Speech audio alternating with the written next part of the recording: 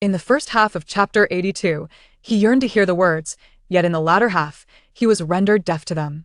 Upon returning to the Ji family, Ji Jinyu listened to his parents recount the events that transpired in the banquet hall. Momentarily, he found himself at a loss for an appropriate expression. Recalling his resolute demeanor in the hospital, he wished he could deliver 2 slaps to himself. No wonder Ji Huaixi did not contradict his words. A former friend had the audacity to covet his sister. His sister was, after all, his fiancée. Ji father, sipping tea, glanced at Ji Jinyu's attire and inquired, "Why are you dressed in hospital clothing?" Upon hearing this, Ji Jinyu felt a profound discomfort in his lower half. He had never envisioned that he would find himself in such a situation with a man. Confronted with his father's question, he struggled to articulate a response. Ji Huaixi's words reverberated in his mind. Pei Zixian indeed harbored motives to conspire against him. Ji Jinyu hastily shook his head, convinced that this must be Ji Huaixi's scheme to sow discord. Noticing her son's prolonged silence, alternating between shaking and nodding his head, Ji mother expressed her concern. "Son, what on earth happened? Were you the one who needed an ambulance at the hotel?" Ji Jinyu replied dismissively, "Mother, I'm fine. I shall retire upstairs for some rest." That incident must remain a secret from everyone. As soon as he returned to his room, he resolved to tidy himself up once more. However, it was too late. The celebration for Pei Baoju's birthday had concluded, yet the gossip among the circles continued unabated. The first piece of news was that the young master of the Pei family had taken an interest in his sister. The second revelation was that the young master of the Ji family had a preference for men and had been cavorting with a man on the very day of his engagement to Miss Pei, resulting in a hospital visit. Each of these revelations was explosive enough on its own, but the occurrence of both simultaneously was more than sufficient to fuel their discussions for quite some time. Ji father and Ji mother learned of their son's predicament through the tongues of outsiders. The prying eyes of onlookers pierced through them, leaving them no choice but to hastily return home. Ji father, fixing a stern gaze upon his son, asked in a low voice, "Did you truly engage in such actions?" He found it hard to accept that his son had been entangled with a man. Ji Jinyu's countenance grew even darker as he replied with impatience, "Someone has plotted against me. How could those people outside possibly know of this?" The individual who had handled the aftermath last night was Pei Zixian, whose capabilities should have prevented such a blunder. He knew he ought not to harbor suspicions, yet strange thoughts lingered in his mind. Ji father maintained a serious demeanor, declaring, "This matter cannot be brushed aside. I will investigate thoroughly. For now, you should focus on the project in M country." Ji Jinyu nodded in agreement, as he too wished to be away from the country during this time. Upon learning of the rampant rumors regarding Ji Jinyu and his subsequent departure abroad, Pei Baoju was left in a state of shock. Ji Huaixi had even disclosed Ji Jinyu's affairs to everyone. Her plans had once again been thwarted by Ji Huaixi, and her mood was far from pleasant. Unbeknownst to Ji Huaixi, he had once more become the target of resentment. Even if he were aware, it would not concern him. At that moment, Ji Huaixi was leaning against Gu Mother's shoulder. Gu Mother, upon hearing that her eldest daughter, the future daughter-in-law in name, was moving back to Jingyuan, wore a face of reluctance. "Why don't I accompany you back to Jingyuan?" Gu father silently nudged his youngest son with his elbow, his gaze conveying, "Your wife is going to steal my wife away." Upon contemplating that his mother would reside in Jingyuan, Gu Jinji realized that Ji Huaixi would likely be focused solely on her. This was indeed a concerning situation. Gu Jinji curled the corners of his lips and spoke softly, "Mother, I will also stay in Jingyuan during this time. I will take good care of her." "Gu Mother, is it really so soon that you wish to establish a domestic life together? Do you not want me to be an unwelcome presence, interfering with the progression of your romance?" Mother Gu tugged at the corners of her mouth and remarked, "Shibao, would it be inconvenient for your fourth brother to stay with you? If it poses any trouble, he could always purchase another apartment." Gu Jinji smiled, utterly bewildered. This was indeed his biological mother. It was evident that Ji Huaixi, as the eldest daughter, had secured an elevated status in her mother's heart. Ji Huaixi shook her head and replied with a smile, "There is no inconvenience at all. The Jingyuan is so spacious. If you wish to stay with me, Mother, that is perfectly acceptable." Mother Gu responded with delight, "Really? You won't feel disturbed by me?" Ji Huaixi nodded affirmatively. "Of course, it is true." Gu Jinji took a deep breath, stifling a laugh. His mother was quite something. Out of the corner of her eye, Mother Gu noticed her younger son, still as playful as he was in his childhood. This young couple thriving together was more important than anything. She decided to refrain from meddling. Mother Gu gently stated, "I understand that you young people cherish your solitude, so I won't intrude. However, should you find your fourth brother bothersome, feel free to suggest he find alternative accommodations. Gu Jinji was left speechless. The initial part of her statement was music to his ears, but the latter half rendered him deaf. He heard nothing. Ji Huaixi, beaming with joy, said, "Mother, I will visit home frequently. What about Zhu? Where was her sweet, soft, and adorable little darling?" Just as she pondered, the elevator doors opened, and the little one emerged, pushing a suitcase almost his size. "Zhu, darling, do you want to come live with me at Jingyuan?" Ji Huaixi instantly guessed what Zhu wished to do and stepped forward to assist him in wheeling the suitcase into the living room. After spending so much time upstairs, it turned out he had gone to pack his belongings. "I want to live with the stars." Zhu's eyes sparkled as if myriad stars were twinkling within them. Gu Jinji leaned back on the sofa, yet his gaze was fixed upon the mother-son duo engaged in conversation. Just when his mother seemed to have relinquished her intentions, his son re-emerged to cause a stir. Gu Jinji maintained an impassive demeanor and calmly stated, "Zhu has to go to the office every day. Living at Jingyuan would be rather inconvenient. The old residence is more suitable." Mother Gu chuckled quietly to herself. Her younger son appeared to be earnestly presenting a legitimate rationale, yet it was merely a guise for his own desires. Upon hearing this, Zhu's smile faltered. After a moment's reflection, he resolutely declared, "That's all right. I'll wake up early and live with the stars." If Jingyuan was far from the office, he'd just rise earlier. After all, he wanted to live with the stars. Ji Huaixi considered the geographical disparity between Jingyuan and the office. Indeed, it was not very convenient. At that moment, Mother Gu interjected, "Zhu, Jingyuan is too far. You are still a child, and insufficient sleep will hinder your growth." Gu Jinji nodded in agreement. Upon hearing his grandmother's words, Zhu's spirits dampened. "However, you can spend the weekends with the stars. The next 2 days are just the weekend. You can stay at Jingyuan with the stars, and on Monday, I will have your grandfather pick you up. How does that sound?" Mother Gu smiled at her grandson's expression. Zhu suddenly lifted his head, exclaiming excitedly, "Great." Gu Jinji sighed in resignation. Once again, only half of his mother's words were to his liking. He wished she could limit her speech to the half he enjoyed. Such a precarious thought was best kept to himself. Vocalizing it would lead him into peril. Contemplating it brought him a headache. With Zhu around, Ji Huaixi would call him darling at every turn, leaving no room for him in her eyes. Thankfully, it was just for the weekend. Chapter 83. Envying every one of Gu Jinji's foster sons equally. Ji Huaixi returned to Jingyuan with Gu Jinji and Zhou. Butler Liang had already prepared rooms for both of them. He looked on with immense satisfaction at the family of 3 in the living room. Little Liang, standing beside Butler Liang, remarked with a sense of wonder, "At last, Miss has a man by her side who understands her needs." Butler Liang.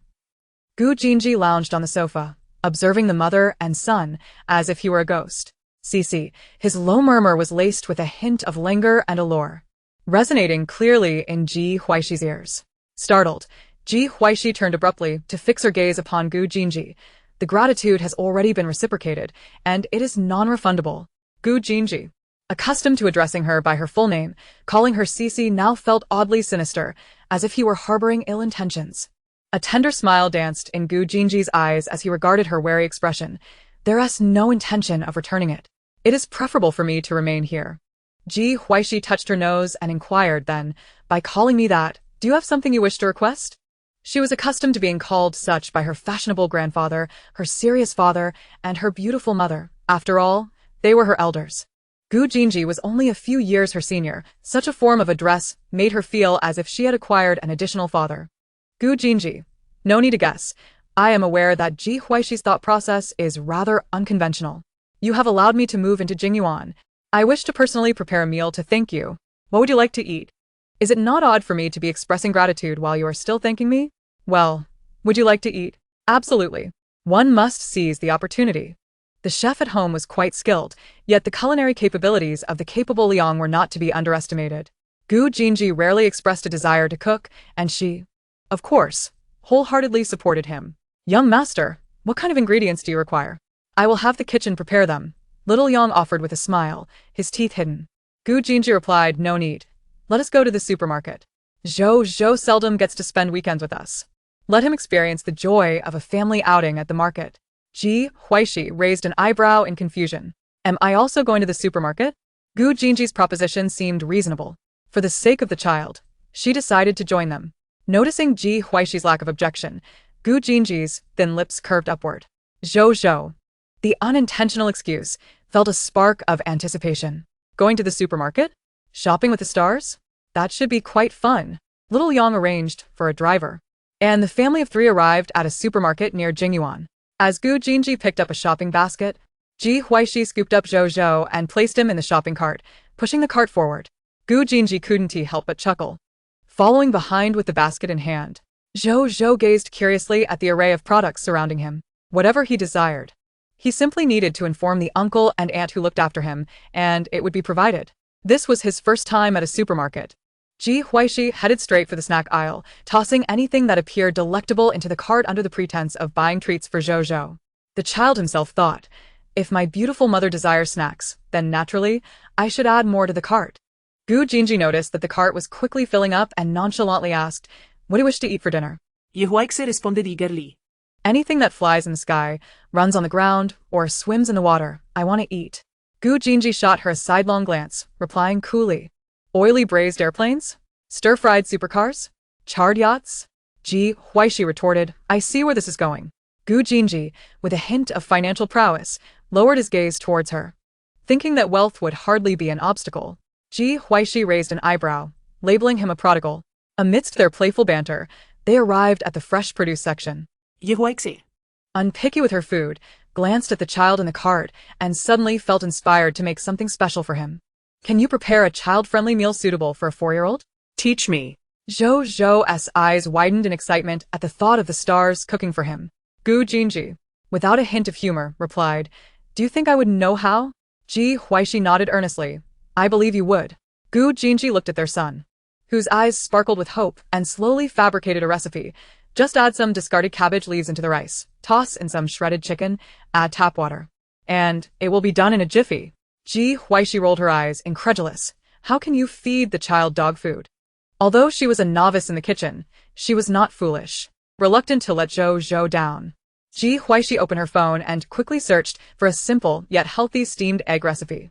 Gu Jinji gathered a considerable amount of ingredients, ignoring the 2 extra eggs that filled up the basket. After shopping, the trio returned directly to Jingyuan. Gu Jinji carried the groceries in one hand while holding Zhou in the other as they entered the kitchen. Ji Huaixi stood at the kitchen door, munching on the snacks they had just purchased. Zhou stood on a small stool, helping to wash the vegetables. Gu Jinji donned an apron and began to move methodically.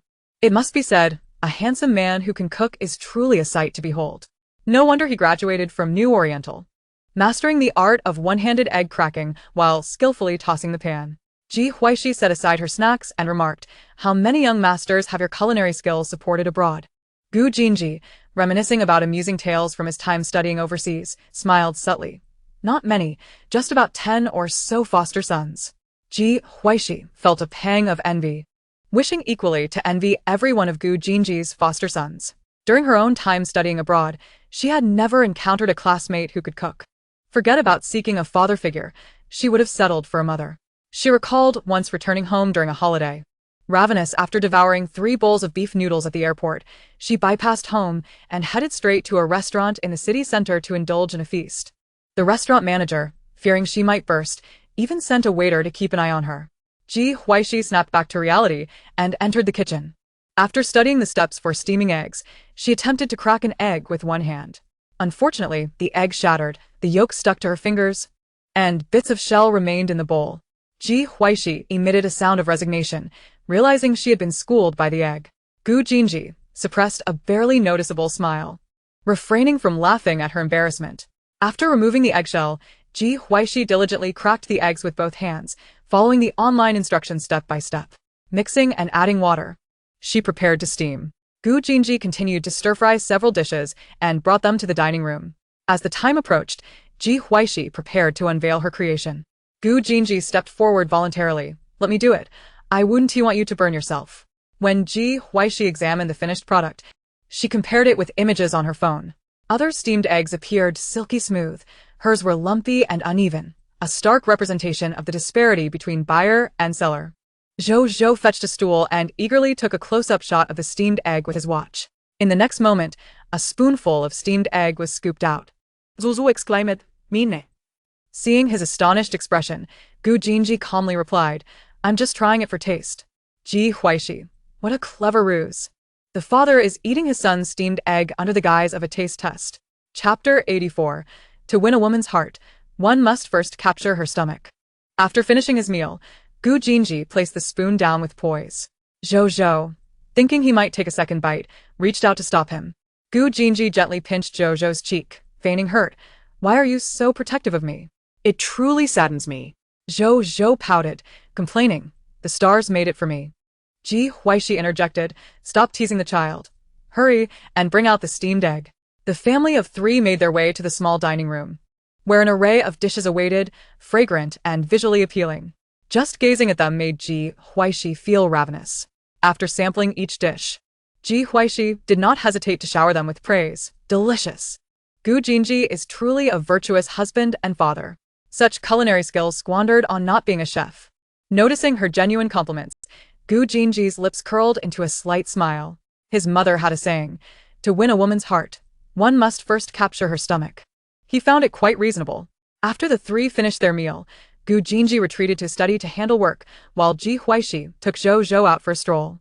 She felt uncertain about how to be a competent mother. However, Zhou had become her beloved child and naturally, she was inclined to invest time nurturing their maternal bond. As they exited the manor, they strolled along a winding path. Suddenly, the heart-wrenching cries of a child pierced the air, resonating in the ears of the mother and child. Ji Huaixi's bodyguard instinctively grew vigilant. The group arrived at the lakeside, where Ji Huaixi and Zhou paused in their tracks. There, a little boy was weeping unabashedly at the water's edge, while a middle-aged woman knelt beside him, soothing him with gentle words. The 2 bodyguards behind them remained alert, their senses heightened. Ji Huaixi, with her exceptional memory, quickly recognized the tearful child, Yu Qi, the little trumpet mentioned by Yu Jing. Zhou also recognized him. Upon noticing their presence, Yu Qi promptly ceased his cries, though the tears lingering on his cheeks only made him appear more pitiful. Realizing that it was the fairy sister who had saved him that day, accompanied by her son, Yu Qi hurriedly grabbed a tissue from the nearby housekeeper, hastily wiping his tear-stained face. Sister Ji, Brother Tingzhou, good evening, he greeted with a smile after regaining his composure. Ji Huaixi arched an eyebrow slightly, impressed that such a young child could temper his emotions. A scion of a prestigious family, even crying required a secluded place. Ji Huaixi approached, holding Zhou's hand. Little Yu Qi, have you eaten? The housekeeper by Yu Qi's side stood and greeted Ji Huaixi softly before offering them a seat. Yu Qi nodded, a hint of a sob still in his voice as he replied, thank you for your concern, Sister Ji. I've already eaten. Just as Ji Huaixi was about to speak, a soft rumble interrupted, akin to pebbles falling into a tranquil lake, creating ripples. Yu Qi lowered his head, feeling a touch embarrassed. He had not accomplished his father's task well today and, after being scolded, had lost his appetite, retreating to the lakeside to cry freely. Unaware, he would encounter Ji Huaixi and Gu Tingzhou. Tingzhou and I are a bit hungry too. Would you like to come home with us for dinner? Ji Huaixi inquired gently. Before Yu Qi could respond, the housekeeper interjected, Miss Ji, thank you for your kindness, but the young master must return home to complete his training. Yu Qi picked up a stone from the ground and tossed it into the lake. When did you start making decisions for me? His youthful voice carried a hint of impatience. The housekeeper's expression shifted slightly. Young master, there are orders from the sir. Ignoring her, Yu Qi looked up at Ji Huaixi. Sister Ji, would you mind if I join you for dinner? Ji Huaixi gazed into his clear eyes, reminiscent of Zhou's, and nodded with a smile, of course.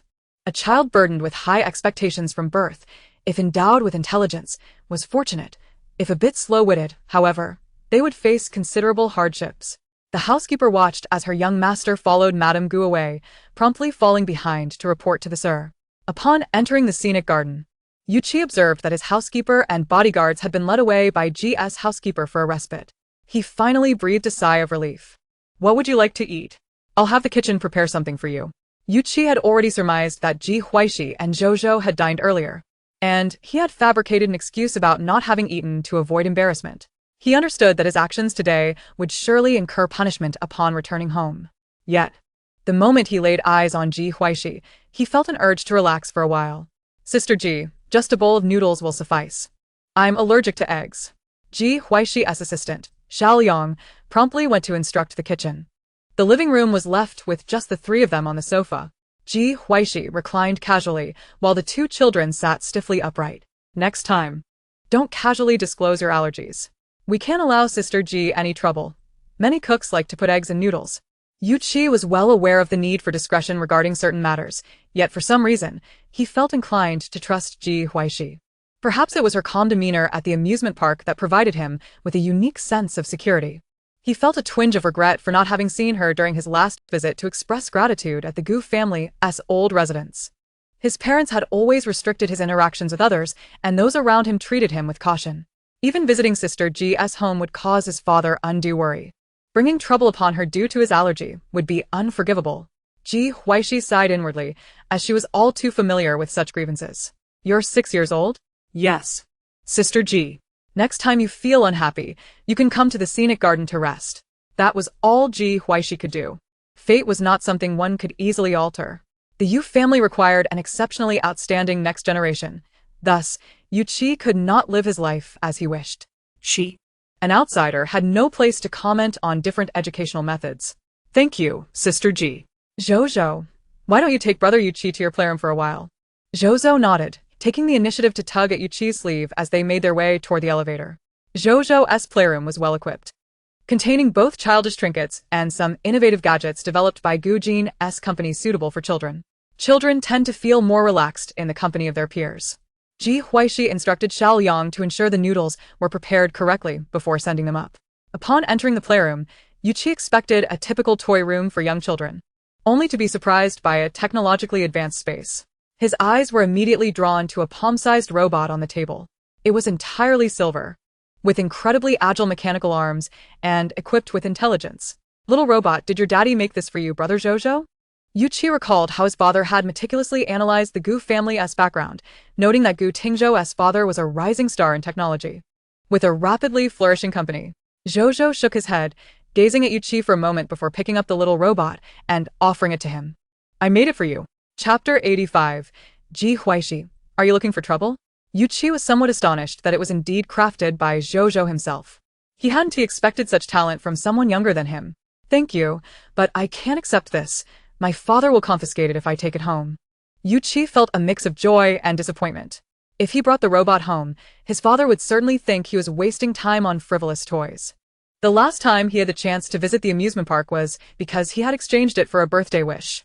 Zhozhou pondered for a moment, then insisted. I'm giving it to you. Leave it here, and you can play with it next time. Seeing Zhozhou's determination, Yuqi no longer refused. Thank you, Brother Zhozhou. The two immersed themselves in play within the entertainment room, and Yuqi's earlier feelings of grievance gradually dissipated. After finishing the noodles, he voluntarily expressed his intention to leave. Ji Huaixi no longer insisted he stay. Once Yuqi departed, Ji Huaixi entrusted Zhozhou to the care of the housekeeper before returning to her room to change her attire and head out. BQ Bar. At this moment, the venue was bustling with activity, and Li Qinghuan awaited at the entrance. Upon seeing Ji Huaixi descend from her red sports car, he couldn't help but whistle. Hey there, beautiful. Care to add me on WeChat? Li Qinghuan cheerfully extended his phone, revealing a payment code on the screen. Ji Huaixi casually placed a hand on Li Qinghuan's shoulder, saying, adding WeChat isn't an option, but adding you is. The two exchanged smiles. What brings you out tonight? Li Qinghuan inquirat. It's still early. I just wanted to come out for a bit, Ji Huaixi replied. Li Qinghuan was her first friend in this world, and having turned down his invitations multiple times, she felt it was time to accept. Then let us go. I'll cover tonight's expenses. The clientele at BQ Bar primarily consisted of the young elites of North City, distinguishing it from ordinary bars. The establishment spanned 3 floors. The first was lively with casual patrons, the second catered to VIPs akin to a quiet bar, and the third featured private rooms. Li Qinghuan typically occupied the second floor. Ji Huaixi followed him upstairs, where the 2 boys and a girl who had accompanied them to the hospital previously were also present. It was evident that these 4 frequently socialized together. Sister Qinghuan, Sister Shi. Li Qinghuan smiled and said, allow me to introduce you to these individuals. This one in floral pants and a floral shirt is Qi Chen, the youngest of the Qi family. Ji Huaixi has already familiarized herself with the details of the various families in Beicheng. Qi Xiaoqi, being the youngest, has older brothers and sisters, as well as cousins to support him. The one in sports pants is Su Huai, the second son of the Su family. And finally, we have Jiang Wan. the eldest daughter of the Jiang family. Ji Huaixi smiled at the group, noting that they all shared a common trait. They were all exceedingly cherished at home. And they were all of the same age. Qi Chen plopped down into the seat next to Ji Huaixi, appearing as if he had spotted a prized treasure. Sister Shi, aren't you afraid that the Pei family will seek revenge after your falling out with them? Recently, jokes about the Pei family had been circulating, and everyone realized that Ji Huaixi genuinely did not care about their opinions. After being recognized by the Pei family for only a year, she had married into the Gu family. Outsiders speculated that she had ensnared Gu Jinji with her beauty and figure, making him willing to support her. Everyone understood that emotions were capricious, especially since Gu Jinji had a son, reputedly born out of true love. This led them to conclude that Ji Huaixi was being excessively arrogant if she were to be abandoned by Gu Jinji in the future, having also offended the Pei family. Her fate would undoubtedly be tragic. Ji Huaixi raised an eyebrow. What is the Pei family to me? Her confidence stemmed not from others, but from herself. Jiang Wan, with her double ponytails and doll-like face, lifted her glass and said, Sister Shi, you're so bold. I toast to you. Your health is paramount. I'll stick to tea for now. Ji Huaixi glanced at the cup of tea that had been prepared. Drinking tea at a bar, how very health-conscious. She did not dismiss Jiang Wan's goodwill and raised her own cup. Su Hui studied Ji Huaixi, but unexpectedly spotted a fool from the Pei family. Sister Shi, isn't tea that pays you? Ji Huaixi followed Su Hui's gaze. Pei Ziyu was accompanied by several boys of similar age, all exuding an air of arrogance. Delivering takeout. If you drink this glass of wine, I'll reward you with 1,000. How does that sound? Pei Ziyu had been out every day lately, as the atmosphere at home was far from pleasant. I don't drink. This is your delivery. Please sign for it. Oh, someone is refusing to give Pei Xiao face. Indeed, Pei Xiao, even a delivery boy dares to be so brazen. Pei Xiao, this delivery person is openly provoking you. Pei Ziyu initially intended to wave them off, but the surrounding voices stirred a rebellious spirit within him. If you want tea drink, you want tea be leaving the store, Pei Ziyu said coldly. His sycophants cheered in agreement. Ji Huaixi and her companions were seated nearby, and Pei Ziyu's group spoke without lowering their voices, allowing Ji Huaixi to hear everything clearly. Fool. If it weren't for Pei Zixian, the Pei family would surely face ruin. Ji Huaixi noticed that the delivery boy bore a striking resemblance to Yu Qi, and could only remark what a coincidence. Drink up. Pei Xiao has commanded you. Ji Huaixi smirked and stood. Li Qinghuan asked, can't bear to watch? Are you going to help him? Ji Huaixi picked up a bottle of wine, neither confirming nor denying, and strode towards Pei Ziyu's table. Li Qinghuan and the others exchanged glances and followed suit. Ji Huaixi smashed the bottle onto the table, startling everyone. Who the hell are you? Pei Xiao has a girl causing trouble. Pei Ziyu turned to see Ji Huaixi and felt an inexplicable sense of dread, though he maintained a defiant demeanor. Ji Huaixi. Do you intend to meddle further? Hearing her name, Pei Ziyu's lackeys immediately scattered. Only Pei Ziyu remained on the couch. They did not recognize Ji Huaixi, but were aware of her reputation and accomplishments. If they could not confront her, the only option was to retreat. Yu Jing appeared somewhat astonished. Sister Huaixi. Li Qinghuan behind her looked bewildered. How could the delivery boy know Ji Huaixi? Ji Huaixi had not been acquainted with the Pei family before, had she? Jiang Wan, upon seeing Yu Jing, had a flicker of recognition in her eyes. Ji Huaixi nodded at Yu Jing. Pei Ziyu, freshly released, and yet you can't seem to settle down. I think you need to go back in. Pei Ziyu scoffed. Who do you think you are? I Haven Tea settled the score from last time, and you come looking for trouble. Ji Huaixi approached Pei Ziyu and delivered a swift slap. The crowd gasped, impressed by her boldness. Ji Huaixi, are you seeking death? Pei Ziyu's anger flared. And just as he was about to retaliate, a suffocating sensation overwhelmed him. Ji Huaixi's hand was firmly grasping his neck, her nails digging in like daggers. One slap after another landed on Pei Ziyu's face. A lackey at the back discreetly called the police. Ji Huaixi noticed, but paid it no mind, continuing until she grew weary and finally released Pei Ziyu. The police arrived promptly. The supervisor on the second floor was accustomed to the antics of certain wealthy youths. Upon seeing the officers, he led them directly to Pei Ziyu and his companions. Chapter 86. What kind of riddle are you playing at? The two officers from the nearby precinct, observing the cluster of affluent young men, formally inquired, who called the police. The lackey hiding nearby remained silent. Pei Ziyu. feeling the sting of pain on both sides of his face, recovered and pointed at Ji Huaixi. I called the police. Quickly arrest her. She hit me. And I have the surveillance footage. Ji Huaixi sauntered over to the nearby sofa and sat down. Li Qinghuan and the others showed no change in demeanor, casually taking their seats with smiles. The officer's gaze fell on Ji Huaixi and then glanced at Pei Ziyu's face, following protocol to ask, "Is what he said true?" Ji Huaixi nodded. "I did hit him." Pei Ziyu, agitated, exclaimed, "Look, she admits it." "Officer, quickly arrest her and lock her up." Ji Huaixi scoffed lightly. "Officer, I am her elder sister. This little brat has learned to bully others using his family's influence, forcing a delivery boy to drink and kneel. I happened to come across him, and as an elder sister should, I taught him a lesson." Pei Ziyu protested. "Officer, she's not my sister. Don't listen to her nonsense." The surrounding lackeys fell silent, intimidated. How frightening! What a valid reason! The older officer frowned and sternly asked, "Are you really siblings?" Yes. No. Ji Huaixi, smiling, stood up. "I am Ji Huaixi. Officer, you can search online for my background to verify my words. My younger brother was just recently in your custody. He should have a record. Having just been released, he is already causing trouble again. As his sister, I certainly want to indulge him." Li Qinghuan and the others exchanged glances, amused by her earnest delivery. Indeed, Sister Ji was unafraid of the consequences of her actions. Pei Ziyu glared at Ji Huaixi, his eyes reddening. "Officer, she hit me. Hurry and arrest her." Ji Huaixi stepped closer and delivered another slap. "You've been in once already. Can't you be obedient? Can't you act sensibly?" Jiangwan gently nudged Li Qinghuan beside her and whispered, "Sister Ji is so bold. She has truly brought the role of the disapproving sister to life." Li Qinghuan nodded in agreement. Pei Ziyu was left dazed from the blows. The police were convinced by about 70%, but the remaining 30% required validation.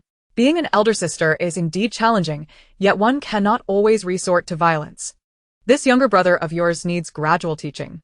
The younger officer, recalling his own troublesome brother at home, empathized and said, "I understand that it's not easy.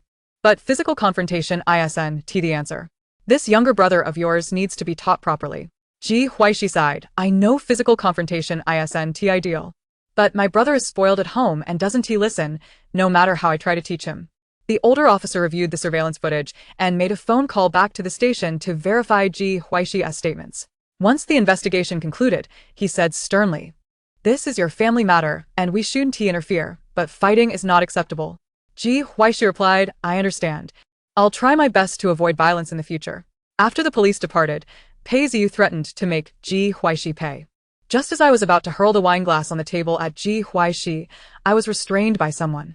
"You filthy delivery boy. How dare you lay a hand on me?" Ji Huaixi remarked with a cryptic smile. "Pei Ziyu, I have warned you before. I will settle old scores with you one by one. I suggest you steer clear of me the next time we meet." Pei Ziyu recoiled slightly. "Who do you think you are?" Ji Huaixi paid him no further attention, thinking that merely sending Pei Ziyu away was too lenient. The group returned to their previous spot. Pei Ziyu glared fiercely at their retreating figures before storming out of the bar with a group of his own. He resolved to devise a meticulous plan before making his next move. On the other side, Yu Jing casually took a seat beside Ji Huaixi. Qi Chun, with curiosity, inquired, "Little brother, do you know Sister Shi?" Yu Jing replied, "Hello everyone, my name is Yu Jing, I am 18 years old. And I am an artist from the same company as Sister Huaixi. Currently, I am working as a delivery boy." Li Qinghuan rolled her eyes in annoyance. "You're also from Jiangchong Li's company?" Yu Jing grinned. "If I recall correctly, that should be the case." Li Qinghuan. "The Jiangchong Li company has only 3 people. Though they differ in appearance, they are all exceptional. The Yu Jing before me has sharp brows and bright eyes, with a refined countenance, exuding youthful vigor. The boss who never shows up for work. The female artist who just announced her retirement, and a male artist delivering food. What an odd assortment." Qi Chun remarked, "What a coincidence. It seems we all know each other." Yu Jing shook his head. "Not a coincidence. I specifically cover this area. The people here are foolish and wealthy." Qi Chun. "They're indeed regulars in this area." Su Hui asked, "Have you seen us before?" Suspecting they might belong to the foolish and wealthy crowd. Yu Jing leaned back in his chair. "I've seen you. 3 days ago at Lan Tingyuan, you all tipped me quite generously." Ji Huaixi chuckled, glancing at Li Qinghuan and the others. Knowing Yu Jing spoke the truth. The foolish and wealthy quartet of Li Qing Huan fell silent. Yu Jing stood up. Let me treat you all to a late-night snack. I know of a place in this area that serves exceptionally delicious wontons. Sure. Let us go. Send me the location. Yu Jing, it's in a narrow alley. Cars can't enter. Shall we rent some shared bikes to ride there? Ji Huaixi and the others found no issue with this. After exiting the bar and walking a short distance, they spotted the shared bikes. With Yu Jing's assistance, everyone rented one. They pedaled leisurely, unhurriedly. Bystanders outside were taken aback. Seeing the group on bikes, the little treasures from the Li, Jiang, Qi, and Su families are riding shared bikes? Such a down-to-earth mode of transport? Jiang Wan observed the figure in the front, feeling a mix of emotions. Noticing Jiang Wan's pensive demeanor, Li Qing Huan asked with concern, "What is wrong with you?" Jiang Wan shook her head, indicating she was fine. The eldest son of the Yu family, who had been missing for over a decade, was now delivering food. If this got out, no one would believe it. The head of the Yu family, Yu Jing's father, was currently her second brother's superior. Su Huai also sensed something was amiss with Jiang Wan, glancing at Yu Jing, who was conversing with Ji Huaixi at the front. "Do you know him?" Su Huai whispered as he rode beside Jiang Wan. Jiang Wan nodded and shook her head, sort of. Su Huaponda. Having been friends with the four of them since kindergarten, he couldn't recall anyone named Yu Jing. The Jiang family is in politics. Could he be from that Yu family? Jiang Wan subtly nodded. Li Qing Huan also deduced the same. The remaining Qi Chen looked puzzled. What riddle are you all playing? Chapter 87. Your mind isn't suited for such complex thoughts. Li Qing Huan, your mind isn't suited for such complex thoughts. Pedal faster. You're blocking the road. Qi Chen raised his voice. I want to isolate you three. Jiang Wan swiftly maneuvered past him. Li Qing Huan and Su Huai also rode ahead of Qi Chen, one on each side. Some matters were better left unspoken. Informing Qi Chen, the blabbermouth, would likely lead to gossip tomorrow about the eldest son of the Yu family named Yu Jing working as a delivery boy. Ji Huaixi noticed the commotion behind her and glanced back thoughtfully at the group without saying much. Guided by Yu Jing, they turned down several alleys and finally arrived at the wonton stall. The dim alley was illuminated by the warm yellow light of the stall. The aroma of chicken soup wafted through the air. Next to the stall stood a wooden signboard, chicken soup wontons. Large bowl 8 yuan, small bowl 6 yuan. Yu Jing cheerfully stated, generous portions. Everyone feel free to indulge. The stall was modest but clean, with few tables. The 6 of them could squeeze around one. This was the first time Li Qing Huan and her companions had dined in such a simple place for a late-night snack. They had thought themselves quite down-to-earth. But compared to Yu Jing, they realized they were not. After sitting down, Yu Jing smiled at the young man behind the stall, who wore a mask. Qingge. 3 large bowls and 3 small bowls. The young man replied calmly, all right, showing no visible emotion. Jiang Wan asked, do you come here often? Yu Jing nodded. The environment in the alley may be lacking, but the food is truly delicious and clean. The wontons arrived promptly. Ji Huaixi glanced at the owner of the stall. Dressed in black and wearing a black mask, he appeared quite young. Yu Jing urged, you all should try it. Ji Huaixi and her companions complied, picking up their spoons. Delicious. The soup is delightful. Ji Huaixi wholeheartedly agreed, appreciating the fresh taste of the chicken broth. They savored every morsel, leaving no broth behind. After Yu Jing settled the bill, he said, Qingge, I'm off now. I'll come back tomorrow. The young man merely responded with an The group rode their shared bikes back, the way they came. Their vehicles were still parked at BQ. Qi Chen curiously asked, are you quite familiar with that owner? Jiang Wan retorted, why do you have so many questions in one day? Qi Chen. He noticed Jiang Wan was particularly irritable with him tonight. Yu Jing recalled the first time he met Qingge and couldn't he help but chuckle. Well, not quite once. I was so hungry I thought I might faint, and he made me a bowl of wontons. Since then, I've been going there for late-night snacks, delicious, cheap, and filling.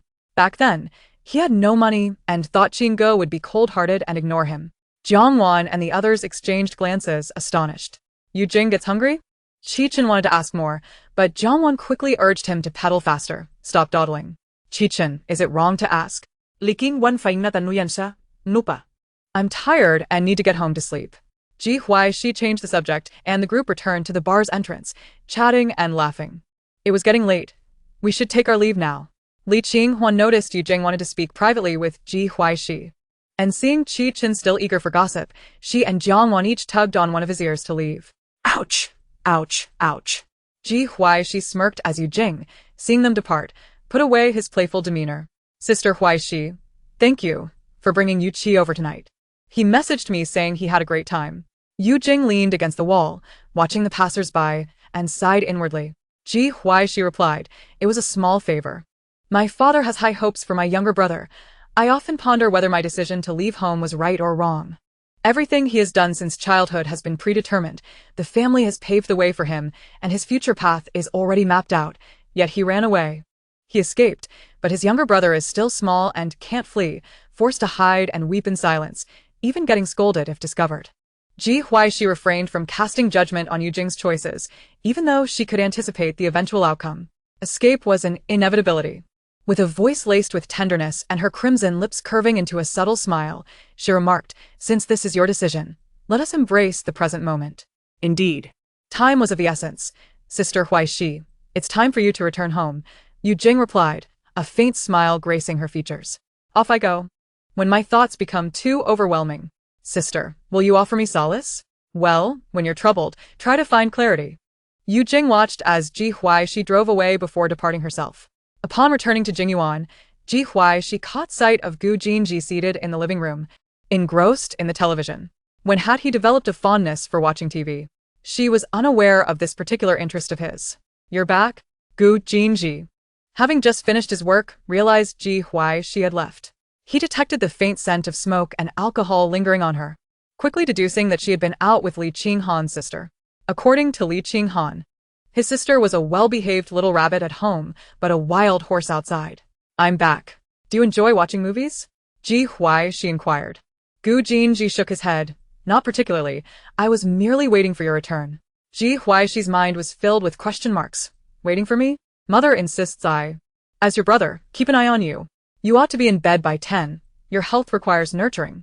Gu Jinji leaned languidly against the sofa, speaking nonchalantly. Ah? I suspect you are trying to deceive me, though I possess no evidence, Ji Huaixi countered. Gu Jinji maintained his composure. If you doubt me, ask mother. Ji Huaixi discarded her shoes and crossed her legs on the sofa. I don't believe you are so obedient to her. A smile crept onto Gu Jinji's lips. I am my mother's precious son. Gu Jinji glanced at the time on his wrist. You should head upstairs and rest. Tomorrow afternoon, I will take you to see an esteemed traditional Chinese medicine practitioner. Ji Huaixi propped her head on one hand. This certainly feels like my home. Gu Jinji met her gaze, his lips curving into a playful smile. My home is your home. Your home is also mine. She felt as if she had been robbed of her space after her brief absence. Qing Huan mentioned she would take me to visit a traditional Chinese medicine practitioner the day after tomorrow, Ji Huaixi said. My grandfather and Li's grandfather are old acquaintances. Gu Jinji replied. Ji Huaixi's eyes fell slightly. So, it is the same practitioner? Gu Jinji nodded subtly. Indeed. Hence it would be best not to trouble Miss Li. After a moment of contemplation, Ji Huaixi concluded that it would indeed be preferable to visit the next day. Very well, I shall inform Qing Huan shortly. With a yawn, she ascended the stairs. Gu Jinji smiled at her retreating figure, finding her easily appeased at times. His patience was boundless. Pursuing someone required a gentle touch. The following afternoon, the trio made their way to the traditional Chinese medicine practitioner's residence, which was not far from Jingyuan. A drive of just over half an hour brought them there. Zhou clutched Ji Huaixi's hand tightly, his lips pursed. The stars had been struck by stones for his sake. Ji Huaixi chuckled as she tousled Zhou's little curls. Initially, she had not intended to bring him along. But the child was stubborn, gripping her clothing without uttering a word, quietly observing her. The traditional Chinese medicine practitioner, surnamed Lu, had trained students who spread across the nation. In his later years, he refrained from practicing frequently. His home was a classic courtyard, adorned with a variety of flowers and vegetables. The left side was filled with blossoms, while the right was dedicated to vegetables. Dr. Lu was watering the plants when he glanced up at the family and asked, devoid of expression, Are you the young ones favored by old Li? Gu Jinji nodded earnestly. Dr. Lu, pardon the intrusion. I kindly request you to help my wife with her health. Ji Huaixi glanced at Gu Jinji, finding his casual use of wife rather surprising. Dr. Lu called out with a robust voice, De Chen Hua, bring out 2 stools. Moments later, a young girl with a ponytail brought 2 small stools. Here you are, Grandpa, she announced, placing the stools in the shaded area. Dr. Lu turned to Ji Huaixi. Young lady, Please sit with the child and wait for a moment. He then addressed Gu Jinji. You assist me with the watering of the vegetables and the flowers beside. Gu Jinji said nothing, accepting Dr. Lu's watering can. Ji Huaixi hesitated briefly. Dr. Lu? Allow me to assist you as well. After all, it was her body that required treatment. No need, he replied firmly. The simultaneous protest of both Gu Jinji and the little girl echoed, leave such labor to the men. Sister, let us wait over here. Watering is not strenuous work. The girl chimed in cheerfully. Gu Jinji added, it's a trivial matter. No need to overthink it. Ji Huaixi, not wishing to argue further, guided Zhou to sit on the stools. Only after Gu Jinji finished watering did Dr. Lu begin to examine Ji Huaixi. Gu Jinji stood silently nearby, his gaze unwavering from her. Upon noticing Dr. Lu's furrowed brows, Gu Jinji felt a tightening in his chest. You are deficient in innate essence. Your vital energy and blood are insufficient, leaving a weak foundation. In the harsh winter, cold evils invade, exacerbating your already frail constitution, Dr. Lu assessed. Ji Huaixi bit her lip, not surprised by the findings. The original inhabitant of this body had not lived well before returning to the Pei family, nor had she fared better afterward. The cold invasion likely referred to the incident when Pei Ziyu had thrown the original owner out into the winter, drenched. She often felt fatigued, not only to compensate for her previous life's lack of sleep, but also due to this body's limited vitality. Dr. Lu continued, recently, you have sustained severe injuries, causing disorder in your vital energy, stagnation in the meridians, and dysfunction in your organs. Your body requires tranquility and rest, approached gradually. For healing to commence. Ji Huaixi lowered her gaze, finding no surprise in the diagnosis. Thank you, Dr. Lu. It is essential to live well after all. I will prescribe a remedy for you. Take it for half a month and return for follow-up. Can the traditional medicine be made into pills? She inquired. No. You are her husband. You must not spoil her, Dr. Lu replied sternly. Ji Huaixi offered an awkward smile. After completing the prescription, Dr. Lu imparted some final advice. Gu Jinji listened intently, while Zhou paused his recording device only after Dr. Lu finished speaking. As Gu Jinji prepared to pay, Dr. Lu turned over the QR code. Your assistance with the watering is payment enough for this consultation. Ji Huaixi exchanged glances with Gu Jinji, both exclaiming, that simply won't do. This is my home. I make the decisions here. Now, hurry along. Don't hinder my fishing, Dr. Lu insisted, ushering them out. Once back in the car, Ji Huaixi glanced at the time and asked, where would you like to go, Zhou? After a moment of contemplation, he shook his head, home. Ji Huaixi squinted, then let us return home. She gazed out the window at the passing scenery, momentarily lost in thought. Living a life of eating and sleeping was indeed pleasant, yet without purpose, it could grow rather dull. What should she do? Suddenly, her phone vibrated with a message. Qinghuan, I heard Pei Baozhu is looking to acquire an entertainment company. The scale is quite impressive. She's trending on Weibo. Is she truly serious about pursuing a career?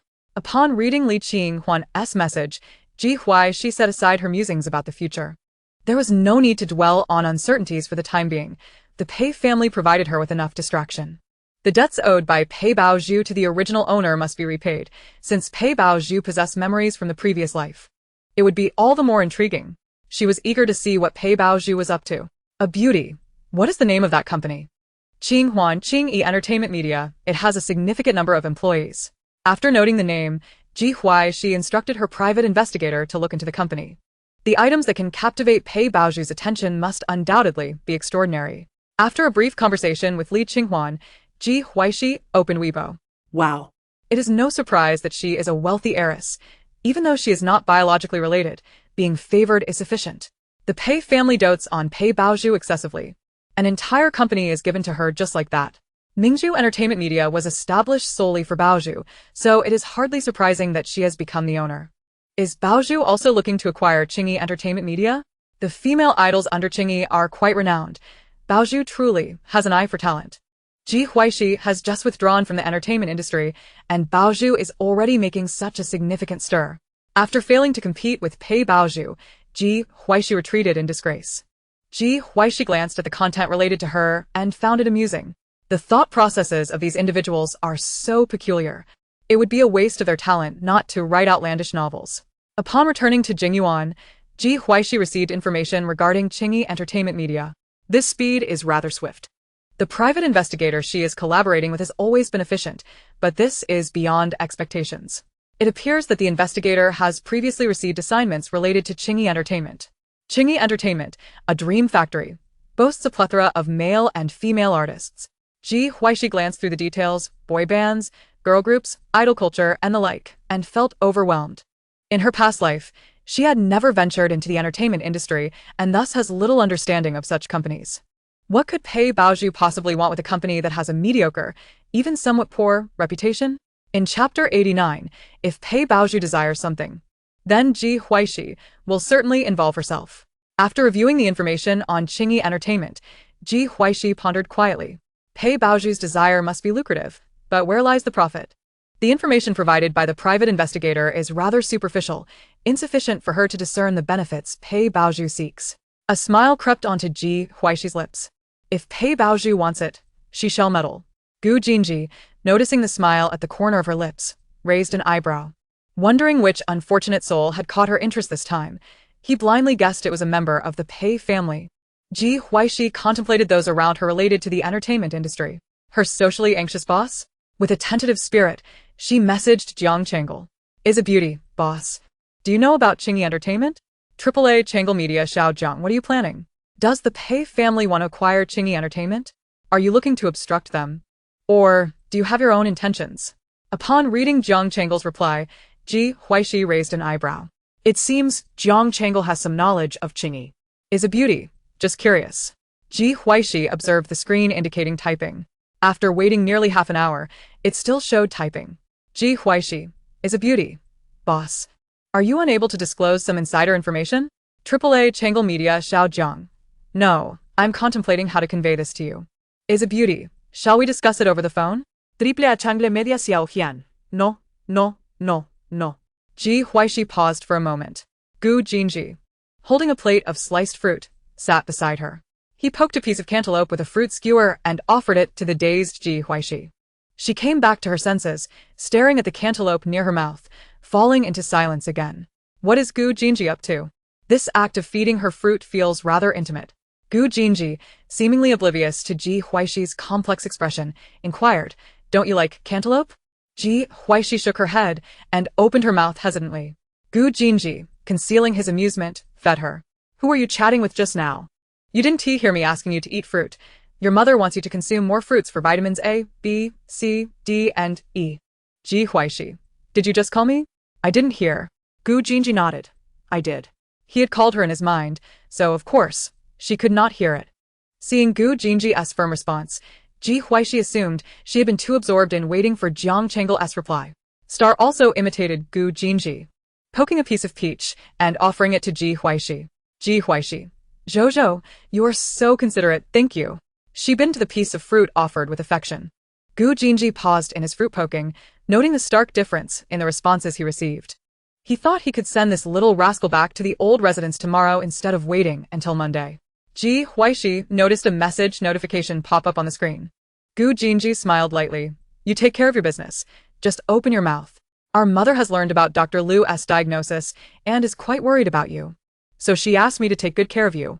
Ji Huaixi, fourth brother, you are so thoughtful. Gu Jinji replied calmly. I merely asked you to eat some fruit. Open your mouth. Ji Huaixi. Did I truly overthink this? Forget it. It's just fruit. If Gu Jinji is so composed, why should she be anxious? Ji Huaixi returned to her chat with Jiang Changle. AAA Changle Media Xiao Jiang. Qingyi Entertainment Media is somewhat distasteful. They sign numerous newcomers every year, many of whom are young and naive, lured by the grand promises of Qingyi and signing unequal contracts. Those newcomers must pay Qingyi a considerable sum annually. AAA Changle Media Xiao Jiang is quite challenging for the artists under Qingyi to gain opportunities. Although many are signed, resources are scarce, leading to exorbitant penalties for those who wish to leave, or else they languish in obscurity, wasting their youthful years. AAA Changle Media Xiao Jiang, if they are fortunate enough to gain fans, it doesn't help much, as they are exploited even more. Jiang Changle sent 3 messages in quick succession, and it was evident from his words that he harbored disdain for Qingyi Entertainment. Ji Huaixi began to comprehend the operational methods of Qingyi Entertainment. Was Pei Baozhu aiming to maintain Qingyi's operations, or did she have ulterior motives? Is a beauty, boss. Do you have any other information? AAA Changle Media Xiaozheng. The Pei family might be interested in holographic star making, but this is merely my personal conjecture. Is a beauty. What is holographic star making? Ji Huaixi felt somewhat bewildered. She had never even heard of the term. Unconsciously, she murmured, "Holographic star making?" Gu Jinji, catching the familiar phrase, set down the fruit platter and spoke softly. Next month, several countries will usher in the holographic era, including our own. People will only need to purchase holographic devices to enter a holographic world, which can be considered a microcosm of the human world. Ji Huaixi gazed at Gu Jinji in astonishment. A holographic world? She knew that the technology in this world was advanced, but she hadn't anticipated it to be to this extent. Ji Huaixi. Why hasn't there been any buzz about this in the outside world? Such explosive news would have been widely known in my previous world, trending everywhere. Gu Jinji leaned back lazily, his dark eyes revealing an unusual emotion. He was uncertain whether the onset of a holographic era was indeed a sound decision. The devices were expensive, and only a small fraction could afford them. They planned to let a select few try it first, adjusting policies based on subsequent feedback. And only if the benefits outweighed the drawbacks would they provide subsidies for widespread adoption. Ji Huaixi lowered her gaze. There were many similarities and differences between her current world and her previous one. Holography had merely been a concept to her before. Ji Huaixi. Are you involved in selling holographic devices?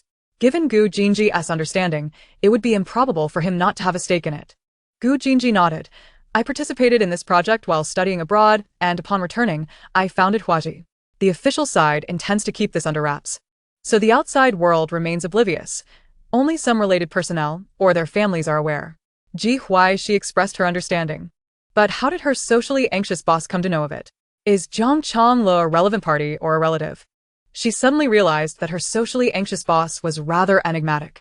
The blatant juxtaposition of the terms hologram and star-making piqued her curiosity. Glancing at the latest message from Zhang Changlo, I apologize, but I cannot disclose too much information at the moment. I will elaborate further next month. Next month, indeed. Chapter 90. Changlo Media seeks to acquire Qingyi Entertainment.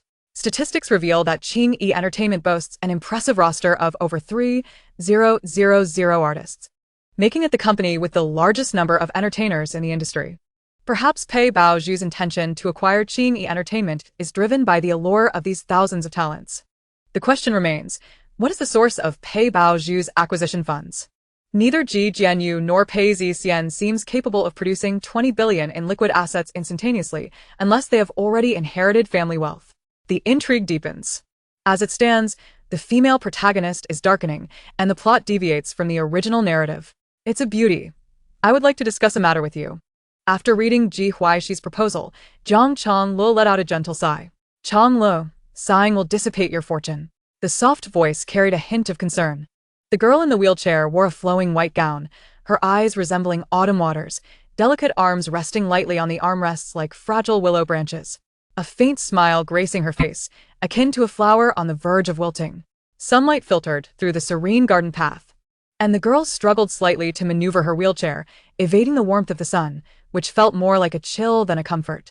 Suddenly, Zhang Changla sprang to his feet and hurried towards the girl, crouching beside her feet, his gaze betraying a tumult of emotions, humility, yearning, and an undeniable affection. Ali. Jiang Li curved her lips, dimples appearing fleetingly. What has transpired? Someone sighing in the garden? Zhang Changlo rose and pushed her into the shade, revealing everything without reservation as he slowly recounted the conversation he had with Ji Huaixi. Upon hearing about Qingyi Entertainment, Jiang Li's smile faded. Miss Ji is quite an intriguing person. What do you think of her character? Over 3,000 individuals. Better to be mired in the mire than to enter Qingyi. Jiang Li coughed lightly, her words dripping with sarcasm. Zhang Changlo replied, I lack sufficient knowledge to pass judgment. Character is not something one can conclusively assess at once. Jiang Li tilted her head slightly, gazing at a bird that had just flown by. After a prolonged silence, she continued, since Miss Pei's intentions are less than pure. If Miss Ji wishes to stir trouble, you ought to assist her, lest those children escape from the wolf's den only to fall into the tiger's lair. Jiang Changlo pressed his lips together, concern etched on his face. What if Ji Huaixi secures Qingyi? Ali, I don't care about others. The only person I care about is you. Jiang Li pulled him closer, her gaze infused with a touch of helplessness as she smiled reassuringly. Let us take it one step at a time. Let nature take its course. The situation has yet to unfold. After a considerable time, Jiang Changla finally typed a reply to Ji Huaixi. Upon receiving his response, Ji Huaixi disseminated the news. Changla Media intends to acquire Qingyi Entertainment. The trending topic skyrocketed to the top of the charts as if propelled by a rocket. What kind of company is Changla Media? I've never even heard of it. A quick search revealed only 2 artists under its banner, one being Ji Huaixi and the other unknown. Why does everyone seem eager to acquire Qingyi Entertainment lately? A small-time company attempting to acquire Qingyi? Is this a joke? Could Ji Huaixi have seen Pei Baozhu's desire to acquire it and decided to follow suit? Public discourse abounded.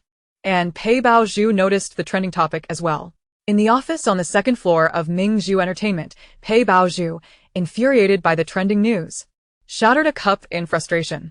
Wouldn't it be better for Ji Huaixi to remain content as my Gu Xiao's wife rather than causing a stir? Even if her name isn't mentioned on the trending topic, I know this is her scheme. With the advent of the holographic era just a month away, it was her moment to shine. Qingyi Entertainment was a must-have for her. In her past life, Qingyi Entertainment had ridden the wave of the holographic era to become the leading company in the entertainment industry. Having been granted a second chance, she was determined to seize this opportunity. If she could replicate Qingyi's trajectory from her previous life, the next affluent family would be her own. Pei Baozhu surveyed the shattered pieces on the floor, composed herself, and dialed a number. President Lin, are you free for dinner tonight? Of course.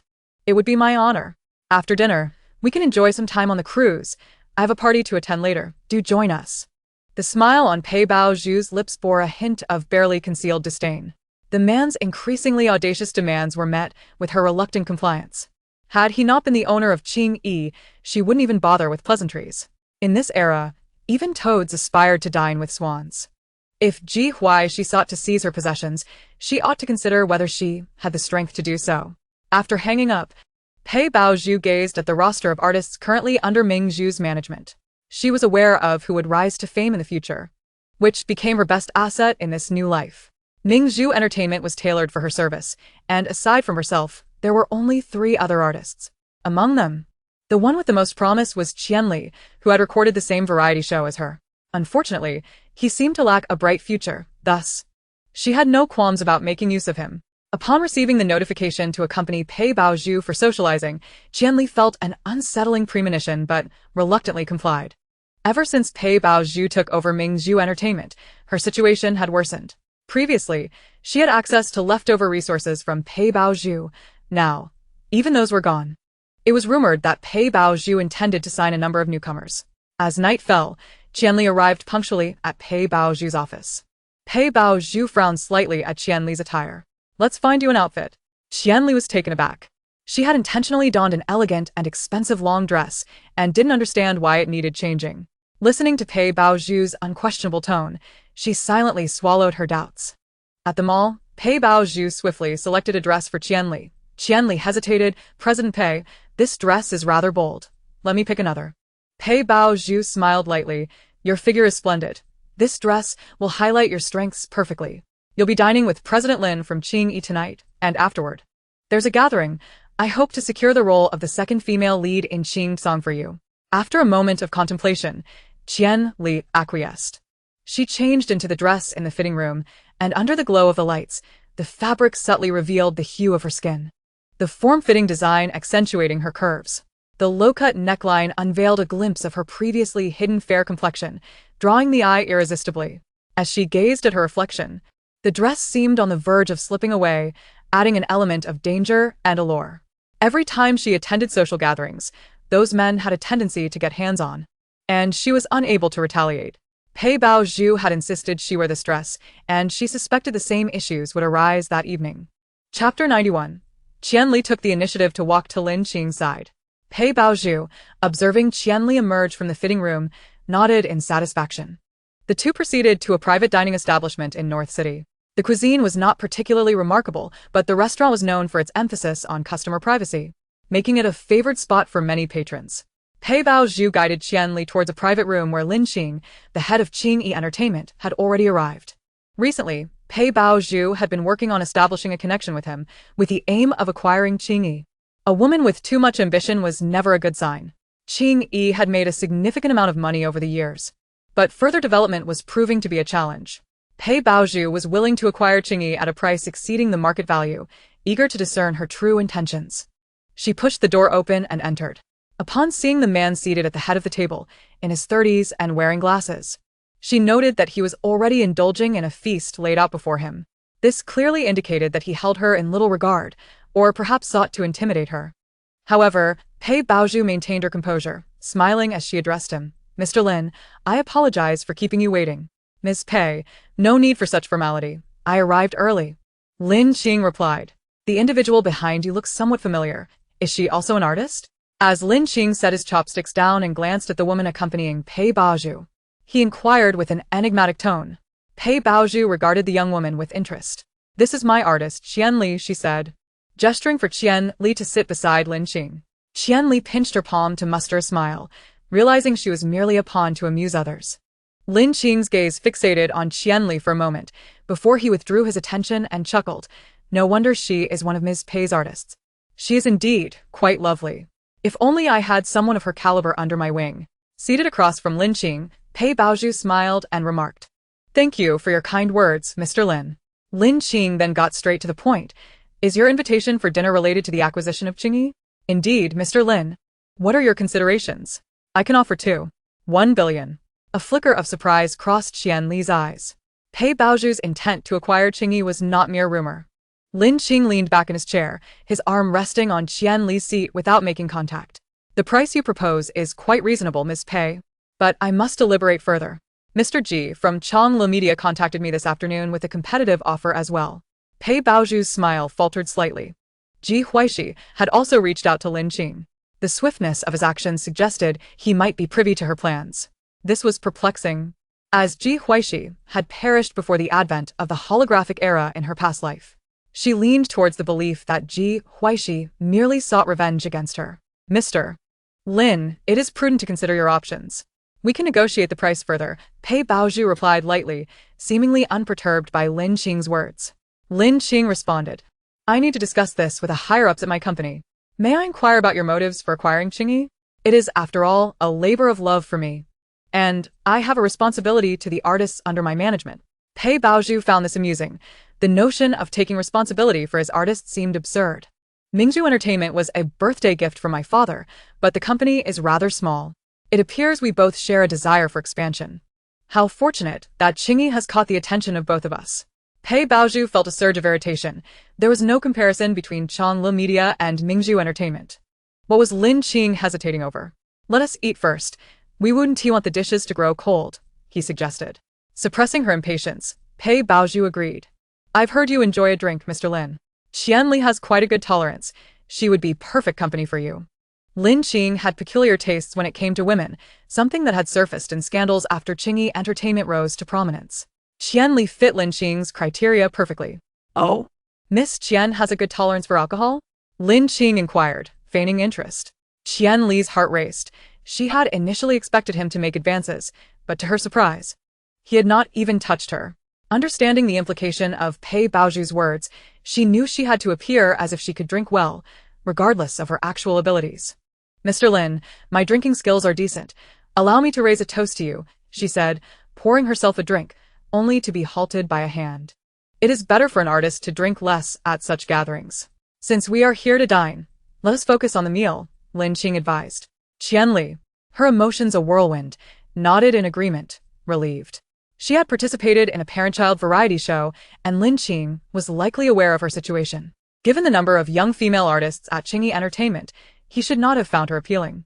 Seeing Qian Li relax, Pei Baozhu's eyes glimmered with a flash of insight. Yet another fool who believed in men. "Very well, let us eat," she declared, taking a few bites. After the meal concluded, the group made their way to the parking lot.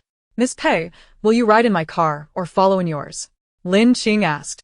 Pei Baozhu's eyes flickered momentarily before she replied, "Mr. Lin, just send me your location, and I shall arrive shortly." Lin Qing cast a sidelong glance at Qian Li behind Pei Baozhu. "All right," he replied, and Qian Li followed Pei Baozhu into the car. "Miss Pei, I doubt Mr. Lin is interested in someone like me.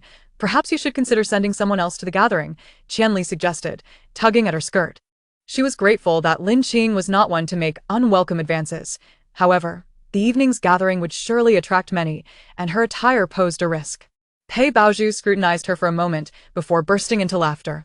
Qianli, I heard from your agent that when you entered the industry, you willingly accompanied others to social events for a supporting role. What has changed tonight? Qianli's expression shifted as memories from 5 years past flooded her mind. What do you know?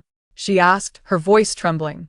Pei Baozhu rubbed her temples and smiled at the woman whose face had drained of color. Be proactive at tonight's gathering.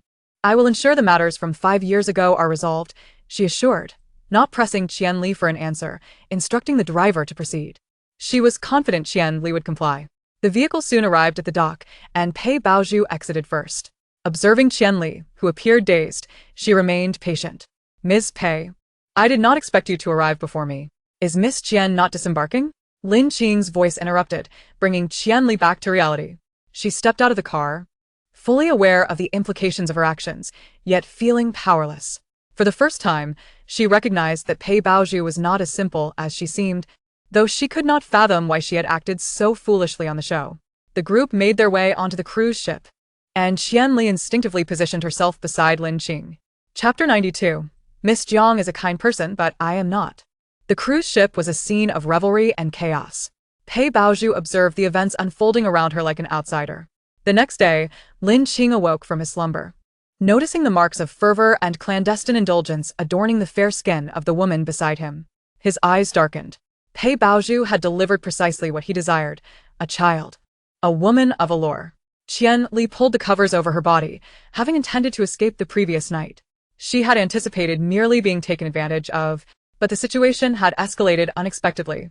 She had resisted, yet Lin Qing had not compelled her to stay. Pei Baozhu had shown her a video, compelling her to re-enter Lin Qing's room. Hatred threatened to consume her. Lin Qing donned his attire, casting a glance at the tightly wrapped Qianli. Miss Qian, I will arrange for someone to escort you home shortly. Qianli ignored him, fixated on the chandelier above. She was still on the cruise ship, while Pei Baozhu had departed the previous night. Meanwhile, Ji Huaixi, upon learning that Lin Qing's cruise had docked again, sent a message to Jiang Chengel. The trending topic on Weibo was merely a means to pressure Pei Baozhu into action. She had no intentions regarding Qingyi entertainment, merely aiming to obstruct Pei Baozhu before withdrawing. However, upon receiving news of Pei Baozhu's meeting with Lin Qing, Jiang Chengel's demeanor subtly shifted, suggesting that the one who could sway him had developed new intentions. Ji Huaixi reclined lazily in her chair, basking in the sun, leisurely awaiting Jiang Chengel's response. Boss, have you also developed an interest in Qingyi? She inquired. Jiang Chengel gazed at the screen with a complex expression. Ji Huaixi was far too perceptive. Ali, I do not wish to involve myself with so many people, nor can I manage them, Jiang Chengel remarked, his reluctance to meddle evident. Yet his Ali had developed a sense of compassion. Despite enduring numerous injustices and grievances, Ali remained tender-hearted. After a moment of silence, Jiang Li spoke. Chengel, I wish to meet Miss Ji. Qingyi Entertainment harbors far too many minors, and once the holographic era commences, it will become an exceptional tool for profit. Jiang Chengel's lips moved slightly as he lifted his gaze to meet Jiang Li's worried expression. Ultimately conceding, I shall make the arrangements. Upon learning that Jiang Chengel wished for her to meet someone, Ji Huaixi smiled softly. Xiao Liang approached from the garden inquiring, Miss, what would you like for lunch? Ji Huaixi shook her head. I have a lunch appointment. Then I shall arrange for the driver, Xiao Liang responded. Ji Huaixi scrutinized him momentarily. Xiao Liang, whose full name was Liang Shoa, was the son of butler Liang. She recalled that he had handled several tasks she had assigned him with great competence, displaying both insight and capability. Liang Shoa's credentials circled in her mind. Ji Huaixi glanced at the flowers and plants in the distance and said, No need to arrange for the driver. I shall drive myself. Liang Shoa nodded and departed the garden to attend to other matters. As noon approached, Ji Huaixi leisurely drove to the restaurant where she had arranged to meet Jiang Chengel. Upon entering, she immediately spotted a beautiful girl seated in a wheelchair, accompanied by a man wearing a black mask, whose gaze seemed solely fixed on her. The ethereal beauty of Li Qinghuan. Ji Huaixi took a seat at the empty table opposite them. Jiang Li had encountered many beauties and had even sought out variety shows to see them, but the real-life presence still left her awestruck. Miss Ji, I am Jiang Li. The sister of Jiang Chengel, Jiang Li extended her slender hand. Jiang Chengel frowned slightly, adding in a tone of complaint, also a lover. Jiang Li. Ji Huaixi. Ji Huaixi exchanged a brief handshake with Jiang Li. Jiang Li offered the menu to her. Miss Ji, please have a look at what you would like to eat. This restaurant serves quite delectable dishes. Ji Huaixi accepted the menu and began to peruse it. Jiang Li, not one to be direct, understood that they would first enjoy their meal. Ji Huaixi selected several dishes of interest, and after Jiang Li added a few more. She quietly remarked, I ordered you the Sichuan pear rib soup. Do make sure to drink it. Jiang Chengel feigned calmness as he nodded. Ji Huaixi felt somewhat conspicuous, akin to a mere light bulb amidst a romantic encounter. Jiang Li soothed the man beside her, engaging in light conversation with Ji Huaixi. When the dishes arrived, the trio dined in silence. After the meal, Jiang Li finally articulated her purpose. Miss Ji, Qingyi Entertainment must not fall into the hands of Mingzhu Entertainment Media. Ji Huaixi raised an eyebrow. That is not a matter within my power to decide. Jiang Li replied, the holographic world is perfectly suited for cultivating idle trainees. Certain underage apprentices will be particularly popular. Ji Huaixi nodded, gesturing for Jiang Li to continue. Just days earlier, Jiang Chengel had no intention of informing her about the holographic star-making process, yet Jiang Li succinctly encapsulated its essence in a single phrase. Over the past few days, she had also gleaned much about the entertainment industry in this world and had surmised what holographic star-making might entail. Jiang Li's words merely confirmed her conjectures. The children under Qingyi Entertainment were the most effective tools. Miss Pei had likely learned of the holographic star-making method through some channels, prompting her willingness to invest heavily in acquiring Qingyi Entertainment. Noticing Ji Huaixi's calm demeanor, Jiang Li pressed on, I hope it is not too forward of me. But I heard from Chengel that you are considering acquiring Qingyi. We would like to offer our assistance. Ji Huaixi regarded Jiang Li silently, her frail frame appearing as if a gust of wind could sweep her away. Much like her current physical state, she seemed unwell. I do indeed harbor a grudge against Pei Baozhu. I can obstruct her acquisition of Qingyi, but I have no desire to acquire Qingyi myself. Jiang Li's expression shifted. Understanding that it would be challenging for Miss Pei to succeed in her acquisition, the price she offered was too steep. Lin Qing was an astute individual. Even if he were unaware of Pei's intentions, he would still suspect her of ulterior motives. Lin Qing might not be inclined to sell Qingyi to her. But one could never be too cautious. A month later, as the holographic world debuted, if Lin Qing had not sold Qingyi Entertainment, he would surely not miss the opportunity. Those children would still serve as tools. Ji Huaixi's gaze deepened, and she suddenly smiled. But what does this have to do with me? Their profit-seeking endeavors concern me not. Jiang Li was momentarily taken aback, surprised by Ji Huaixi's blunt response. After a pause, she finally spoke. You make a valid point, Miss Ji. It was presumptuous of me. Just because I pity those children does not mean you must share my sentiment. Ji Huaixi's lips curled slightly, acknowledging, indeed, Miss Jiang is a kind individual. But I am not. Jiang Li's face softened into a gentle smile. I can comprehend your desire to avoid unnecessary troubles, and I apologize for my abruptness. I entrust you with the matter of Miss Pei's acquisition. Ji Huaixi nodded. It is but a small task. Thank you for your hospitality. If there is nothing further, I shall take my leave. Jiang Li responded. Thank you for your assistance. Chapter 93. Now you may feel sorrow. Ji Huaixi rose, then suddenly sat back down. Would you mind if I took a photo with you both? Jiang Li was momentarily bewildered. The topic shift was quite abrupt. Why had they suddenly veered into the realm of photography? Jiang Chengel recalled the girl who had pursued him at the company. For your friend? Ji Huaixi smiled, nodding slowly. Jiang Li appeared puzzled. Jiang Chengel briefly recounted the inconsequential episode that had not occupied his mind. After listening, Jiang Li smiled lightly. Feel free to take the photo. She understood that Chengel's looks were indeed captivating, easily drawing others' attention, even if he spent most of his time in the laboratory. Whenever he ventured out, he would invariably encounter girls attempting to flirt. Upon receiving permission, Ji Huaixi took out her phone and snapped a shot effortlessly. Those with striking appearances hardly needed to consider angles. Ji Huaixi then stood to bid farewell.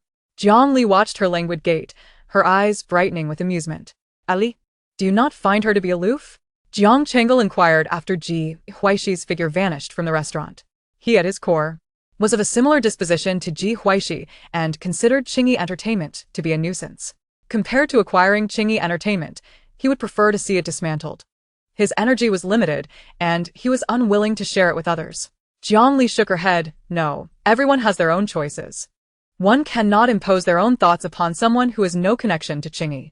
If Ji Huaixi had intentions of acquiring Qingyi, Perhaps a conversation could be had. But since she did not, it was of no consequence. Returning to her car, Ji Huaixi contemplated and decided to call Li Qinghuan. Just yesterday, Li Qinghuan had complained about being unable to add the ethereal beauty on WeChat. Some thoughts were better severed sooner rather than later. When Li Qinghuan saw the incoming call notification, she paused for 2 seconds, startled. Sister Qinghuan, it's your turn. What are you daydreaming about? 8 tubes. Let me answer Huaixi's call. Oh, got it. Li Qinghuan exclaimed. No wonder my eyelids have been twitching today. I shouldn't be playing mahjong. Without overthinking it, she hurriedly picked up the call. Huaixi, what is up? Missing me? Li Qinghuan te asa. Hearing the sound of mahjong tiles clashing, Ji Huaixi inquired, where are you playing mahjong? Send me your location. It was refreshing to still find joy in mahjong. She hesitated, debating whether to inform Li Qinghuan about the unfortunate news of the ethereal beauty having a lover. Li Qinghuan raised her voice. Hurry here. I didn't check the calendar before heading out today. I'm about to lose all of modding Ji's money this month. Ji Huaixi arched an eyebrow, her expression enigmatic. I'll be there soon. If you lose it all, I shall sponsor you $2. Li Qinghuan, allow me to express my gratitude in advance. Wait, Jiang Xiaowan. Why are you opposing me again? Ji Huaixi could vaguely hear Jiang Wan's voice, merely a stroke of good fortune. She hung up the phone and drove towards the club where Li Qinghuan and the others were gathered. Ji Huaixi lifted her gaze to the 3 characters of Jiang Bianyuan. The club, conveniently located by the river, bore a rather casual name. Jiang Bianyuan offered an array of entertainment options, specifically catering to the affluent, with its staff earning no less than 10,000 a month and enjoying weekends off. As Ji Huaixi stepped inside, a server promptly approached to guide her. Hurry, take my seat and help me play for a while. The private room was occupied solely by Li Qinghuan and her companions, and upon seeing Ji Huaixi, Li Qinghuan appeared as if she had found a savior. Su Hu Ge Din. Qinghuan hasn't won a single game today. Ji Huaixi approached Li Qinghuan from behind, prompting her to rise quickly.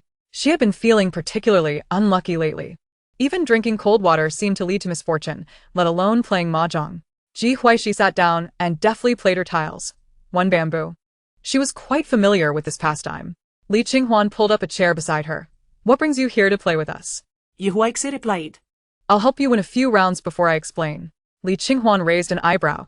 Doesn't that sound a bit ominous? She watched as the previously terrible tiles in her hand slowly began to improve under Ji Huaixi's skilled touch. It became apparent. Her luck was simply abysmal. Li Qinghuan watched in awe as Ji Huaixi successfully claimed a concealed meld.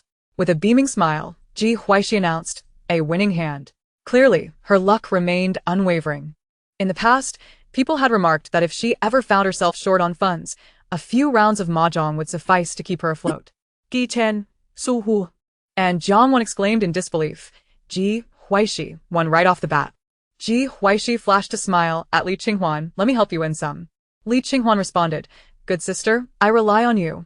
Jiang Xiaowan had the most victories. With a cheerful grin, she added, it wasn't much. Sister Shi, please go easy on us.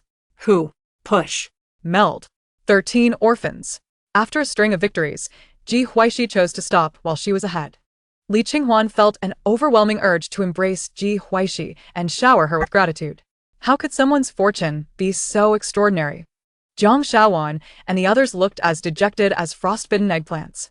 The joy they had felt earlier was eclipsed by their dismal losses since Ji Huaixi's arrival. Ji Huaixi turned to Li Qinghuan with a grin. Are you happy now? Li Qinghuan nudda, absolutely. Ji Huaixi replied, then you may now feel sorrow.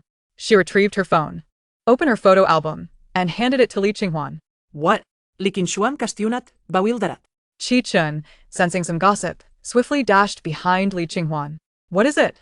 Let me see. Li Qinghuan glanced at the photo, instantly recognizing the divine figure within. Her smile evaporated. Is that truly the one I had my eye on? Jiang Xiaowan leaned in, and upon seeing the image, her gaze fell solely on the couple within. Ji Huaixi mercilessly shattered her illusion. It's Jiang Changel and his beloved. Qi Chen remarked, I just lost. I'm not saddened. You may now mourn. Su Huai added, you can cry now.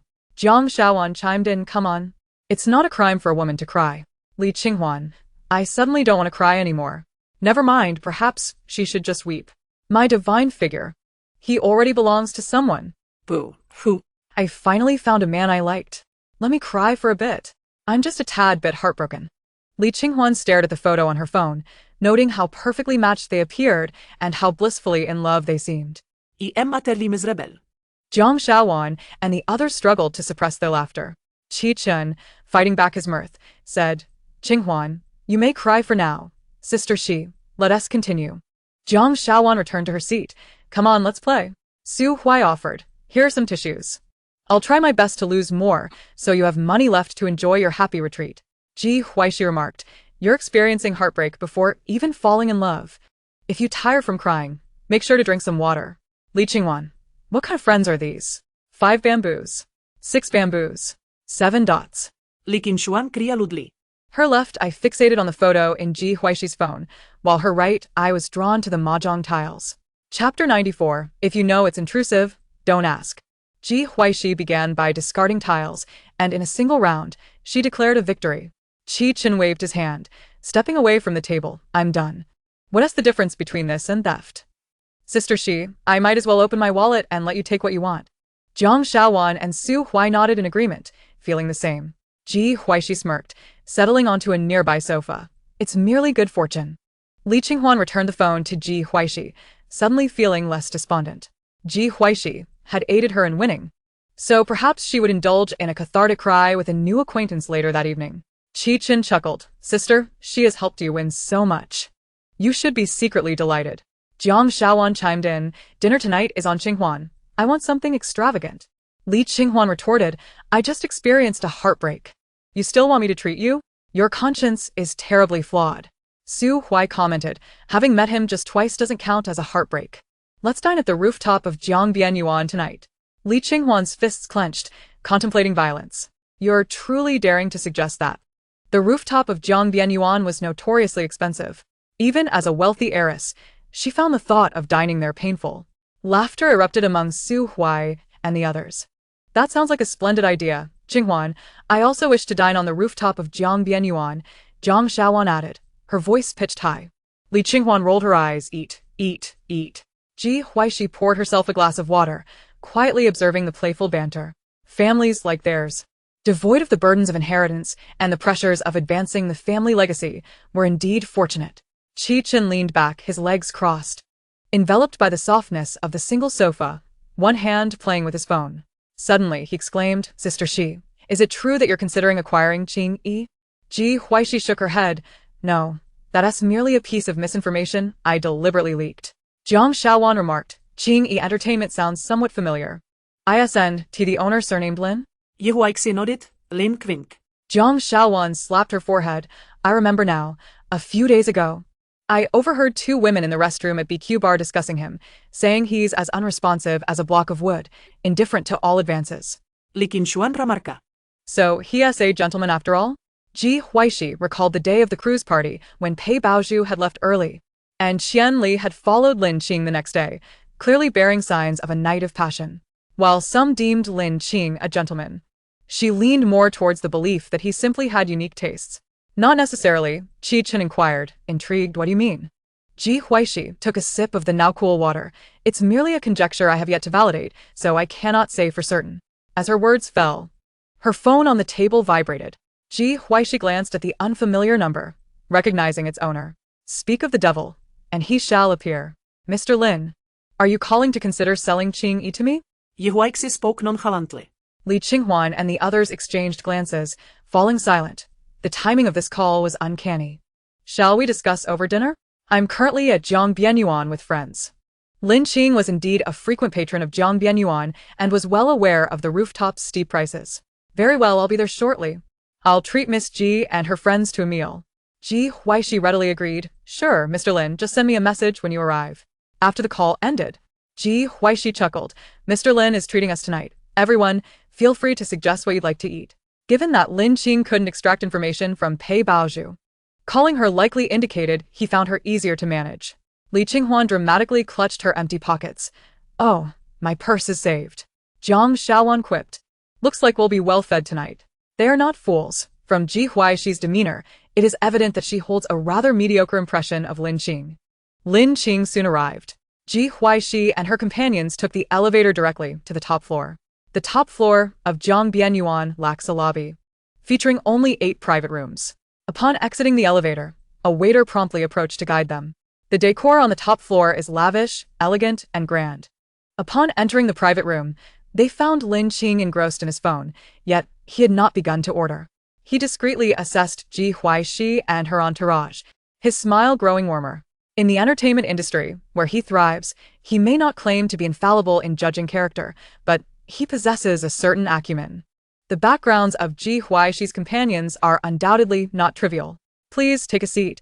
I will summon the waiter to take our orders, Lin Qing offered. Ji Huaixi and her companions naturally did not hold back. The premium pricing of Jiangbian Yuan is justified. Each dish is crafted according to the patron specifications, resulting in individual set meals.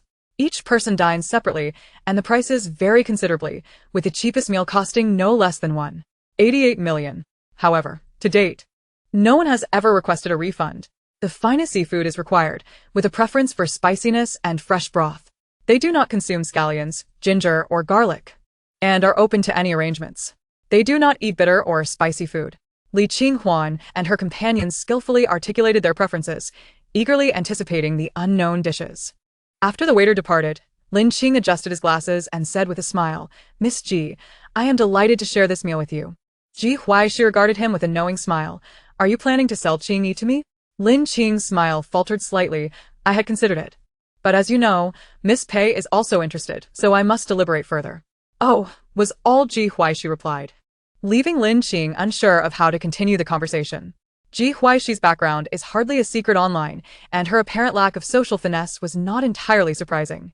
Lin Qing mentally excused her behavior. "Miss Ji, may I inquire, should you acquire Qingyi Entertainment, how would you treat the young talents?" "You are aware that Qingyi possesses an abundance of them," he inquired tentatively.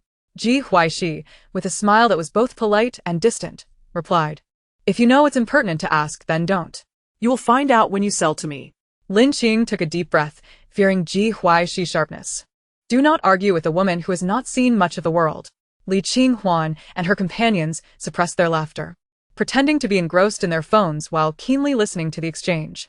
"Miss Ji, I mean no offense, Miss Pei is quite insistent, and I must ascertain the future of those children."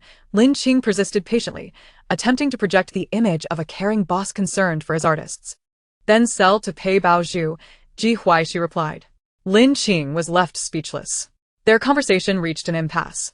He scrutinized Ji Huaixi, questioning whether she was feigning ignorance. Ji Huaixi blinked her large, innocent eyes and asked, "Does Mr. Lin not wish to sell to Pei Baozhu?" Chapter 95. You need not be so explicit. Lin Qing's smile stiffened. "I am still contemplating." Was Ji Huaixi genuinely oblivious to everything, or was she merely pretending? He found himself unable to decipher her thoughts.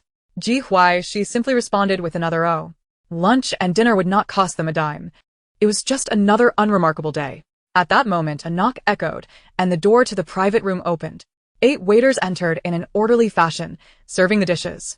Ji Huaixi observed the array of dishes before her with great interest. 8 dishes and a soup, each portion merely enough for 2 bites. The plates must have been custom-made.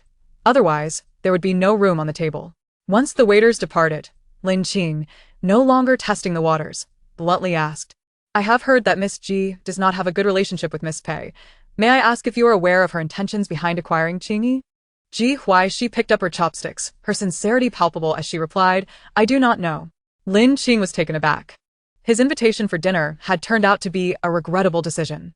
Engaging in conversation felt futile, even if Ji Huaixi spoke the truth. It only served to irritate him. "Let us eat. It is customary to refrain from conversation during meals." "Mr. Lin, please enjoy your meal," she stated. Lin Qing was somewhat at a loss. Was she implying that he spoke too much?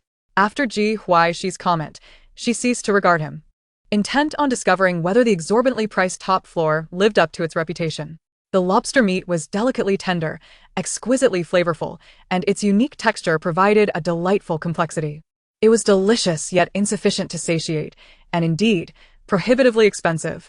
Jiangbian Yuan certainly does not profit from the impoverished. Ji Huaixi and her companions swiftly finished their meals, gradually putting down their chopsticks. With a polite smile tinged with aloofness, Ji Huaixi said, "Mr. Lin, thank you for treating us. Now that we are finished, may we take our leave?" She exuded a sense of unworldly sincerity, devoid of social graces. Lin Qing's smile stiffened further. gritting his teeth as he replied, "No worries. I am glad you enjoyed your meal." What was the point of inviting Ji Huaixi to dinner? It held no significance whatsoever. Although there have been instances where meals did not culminate in business, none had felt as uncomfortable as this evening's encounter. "Then we shall take our leave," Ji Huaixi announced. Li Qinghuan and her companions rose gracefully, their smiles impeccably poised. Upon returning to the downstairs private room, once the door closed, Li Qinghuan could no longer contain herself and burst into laughter on the floor. "Ha ha, I can't take it anymore. I am going to die laughing," Jiangwan exclaimed. Su Huai wore a knowing smile. Lin Qing must be bewildered. Qi Chen laughed heartily, adding, "Lin Qing wasted over 10,000 on a meal and ended up with nothing." Ji Huaixi remained composed, a slight smile gracing her lips. "Ah, I am just this sincere, having never undergone etiquette training." Lin Qing found her agreeable, thinking she might as well continue being straightforward. After their brief interaction, she was convinced that Lin Qing, as previously analyzed by Jiang Li, did not wish to sell Qingyi. With a month remaining, Pei Baozhu and Lin Qing still had much to negotiate. Her phone screen lit up.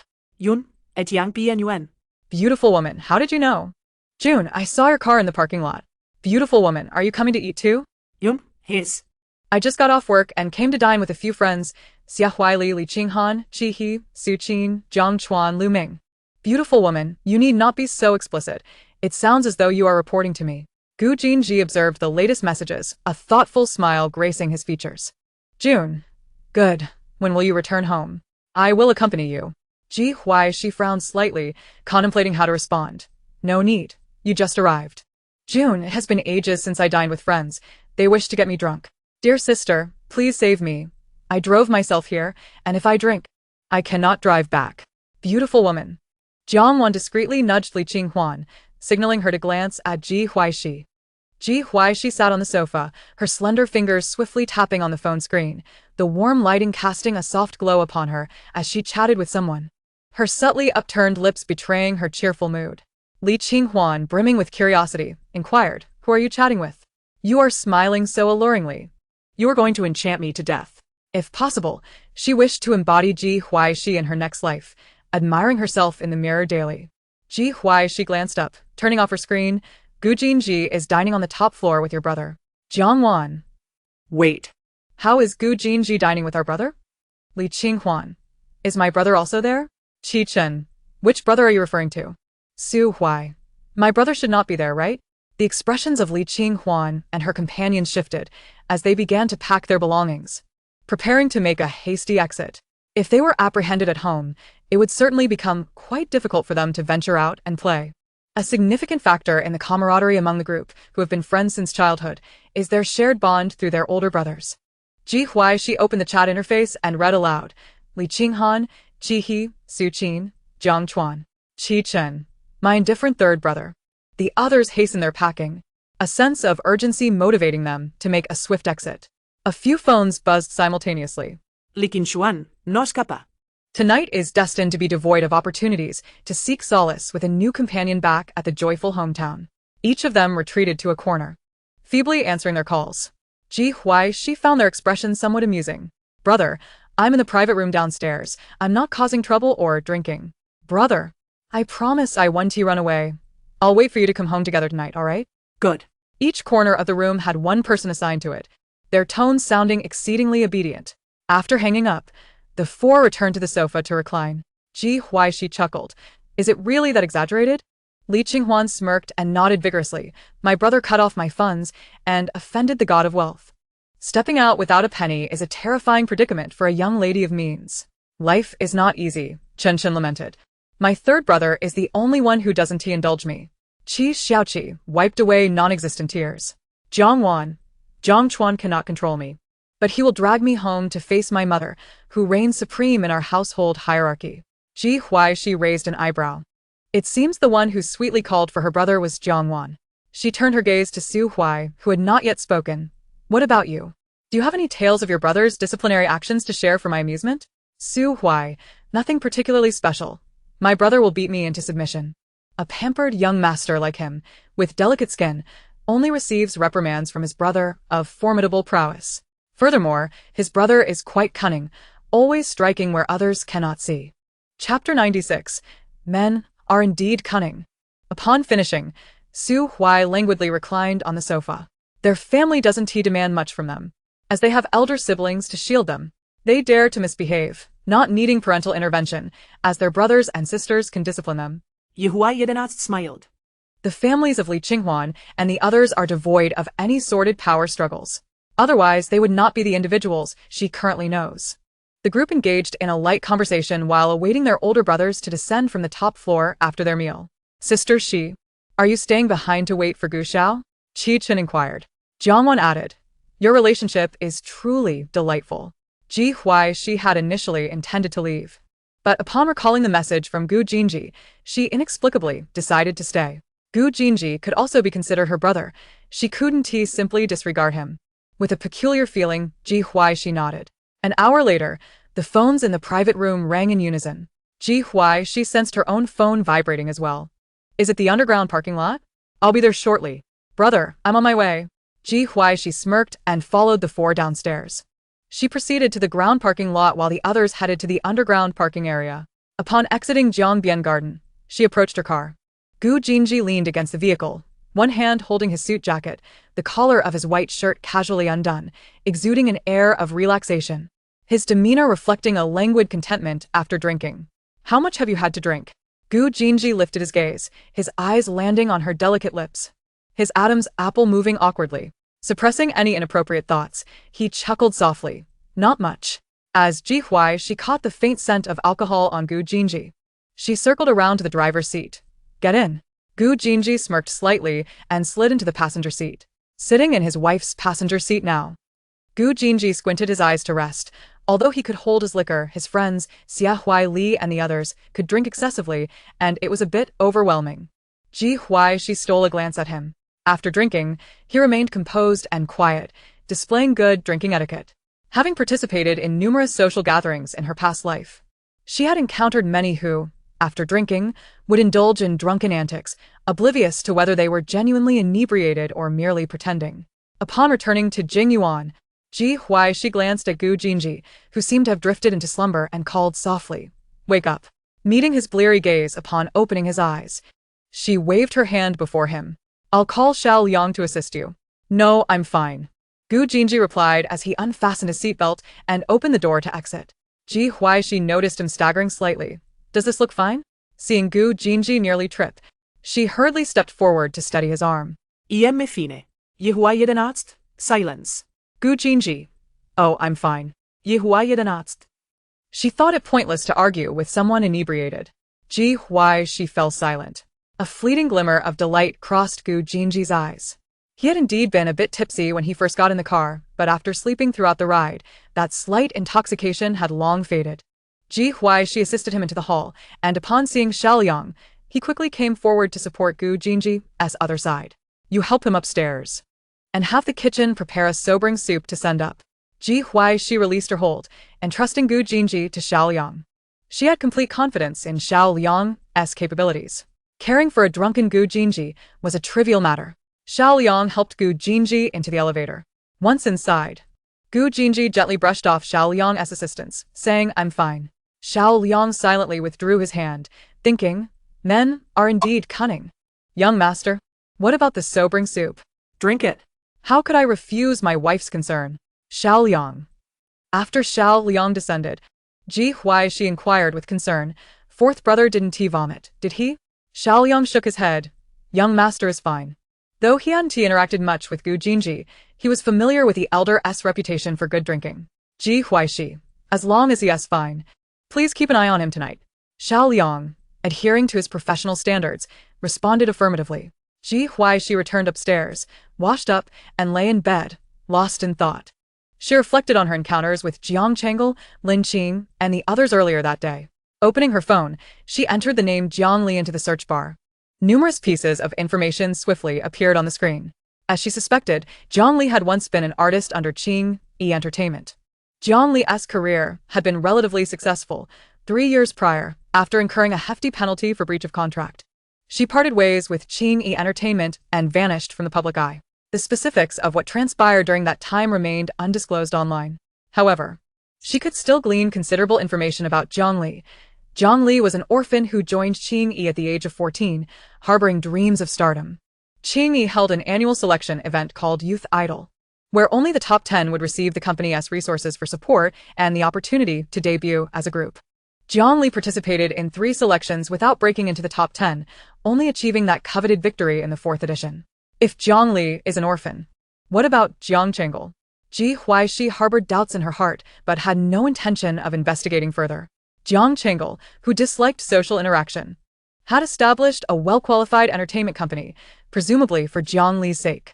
With the advent of the holographic era, Jiang Li likely pursued her dreams anew, leveraging the unique opportunities of the holographic world.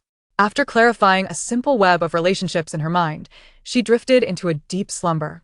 Awakening to the sound of knocking at noon, Ji Huaixi rose to answer the door. "Miss, the young master is crying downstairs." After hearing the servantess' words, Ji Huaixi ran a hand through her hair and, still in her pajamas, made her way to the elevator. Zhou is crying. He had been sent back to the old residence on Monday, and at this hour, he should be at the amusement park. Ji Huaixi stepped into the living room. Zhou sat on the ground, not in a fit of wailing, but softly sobbing. His white school uniform was stained with mud, and a noticeable scratch marred his face.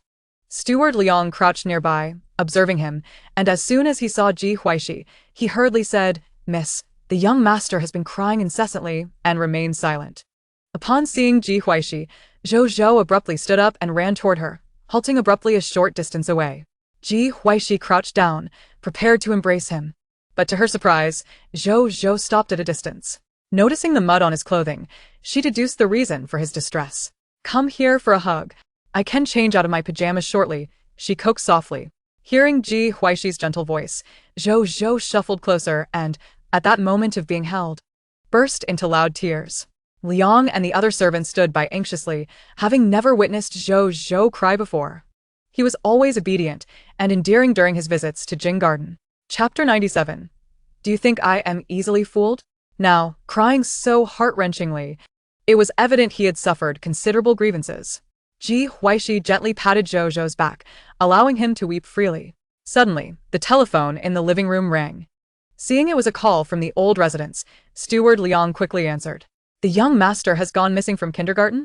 Please remain calm, madam." Ji Huaixi inferred from Steward Liang's fragmented words that the little one had run away from kindergarten. It seemed the kindergarten had discovered his absence and contacted the old residence. Zhou, having heard Steward Liang's words, lifted his head. Stars. Ji Huaixi accepted a clean handkerchief from a nearby maid and wiped Zhou's tears. She meticulously checked the child's body. Aside from the scratch on his face, both hands and knees were scraped as well. "Shall we change your clothes first? Let Uncle Liang take care of your wounds, all right?" Ji Huaixi spoke softly. Zhou hesitated for a moment before nodding and following Uncle Liang upstairs. Once Steward Liang saw his son carrying the young master into the elevator, he began. The young master had a quarrel with a classmate at kindergarten. "We're still investigating the details. They ended up fighting, and the kindergarten reported that the young master ran out during nap time." Ji Huaixi narrowed her eyes. "Well, it seems we should consider changing kindergartens. Have the kitchen prepare Zhou's lunch as swiftly as possible. After he eats, I will take him to the kindergarten." Ji Huaixi sent a message to Lady Gu, assuring her not to worry. Zhou emerged from the elevator and dashed into the living room. Ji Huaixi noticed he had tidied up and seemed to have regained some composure, so she asked him to sit beside her. "What happened at kindergarten? Can you share with me?" Zhou pouted, feeling wronged. "Stars isn't my mother. My mother doesn't love me. Stars forced my mother to leave. I have no mother. Stars isn't bad. I hit him. We fought. The teacher said hitting is wrong, and I crawled out of the hole, took the bus, and fell while walking." Ji Huaixi's eyes darkened slightly. "Uncle Yang, please retrieve the surveillance footage from the kindergarten. I will join you after Zhou finishes his lunch. In the meantime, have something to eat on the way." Uncle Yang nodded, surprised to see Ji Huaixi so angry for the first time. Ji Huaixi went upstairs to change into appropriate attire for going out and coaxed the still upset Zhou to eat a little. After a brief meal, they headed to Beichen Kindergarten. The children who attend this kindergarten come from affluent families. Beichen not only has a kindergarten, but also a primary school, middle school, and high school. As an elite institution, its largest investor is the Xie family, whom Ji Huaixi is acquainted with. Uncle Liang had already investigated the identity of the boy who had fought with Zhou. He was the child of a mistress from a second-tier family, the Liu family, likely having gained admission to Beichen kindergarten through connections. Upon reaching the kindergarten's entrance, Ji Huaixi took the phone from Uncle Yang. Uncle Yang picked Zhou Zhou up and waited aside. He had just reviewed the surveillance footage and copied only the critical segments. The illegitimate child from the Liu family had indeed spoken harshly. Ji Huaixi lowered the volume and pressed play. Your mother doesn't want you anymore. I have a mother. Stars is my mother. TCH, that's your stepmother. Your real mother must have abandoned you. Do you know why? Your Star's stepmother drove your mother away. Your Star's stepmother is a vixen who seduced your father, which is how she married him. Stepmothers are all bad. Ji Huaixi listened expressionlessly. In the video, Zhou Zhou threw a punch directly at the chubby boy's face, leading to their ensuing scuffle. It was during this altercation that the scratch on Zhou Zhou's face was inflicted. The next segment showed a kindergarten teacher reprimanding Zhou Zhou. How can you hit others? A child without a mother lacks manners. Apologize immediately. If you don't, you won't have lunch and will stand in the garden as punishment. The final segment captured Zhou Zhou disappearing into the small garden. How he crawled out was not recorded, likely falling under a blind spot of the surveillance. Beichen kindergarten is quite far from Jing garden, and Ji Huaixi couldn't bear to think what might have happened during Zhou Zhou's journey. She composed herself and approached Uncle Liang, taking Zhou Zhou's hand as they entered the kindergarten. Madam Gu, I am the principal of Beichen kindergarten. I sincerely apologize for not supervising Ting Zhou adequately, allowing him to escape. Ji Huaixi's expression was cold. Has the parent of the child who fought with my son arrived? The principal awkwardly smiled. Madam Gu, it is quite normal for children to have squabbles. There is no need to involve the parents. Ji Huaixi raised an eyebrow. Is that so? How about the teacher who punished my son by withholding his lunch? Madam Gu, I have already reprimanded her and will ensure she receives appropriate consequences. The principal initially felt apprehensive, but relaxed upon recognizing Ji Huaixi. So, it is a minor issue that my son was not discovered missing from kindergarten for half an hour? Of course not. Following this incident, we will upgrade our facilities to ensure the safety of all children. Ji Huaixi scoffed, a smirk playing on her lips. Principal, do you think I am easily deceived? For some reason, a chill ran down the principal's spine, and he apologetically replied, Madam Gu, you jest. Ji Huaixi had lost her patience and casually stated, Uncle Yang, contact Lu Dui and have him come here. Call Xia Huili and inform him of the incident at the kindergarten. Both the management and teachers are inadequate. It is time for a change. The principal's expression stiffened, and he hastily interjected, Madam Gu, I assure you I will provide you with a satisfactory response. I will call Lu Yao's mother and have her come immediately. He should not have underestimated Ji Huaixi. Upon hearing her mention Mr. Xia, his heart sank. He had initially thought to downplay the situation, but he hadn't expected Ji Huaixi to be so assertive. Ji Huaixi smiled faintly. No need. I have given you several opportunities, yet you have failed to seize any. The principal's face paled. Madam Gu, please give me one last chance. Ji Huaixi ignored him and quietly conversed with Zhou Zhou. Uncle Liang exited the principal's office to carry out Ji Huaixi's instructions. When Lu Dui received Uncle Liang's call, he was nonchalant, glancing at the mistress beside him and saying, Let's go to the kindergarten. Our son got into a fight. Oh, I received a call from the kindergarten teacher around noon. That child struck our son first. We weren't even concerned about it. What more do the child's parents want? Lu Dui frowned. That child is from the Gu family. Don't worry, we will go. If they are unreasonable, I will support you. The young lady from their family was acting so arrogantly, not regarding you at all. After all, you are also a person of some standing. Lu Dui was already somewhat disgruntled, and this remark struck a chord with him. Chapter 98. What is stir-fried bamboo shoots with meat? Is it delicious? Regardless of his inner thoughts, Ji Huaixi deliberately sent someone to summon him, and he could hardly ignore it. Upon their arrival at Beichen kindergarten, the principal had been awaiting them at the entrance to usher them into her office. The moment Lu Dui laid eyes on Ji Huaixi, he found himself momentarily entranced. In this day and age, while there are many attractive individuals, few possess the striking beauty of Ji Huaixi. Xiao Liang furrowed his brow and stepped forward to obstruct Lu Dui's line of sight. Lu Dui's mistress quickly reached out to tug at her man's sleeve. Truly, she was a seductive vixen. Merely meeting her had seemingly ensnared her man's very soul. Ji Huaixi had encountered numerous lewd gazes in her past life, and now, she regarded the aging man before her with disdain. Lu Dui had many mistresses, but few had borne him sons. The woman beside him was likely the mother of the boy who had fought with Zhou Zhou.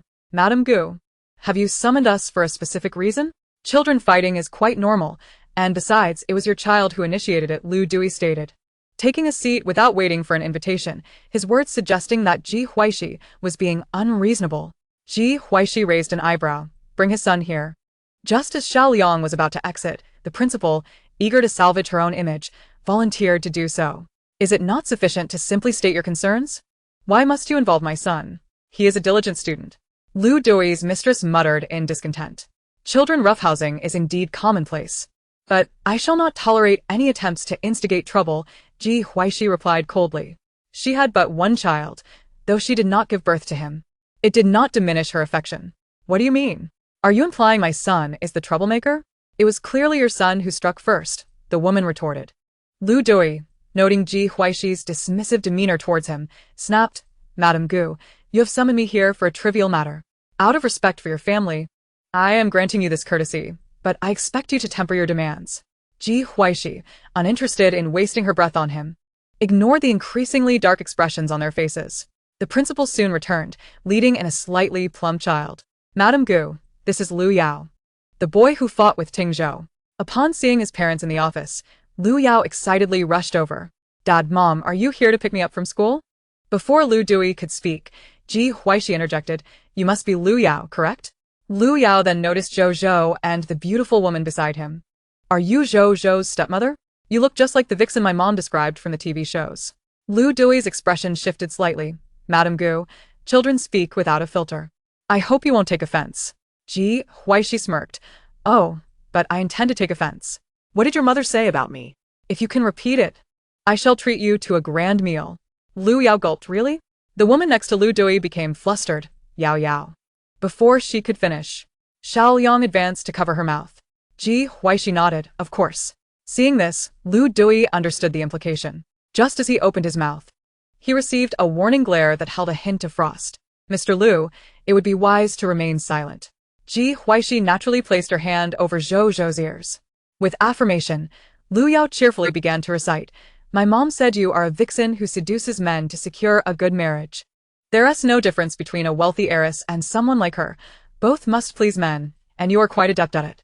Soon, you'll have your own child to solidify your status. Being nice to Gu Tingzhou is all a facade. My mom says stepmothers are always wicked. Lu Dui's expression darkened further as he witnessed his oblivious son, and he could only imagine how often Lu Yao had heard such words at home. That was quite a recitation. Now, please wait outside. But my grand meal? At home, your father and I will treat you to stir-fried bamboo shoots with meat. What is stir-fried bamboo shoots with meat? Is it delicious? Ji Huaixi replied meaningfully, delicious. It seems you had quite a happy childhood. Xiao Liang, somewhat disdainful, released the woman. Without needing Ji Huaixi's command, he cradled Zhou Zhou and exited the office. Ji Huaixi crossed her legs, a smirk playing on her lips. Mr. Lu, is this still merely a matter of childish skirmishes? I am rather petty. Considering your age, it is somewhat disheartening to see you in such a predicament. How do you propose we resolve today's affair? Lu Dui, stifled by Ji Huaixi's taunts, felt an intense frustration but had to suppress his anger and uttered, I apologize. He then pulled his mistress close and struck her across the face. The woman stared at him, aghast. You hit me? Lu Dui, do you have no conscience? I followed you since I was 15 and bore you a son at 18, and you dare strike me? Lu Dui snapped. Your loose tongue is precisely why I hit you.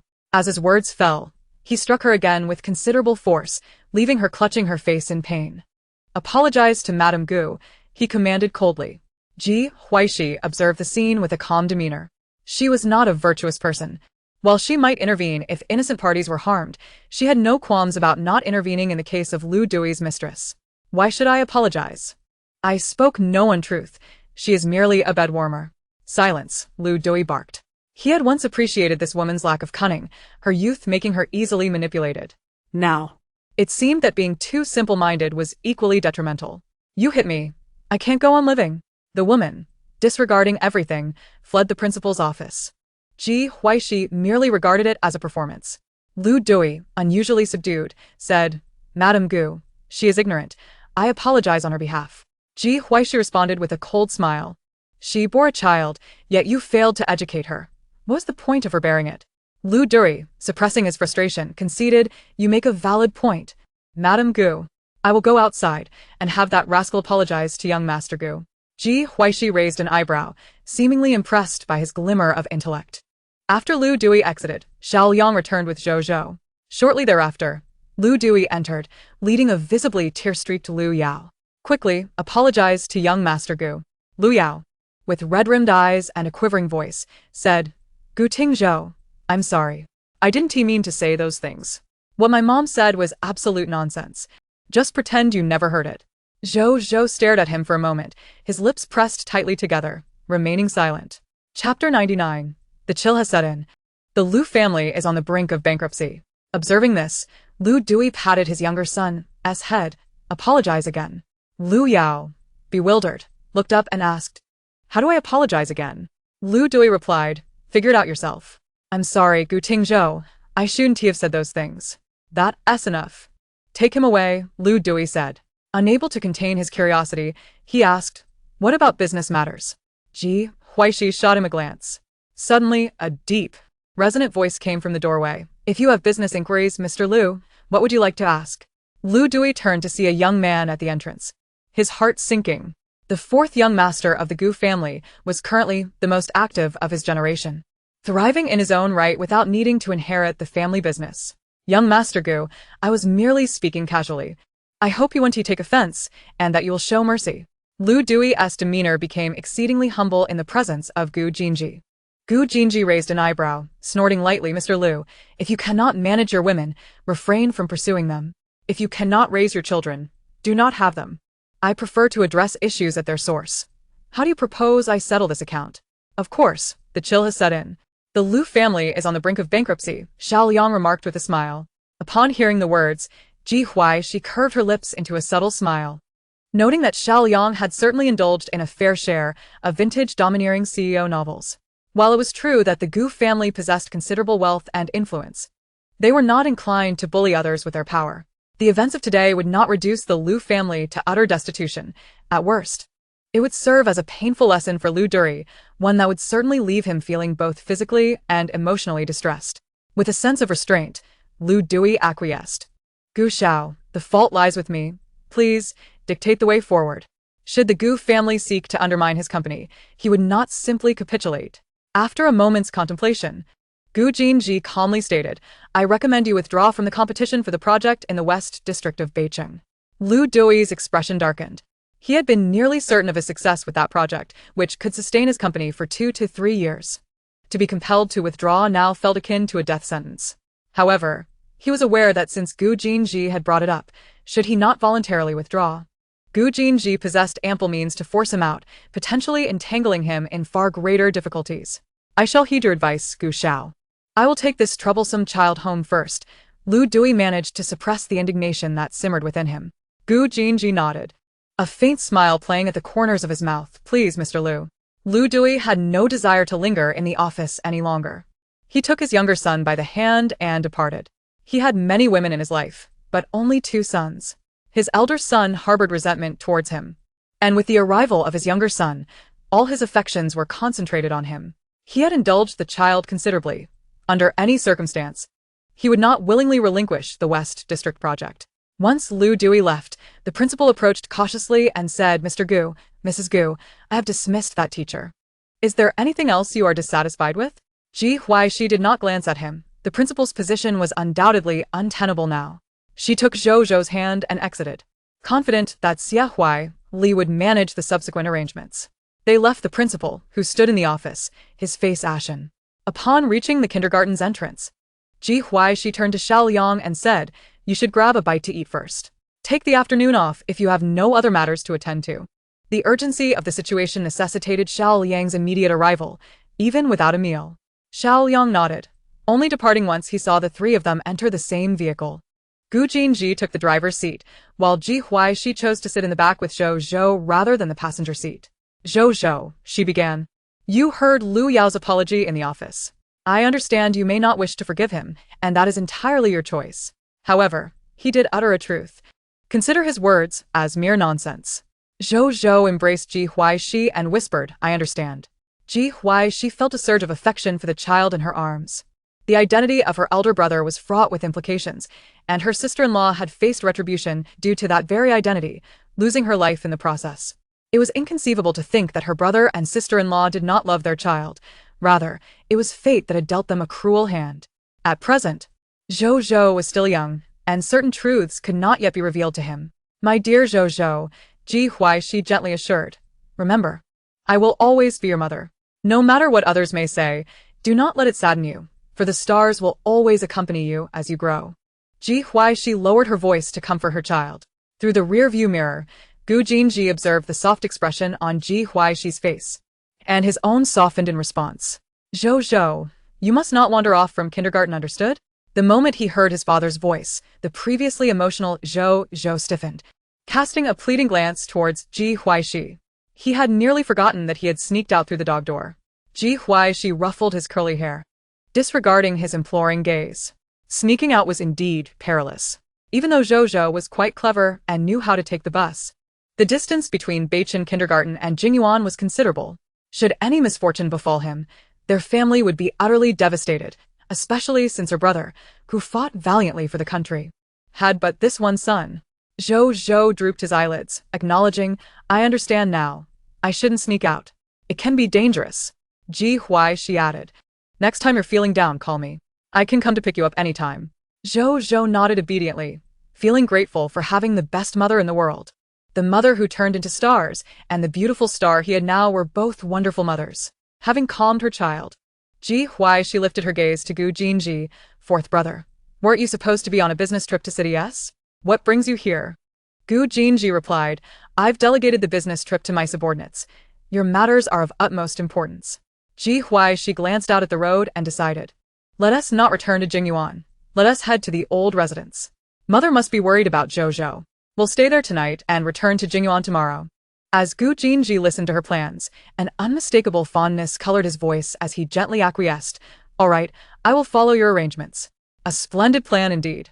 He relished how Ji Huaixi included him in her considerations, even for something seemingly trivial. Ji Huaixi sensed Gu Jinji's sudden uplifted mood and felt a twinge of confusion. Could a single night at home bring him such joy? Yet, there was indeed something delightful about being home, surrounded by her beautiful mother and refined father. Her grandfather had recently gone abroad for further studies. Ji Huaixi sent a message to Gu's mother, detailing the events that had transpired with Zhou and how they had been handled. Upon returning to the Gu family's old residence, Gu's mother checked on her grandson and finally felt at ease. Both her younger son and eldest daughter had handled the matter splendidly, alleviating her concerns. "You must not sneak out again. It would frighten your grandmother, understand?" Zhou, realizing the inappropriateness of his actions, assured her once more, "I won't do it again." Gu Jinji added, "Should you repeat this misdeed, there will be consequences." Zhou covered his bottom and hid behind Ji Huaixi, exclaiming, "You can't spank my bottom." The next day, Gu Jinji accompanied Ji Huaixi to drop Zhou off at kindergarten.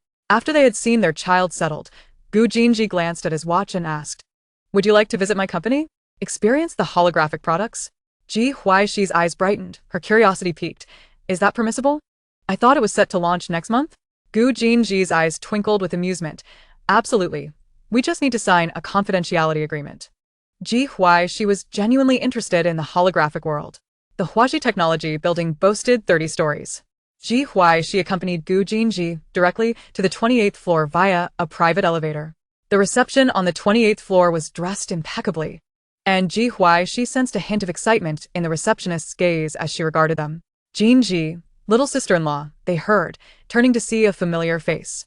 Ji Huaixi recognized the person immediately, Li Qinghan, the brother of Li Qinghuan. The two siblings bore such a striking resemblance that one could easily discern their kinship.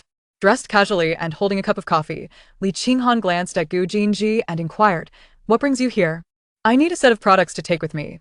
It will help me convince the old fogies back home." "Not yet. You may try them first," Gu Jinji replied. Li Qinghan accepted this without resistance, understanding that if Gu Jinji said it was not yet possible, it was indeed the case.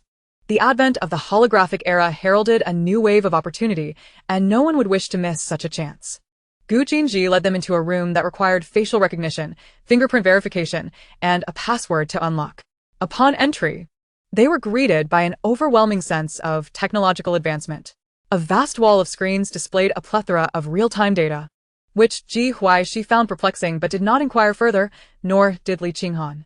Currently, there were two types of holographic devices available, the holographic chamber and the holographic helmet. Ji Huaixi followed Gu Jinji's gesture, observing the holographic chamber, which allowed individuals to lie within, bathed in a soothing blue light. The holographic helmet, entirely white in appearance, seemed unremarkable at first glance. Likin siya ningkirat. What distinguishes these two devices? The price varies, and so too does the performance of the equipment. Gu oyenshe, notisim Ji Huaixi es similarly curious de minor. Paused momentarily before elaborating. The holographic pod can be utilized for up to 12 hours per person each day, and it does not require a specific individual to be bound to it. Anyone may use it. In contrast, the holographic helmet is limited to 8 hours and can accommodate a maximum of 3 users. As for pricing, the holographic pod is priced at 5.88 million, while the holographic helmet is set at 1.88 million. Ji Huaixi's eyes sparkled with excitement. Once the holographic era commences, Huaixi technology stands to gain immensely. Given Pei Baoju's unwavering determination regarding Qingyi entertainment, the prospects for the holographic era appear exceedingly bright. It would not reach the stage of universal adoption otherwise. Ji Huaixi asked, "Are there many companies that have obtained the rights to sell holographic devices?" Gu Jinji shook his head, explaining, "Only those companies that possess the manufacturing technology for holographic devices are eligible for this privilege. In Beijing, there are merely 2 firms. The other one is Lihua Technology." Ji Huaixi voiced her speculation. "Is the owner of Lihua Technology surnamed Jiang?" Gu Jinji gazed at her, astonished. "Do you know him?" Indeed. The head of Lihua Technology is named Jiang, yet he has never appeared in any public forum. The team at Lihua Technology has successfully surmounted numerous challenges in the development of domestic holographic devices. Ji Huaixi nodded, her emotions complex. Jiang Changel is the proprietor of Lihua Technology and a significant researcher. No wonder Jiang Changel is so generous with salaries. Li Qinghan, smiling, redirected the topic. "Let's not dwell on this. How do I try it out?" Gu Jinji instructed him to choose a comfortable position, whether sitting or lying down. Li Qinghan glanced around the room and settled onto the sofa beside him. Gu Jinji handed him the helmet that lay on the table, which contained a beginner's guide. Ji Huaixi, eager to participate, observed as Li Qinghan donned the helmet and closed his eyes, appearing as if he had drifted into slumber, which she found utterly fascinating. With a beaming smile, Ji Huaixi asked, "What about me, fourth brother?" Gu Jinji led her to the side of the holographic pod, which opened its door. "You simply need to lie down inside." Ji Huaixi obediently complied. As the pod door closed, a wave of drowsiness washed over her, and she swiftly shut her eyes. When Ji Huaixi reopened her eyes, she discovered that her surroundings had transformed. She seemed to be standing on a street, surrounded by construction teams. "Ms. Ji Huaixi, welcome to the holographic world. The world is under construction, and I am your assistant, Shaoxi." Ji Huaixi noticed a semi-transparent screen materializing before her, reminiscent of a game interface. It displayed 3 prominent icons: Home, Map, and Assets. She reached out and tapped on Home. A dispassionate electronic voice responded, "You have no property in the holographic world. You are homeless. Currently, properties are available at a 20% discount. Would you like to purchase one, given your lack of housing?" Ji Huaixi exclaimed, "Wait, do I really have to buy a house in the holographic world? A simple thatched cottage for beginners would suffice." Stifling her urge to criticize, she tapped on the map. The map bore no resemblance to reality. It appeared to be a completely new layout. Shaoxi's voice chimed in, "You only need to tap on your destination to teleport instantly." Ji Huaixi attempted to select a location on the map, yet remained rooted in place. "What about the teleportation?" she questioned. "Teleportation fees are determined by distance. For this instance, you need to pay 100 yuan. Ji Huaixi, silent, opened the Assets tab. Account balance, 0 yuan. Properties owned, none. So, she was utterly broke? Would you like to recharge? 100 yuan in real currency converts to 200 yuan in holographic currency. Both currencies can be exchanged." Ji Huaixi raised an eyebrow, contemplating the concept of earning in the holographic realm while spending in reality. She inquired, "How do I recharge?" "Please input your bank card number and password, and select the desired recharge amount." Ji Huaixi thought, while she could remember her previous account credentials. She had never encountered those particular bank cards in her current life.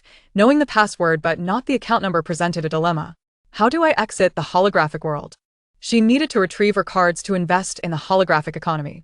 There is an exit button in the upper right corner. Ji Huaixi glanced at the almost transparent exit button, wondering if it was designed to prevent others from leaving the holographic world. Just as she was about to press the exit button, Xiaoxi's electronic voice interrupted. Mr. Gu Jinji has transferred 100,000,000 yuan to your account. Your current account balance is 100,000,000 yuan. The funds arrived most fortuitously. Chapter 101. Gu Jinji's hand intertwined with hers. I see you've been standing by the roadside, dazed for over 10 minutes. Ji Huaixi closed the semi-transparent electronic screen and noticed Gu Jinji standing beside her. The Gu Jinji in the holographic world appeared identical to his real-world counterpart. Did that mean she mirrored her real self as well? Ji Huaixi smiled. I'm utterly broke, destitute, and considering begging for alms on the street. Gu Jinji smirked. In that case, you would likely starve. Ji Huaixi flashed him a sweet smile, confidently asserting. But you're here, aren't you? Currently, those accessing the holographic world were primarily internal personnel, and begging could indeed lead to starvation. Gu Jinji's lips curled into a smile. Come, let me show you around. As Ji Huaixi watched him stride forward, it was evident that his height remained unchanged. Does a person's appearance not alter? She curiously asked. Gu Jinji shook his head, explaining that one's height, weight, and appearance would remain consistent with reality. Yet in the holographic world, individuals are in perfect health. Those suffering from debilitating ailments in the real world, unable to walk or speak, would encounter no such difficulties here. As Gu Jinji spoke, Ji Huaixi's mind conjured the image of Jiang Li seated in a wheelchair. Jiang Li's endeavors would undoubtedly continue thriving in the holographic world. Ji Huaixi glanced at the construction teams along the roadside. Were they tasked with completing the holographic world's infrastructure by next month? Gu Jinji guided her forward, providing clarity. In the holographic world, 2 hours equate to 1 hour in reality. The construction in Area A, where we currently stand, is nearing completion. Ji Huaixi observed the vacant storefronts lining the street. There are a total of 36 districts in the domestic holographic world, each designated by a letter. Area A's construction is nearly finished. Any shop not intended for a coffin business could potentially yield substantial profits. Ji Huaixi contemplated purchasing several properties to rent out, much like a landlord in Nancheng, effortlessly collecting rent. Are these properties owned by the government? She asked. 80. With the remaining 20 distributed among the tech companies that sell holographic devices. Currently, there are 5 such companies in the country. Upon hearing this, Ji Huaixi felt a pang of envy. By that reckoning, Gu Jinji must possess at least 4 properties in the holographic world. While 4 may seem few, having 1 in each district is considerable. Coupled with Gu Jinji's personal investments, the thought alone was enough to evoke awe. Gu Jinji discerned Ji Huaixi's thoughts immediately. If it weren't for the concern of startling her, he could easily transfer his assets into her name right then and there. I have a place to show you. Ji Huaixi noticed his mysterious demeanor, piqued with curiosity. Where to? Gu Jinji replied, You'll find out when we arrive. Suddenly, she felt her hand being held. Ji Huaixi stiffened momentarily. Holding hands? Gu Jinji's hand was entwined with hers. Even in the holographic world, the sensation felt profoundly real. His hand was warm. Gu Jinji pretended not to notice her unease. With utmost seriousness, he remarked, Allow me to teleport you. Hold on tightly. Upon hearing this, Ji Huaixi realized the implication. He was about to transport her, hence the grip on her hand. Thankfully, it was not a complete interlocking of fingers, for that might have led her thoughts astray. Her slender fingers gently clasped his in return. The amusement in Gu Jinji's eyes was unmistakable. It was rather easy to mislead her when she was oblivious. The chill in the girl's fingers suggested that the warmth of reality had seeped into the holographic world. After casually documenting their inaugural hand-holding, Gu Jinji opened the map and deftly entered the address in the search bar. Ji Huaixi observed as the surroundings gradually became transparent.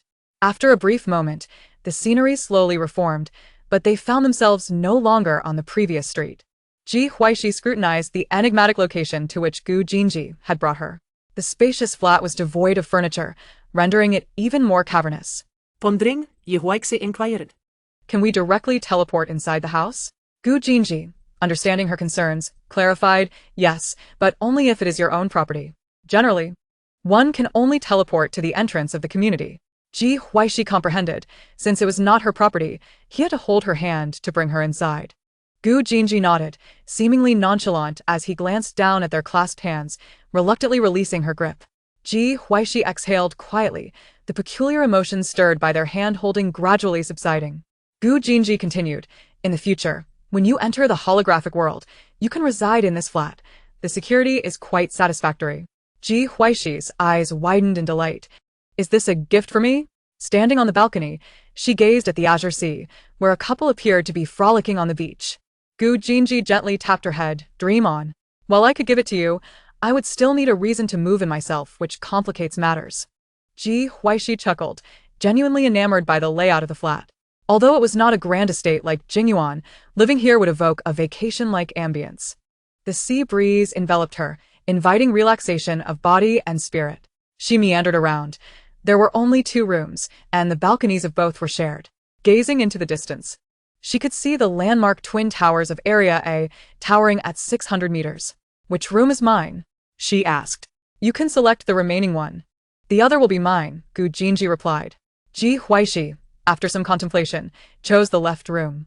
Suddenly, a mechanical voice resonated in her ear. "Congratulations, Ms. Ji Huaixi, on acquiring half ownership of the property located on the 28th floor of the Mo Yunguan Lawn in Area A." Ji Huaixi raised her brows.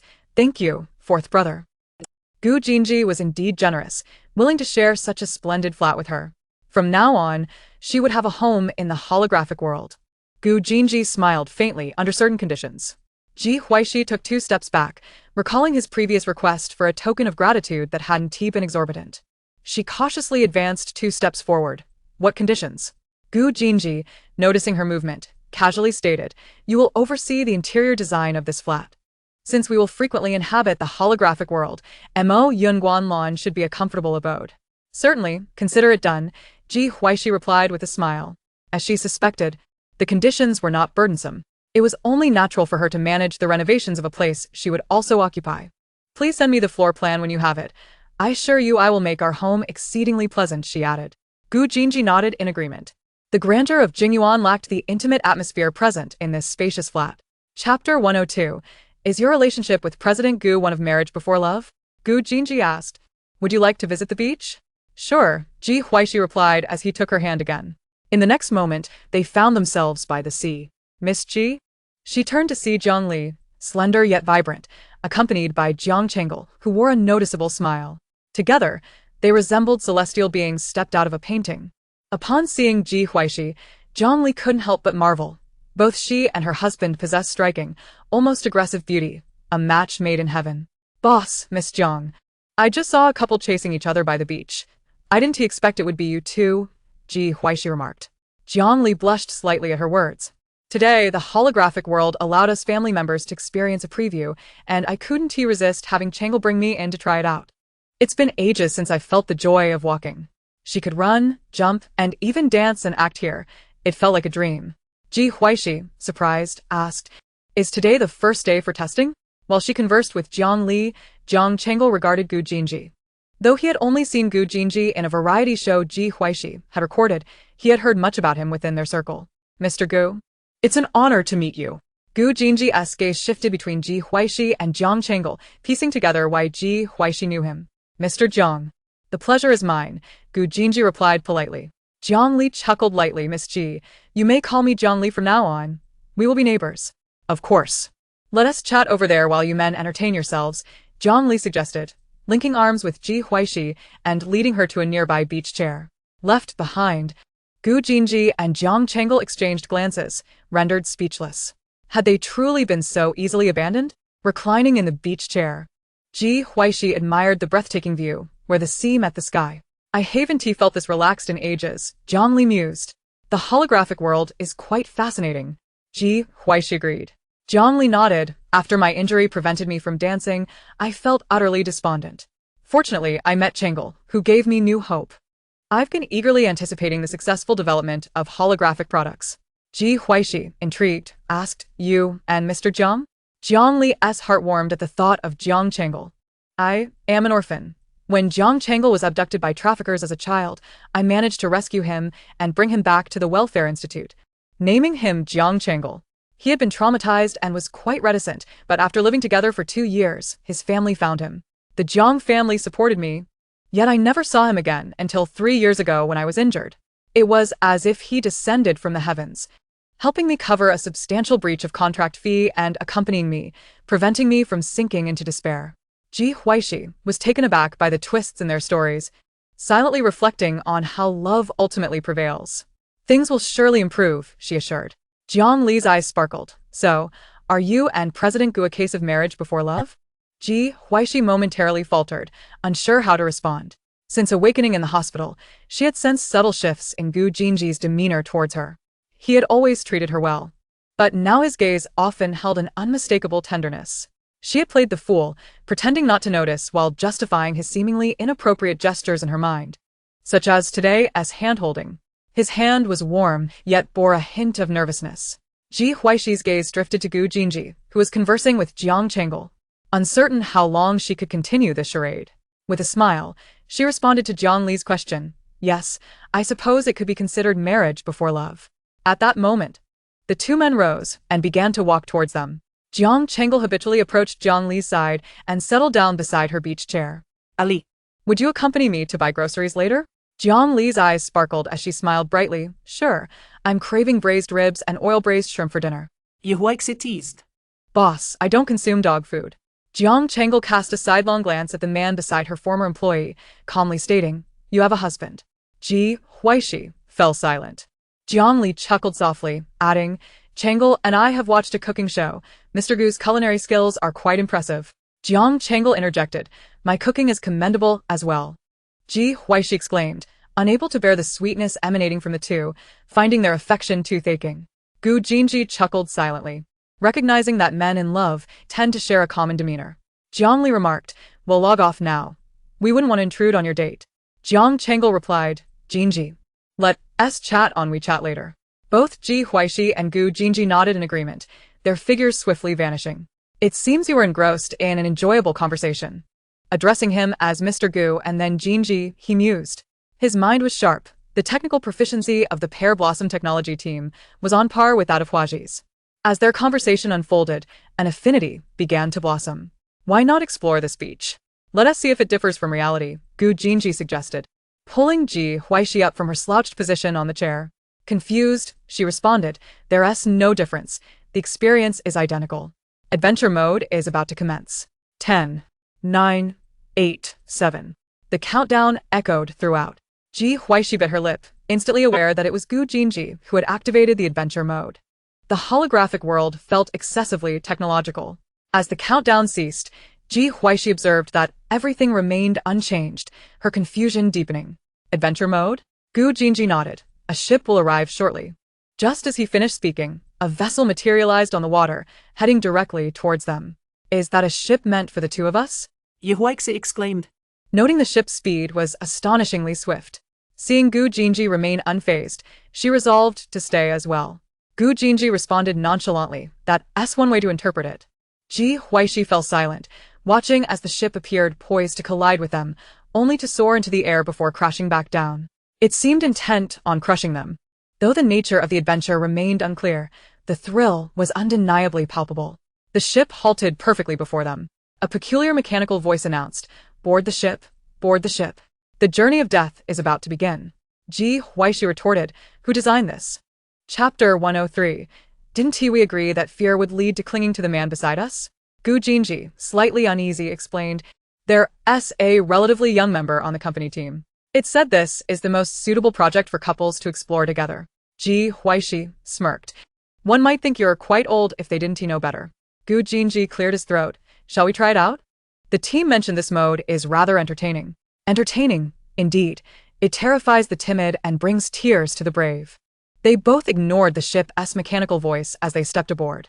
Ji Huaixi grasped the railing at Gu Jinji's prompting. The vessel suddenly surged back into the sea. The sky abruptly darkened, transforming day into night, with the moon hanging high above. Welcome to the maritime adventure. You must find 3 crew members aboard the ship and uncover the mystery behind the captain's demise. The ship consists of 2 levels, so please tread carefully. Those frightened will be tossed into the sea. Ji Huaixi was taken aback as she ventured into the dark interior of the ship, where visibility was non-existent, and a foul odor permeated the air. Gu Jinji, unable to see her expression, quietly inquired, "Aren't you scared?" Just as Ji Huaixi was cautiously exploring the ship, she was startled by his voice and let out a shriek. "Ah, don't speak so suddenly." Gu Jinji rubbed his nose. "I deduced that. Didn't we agree that fear would prompt you to cling to the man beside you? A coward has been frightened into a scream, though keep your voice down, or you might awaken the slumbering monster." Ji Huaixi retorted, "Be quiet. I seem to have incurred your wrath." Even a well-meaning warning is unwelcome from an emotionally unstable explorer. Ji Huaixi pondered that offline immersive experiences like murder mysteries and escape rooms would undoubtedly flourish in the holographic world, given the atmospheric effects created by such advanced technology. As she fumbled along the walls for a switch, every rustle in the dark sent chills down her spine. She desperately needed light. Gu Jinji remarked, "The lights aren't over there, just wait a moment. Do you know where the lights are? Why didn't you turn them on when we entered?" She sensed Gu Jinji's purposeful stride. "I thought you wanted to experience the ambience of adventure." "Thank you very much," she replied sarcastically. "No need to thank me." Gu Jinji switched on the lights, and a dim yellow glow flickered like a candle in the wind, casting eerie shadows. With the feeble light, Ji Huaixi surveyed the illuminated area, while the darkened corners loomed ominously. The paint on the walls was peeling, revealing rust beneath.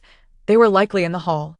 The hall was cluttered with dilapidated furniture and decor, along with piles of debris in the corners. Suddenly, the dim light extinguished, plunging the ship back into darkness. In that instant, suffocating silence enveloped them once more. It felt as though countless eyes were lurking in the shadows, observing and waiting. The next moment, something seemed poised to leap out. Gu Jinji returned to Ji Huaixi's side, and he could almost hear her heartbeat racing in his ears. "Do you wish to continue? If you're frightened, we can disembark. We can't leave. This is a journey of death." "Be quiet. Those pesky couples bully me. Toss the man into the sea and bury the woman in the ground. Let us continue." This is quite amusing, especially the periodically echoing electronic voice. "It's overly intelligent." The dim light flickered back to life. Suddenly, a shadow darted past. A ghost. "Wait for me." Gu Jinji braced himself for the inevitable fainting of his playful companion, but to his surprise, Ji Huaixi ran faster than the ghost and seized the fleeting figure. Who was it who was terrified just moments ago? He wondered. Ji Huaixi dragged the ghost back to Gu Jinji's side. In the next moment, the lights dimmed again. Just before complete darkness enveloped them, Gu Jinji watched as the woman, still clutching the ghost, rolled her eyes back and began to fall. With an odd sense of amusement, he reached out to catch her. "Ah, so frightening. Such warm arms, I want to faint." As the light illuminated once more, Gu Jinji contemplated releasing his grip. The terrified woman clutched a ghost with disheveled hair, strands resembling a tangled web cascading down. The ghost appeared equally perplexed. "Should you let go, or should I?" Gu Jinji lowered his gaze at her, a smirk dancing on his lips. Ji Huaixi pinched herself with the hand that wasn't he grasping the ghost, using the strength of his arm to regain her footing. "Don't laugh. In such a sinister place, I could mistake you for a ghost. Even a handsome ghost wouldn't he do." Gu Jinji stifled his laughter. Ji Huaixi, trembling, pushed aside the ghost's hair, revealing two hollow, soulless eyes, akin to bottomless black pits, emanating a chilling aura. Its lips slightly parted, as if silently screaming. She hastily covered its terrifying face with its hair again. "What an ugly ghost. Are you a crew member? If so, make a sound." Gu Jinji stood quietly to the side, observing Ji Huaixi, who appeared to be both audacious and timid. As long as you look good, refrain from verbal assault on NPCs. They too can experience anxiety about their appearance. Ji Huaixi mused. "So, is he a crew member?" "Unknown. I really want to find a rope and tie him up. I've never encountered a ghost before." Gu Jinji glanced around, and indeed spotted a length of rope. "How do you intend to bind him?" "Stop. No personal attacks on NPCs. Warning issued 100 times. Ji Huaixi seemed oblivious, binding his hands behind his back, ensuring he wouldn't escape. Gu Jinji approached and picked up the rope. The lights dimmed as if manipulated by unseen hands. Ji Huaixi was startled by the sudden darkness. She sensed the ghost in her grip, previously still, beginning to thrash violently. The ghost was trying to flee. "It can't escape." Your assured tone provided a sense of calm. "You loosen your grip. He's restrained." Ji Huaixi feeling quite relieved, released her hold. The oppressive darkness lifted, and the lights brightened once more. She gazed at the bound ghost and timidly inquired, "It's rather frightening. Are you a crew member?" No. The restrained NPC looked up at the ceiling, lamenting the absence of justice. Ji Huaixi replied, "Then I can relax. I've never dealt with a ghost before. So, please cooperate. That is an NPC. That is an NPC. That is an NPC." But he was playing the role of a ghost. Chapter 104. How did the defenses crumble? The electronic voice, imbued with a semblance of humanity, fell into a profound silence. The NPC portraying the ghost conceded, "I am here to deliver gifts." Ji Huaixi's mind drifted to a familiar advertisement from her childhood. Gifts are only accepted in Brain Platinum. Recollecting her wandering thoughts, she tugged on the rope. "Where are the gifts?" "There is a diary in the crew's quarters, which contains 2 items you need." "Oh, anything else?" "I only have 1 clue." "Then lead the way." NPC. He had revealed all his clues. Yet Ji Huaixi still intended to keep him tied up? Whatever he thought, he asked. Ji Huaixi boldly stated, "Of course I want to release you. You are the NPC on the ship, and you must be more familiar with everything aboard than we outsiders, so keeping you around to guide us is only fitting." NPC. Encountering someone like Ji Huaixi, he never wished to be an NPC again in his next life. Prohibition on commanding NPCs. Commanding NPCs will lead to being an NPC in the next life. Ji Huaixi smirked, "I haven't figured out my life yet. Being a dog in my next life doesn't concern me." The electronic voice, as if short-circuited, rendered a deafening silence. Ji Huaixi followed the NPC as they walked outside. The flickering lights pulsated like a frantic drumbeat, occasionally striking at the fragile nerves of the onlookers. With each breath, a putrid scent seemed to linger in the air. The corridor echoed with eerie sounds, sending shivers down one's spine. Ji Huaixi felt goosebumps rising on her skin. Gu Jinji, observing in the dim light, noted Ji Huaixi's oscillation between slight fear and overwhelming terror. He smiled subtly. Ji Huaixi turned just in time to catch that fleeting smile. How could one manage to smile in such an environment? How peculiar. Yet if one weren't peculiar, it would hardly occur to bring someone they liked on a terrifying adventure. The NPC halted before a door. "You should push it open." The NPC grumbled, "Are you the adventurer, or am I?" Ji Huaixi calmly replied, "I am, but you are my ghost. So it's reasonable for me to command you." The NPC took a deep breath, lamenting his past life of crime, and in this life, being an NPC while encountering Ji Huaixi. He kicked open the creaking door, and a wave of stale, moldy air rushed forth. "Poor door." Ji Huaixi protested on behalf of the frail barrier. "My hands are tied." Ji Huaixi exclaimed, "Apologies, I forgot." "Stay calm."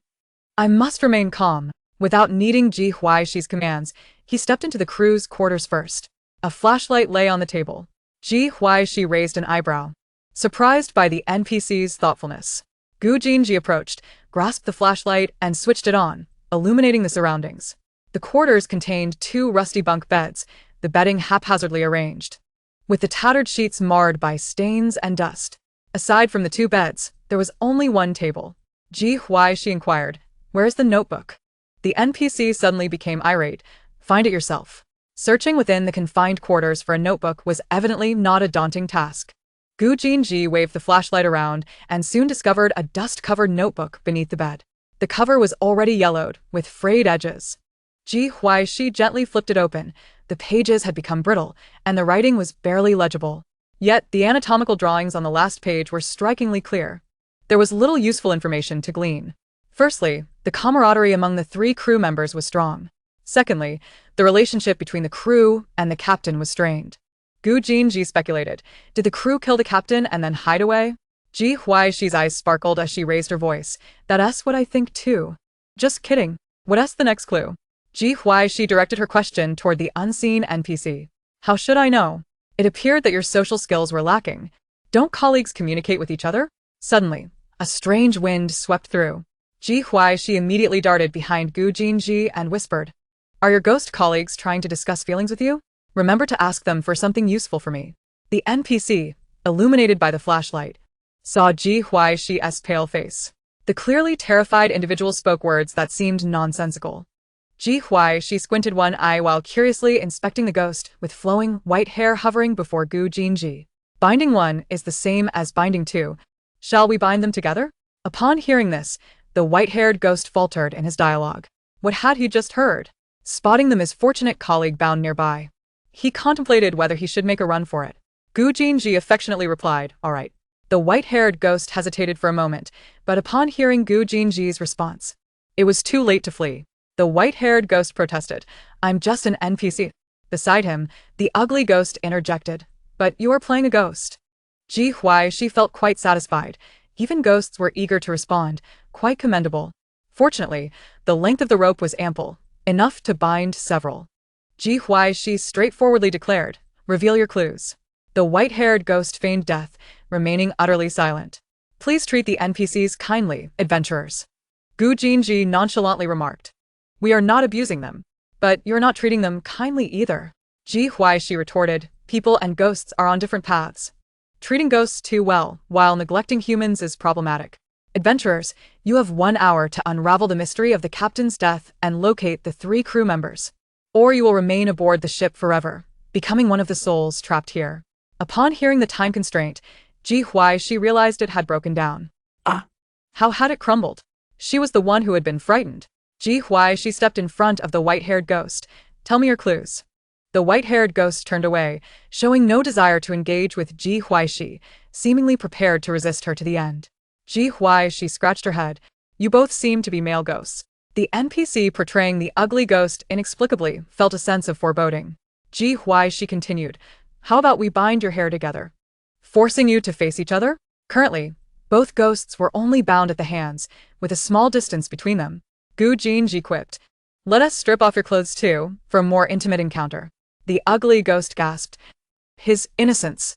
The white-haired specter lowered its head and suddenly tossed it back, revealing a rather delicate face. "Master, what information do you wish to know?" "I shall speak without reservation." The expression on the specter's face was exceedingly obsequious. Ji Huaixi did not anticipate such effective results. "What is your lead?" "All 3 crew members are deceased. Our captain is a truly benevolent person. Please, you must uncover the truth behind his demise. The real truth lies within the depths of the ship. I implore you both to descend and seek the concealed reality." Chapter 105. "Boss, your wife doesn't believe you." The grotesque specter observed its colleague's sycophantic demeanor, which shifted with remarkable swiftness. Gu Jinji suggested, "Shall we venture to the lower levels?" Ji Huaixi nodded, taking the hands of the 2 specters as they exited the crew quarters. Under the guidance of the 2 ghosts, they arrived at the ship's lower deck. The dim, damp lower levels were permeated by a pungent odor. Ji Huaixi raised her flashlight, gazing at a door before her, which was adorned with a password lock draped in cobwebs. Just as she intended to examine the code, a low growl emanated from behind her. A growling ghost? Ji Huaixi directed her flashlight toward the sound. A monstrous entity floated in midair, its massive form shrouded in obscurity, with stout, twisted limbs undulating like a serpentine giant, complemented by a pair of enormous wings. The unidentified creature opened its gaping maw, lunging toward them. "Ah! A monster! Help! Save me!" "Wah! I am terrified." Ji Huaixi hid behind Gu Jinji, while the 2 specters scrambled to take refuge behind her. Gu Jinji silently covered his ears, calmly awaiting his fate. Indeed, the cacophony of 1 person and 2 ghosts was somewhat overwhelming. Amidst the chaos, Ji Huaixi inadvertently turned off the flashlight. In the darkness, the growling sound gradually faded away. "Has the monster vanished?" the grotesque specter inquired. "Should have," the white-haired specter replied. "Perhaps?" Ji Huaixi mused. "It appears Ultraman believes in light, and so do monsters. Why are you 2 ghosts hiding behind me?" Ji Huaixi posed a soul-searching question. The 2 specters offered awkward smiles, replying in unison, "Ghosts are afraid too." Would turning on the flashlight attract the monster? "You may try." Gu Jinji felt Ji Huaixi was merely jesting. Ji Huaixi activated the flashlight, and before long, the familiar low growl resonated once more. "Aha! Monster! Help!" Ji Huaixi promptly closed her eyes, hearing the specter's cries, decisively switching off the flashlight. The switch flicked on and off repeatedly. The ghostly wails ebbed and flowed. Ultimately, the 2 specters began to regard the floating monster with a semblance of compassion. "Spare the ghosts and the monster as well." The electronic voice expressed a hint of exasperation. It was incurring losses. The monster was on the verge of being overplayed. What is the door's password? 5201314. How cliché. You need not navigate challenges to acquire the password.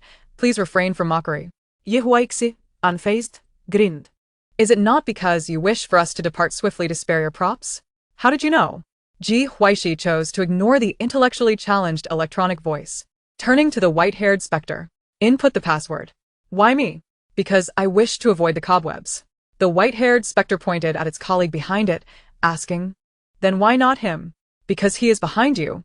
Such a straightforward answer. Under the eaves, one must bow their head. The white-haired specter fumbled with the password lock. Unlock successful. Only one of the two explorers may enter.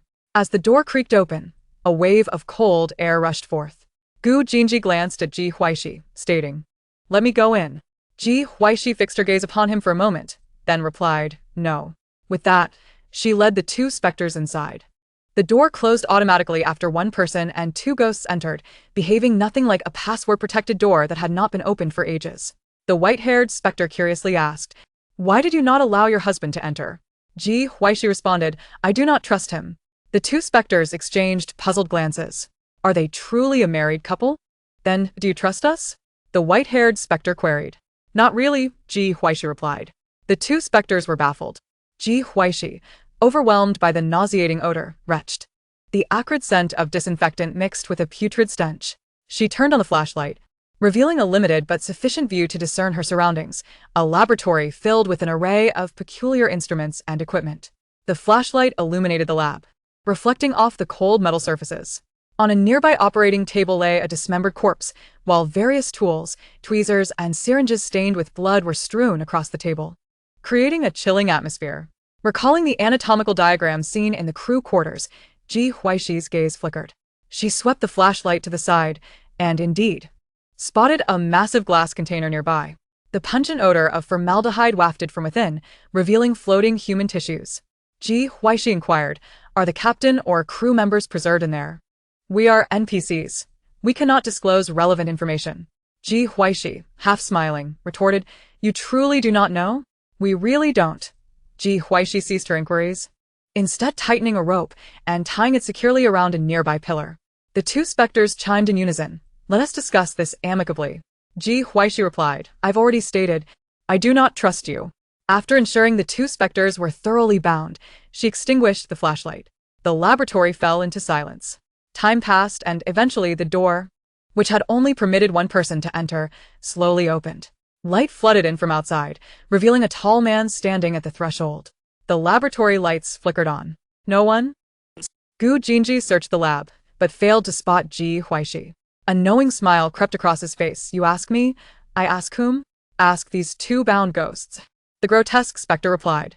I don't know. She should still be in the lab, the white-haired specter added. It's too dark. I couldn't see her. The grotesque specter lamented. So how do we expose ourselves? A loud bang echoed as the laboratory door slammed shut. Where's your wife? Gu Jinji lazily inquired. Successfully cleared the challenge and left the ship. Impossible. The electronic voice exclaimed incredulously. The two specters seemed somewhat bewildered as well. However, it made a degree of sense. The laboratory was entirely enclosed, and only by successfully navigating the challenge could one quietly disappear. The two specters, portraying ghosts, looked at Gu Jinji. Boss. Your wife doesn't believe you. Gu Jinji replied, There are 2 vacancies in Africa. Boss, you and sister-in-law are a match made in heaven. Boss. Sister-in-law is the perfect match for you. He dismissed his somewhat unruly subordinates and vanished from the ship. Moments later, he appeared on the beach, where he indeed found Ji Huaixi lounging on a beach chair. The sky had returned to a clear blue, rendering the rusty ship a mere figment of the past. Ji Huaixi beamed at him. Hello, NPC crew member masquerading as an adventurer. Gu Jinji seated himself beside her. When did you realize? Ji Huaixi's market? Guess. Chapter 106, A Small Sum for Close Encounters with Idols. Initially, she had not doubted Gu Jinji's identity, assuming he was merely familiar with the occurrences on the ship due to prior experiences. It was only during their time in the crew quarters, when Gu Jinji provided leading conclusions, that her suspicions were aroused. The intelligent electronic voice was likely controlled by someone behind the scenes. 3 crew members, 2 ghosts, and Gu Jinji. Gu Jinji smiled softly, not particularly surprised. He had modified several gory elements, intending merely to provide Ji Huaixi with an experience, without the intent to frighten her. Are you hungry? Gu Jinji did not linger on the answer. Instead, he cheerfully shifted the topic. Ji Huaixi nodded. Having not consumed much for breakfast, she found herself feeling a tad peckish after his inquiry. The two departed from the holographic realm. Upon exiting the holographic pod, Li Qinghan also removed his holographic helmet. The profit margins were substantial. As a businessman, Li Qinghan could instantly enumerate a plethora of ways to profit within the holographic world. Gu Jinji merely acknowledged with a sound, remaining unexcited, suggesting they discuss it later.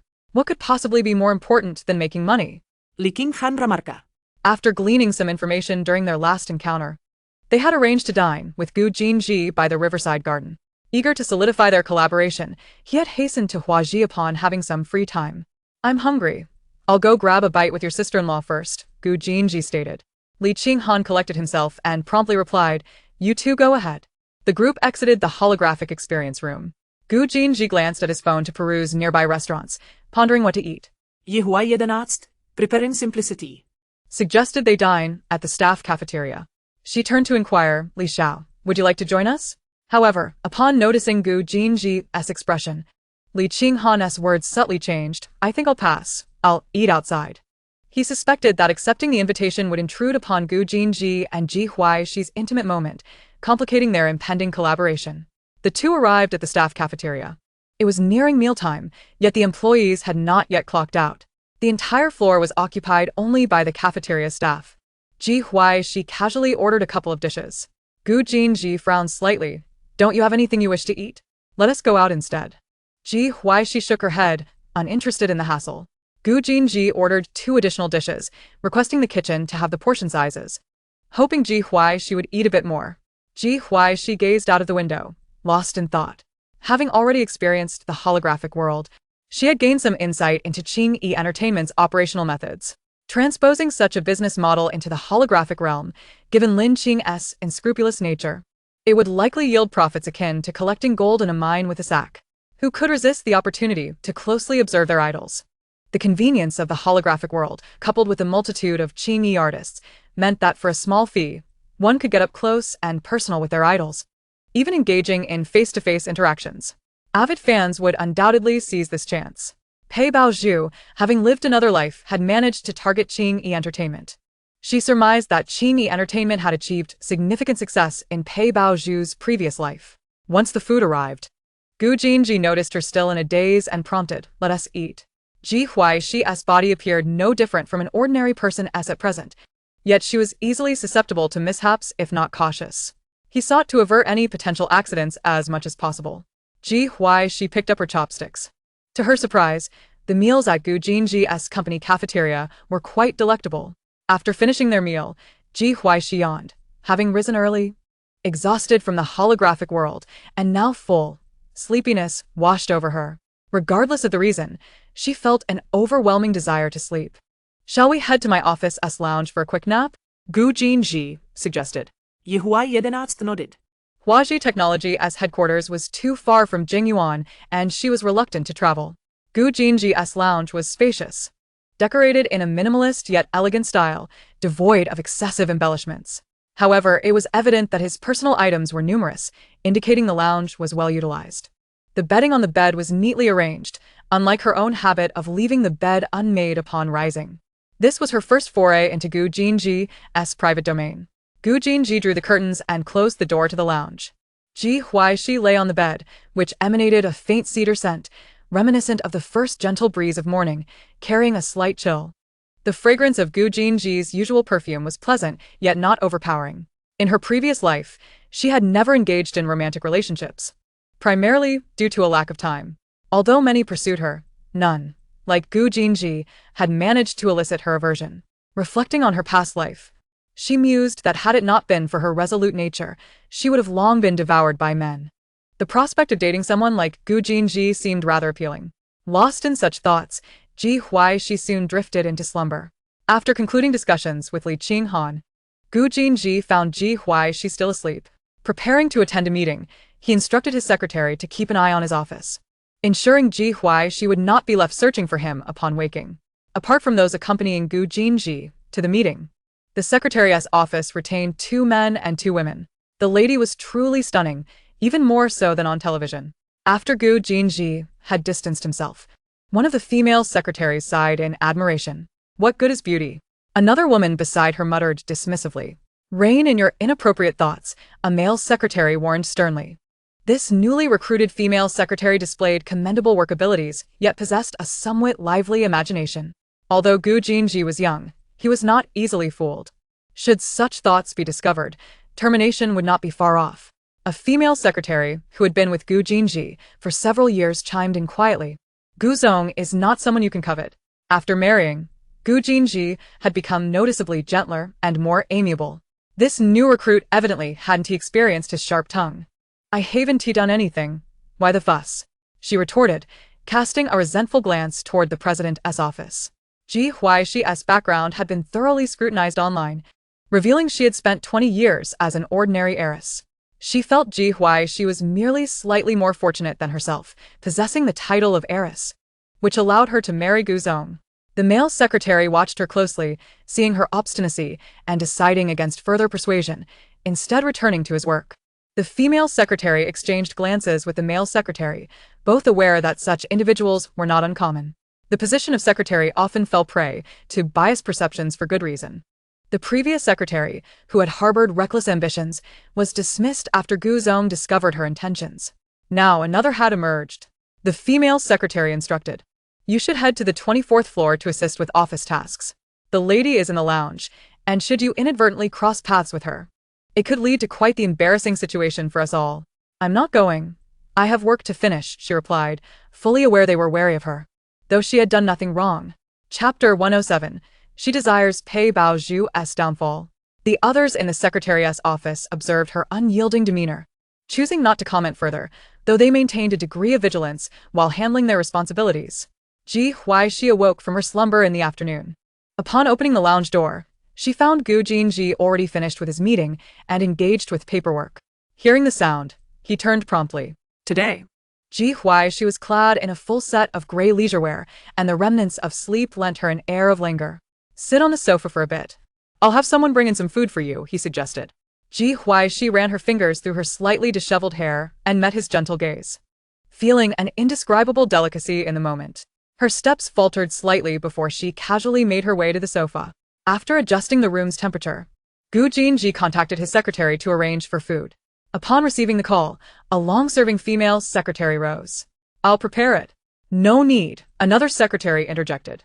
What a joke, letting a secretary with feelings for Gu Zong prepare food for the lady. That would be outright provocation. Shortly thereafter, the female secretary entered with a platter of sliced fruits and snacks, followed closely by a male secretary carrying a teapot of floral tea. Thank you, I appreciate your help, Ji Huaixi said. The 2 secretaries replied in unison, not a problem. Having concluded the discussion, upon observing that Ji Huaixi had no further instructions, he tactfully exited the room. With the matriarch present, Gu Duxi's mood was rather buoyant. In the private chat group devoid of superiors and adversaries, the moment a message was dispatched, responses began to flood in. I shall seek him out immediately. Allow me to go first. The proposal he rejected a few days ago nearly drove me to despair. No need to rush, I am already at the door. The female secretary, noticing her colleague at the entrance to the CEO's office, couldn't help but smile slightly. Their pace was indeed impressive. A knock reverberated through the air. Ji Huaixi inquired. Shall I excuse myself? No need. There is nothing you cannot hear. Seeing his lack of concern, Ji Huaixi felt even less inclined to be reserved, resuming her enjoyment of the fruit platter. Once the project manager entered the office, he dared not glance around carelessly. He earnestly began to discuss the project that had been previously dismissed. As he spoke, he scrutinized Gu Jinji's expressions. To his astonishment, there was no hint of annoyance on the boss's face. Historically, the project proposal would have faced countless critiques by now. It was unusual for him to appear so amiable. With a tinge of apprehension, the subordinate asked, Boss, what do you think of this project proposal? Is this the proposal you have revised for 2 days? The inevitable had come to pass. However, after casting a glance at his wife who was still relishing her fruit, Gu Zong decided, let us have it redone. Understood, boss. He hastily departed the CEO's office. I have survived, everyone. Keep pushing forward. Gu Dushi is surprisingly genial today. You rascal. Gu Jinji was oblivious to his subordinates' private discussions in the chat group, yet he could discern their intentions whenever someone entered to report on work. With Ji Huaixi present in the office, he found it easier to engage. With a smirk that straddled the line between amusement and seriousness, Gu Jinji sent a group announcement to the senior management. The office finally returned to a state of tranquility. Gu Jinji quickened his pace in processing documents. He was eager to leave work early. Ji Huaixi busied herself playing a match-3 game while nibbling on fruit to pass the time. Having lived a life of relentless toil in her past existence, she found herself somewhat unaccustomed to this newfound leisure. The original character possessed a commendable education, having graduated from a prestigious university with a degree in finance. Before returning to the Pei family, she had undertaken various part-time jobs to sustain herself, distributing flyers, serving as a waitress and tutoring. After her return to the Pei family, she was coaxed into the entertainment industry. The variety show was filmed after her arrival in this world. Contemplating what endeavors to pursue, she reflected on the nature of her undertakings. If it were solely about making money, the task would be considerably simpler, yet devoid of intrigue.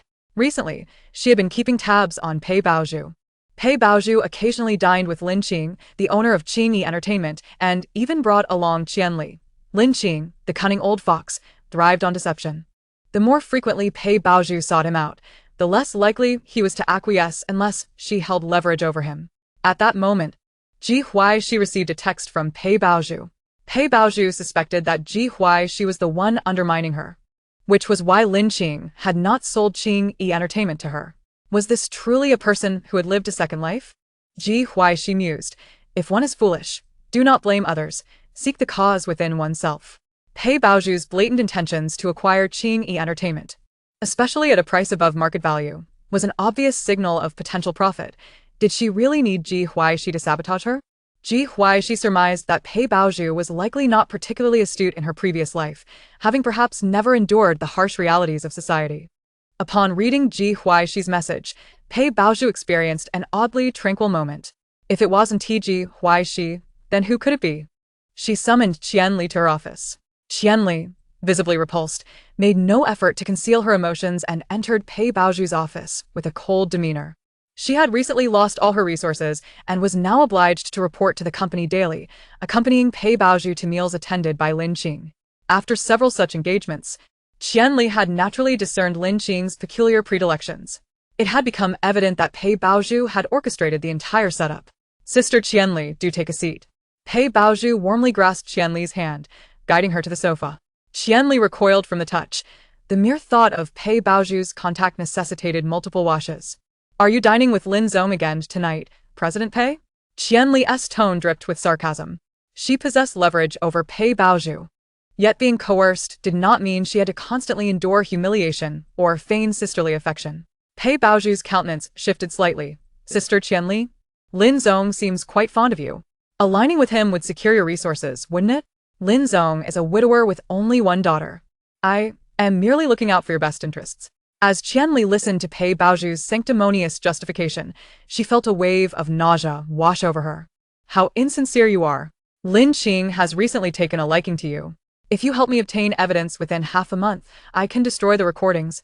And Mingzhu will fully support you in becoming a top-tier star. Pei Baozhu cut to the chase. Qianli chuckled lightly.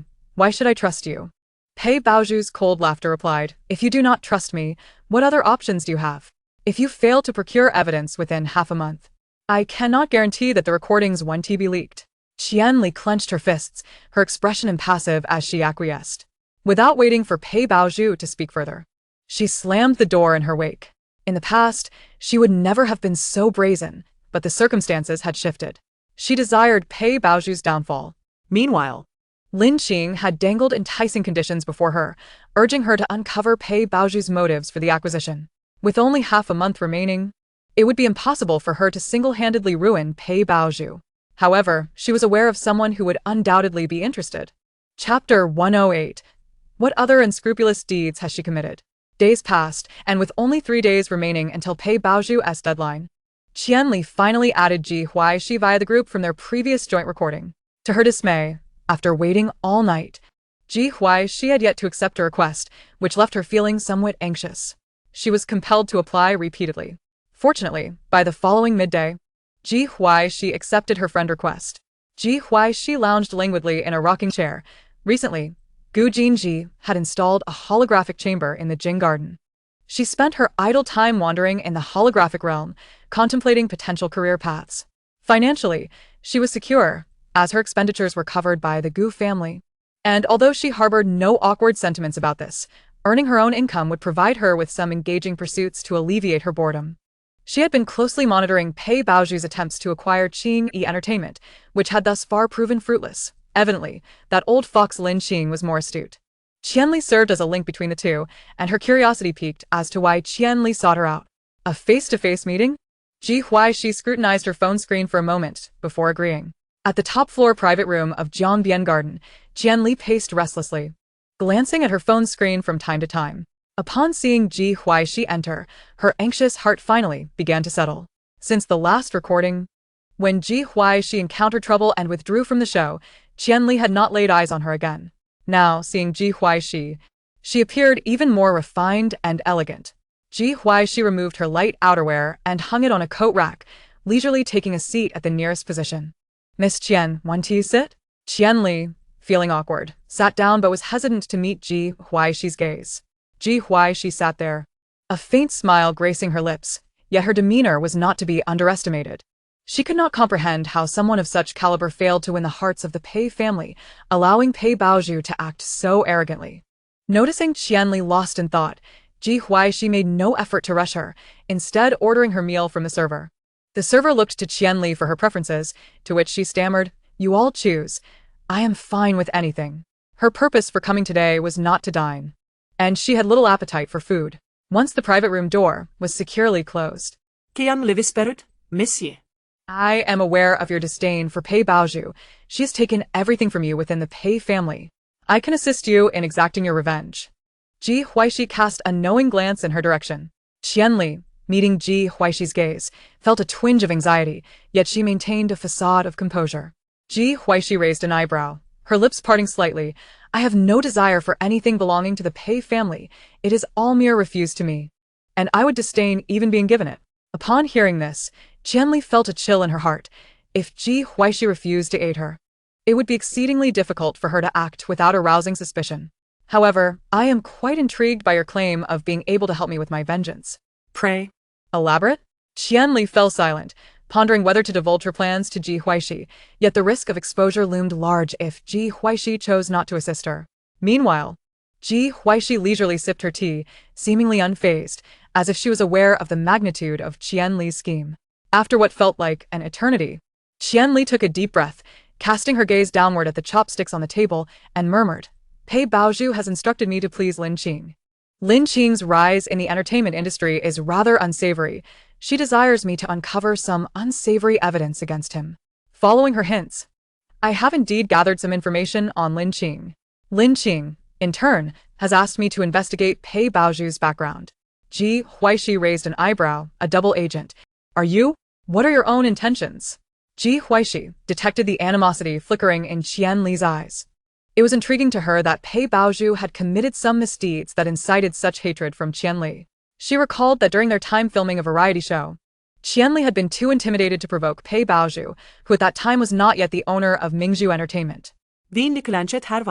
Her palms pressing against each other as she declared, "I wish to see Pei Baoju fall into a mire from which she can never rise." Ji Huaixi inquired, "Why? Is she the one holding leverage against you, coercing you to please Lin Qing? How do you know?" Qianli responded, her expression one of surprise tinged with caution. Ji Huaixi scoffed lightly, "Do you suspect me? If you do, you are free to leave, and I shall pretend I have heard nothing." Feeling a bit uncomfortable, and kept her eyes lowered. "No, will you help me?" Ji Huaixi's fingers lightly tapped the table. "How would you like me to assist you? Are you not concerned that Pei Baoju might reveal your secrets?" Qianli replied with a cold laugh, "I am not worried. I do not intend to linger in the entertainment industry any longer. I have made enough money and plan to take Xiaoguang abroad. However, before I do, I must ensure that Pei Baoju pays the price." Ji Huaixi remained silent, signaling for Qianli to continue.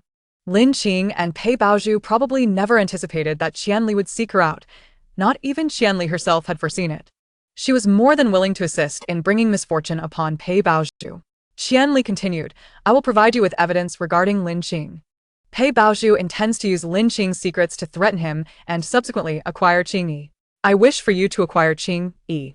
While I am unaware of its significance to Pei Baozhu, I do know it is of utmost importance to her.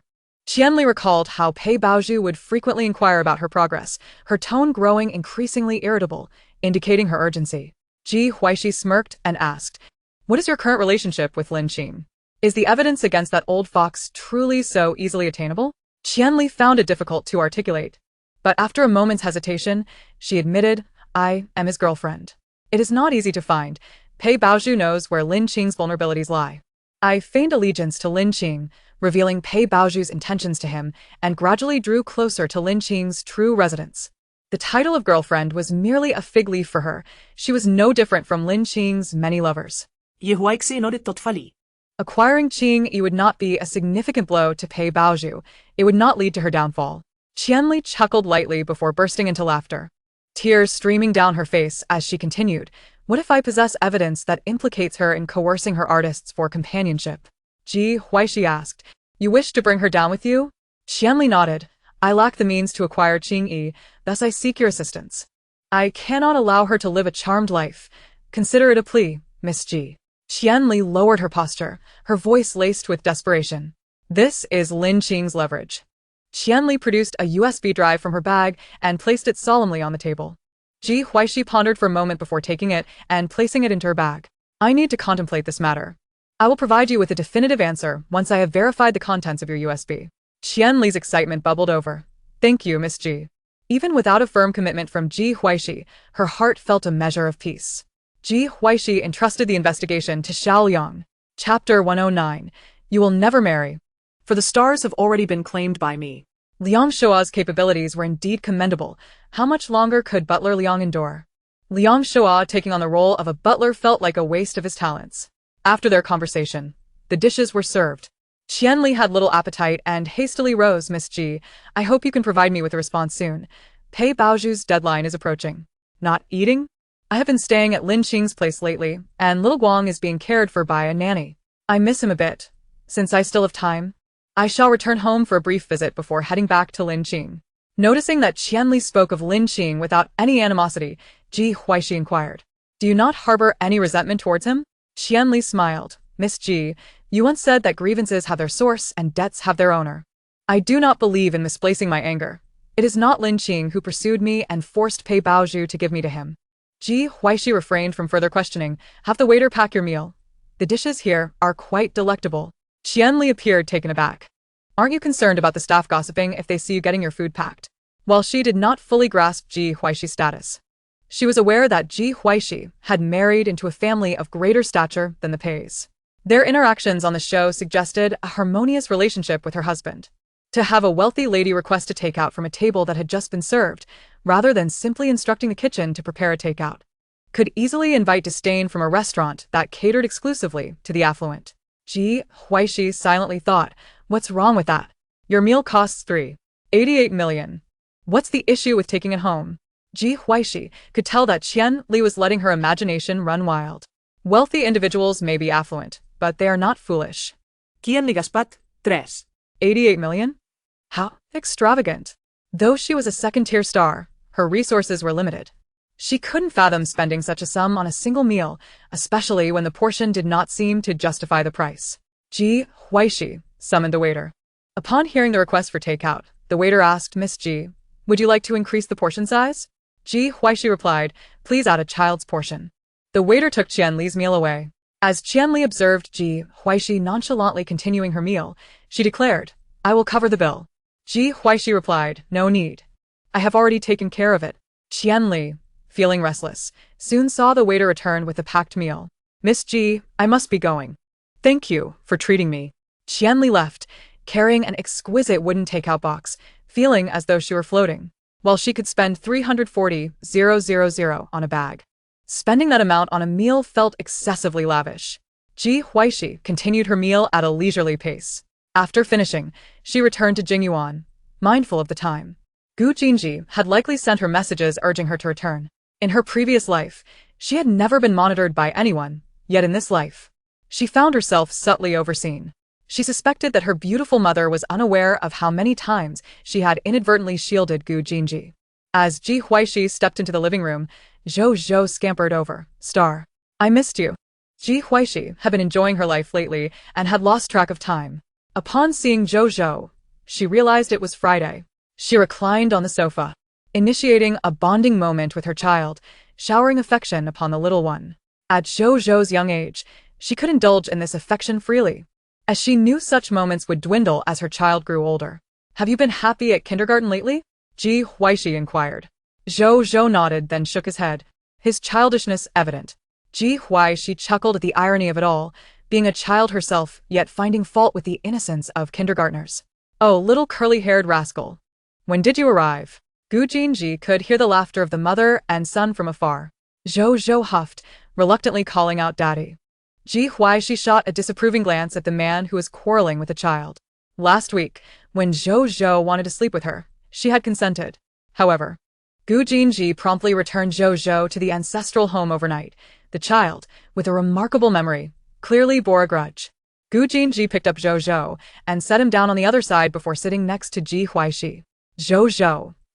Zhou Zhou climbed down from the sofa, puffing and squeezing himself between Ji Huaixi and Gu Jinji, wrapping his arms tightly around Ji Huaixi's arm. Bad daddy. Gu Jinji squinted slightly, a smirk playing on his lips. You're hugging my wife. Ji Huaixi rolled her eyes. Don't tease the child unnecessarily. I've just returned from a week-long business trip. Can I even sit on the sofa to rest? Gu Jinji gazed at her, the corners of his lips curling slightly. You heartless one. You didn't even think to send me a message during my trip. Fortunately, whenever he messaged her, she always replied.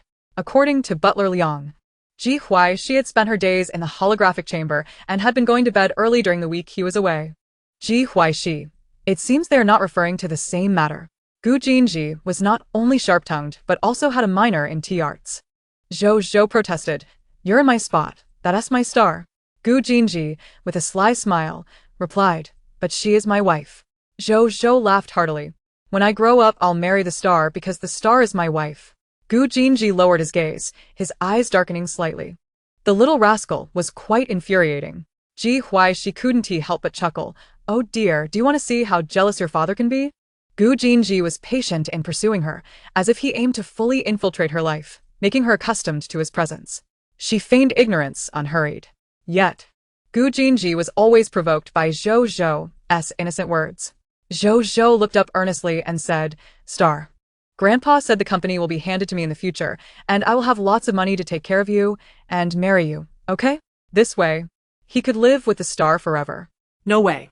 Gu Jinji pinched Zhou Zhou's cheek. Zhou Zhou swatted his hand away. Bad daddy. I'm going to live with the star in the future, without you. I'll send you back to the ancestral home. Ji Huaixi struggled to contain her laughter, as Zhou Zhou's vengeful demeanor was quite vivid. Gu Jinji replied, then I'll send you back to the ancestral home right now. Day after day. You just want to steal my wife. Zhou Zhou pouted. You're mean. Star, can I marry you in the future? We can live in Jingyuan with grandpa, grandma, and great-grandpa without daddy. That one do, Zhou Zhou. Zhou Zhou widened his eyes. Does the star not love me anymore? Gu Jinji teased. Did you hear that? That one do. Ji Huaixi looked at Gu Jinji with a hint of exasperation. How old are you? Ji Huaixi hugged Zhou Zhou on her lap. I love you. You will always be my little treasure. To marry, you need to be the same age as me. Zhou Zhou asked. Only if our ages are the same? Ji Huaixi nodded. Zhou Zhou pondered for a moment, tilting his head. Star, when I grow up to be your age, I'll marry you. Once I'm older. Ji Huaixi couldn't help but chuckle. She was about to speak when he interjected. Even when you grow up, you can't marry her. The star has already been married off to me. Ji Huaixi. Chapter 110. The unwritten rules of the entertainment industry known to insiders. Zhou Zhou stared at his father in disbelief, exclaiming, Impossible. The star hasn't been married off to you. If you don't believe me, ask the star.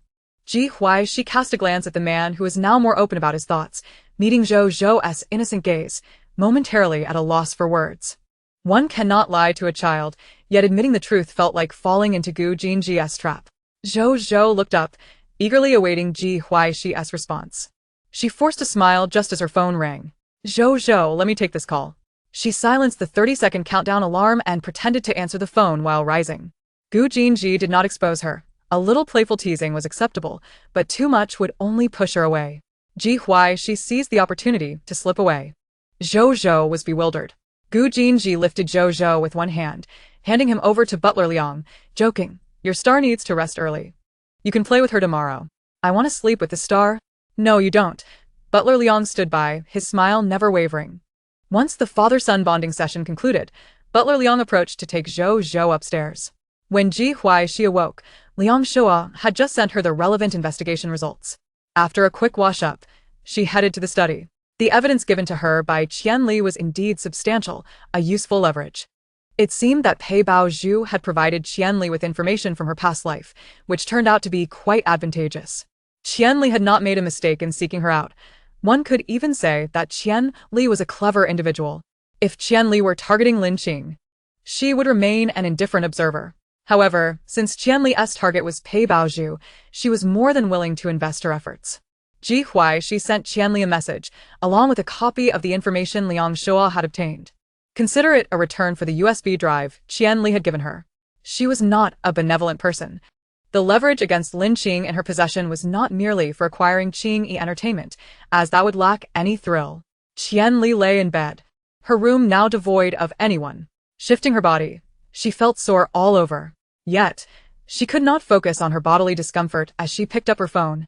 Waiting for Ji Huaxi's message. Tomorrow marked the final deadline given by Pei Bao Zhu. Upon logging into her private account and seeing the message from Ji Huaixi, her pupils constricted, suddenly aware of her current surroundings. She swiftly threw off the covers and stumbled into the bathroom. Turning the shower to maximum, she dared to cry silently, letting the chilling water cascade over her. She no longer had to live in fear. Time passed unmeasured, and when her body became cold and rigid, she slowly struggled to rise, taking a casual shower. Qian Li changed into a long-sleeved dress from her wardrobe. Descending the stairs, she found Lin Qing still present, her eyes revealing surprise, though her expression remained impassive. Lin Qing, noticing Qian Li dressed modestly, frowned. "What are you wearing?" "I don't like it. Hurry and change." The attire was a gift from Pei Bao Zhu, and Qian Li had always been considerate of his tastes, dressing as he preferred. In intimate matters, she had let him have his way. Qian Li was also aware of Pei Bao Zhu's intentions for her to get closer to him, which explained his long-standing favor towards her. Qian Li stood firm. "I need to return to the company. President Pei's deadline is approaching, and you wouldn't want me wearing these clothes in front of outsiders, would you?" Lin Qing hesitated, recalling how alluring this woman looked in the outfits he had chosen. He dropped the notion of making her change. Pulling her onto his lap, he asked, "I'm worried about you being troubled by Pei Bao Zhu. Just find an excuse to delay her when you return." Qian Li feigned gratitude, nodding. After leaving Lin Qing's private residence, Qian Li headed straight home. Upon learning that Qian Li and her son had boarded the plane, Ji Huaixi raised an eyebrow. Impressed by their swift departure, a gentle knock echoed at the door. Gi smiled. "Come in." The door to the study opened slightly, revealing a curly-haired little head peeking in. "Star, I miss you." Zhou Zhou stood at the entrance, a bit conflicted, fearing he might interrupt the star's work. Yet, he longed to see her, so he intended just a quick glance before leaving. Ji Huaixi was charmed, waving him over. Zhou Zhou shook his head. "Just a look. I'll leave. The star is busy." Ji Huaxi's heart melted. The little rascal was behaving quite adorably. She rose and made her way to the door, taking Zhuang Zhuang by the hand as they entered the study. "Is it all right for Zhuang Zhuang to keep me company in the study? I wish to cherish my time with him as well." "Very well." Ji Huaixi gently seated Zhuang Zhuang in the rocking chair and handed him a children's book. Returning to the computer desk, Ji Huaixi had already procured some online support. Mingzhu Entertainment Media was known for its unsavory dealings, a fact well understood by insiders of the entertainment industry. Pei Bao Zhu and Qian Li were embroiled in a growing number of related discussions. Qian Li had wagered her career and future, while all she needed to do was subtly stir the pot. Such a lucrative opportunity had been a rarity. Ji Huaixi observed the comments from netizens with keen interest. Good heavens, Pei Bao Zhu is willing to sacrifice the integrity of her own artists just to acquire Qingyi Entertainment. The owner of Qingyi Entertainment, Lin Qing, has a penchant for mature women, and Pei Bao Zhu disregards the fact that Qian Li already has a child. Sending her to accompany Lin Qing? Qianli's situation is truly tragic, having joined such a company. The entertainment industry is so filthy. How is this any different from forcing artists to sell their bodies? It's hard to believe that Pei Baozhu, herself an artist, would stoop so low. When Lin Qing received the news, his expression darkened considerably. He had always valued his reputation and had concealed his peculiarities well. Now, With the entire internet aware of his indiscretions, how could he not be furious? With a scowl, Lin Qing immediately called Qianli, only to find her phone switched off.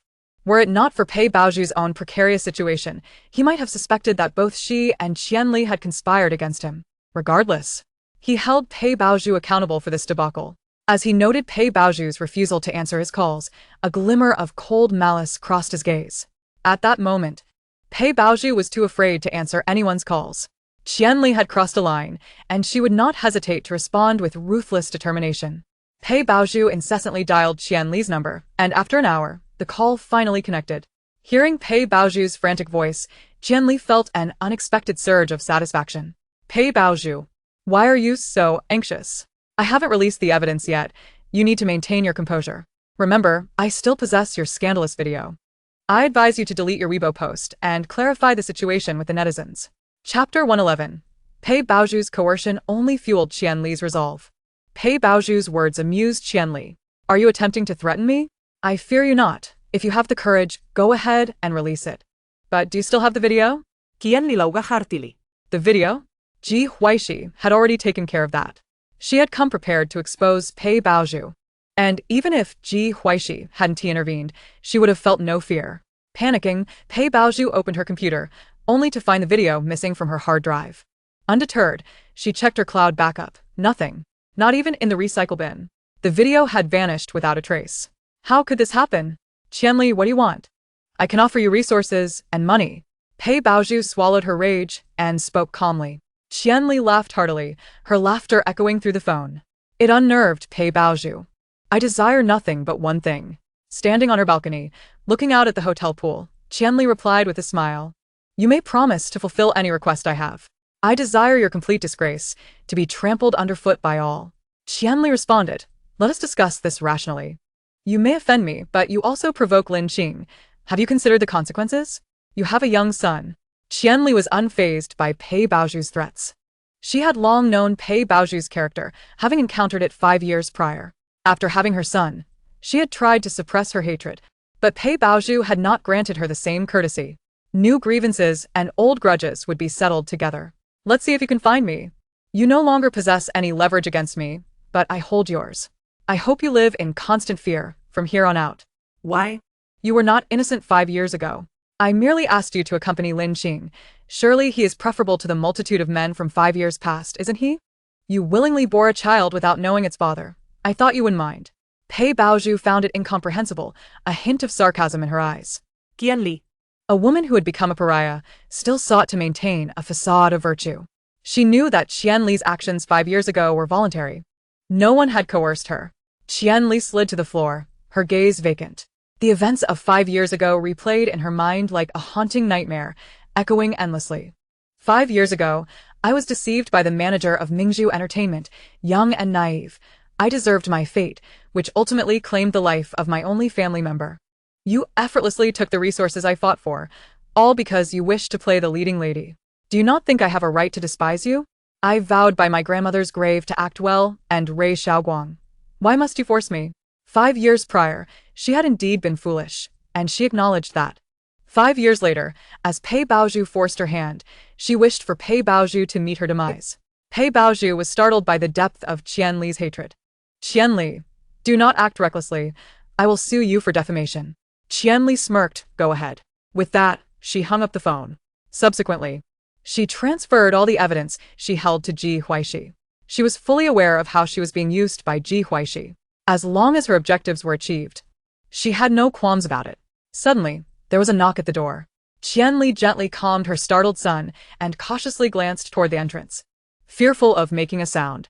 Miss Qian, I am here on behalf of Ms. Ji, came a voice from outside. Qianli paused, taken aback. Ji Huaixi's associate? The timely arrival of Ji Huaixi's message eased her tension. What did Ji Huaixi want? With a sense of curiosity, she opened the door. The man at the door wore a mask and was clad in black. Without any pleasantries, he stated, "Miss Qian, this is a gift from Ms. Ji. In gratitude for your information." He handed her an envelope and departed. Had it not been for Qianli stirring up the online scandal, there would have been no gift from Ji Huaixi. Ji Huaixi's people had been shadowing Qianli, aware that she was merely transiting through this country, with her true destination elsewhere. Upon opening the envelope, Qianli found brand new identification documents for both herself and her son, and her anxious heart began to settle. Inside was also a bank card. Her emotions were profoundly complex.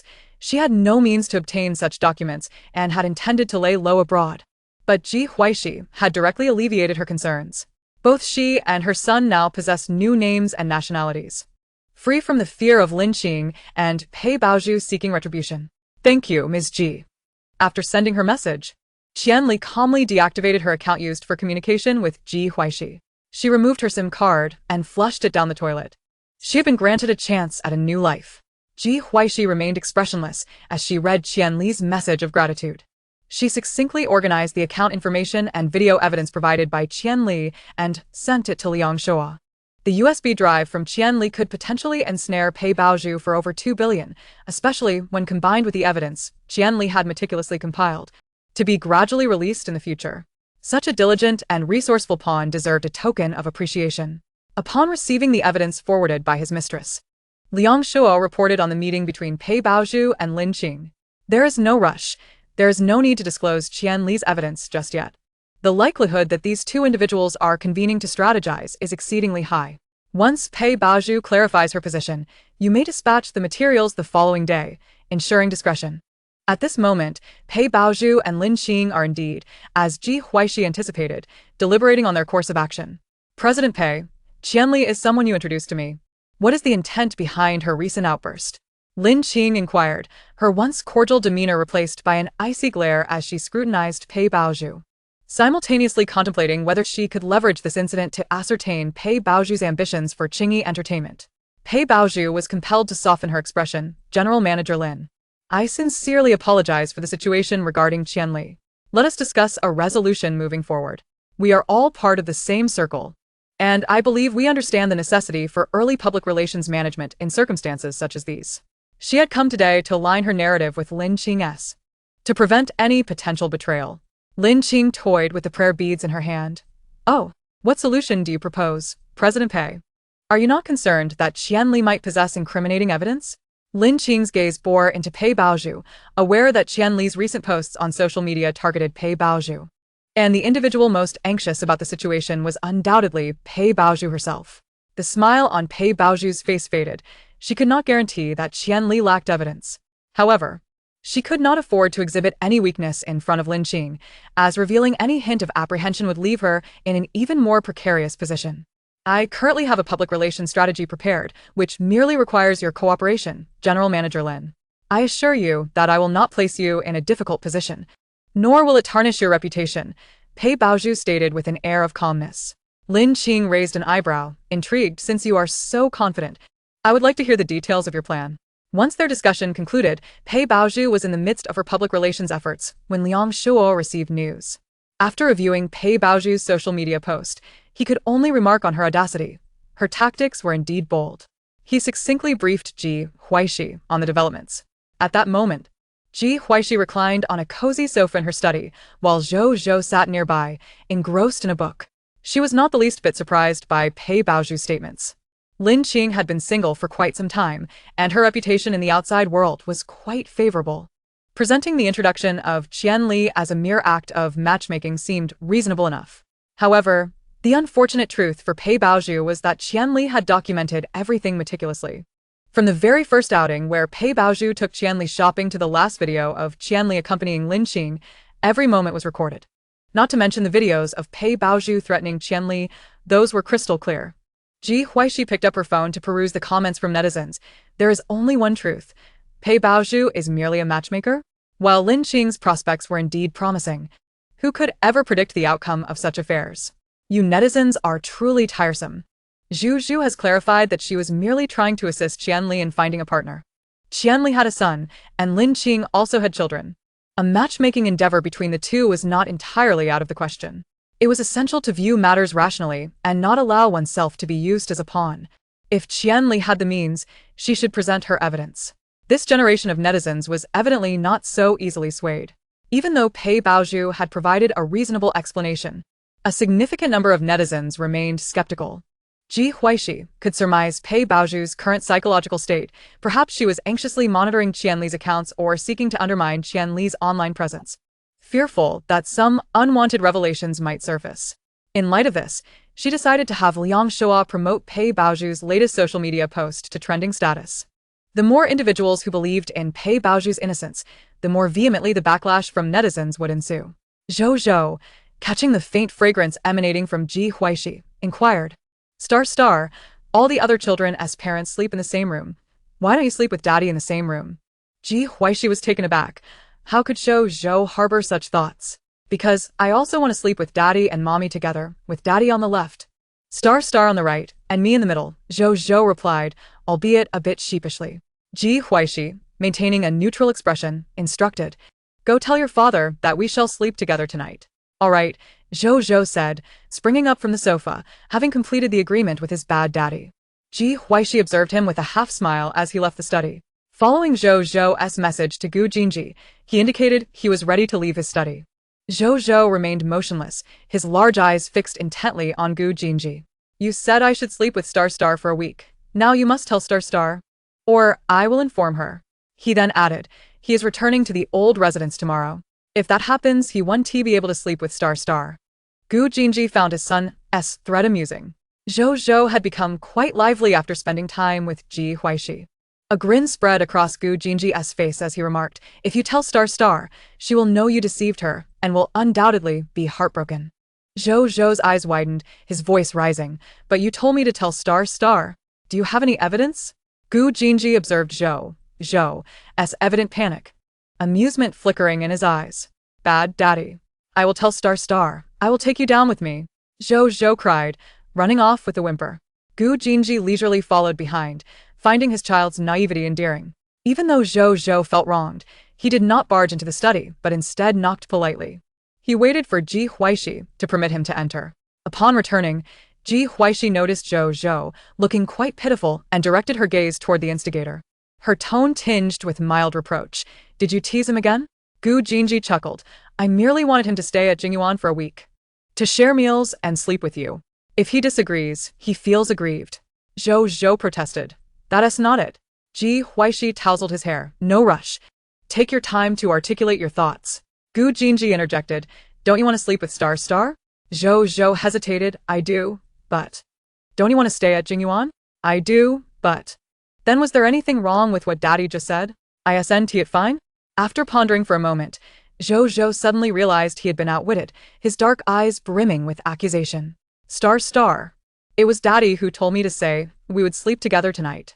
Zhou blurted it all out in one breath. Gu Jinji remained unfazed, naturally removing his shoes and sitting on the carpet. Don't you want to sleep with Star tonight? I do, but. There is no but. Daddy merely recognized your wish and helped you fulfill it.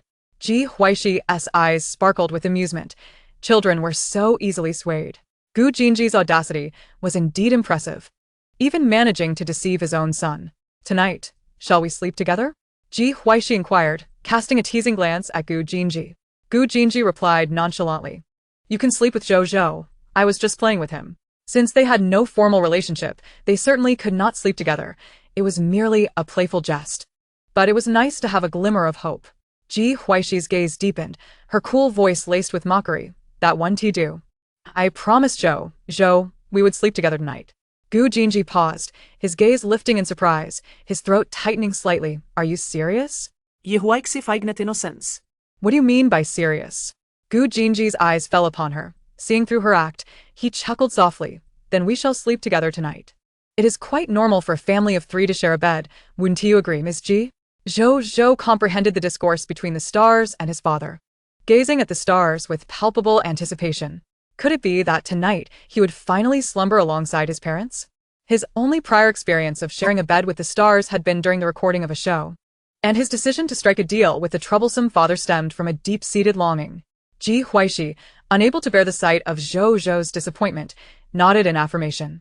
Chapter 113. Have you already begun contemplating a breakup before we even discuss this? Zhou joyfully bounced twice in the study. Gu Jinji, observing her acceptance, felt a deeper mirth in his gaze.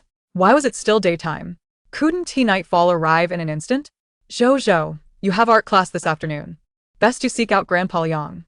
Gu Jinji interjected once he noticed Zhou's excitement had waned. Zhou obediently departed. Despite spending the weekend in Jingyuan, he still had classes to attend. Ji Huaixi allowed Gu Jinji to lead Zhou away. Gu Jinji maintained a facade of calm, while Ji Huaixi raised an eyebrow, her heartbeat quickening. Would Gu Jinji be forthright? In her past life, she had never experienced romance, nor did she know the sensation of affection for another. She had never envisioned sharing her life with someone else. Lacking sufficient time and energy to truly understand another person, she feared that emotional entanglements might disrupt her life. Thus, she chose to forego the option of romance. Now, Ji Huaixi's gaze followed Gu Jinji as he rose and retrieved a book from the shelf, then settled beside her. Ji Huaixi felt a tinge of confusion. Was Gu Jinji truly here to read? A gentle smile played on Gu Jinji's lips as he remarked, "Miss Ji, shall we delve into matters of great significance?" Ji Huaixi politely declined. It seems rather inappropriate to discuss such matters with someone like me, who is solely preoccupied with indulgences. Perhaps we should refrain from such discussions. Gu Jinji leaned against the sofa, countering, "On the contrary, I relish conversing with a connoisseur of fine cuisine." Ji Huaixi replied with a nonchalant dismissal.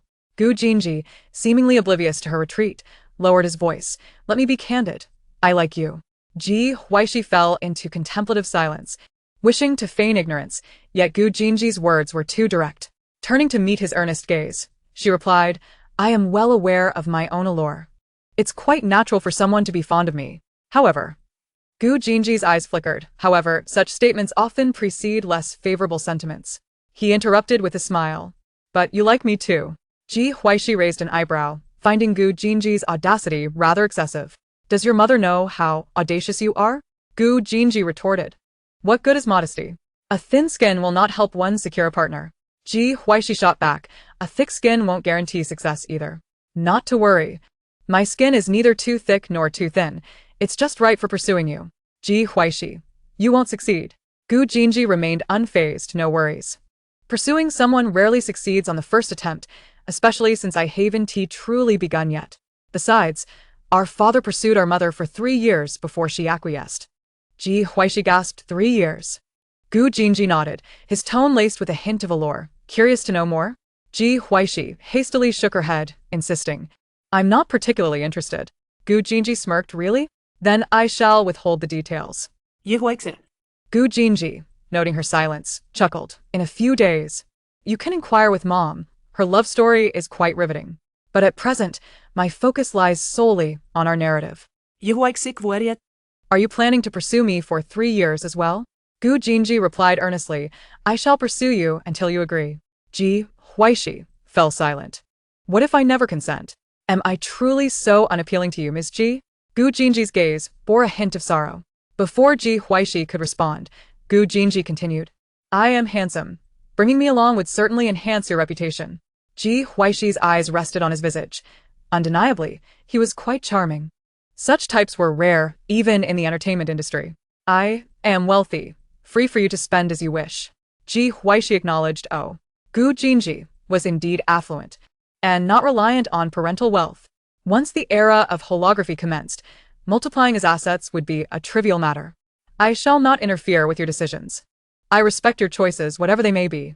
Ji Huaixi nodded, indicating her understanding. "I have no vices, nor have I ever strayed." Ji Huaixi picked up her phone, averting his penetrating gaze. "Moreover, being with me means no mother-in-law conflicts." Ji Huaixi. She certainly would not have issues with her stunning mother. Gu Jinji detected a fleeting excitement in her eyes and subtly ground his back teeth. He had enumerated several of his virtues, yet none were as captivating as the last. Exasperating. Ji Huaixi's lips curled into a delightful smile. "My mother is truly wonderful." Gu Jinji chuckled helplessly, his voice slightly hoarse. "So, what do you think of me as your partner?" He understood Ji Huaixi's nature. If he were not sufficiently direct, she would feign ignorance. Ji Huaixi reclined against the sofa, enveloped by its embrace. Gu Jinji patiently awaited her response, not rushing her. Slowly, he flipped through the book in his hands. Ji Huaixi allowed her thoughts to wander. To her, Gu Jinji seemed exceptionally appealing. A child raised by her beautiful mother would undoubtedly possess admirable qualities. Yet she was uncertain about the nature of romantic relationships. Presently, she had the time and energy to invest in love. To be candid, a romance with Gu Jinji appeared to be a promising experience. However, she feared complications. Should feelings change in the future, and Gu Jinji failed to receive reciprocation, the ensuing troubles would be daunting. Her dazzling mother, grandfather, father, Zhou, all were remarkable family members. If she were to part ways with Gu Jinji, she would lose the numerous familial ties she had cultivated, which felt like a significant loss. Gu Jinji remained unaware of her thoughts, yet he attentively observed her shifting expressions, sensing that something was amiss. Ji Huaixi sat up, leaning slightly toward Gu Jinji as she remarked, "In truth, I believe being siblings would be quite agreeable." Gu Jinji lowered his gaze, sighing inwardly. It seemed this was indeed not a favorable development. "I find that unacceptable." "Why not? What is so disagreeable?" Ji Huaixi. Gu Jinji shot her a sidelong glance, his voice deepening. "Miss Ji, I do not lack for sisters. I seek a partner. Will you share your concerns with me?" His tone bore a hint of persuasion. Ji Huaixi reclined once more, murmuring, "Gu, I do not lack for partners, but I yearn for family. I cherish grandpa, dad, mom, brother, and our son. If we were to break up, I would feel a significant loss." As she spoke, she gauged Gu Jinji's reaction. Gu Jinji appeared to find the situation amusing, a smirk gracing his lips. "And here we are, yet you are already contemplating a breakup?" Ji Huaixi, lacking a strong argument, simply affirmed with a soft Chapter 114, "How about granting me a title?" Gu Jinji's eyes suddenly sparkled with amusement, his voice low and soothing. "Regardless of your choices, we shall remain family." Ji Huaixi chuckled softly. "Oh!" Gu Jinji, perceiving a hint of mischief in her smile, maintained his composure. "Rest assured, your worries will never come to fruition. If we were to part ways, I would be the one exiled abroad." Ji Huaixi pondered. "That seems somewhat reasonable." Gu Jinji's lips curled into a smile as he inquired, "Given that it holds some merit, might you grant me a title?" Ji Huaixi reached for Zhou's book, flipping it open to obscure her face. The atmosphere had escalated to this point. Perhaps a romantic endeavor could be worth exploring. "I agree, but with one condition." Gu Jinji raised an eyebrow slightly, his eyes reflecting both surprise and delight. He had not anticipated that Ji Huaixi would so readily acquiesce. Not just one condition, but 10 would suffice. "Very well, speak." A smile played at the corners of Gu Jinji's mouth.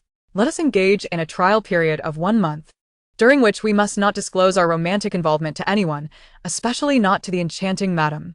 Should it prove unsuitable, we shall consider this affair as though it never transpired." Her words, though tinged with a hint of insincerity, were nonetheless her genuine thoughts. Having never truly experienced a romance, she was at a loss as to how to navigate it. The smile on Gu Jinji's lips faltered for a moment before he chuckled softly, agreed. He perceived her vigilance and understood that her agreement today was somewhat impulsive. Nevertheless, her willingness to take this step was enough to fill his heart with joy. Gu Jinji rose and picked up the book that had been resting on her face, momentarily blinding Ji Huaixi with the evident mirth on his countenance. Her gaze lingered, unable to tear itself away. She had thought herself accustomed to his features, yet experiencing them so closely for the first time was still breathtaking. His visage resembled a masterpiece, meticulously sculpted by a master artist. Fortunately, in both this life and the last, she possessed a countenance that complemented his exquisitely. Otherwise, she might have jested, "Master, do you sleep well? I am plagued by beauty anxiety and cannot rest." She was rather pedestrian in her preferences, drawn to handsome appearances. Gu Jinji caught a glimpse of the astonishment that flickered in Ji Huaixi's eyes and felt grateful for his own pleasing looks. Crediting his beloved mother for her keen appreciation of beauty, "Huaixi," he called, the final syllable rising slightly, like a gentle breeze brushing against her heart, causing her pulse to quicken. Perhaps their relationship was indeed undergoing a transformation. Hearing her name spoken by him was a delightful sensation, sending shivers down her spine. Ji Huaixi pushed back with her feet, causing the lazy chair to slide backward. "Huaixi, this is my first experience in romance as well.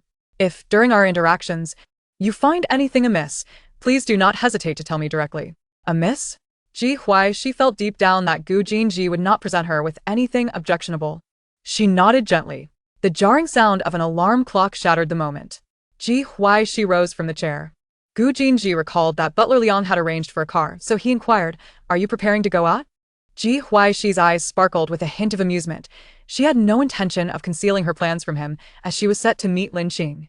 Gu Jinji was aware of the tumult surrounding the Pei family's affairs and could surmise Ji Huaixi's involvement. Her eagerness to meet Lin Qing was surely not for a business acquisition but rather to ensure Pei Baozhu's misfortune. Gu Jinji smiled as he accompanied her from the study. At present, it seemed that his status as Ji Huaixi's romantic interest was far less significant than the plight of her adversaries.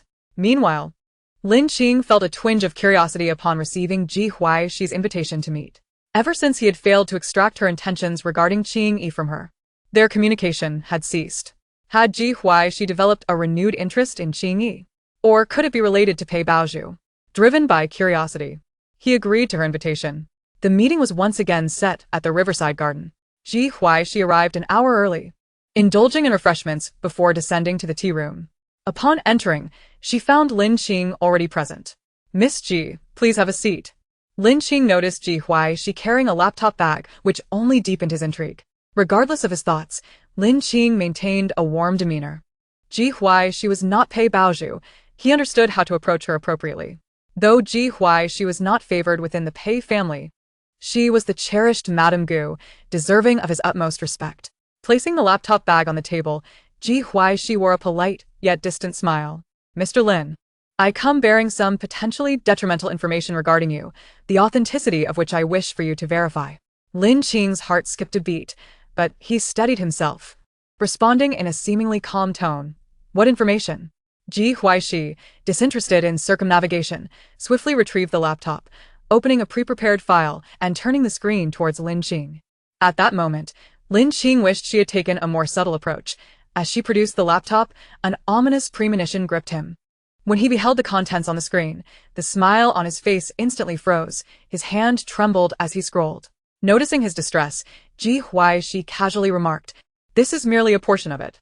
Lin Qing inhaled deeply, a whirlwind of suspicions about Ji Huaixi flooding his mind. He now perceived that the smile she wore concealed a lethal blade aimed at him. Trembling, he closed the laptop. "Miss Ji, how did you acquire these videos and documents? Are you seeking Qing Yi entertainment? Please, elucidate your intentions." Ji Huaixi's smile deepened with sincerity. "I have no interest in Qing Yi entertainment. As for my intentions, you may first open the other folder on the desktop and upon completing it, I will reveal my purpose." Lin Qing complied, reopening the laptop and accessing the folder Ji Huaixi had mentioned. Meanwhile, she calmly prepared tea, having honed her skills in serving the demanding elder during her previous life. Upon seeing the video thumbnail featuring Pei Baozhu and Qianli, he maintained a stoic expression as he clicked to play. The clarity of Pei Baozhu's voice echoed through the video. Lin Qing is a man who harbors a deep sense of vigilance, yet is drawn to women with a hint of worldly experience, particularly those who have borne children. You fit his criteria perfectly. He possesses numerous properties and women, yet his true residence is at 809 Huayang Road. I have provided you with his preferences. You must gain his trust swiftly. He has an old phone. If you can locate it and extract its contents for me, that would suffice. Chapter 115. Wealthy Sister, Hungry, Dinner Time. As Lin Qing absorbed the information, his fists clenched tighter, his expression darkening with rage, as though he could barely contain his fury. Upon finishing the video, Ji Huaixi had just completed brewing the tea. She placed the cup before Lin Qing without pouring any for herself. The bitter tea, which she had specifically requested, was known for its unpleasant taste. Simply named bitter tea by the locals of a small town in North City. She had never been fond of bitterness, hence she refrained from drinking it. Lin Qing was tempted to slam the laptop shut in his frustration, yet upon seeing Ji Huaixi's enigmatic smile, he remained silent and gently closed the device instead. Though he was seething with anger, reason still prevailed. He grimaced as he lifted the cup of tea she had prepared, downing it in one go. Its scorching bitterness encapsulating the notion of unspoken troubles. No wonder Ji Huaixi refrained from drinking it. Once he emptied the cup, an unexpected calmness washed over him. "Miss Ji, please be direct about your intentions. I have but one condition. Those documents you possess must not be leaked." Lin Qing resigned himself, aware that the mistakes of his past were not criminal but deadly. If these video files fell into Pei Baozhu's hands, he would not be as fearful, however. They had landed in Ji Huaixi's possession instead. The file names were intentionally convoluted to instill trepidation in him. With a blatant threat, Ji Huaixi compelled him to comply with her demands. Sell Qing Entertainment to pay Baozhu for 2.6 billion. Lin Qing's gaze shot up to meet Ji Huaixi's, filled with incredulity and scrutiny. He hoarsely questioned, impossible. No matter the price, I will never sell to pay Baozhu. She has plotted against me, seeking my company. She can go to hell. Are you in league with her? Ji Huaixi curled her lips, urging, what is the rush? I haven't finished speaking yet. I understand you are older and perhaps a bit impatient, but please, hold your horses. Lin Qing regarded Ji Huaixi with a skeptical expression, sensing the mischievous intent behind her smile, yet he refrained from acting impulsively and gestured for her to continue. Ji Huaixi succinctly outlined the matters she needed Lin Qing to attend to. Lin Qing's expression was complex. He was momentarily at a loss. Torn between feeling sorrow for the company he had painstakingly built and mourning the schemes of Pei Baozhu. As he departed the tea room, he realized that his back was soaked with perspiration. Fortunately, he had not underestimated Ji Huaixi from the outset. Who could have anticipated that someone recently returned to the affluent circles would possess such cunning? Ruthless and insidious. After hearing Ji Huaixi's plans regarding Pei Baozhu's machinations against him, his animosity had diminished considerably. How did Pei Baozhu come to know about his affairs? With lingering doubts, Lin Qing set out to execute the tasks Ji Huaixi had assigned him. As long as he remained alive, Pei Baozhu would inevitably fall into his grasp one day. At that time, he would have ample opportunity to slowly uncover the truth. As Ji Huaixi departed from Jiangbianyuan, she sent a message to her newly appointed boyfriend. Gu Jinji, upon hearing the special notification sound, displayed an unreserved smile. However, upon reading the message, his smile waned slightly. Would every date from now on involve a little third wheel? Recently, there had been many matters concerning the company, leaving him with only a bit of free time on weekends. Yet, the little one would still come to Jingyuan during the weekends. Ji Huaixi mused that Zhou's art class should be concluding soon, and suggested that if Gu Jinji had the time, he could take Zhou out to find her. The three of them could enjoy an outing together. After receiving Gu Jinji's affirmative response, she instructed the driver to take her to the agreed-upon mall. She began to browse while waiting for the father and son to arrive. Huaixi. A voice filled with surprise called out from behind her. Ji Huaixi turned around. Somewhat astonished, Sister Qi. You look stunning. The last time she had seen Qimin was at Pei Baozhu's birthday banquet. And now Qimin appeared to have transformed dramatically. Sporting a chic wolf-cut hairstyle, her short hair exuded a carefree charm. Gone was the delicate, flower-like fragility, replaced instead by a robust and elegant demeanor reminiscent of a towering pine. The oversized sweatshirt she wore added to her relaxed appearance. Qimin quickly approached Ji Huaixi. I didn't expect to see you here.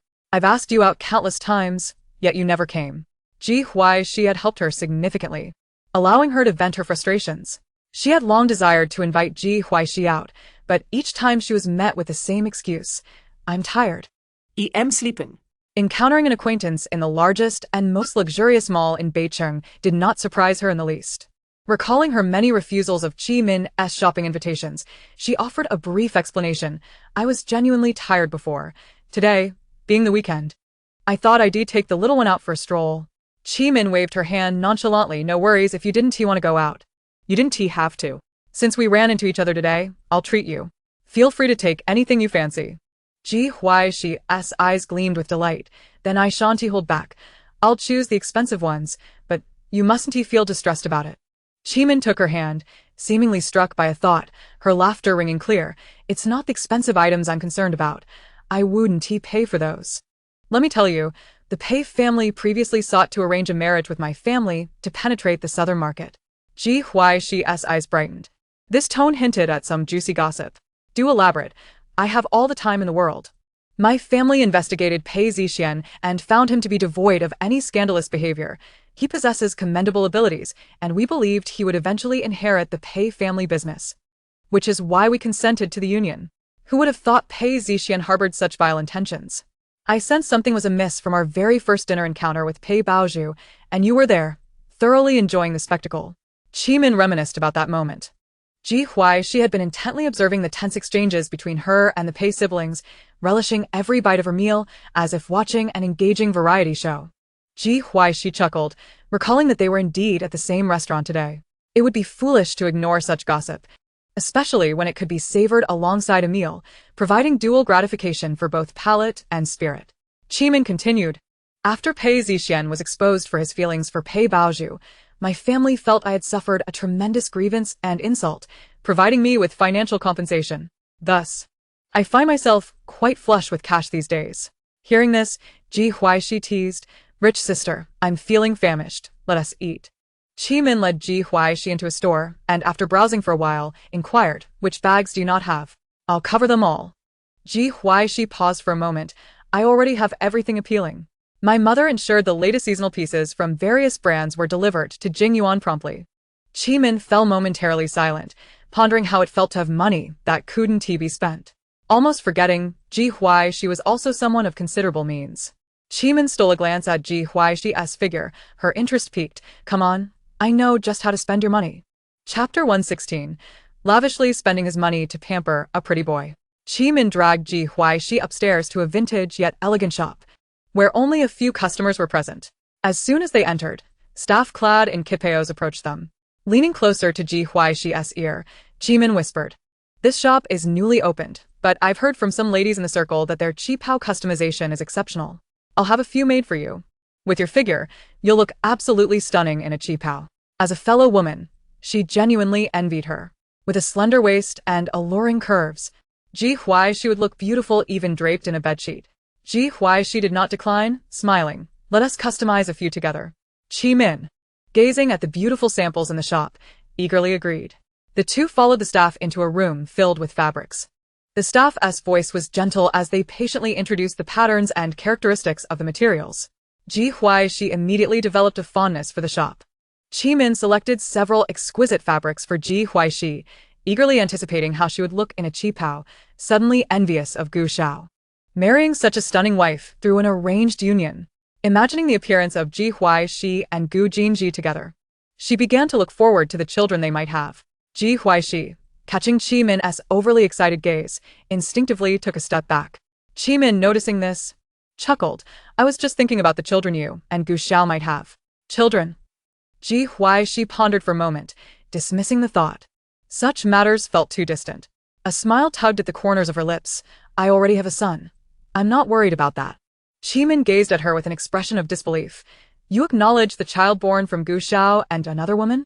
Ji Huaixi realized that, in the eyes of outsiders, Zhou Zhou's lineage was merely that of a child born to Gu Jinji and a woman he favored. This was not something she could explain to others. "Don't be foolish. Do you know the situation of the women outside Gu Jinji? She bore a son for the Gu family. If she leveraged that child to rekindle ties with Gu Jinji, it would be you who suffers. Men are everywhere. If Gu Jinji were to commit any wrongdoing against you, tell me, and I'll hire the best lawyer to take his wealth. Then you can have any man you desire, easily supporting 10 or 8 of them." Qimin poured out her thoughts in one breath. For her, the qualities of her marriage partner were secondary to wealth, with looks coming next. As for love and affection, it would be better if present, but if not, that was also acceptable. The idea of true love frightened her. After listening to Qimin's advice, Ji Huaixi found herself both amused and exasperated. Gu Jinji was not that kind of person. There were no other women involved. Qimin wore an expression of having unearthed a significant scoop. "That child is yours? For years old? You were with Gu Jinji when you were still an adolescent, weren't you?" Ji Huaixi was taken aback by Qimin's words. How could someone's imagination be so boundless? "No, let's not overthink this. Pei Zixian has gone to Nancheng, right? How could your family possibly seek revenge on him?" Ji Huaixi hastily shifted the topic. She relished gossip, but had no desire to be the subject of it. Noticing Ji Huaixi reluctance to delve deeper. Qimin followed suit and changed the subject. "The moment Pei Zixian arrived in Nancheng, my brother had his men ambush him under the cover of darkness, resulting in a week-long hospital stay. His aspirations to expand his market in Nancheng are nothing more than daydreams. I wonder what the Pei family was thinking, sending him there to evade scrutiny." Qimin felt a surge of irritation at the mere mention of Pei Zixian. He deserved a harsher punishment. Had she known, she would have urged her brother to give him a few more beatings. Ji Huaixi suppressed a smile, finding Qimin's brother to be quite the interesting character, resorting to such blunt and crude methods of revenge against Pei Zixian. If Gu Xiao treats you poorly, just lavishly spend his money to support a pretty boy. Min cautioned, recalling her impending matchmaking trip to Nancheng. As her words lingered in the air, Ji Huaixi had yet to respond when a man's ambiguous voice interrupted from behind. Miss Qi, your suggestion is intriguing, but I would advise against making suggestions. Min turned to see a sharply dressed man with a buzz cut, accompanied by a charming young man with curly hair. The man's expression, half smile and half sardonic, seemed to carry a hint of chill. Surely, she must have misjudged. Gu Xiao could not be the type to hold grudges. What a coincidence, Gu Xiao. Min offered an awkward smile, desperately attempting to feign innocence. Gu Jinji, holding Zhou Zhou's hand, stepped closer to Ji Huaixi and remarked, I came specifically to accompany my wife. What were you two discussing? I believe I heard my name mentioned. Nothing at all. You can ask Huaixi if you don't believe me. Min frantically signaled to Ji Huaixi. The aura surrounding Gu Jinji was far more intimidating than her brother S. The little mouse from Nancheng certainly did not wish to be frightened to death in Beicheng. Observing Min's swift capitulation, Ji Huaixi couldn't help but chuckle softly. Sister Qi was just praising you. Praising me for what? For your striking brows and captivating eyes. Your beauty akin to that of Pan and your visage like jade, a refined demeanor and an exceptional charisma. Would you like to hear more? Ji Huaixi teased. Gu Jinji paused in surprise, then smiled gently. No need. Knowing that my wife finds me handsome is enough to put my mind at ease. Min's gaze flitted cautiously between Gu Jinji and Ji Huaixi, questioning whether they interacted like this in private. The playful atmosphere seemed to exclude anyone else. Lowering her head, she had the perfect opportunity to observe the young man's features, rosy lips and pearly whites, with a hint of baby fat and grape-like eyes. Adorable. No wonder Ji Huaixi claimed this was her child. Since Ji Huaixi acknowledged him as her child, surely it was permissible for her to tease him a little. Min squatted down, lowering her voice as if coaxing Little Red Riding Hood's grandmother. Little darling, shall Annie take you to play? Ji Huaixi cast her eyes down, noticing that Min's radiant smile appeared somewhat overly bright. Zhou Zhou moved closer to Ji Huaixi, tightly gripping her hand, ensuring he maintained a safe distance from the overly enthusiastic auntie before responding. No. Little darling, I'm good friends with your mother, so there's no need to be scared. Zhou Zhou replied, I'm even more scared now.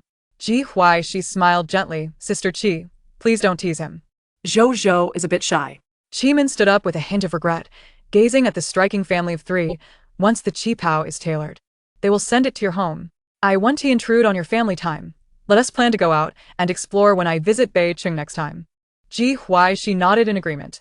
After Min departed, Gu Jinji inquired, You ordered a qipao? When will it be ready? Ji Huaixi mused that she would undoubtedly look stunning in a qipao. About a month, I believe. Gu Jinji nodded. Then changed the subject. Zhou Zhou, and I can accompany you for a bit longer. It seemed he had merely mentioned the qipao in passing. Ji Huaixi shook her head. No more shopping. There's a children's world upstairs. Let us take Zhou Zhou there to play. It was a rare occasion to take the little one out. It was better to spend time playing with him. Zhou Zhou looked up with delight, and Gu Jinji nodded. Let us go. Initially, there had been hesitation as to whom Zhou Zhou should be entrusted to. With his second and third brothers often abroad and other peculiar factors at play, it was deemed unsuitable for them to take him. Ultimately, it was decided that Zhou Zhou would be raised as his child. His mother had always worried that having a son under his name would affect his marriage prospects. The decision to marry Ji Huaixi had been made after considerable deliberation. Ever since obtaining their marriage certificate, he had never anticipated developing feelings for Ji Huaixi. Upon witnessing her transformation during a live broadcast, he was filled with doubt. He had conducted investigations, which confirmed that Ji Huaixi had not been replaced.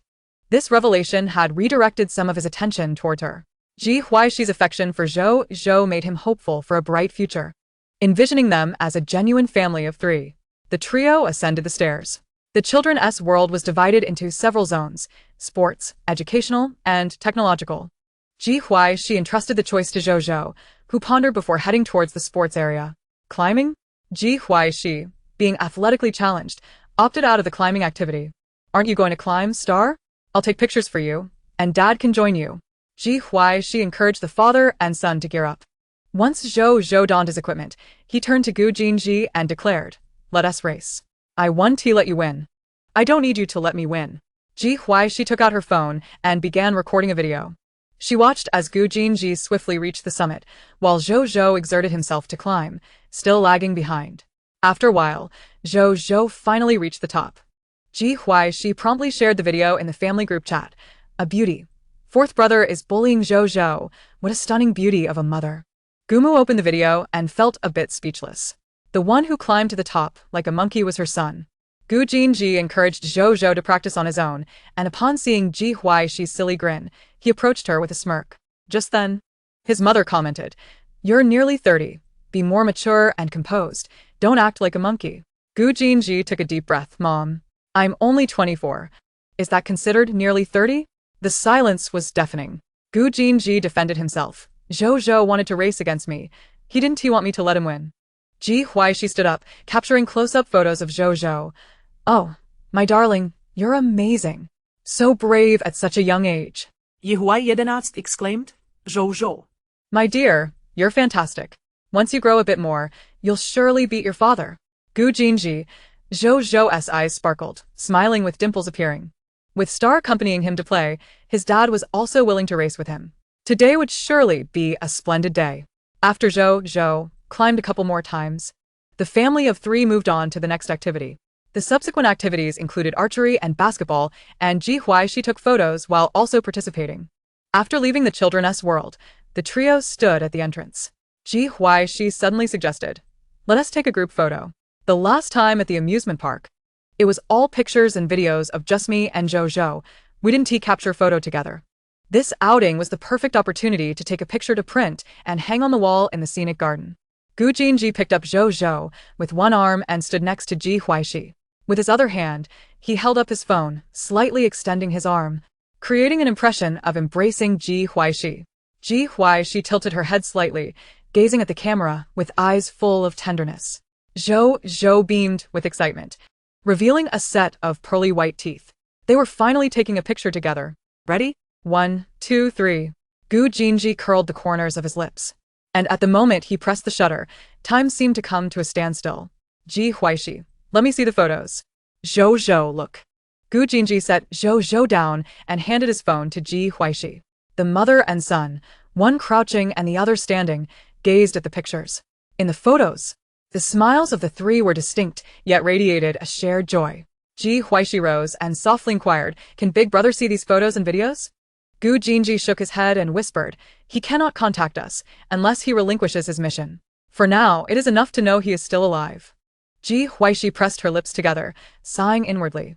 Big Brother had emerged from a wealthy family, lacking neither status nor position, yet he sacrificed everything at home for his ideals. Although the mission was confidential, the family was well aware he was living a life where his head was constantly on the line. Ji Huaixi suppressed her emotions and, with a smile, took Zhou Zhou's hand, asking, "Would you prefer to eat out or return to Jingyuan for dinner?" Zhou Zhou replied, "Let's eat out. After we finish, we can go home, take a bath, and sleep together with Mom and Dad." Ji Huaixi led the two of them to the restaurant they had visited with Li Qinghuan last time. The food was decent, perhaps enhanced by the prospect of a captivating show accompanying the meal. "Jinji, Ji Huaixi, what a coincidence to see you here." As Ji Huaixi had just finished ordering, she heard someone mention her name, her eyes brightening at the prospect of another source of entertainment. Gu Jinji responded with a curt nod. She glanced at the newcomer. Xia Ershao, Xia Huayu, who was holding the hand of a little girl dressed in a princess gown, Peilon. Ji Huaixi curiously asked, "Where is Pei Baozhu? Isn't she with Lin Qing?" Upon hearing Ji Huaixi's question, Xia Huayu recalled Pei Baozhu mentioning that she already had plans, which struck him deeply. He had picked up Peilon from the Pei family earlier that afternoon, hoping to use this as an excuse to invite Pei Baozhu out for dinner later. Ji Huaixi, Catching the expression on Xia Huayu's face, realized that Pei Baozhu was indeed absent. Ignoring Ji Huaixi's question, Xia Huayu addressed Gu Jinji, "Jinji, I'll take Peilon to sit over there." Having witnessed Ji Huaixi's sharp tongue, he was unwilling to engage her in conversation. The key was that Ji Huaixi was rather unscrupulous and could easily cause his brother to freeze his card. If it weren't for being unable to avoid her, he would have pretended not to see her. Ji Huaixi raised an eyebrow, wondering if Xia Huayu was eager to experience the life of an early father. Gu Jinji merely responded with an Xia Huayu, being rather naive, should really have a word with Huai Li to prevent being manipulated. Once Xia Huayu had walked away, Gu Jinji remarked. He has recently pawned quite a few items to raise cash. For Pei Baozhu. Yes, he has been quite discreet about it. I learned about it by chance. Aren't you going to inform Ji Huaixi? I did. But the Xie family plans to send him off to Africa to develop the market. He won't return until he has earned enough to repay Pei Baozhu. Chapter 118. The higher one stands, the harder one falls. Ji Huaixi cast a sympathetic glance at Ji Huaixi, who was sitting far from them. Once he left the country, the money he had given to Pei Baozhu would surely be reclaimed by the Xie family. The wealth of the Xie family is not so easily acquired. Saving Ji Huaixi had indeed proven to be a sound decision. Anything that could inconvenience Pei Baozhu brought her a sense of joy. After the family of three finished their meal, they returned to Jingyuan. Grandpa Liang, I'm going to take a bath now. Zhou Zhou exclaimed excitedly as he entered the house. Steward Liang quickly arranged for staff to prepare for Zhou Zhou's bath. He had known during the day that Zhou Zhou would sleep in the master bedroom tonight, and he felt gratified seeing the family grow closer. After taking Zhou Zhou upstairs, Ji Huaixi noticed Gu Jinji's slightly unnatural expression and suddenly leaned in, teasing, "Nervous?" Gu Jinji maintained a smile and replied softly, "If she isn't nervous, why should I be?" Ji Huaixi walked toward the elevator, thinking how some people could be so stubborn. If she had not caught sight of the suspicious hint of red on his ears, she might have actually believed him. Ji Huaixi returned to her bedroom to freshen up. She had not expected Gu Jinji, with his cold and hard demeanor, to feel anxious about sharing a bed. Her bed could comfortably accommodate 5 people, especially with a child nestled in the middle, leaving her with no other thoughts. After finishing her routine, a knock sounded at the door. Come in. Standing at the doorway was Zhou Zhou, clad in a little yellow duck pajamas, with Gu Jinji behind him, wearing silk long-sleeve pajamas. Gu Jinji's gaze fell upon her damp hair, noticing she was about to blow-dry it. He stepped forward to take the hairdryer and began to dry her hair with utmost care. The service was impeccable. Gu Jinji's touch was so gentle that it lulled her into a nearly drowsy state. Satisfied, Zhou Zhou often witnessed his father drying his mother's hair at home. Their household lacked for nothing, and with plenty of servants around, his mother never allowed anyone to attend to such trivial matters. After his mother washed her hair, his father would always take the initiative to dry it. At that time, he merely thought his parents were affectionate, without any deeper feelings. Now, encountering someone he cherished, he found her hair silky, the warm breeze carrying a faint fragrance. Watching her relax against the sofa enveloped him in a serene atmosphere, as if time had frozen at that moment. Zhou Zhou sat obediently by her side, eagerly anticipating the moment they could all sleep together. Once her hair was dry, Ji Huaixi stood up and Zhou Zhou followed suit. Just as Gu Jinji set the hairdryer down, he noticed the mother and son had already nestled into bed. During the program recordings, Ji Huaixi and Zhou Zhou had always shared a bed, so there was no awkwardness now. Gu Jinji approached the bedside, hesitating slightly. Ji Huaixi afnet. Propping her head up with her elbow, a mischievous smile on her face. Zhou Zhou, ask your father to turn off the lights and come to bed. It's time for us to sleep. Zhou Zhou looked curiously at his father beside the bed. Dad, aren't you going to sleep? Star and I are tired. Gu Jinji lowered his eyelids slightly, glancing at Ji Huaixi, who was utterly unrestrained, and smiled helplessly.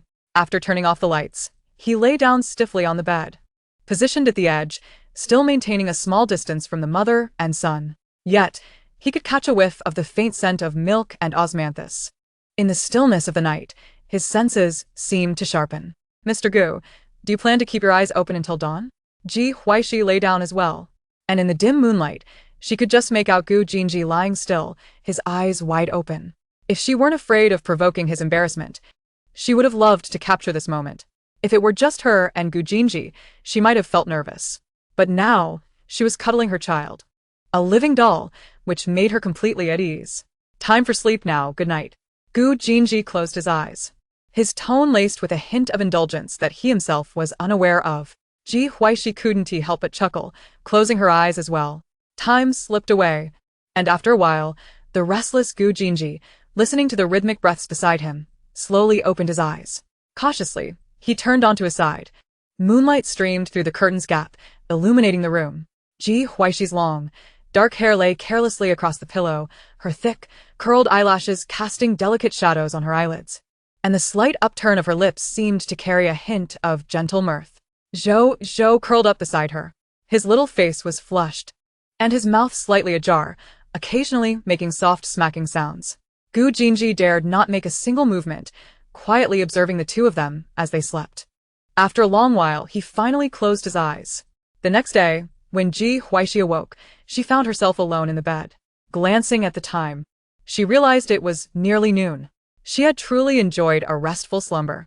Zhou tiptoed in, and upon seeing Ji Huaixi awake, he called softly, "Star."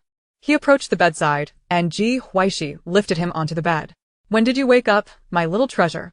"At 8. After Zhou finished speaking, he added, "Dad wakes up at 8 too." Ji Huaixi recalled Gu Jinji's stiffness from last night and couldn't help but smirk. Although Gu Jinji was not overly mature, he retained an innocent charm. After playfully ruffling Zhou's hair for a moment, she released him. "Where's your father?" "He went to work," Ji Huaixi exclaimed. "Isn't today still a holiday?" "He went to work?" Gu Jinji gave her the impression of a novel's heroine fleeing after a passionate night with a domineering CEO. "Wait for me a moment. Let's go downstairs for a meal." With that, Ji Huaixi hurriedly finished her morning routine and took Zhou downstairs for lunch. After their meal, Zhou took a half-hour nap. Ji Huaixi reclined on the sofa and opened her phone. Mingzhu Entertainment Media has acquired Qingyi Entertainment for 2.6 billion, she gasped. Wow. 2.6 billion is an astronomical sum. Isn't it akin to a true heiress's wealth? The Pei family truly indulges their own, such a sum without batting an eye. No wonder she is the pampered young lady. How can Ji Huaixi possibly compare to Zhu? At this moment, Ji Huaixi could only hide in a corner, envious and in tears. Wait, is there chaos upstairs? Ji Huaixi wasn't lacking in wealth. Let's not forget the PDF Gu Jinji sent earlier. Her assets were quite substantial.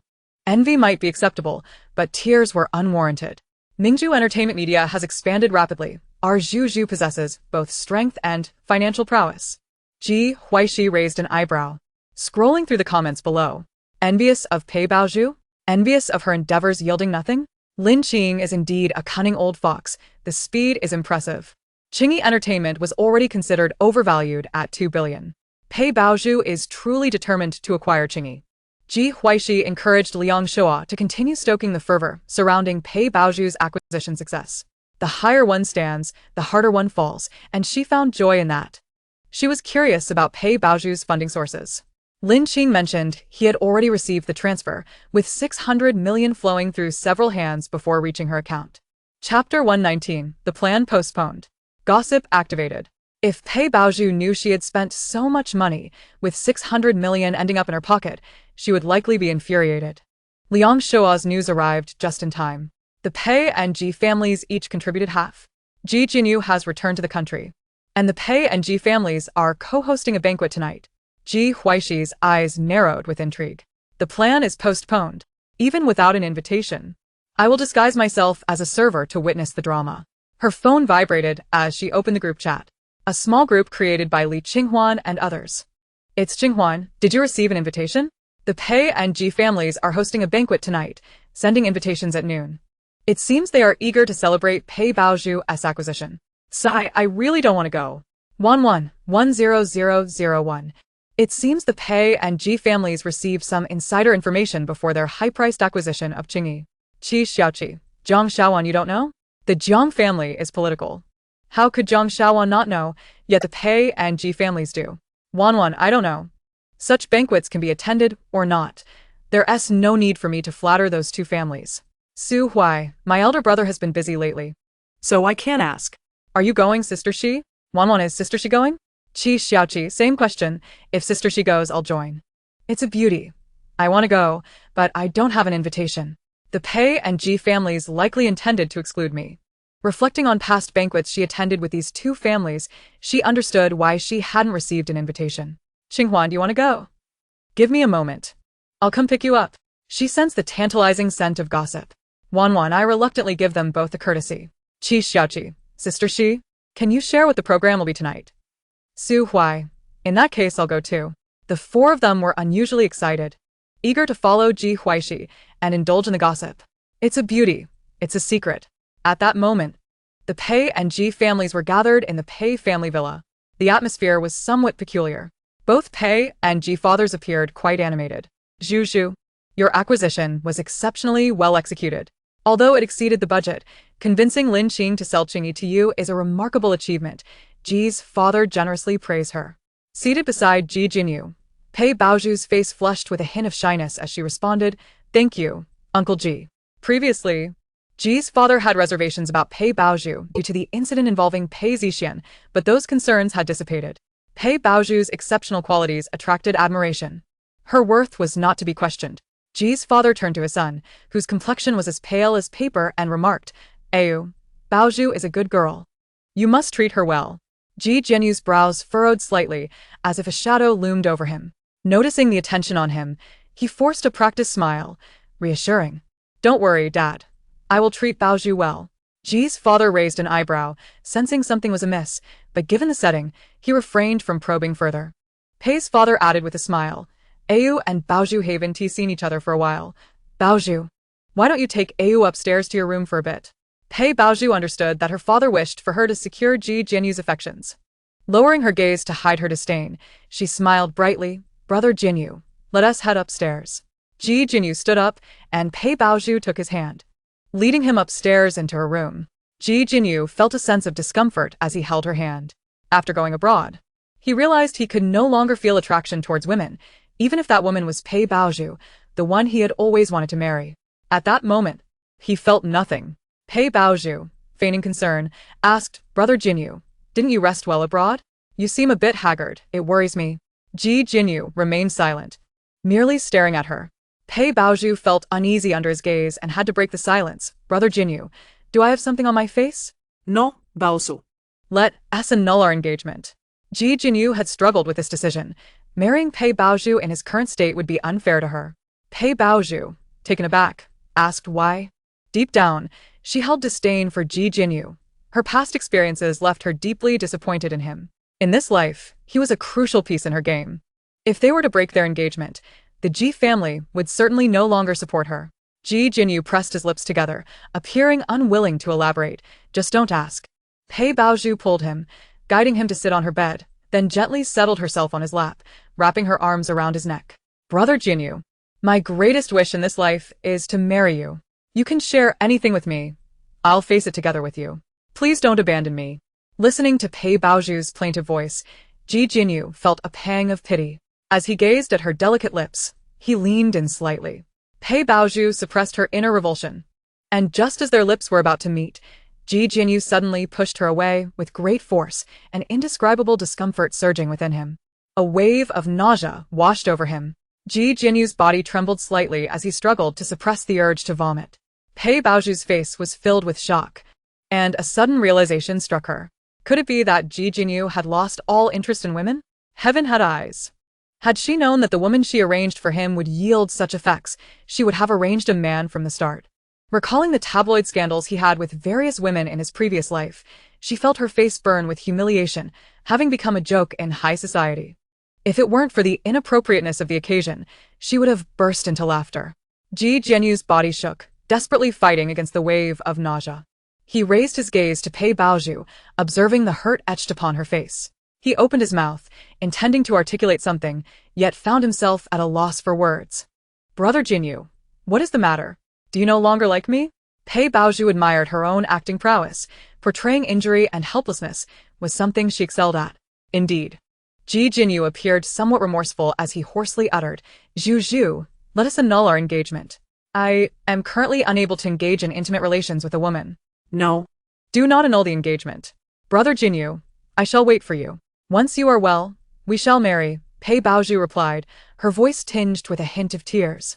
Once Ji Jinyu regained his health, he would no longer hold any value for her. Ji Jinyu never anticipated that, even at this juncture, Pei Baoju would remain steadfast. He pulled her close and embraced her tightly. "Thank you, Zhu. I promise to treat you well. With a wife like this, what more could a husband desire?" Pei Baoju patted him soothingly, her face betraying an unmistakable look of disdain. Chapter 120. How to Make a Man Spend 1 Billion on Me. At the Century Linhua Hotel, Pei Baoju noticed that Li Qinghuan was accompanied by Ji Huaixi, causing her to furrow her brows slightly. She intentionally avoided Ji Huaixi. Why was he here? An ominous premonition stirred within her. "Ji Huaixi, we need to talk." Ji Huaixi scanned the extravagantly dressed Pei Baozhu from head to toe. Li Qinshuan. There is nothing for Huaixi and you to discuss. Pei Baozhu's expression remained unchanged as she silently regarded Ji Huaixi, awaiting his response. Qing Huan is correct. It seems we have nothing of import to discuss. I am aware of the secret behind your drastic transformation. Ah? What secret? Pei Baozhu, observing Ji Huaixi's blank expression, began to doubt her previously steadfast suspicions. Could it be that Ji Huaixi had not been reborn? She steadied her thoughts, concluding that she had misunderstood. He was merely enjoying himself. Li Qinghuan spoke once Pei Baozhu had distanced herself. Is she unwell? So cryptic. Ji Huaixi smirked slightly, perhaps. Was she attempting to probe? Unless Pei Baozhu could provide evidence of her not being Ji Huaixi. The banquet was about to commence, and Jiang Wan and her companions had just arrived. Jiang Wan naturally linked arms with Ji Huaixi on the other side. Why didn't the Pei and Ji families hold the banquet at GX? Is it because they can no longer afford it? Qi Chen muttered under his breath. Su Hui shot him a glare. You know perfectly well why. GX is a property of the Gu family, and following Ji Jinyi's expulsion from GX, Pei Zixian's privacy was broadcasted. Both families had lost face. It was not merely uncomfortable for them to hold a banquet at GX, they could barely stand to pass through it. Qi Chen quietly asked Sister Shi. Tonight will be quite the spectacle, won't it? He was here for the drama. Ji Huaixi nonchalantly replied it should be. The five settled into a corner. A significant number of attendees had arrived, and upon noticing Ji Huaixi, they discreetly stole glances toward her group. Ji Huaixi's previous exploits were well documented. After severing ties with the Pei family, attending the banquet hosted by the Pei and Ji families could hardly be construed as a gesture of goodwill. On stage, Pei's father delivered an impassioned speech, while Ji Huaixi calmly retrieved a packet of sunflower seeds from her bag. Li Qinshuan. Jiang Wan. Sister Shi. Share some with me. Qi Chen and Su Hui chimed in simultaneously. Me too. Attending a banquet while munching on sunflower seeds only made the experience more delightful. They occasionally cast glances toward the corner, thinking, this is rather down-to-earth. As Pei Baozhu stepped onto the stage, she had yet to make her speech when a voice echoed from the corner. Miss Pei, wait a moment. The voice connected to the hotel's audio system, resonating clearly throughout the banquet hall. Everyone instinctively turned to the corner where Ji Huaixi sat, including the Pei family, who had been apprehensive about Ji Huaixi's potential mischief. Ji Huaixi paused momentarily in her seed snacking. A smile curved her lips as she greeted everyone with a composed grin, captivating their attention. After a brief moment, realization dawned upon them. Ji Huaixi was still munching on seeds. The voice they heard was not hers, and moreover, it was male. All eyes shifted toward another corner. Ji Huaixi resumed her snacking, merely a spectator, so why should they be wary of her? Miss Pei, first, congratulations on acquiring an entertainment company for 2.6 billion. Secondly, you deceived my brother out of $1 billion. Do you intend to repay it? The smooth, flowing voice seemed calm but carried an undeniable undercurrent of threat. The crowd was taken aback. Xia Huaili. $1 billion. They were uncertain which revelation astonished them more. Li Qinshuan whispered. Did Xia Huayu really give Pei Baozhu $1 billion? Truly love. Qi Chen, having spat out the seed shell, exclaimed in awe, $1 billion? How is it that Xia Huayu is so wealthy? $1 billion is a staggering amount for ordinary individuals, and even more so for those perpetually on the brink of economic sanction. Li Qinghuan found herself enviously drooling. Ji Huaixi smirked slightly. Xia Huayu must have sold or mortgaged fixed assets under his name. Qi Chen. Suddenly, I'm no longer envious. If I were to do something like that for a woman, my brother would turn me upside down and shake me until all the nonsense in my head spilled out. Li Qinghuan remarked, I believe Pei Baozhu could start a class titled, How to Make a Man Spend $1 billion on Me. It would surely attract many attendees. Ji Huaixi gazed at the visibly distressed Pei Baozhu on stage, nodding in rare agreement. Pei Baozhu pinched her palm, forcing herself to remain calm. Mr. Xia, that money was transferred to my account at your brother's initiative. Oh, is it not the case that you feigned poverty in front of him, evoking his pity, and thus he willingly provided the funds for your acquisition of the entertainment company? Xia Huaili's tone was calm, yet laced with displeasure. It was fortunate that the heir to the family business was not his brother. Otherwise, given his brother's romantic naivety, he would undoubtedly have given away the family fortune to a woman. Pei Baozhu's smile faltered. No, Mr. Xia, you have misunderstood. I never intended to take second young master Xia's money. Xia Huaili replied, if that is the case, then return it. Our family possesses wealth. but it does not come from the wind. If you were an unmarried woman, my brother's gift would not concern the Xie family, but you are not. The crowd regarded Pei Baozhu on stage with scrutinizing gazes. To engage with second young master Xie while bound by an engagement was quite a sophisticated maneuver. Pei's father spoke disapprovingly. Send me your account number. I will instruct our finance department to return the money to you. My daughter does not lack for such trifles. An eerie silence enveloped the banquet hall. Wow. $1 billion is merely a trifling sum. How enviable. I am utterly envious.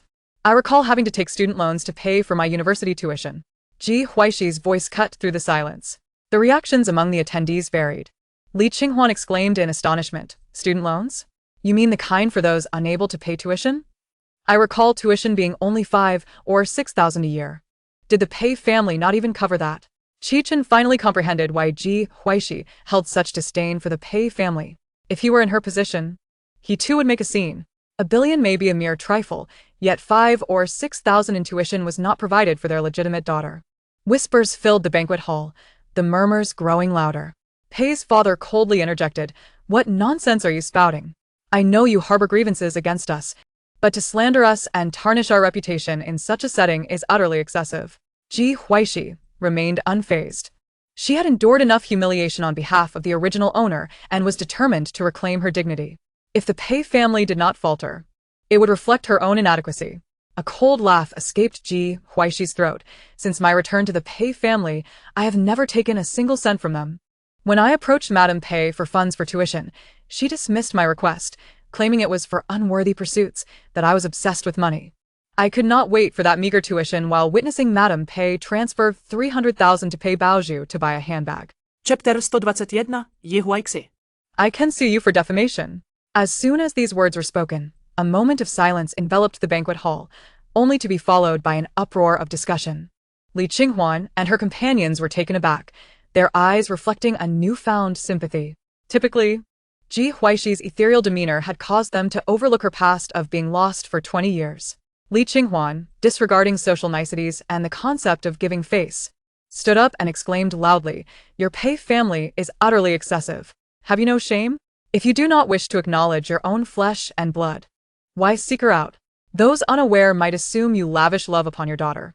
$1 billion may seem trivial, but 5 or 6,000 in tuition fees is merely a drop in the bucket. How ironic. Qi Chen interjected. The Pei family has never financially supported Huaixi, yet expects her to enter a marriage alliance. How splendid. Ji Huaixi's gaze flickered slightly, a warm sensation surging within her. Mr. Pei's expression darkened, and with a turbulent demeanor, he coldly retorted, Ji Huaixi, I never expected you to resort to deceit and victimhood. Is 200,000 a month insufficient for your tuition? He had always known Ji Huaixi to be a troublemaker. Had he foreseen this, he would have simply barred her entry. The guest's eyes oscillated between Ji Huaixi and the Pei family. Standing awkwardly on stage, Pei Baozhu found herself in a precarious position, unsure whether to continue speaking or to exit the stage. In the past, she might have spoken thoughtlessly, but now she was acutely aware of Ji Huaixi's formidable nature. When Ji Huaixi claimed she had never received a penny from the Pei family, it was likely true. Una perturbet, Ji Huaixi replied calmly. 200,000 a month. Let's calculate that for a year. That amounts to at least 4 million. Where is it? I won't make it difficult for you. Just present the transfer records to prove your point. Mr. Pei turned to his wife, his voice firm as he commanded, Bring out the transfer records. Mrs. Pei's eyes darted nervously, avoiding her husband's gaze.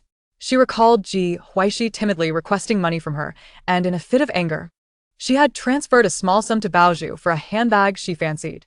Thereafter, she had forgotten all about it. Seeing his wife's in action, Mr. Pei furrowed his brow in discontent. What are you dawdling for? Everyone is watching.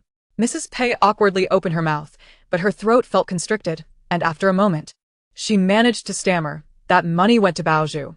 Those close enough heard every word. Gradually, the realization spread through the crowd. Mr. Pei stared incredulously at his wife. Are you foolish? Mrs. Pei wished she could vanish on the spot, evading the scrutinizing gazes. Beads of sweat began to form on her forehead uncontrollably. Ji Huaixi clicked her tongue. I hold grudges and repay grievances. My purpose in attending your banquet was to witness your disgrace. You truly disappoint me. You've provided me with quite the spectacle. I can only imagine how the guests will gossip about you after tonight. The audience murmured, seeing the truth but not speaking it. It is human nature to revel in gossip. Mr. Ji rubbed his temples, beginning to doubt the wisdom of continuing his partnership with the Pei family. He stepped forward, casting a cold glance at Ji Huaixi as he attempted to mediate. Today is a celebration for the Ji and Pei families. Dear niece Ji, perhaps you should calm down and express your thoughts more amicably. Ji Huaixi raised an eyebrow, her tone dripping with sarcasm. Oh, how noble. Your daughter has ensnared your son, and yet you still wish to engage in business with her? Such magnanimity is beyond my comprehension. Her tumultuous emotions needed an outlet. And upon discovering Pei Baoju's financial backing from the two families, she sensed an opportunity. Pei Baoju and the Pei family would not escape unscathed. Once she resolved the Pei family's troubles, she would only need to contemplate her own existence in this world and her future plans. Mr. Ji recalled his son, who had not made an appearance upstairs, and a flicker of doubt crossed his mind. Pei Baoju's complexion shifted slightly. Did Ji Huaixi know something? She must not panic. Guests in the banquet hall cast secretive glances at Ji Huaixi, their eyes gleaming with anticipation. Dear niece, we did not invite you. Your unannounced appearance is a breach of etiquette. You may have family disputes, but there is a time and place for such matters. Mr. Ji feigned politeness. And you can tolerate Baoju seducing your son. Ji Huaishi's words detonated like a bomb in the banquet hall. The expressions of the guests morphed into a kaleidoscope of emotions. Those who appeared composed were on the brink of disbelief, their mouths agape in shock. The glint of curiosity in their eyes betrayed their eagerness for gossip. Wait, Baoju is the one who found someone? Qi Chen's face mirrored the astonishment of the crowd.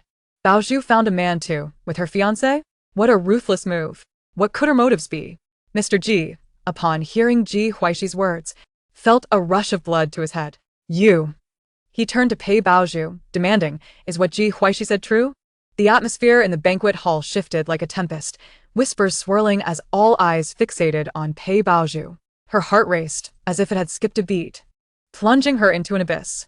She lifted her chin slightly, a flicker of panic flashing in her eyes before she quickly suppressed it. Of course not. Junyi is my fiancé, the one I intend to spend my life with. If you wish to slander me, at least find a more credible reason. Pei Baoju straightened her back, her feigned indignation attempting to mask the turmoil within. She fixed her gaze on Ji Huaixi, wondering why Ji Huaixi had not met the same fate as in her past life. Some listeners began to find Pei Baoju's words somewhat reasonable. Finding a man for one's husband seemed too outrageous. Logically, no one would act in such a manner. Ji Huaixi relaxed against the back of her chair, her legs casually crossed, a smile playing at the corners of her mouth. What benefits it brings to me, you ought to ponder for yourself. Ji Huaixi. I can sue you for defamation, Pei Baoju declared with confidence, her resolute demeanor convincing many onlookers. Miss Ji, we understand there are disagreements between you and Miss Pei, but you cannot make such a jest. Yes, indeed. Miss Pei is contemplating legal action. Perhaps you should apologize, the head of the Ji family reasoned, asserting that Miss Ji's antics were ill-timed. A few individuals aligned with the Pei and Ji families could not help but rally in support of Baoju. Li Qinghuan smirked slightly. If you wish to enjoy the gossip, then enjoy it. Don't choose sides too hastily. You have no idea if our Huaixi lacks evidence. Qi Chen added, precisely. Be wary of getting slapped in the face later. Ji Huaishi's eyes curved into a smile, her mood evidently lifted. You all have such faith in my evidence? Li Qinghuan leaned in and whispered, even without evidence, we stand by you. We are friends. Chapter 122. What was in the past, what is now. Ji Huaixi grinned. Thank you. She then slowly rose, making her way to the stage, her leisurely steps reminiscent of a stroll in her own garden. However, Pei Baoju felt an insistent pressure closing in on her. Ji Huaixi approached Pei Baoju's side. Are you going to sue me for defamation? Do you need me to help you call the police? All eyes were drawn to the stage. Pei Baoju lowered her voice. We have no great enmity. Do you really need to ruin me to feel satisfied? Their voices were hushed, audible only to the two of them. Ji Huaixi smiled coldly. Is that so? Then how did I die previously? Pei Baoju's gaze snapped to Ji Huaixi, retreating instinctively at the chill radiating from her frozen gaze. Ji Huaixi realized that Pei Baoju was indeed the cause of her demise in her past life. The audience below could not hear the exchange between the two on stage, their anxiety palpable. Do you still need to call the police? I can assist you. Quit whispering and use the microphone. Someone in the crowd shouted. Ji Huaixi's lips curled into a smile. Then I must thank this kind-hearted gossip lover. As Pei Fu ascended the stage, he intended to drag Ji Huaixi down, only to be evaded disdainfully by her. Do not touch me with your hands that have never known the cleansing touch of water post-relief. Those who overheard cast a wordless glance towards Pei Fu. Listening to Ji Huaixi's unfounded accusations, Pei Fu's expression darkened as he reprimanded, "Leave this place at once. It is not your domain to act unruly." Yet she retorted, "But this could very well be my stage for dramatics, considering your decision to include me here." Ji Huaixi added fuel to the fire. Maintaining a safe distance from Pei Fu, she remarked, "Do not glare, for glaring at me will not diminish your flesh." While it was unlikely Pei Fu would resort to violence in public, the risk of losing his temper and acting irrationally loomed large, and she had no desire to become an unfortunate casualty amidst the chaos. Pei Fu took several deep breaths, contemplating the words he would convey once she departed. "Your remarks are unbecoming. Every guest present is a friend invited by the Pei and Ji families. What fruit cannot be shared among us?" Ji Huaixi smirket. The audience on stage struggled to contain their laughter. It was truly a scandalous display. Such families typically kept their unsavory affairs behind closed doors. Pei Fu would only remain calm if he were to faint on the spot. Ji Huaixi turned her gaze towards Ji Fu, leaning in conspiratorially, "Mr. Ji, I possess not only evidence of Pei Baoju's second scheme against your son, but also the first. Would you be interested? Not for 19.99 million, but for 9.999 million. Ji Fu and Ji Mu exchanged glances, realizing that the formal announcements of the evening had yet to be made, yet the banquet was already in disarray. "Do not believe her. She is a fountain of lies," Ji Mu hissed. "You come down here. We shall discuss this privately." "I can provide you with any sum you desire," Ji Fu stated. Ji Huaixi raised an eyebrow, her impending response halted by a cold voice. "Father, do not trust her. I have faith in Zhu, and her words are merely motivated by greed." In unison, Ji Huaixi and the guests turned to behold Ji Jianyu's entrance into the banquet hall. "The male lead has arrived. How intriguing." For money? Word in the past.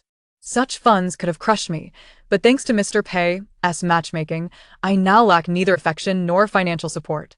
Ji Huaixi surveyed the stage, lamenting the absence of a chair, feeling fatigued. Suddenly, a server rushed forward, setting down a chair before hastily retreating.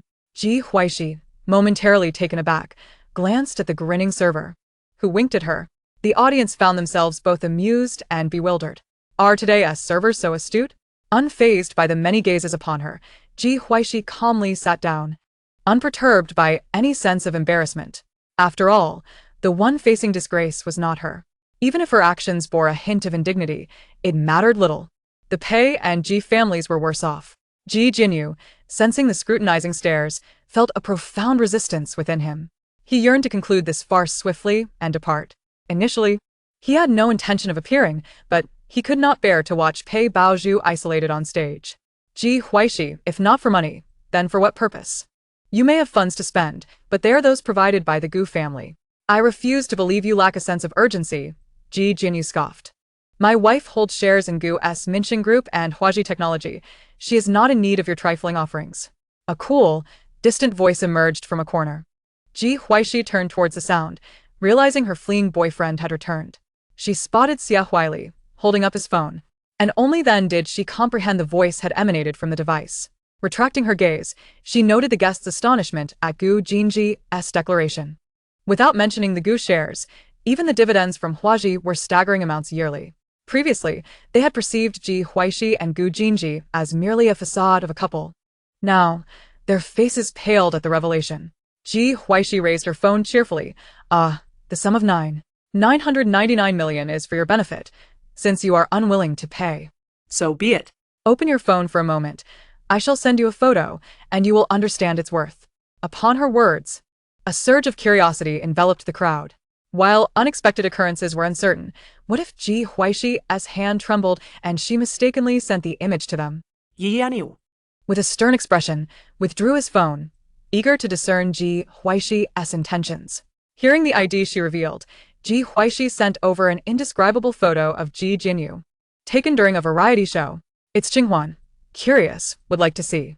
Wanwan, Guagua, let us eat." Ji Huaixi caught the messages in the group, glanced up, and saw Qi Chen waving, smiling as he sent the photo before turning off the screen. Li Qinghuan and others, upon viewing the image, finally grasped why Ji Jianyu's expression had shifted so dramatically. The moment Ji Jianyu glimpsed the photo, his gaze sharpened. In the picture, he was clad in an unseemly manner. Ji Jianyu fixated on the image, his pupils constricting in shock, lips pressed tightly together, a blaze of fury igniting in his eyes. Seeing her son's altered expression, Jimu leaned closer for a glance. Her complexion paled, and her lips quivered. The onlookers had been closely observing Ji Jianyu, and his expression alone revealed that the photo contained something significant. Their curiosity piqued. Could they catch a glimpse? They would gladly pay 999 million for it. Ji Mu exclaimed, delete those photos, and I will transfer you 10 million. Ji Huaixi toyed with her phone, not lifting her gaze. That one do. What if you tell the police I extorted you?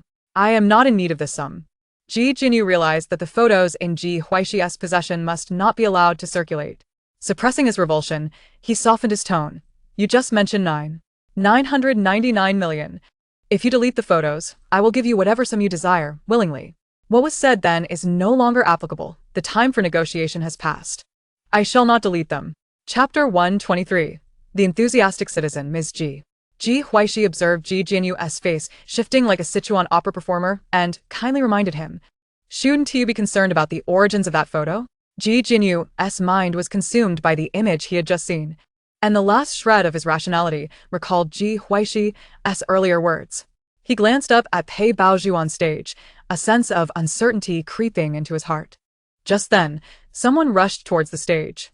Ji Huaixi sprang from her chair with remarkable speed. The server rushed forward, instinctively placing themselves in front of Ji Huaixi. With a sharp crack, a resounding slap echoed, causing pain merely by the sound. You wretched girl, how dare you scheme against my son? Ji Huaixi watched as Ji Mu's hand, fueled by fury, struck Pei Baozhu's face.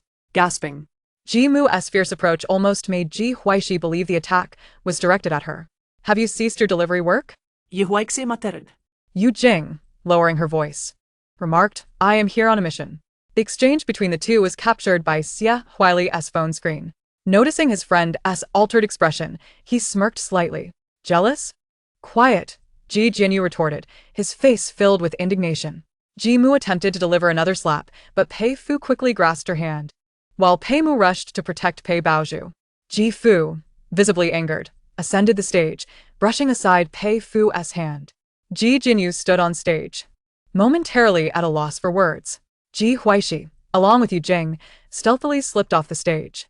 With the main characters taking center stage, it was only fitting for her to step aside and let them perform. Without a performance, how could she enjoy the show? Ji Fu, with a stern expression, interrogated, Pei Baozhu, tell me the truth. Did you conspire against Yu?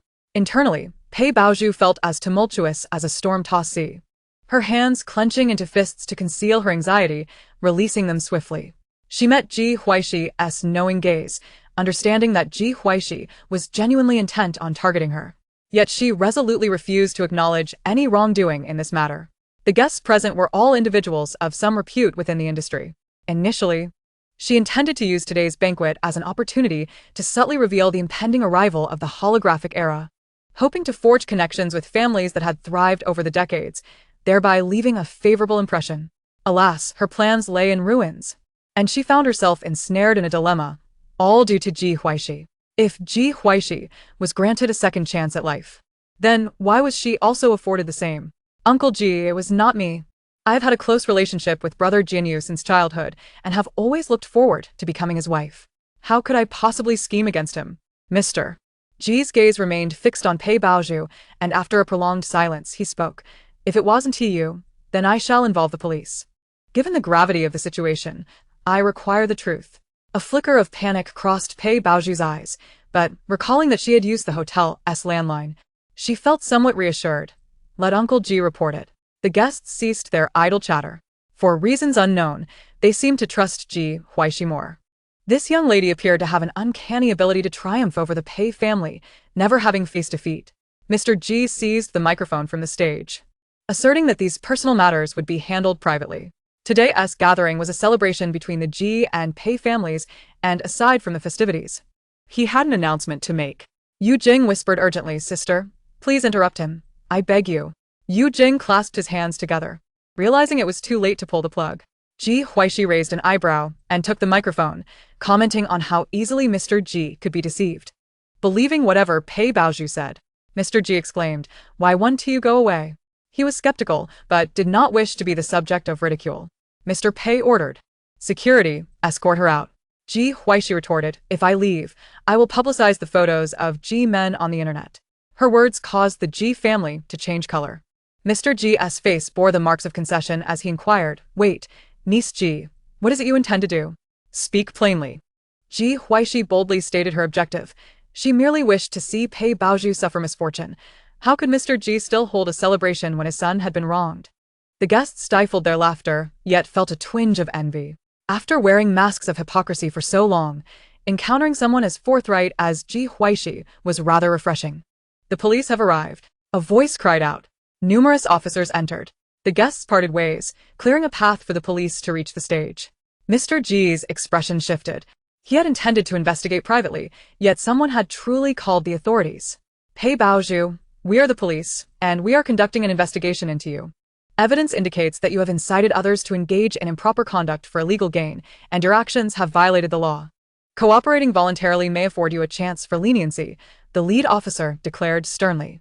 A commotion erupted among the crowd. Something felt amiss. They were arresting someone right away. The police were not accusing Pei Baozhu of coercing Ji Jianyu. At that moment, another officer spoke up, which comrade reported the crime. Who designed their own fiancé? Ji Huaixi raised an eyebrow. It seemed two groups of police had crossed paths. Lin Qing was adept at seizing opportunities. She opened her phone and accessed Weibo. The trending topic read, "Pei Baozhu incites her artists to commit crimes." The crime of extortion in the entertainment industry. Qianli expressed his helplessness under duress. Lin Qingqing, former boss of Qingyi Entertainment. "Qingyi Entertainment is my life's work. Pei Baozhu incited her artists to seduce me, steal company secrets, and force me to sell Qingyi to her. Qianli, I must first apologize to Mr. Lin. I was not in control of my situation. President Pei used my private videos to blackmail me, leaving me no choice but to comply. Here are the recorded evidences. Videos 1, 2, 3, 4. The revelations sent the online community into an uproar. So this was the truth behind the acquisition. Pei Baozhu was truly terrifying. Pei Baozhu's mindless fans rushed to defend her, claiming she was merely trying to help Qianli find a partner. As a fellow woman, Pei Baozhu had the audacity to use private videos to blackmail her artists. Being an artist under Mingzhu Entertainment was akin to a stroke of bad luck. "Pei Baozhu, get out of the entertainment industry," they shouted. "Your mother is in prison. Now Pei Baozhu can join her and fulfill her filial duty." Many guests also took out their phones, drawn to the eye-catching headlines that caught their attention. On the stage, Pei Baozhu's ominous premonitions grew more intense. It seemed events were spiraling beyond her control. She forced a smile. "Are you all mistaken? Are you the president of Mingzhu Entertainment?" "Indeed. Then there is no mistake." A concerned citizen, Ms. Ji, interjected, "Officer, I have evidence of Pei Baozhu inciting others to assault her fiancé." Chapter 124. You seem destined for state hospitality. The once boisterous banquet hall fell into an unexpected silence. Most gazes converged upon Ji Huaixi, their faces betraying a shared anticipation for the unfolding drama. Ji Jianyu momentarily froze. The phrase assault struck him deeply.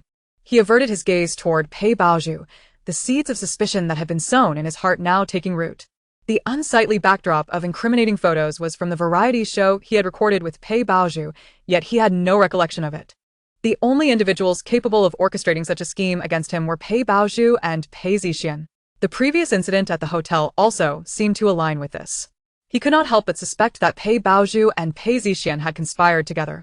Pei Baozhu's composure faltered as she gritted her teeth. "Ji Huaixi, are you not afraid I will expose your secrets?" Ji Huaixi raised an eyebrow. "Is that a threat?" "Officer, I have stumbled upon evidence during my investigation, neatly compiled in a folder. Please provide a contact method, and I shall forward it to you," Ji Huaixi stated as she approached the officer. With a swift scan to add as a friend, she sent the folder in one seamless motion. Ji Huaixi raised her phone toward the utterly stunned Pei Baozhu, declaring, "My secrets are inconsequential. What matters is that you seem poised to dine on state hospitality. Are you pleased?" The guests swallowed hard. Her actions were remarkably decisive. The police were taken aback. The evidence had been so effortlessly obtained. Upon reviewing the documents, the officer inquired further. Where did you acquire this evidence? Ji Huaixi. Not one to withhold information, replied candidly. She bears a grudge against me and has been causing chaos at my family's hotel. The evidence was practically delivered to my doorstep. The officer responded, Thank you for your assistance. We will verify the leads you submitted. Pei Baozhu. You will accompany us for further questioning. Pei Baozhu's face turned ashen as she was taken away by the police. Naturally, the banquet could not continue under such circumstances. The guests departed, satisfied with the outcome. Ji Huaixi rejoined Yu Jing and Li Qinghuan, who had changed back into their regular clothes, and they prepared to leave. Just then, Ji Jinyu called out to Ji Huaixi, Ji Huaixi, could you sell me the photos and evidence you have? I wish to purchase the rights to the photos. Upon his words, he noticed the odd expressions of Li Qinghuan and the others, their gazes filled with scrutiny. Ji Jinyu's face darkened as he realized. Did you show them my photos? Ji Huaixi replied with a smirk. What business is it of yours? Those are my photos. He felt increasingly uncomfortable under the weight of their stares. Ji Huaixi did not engage further. What photos? Perhaps you should describe them so we can determine if they are indeed yours. She scrutinized Ji Jinyu before her, knowing that the world of the book would inevitably collapse now that she had become Ji Huaixi. His skin was fair and his frame slender. Perhaps the incident involving Pei Baozhu had taken a toll, rendering him more effeminate. Ji Jinyu instinctively avoided Ji Huaixi's gaze, speaking awkwardly. Make me an offer. Ji Huaixi suddenly asked, Do you believe Pei Baozhu was behind the scheme against you? Hearing her question, Ji Jinyu's eyes darkened. His fists clenched tightly, nails digging into his palms without registering the pain. I do not know. Ji Huaixi let out a light scoff from her throat. Roll on. Whether or not I delete the photos is my prerogative. You may inquire with the police for verification of the evidence. After all, you are the victim. Having said this, Ji Huaixi refrained from uttering another word to Ji Jinyu. Originally, she and her companions intended to casually find a place to dine, but upon noticing their evening gowns, they directly proceeded to Jiang Bianyuan. Once inside the private room, they cast aside any semblance of decorum and flopped onto the sofa. Among them, only Yu Jing remained seated. Qichen looked at Yu Jing with a cheerful grin and remarked, Yu Jing, your business scope is quite broad. Even moonlighting as a waiter now. Would you like me to help you find a job? This is too taxing for you. Qi Chen was likely the only one in the room unaware of Yu Jing's true identity. Yu Jing replied, Thank you, Brother Chen.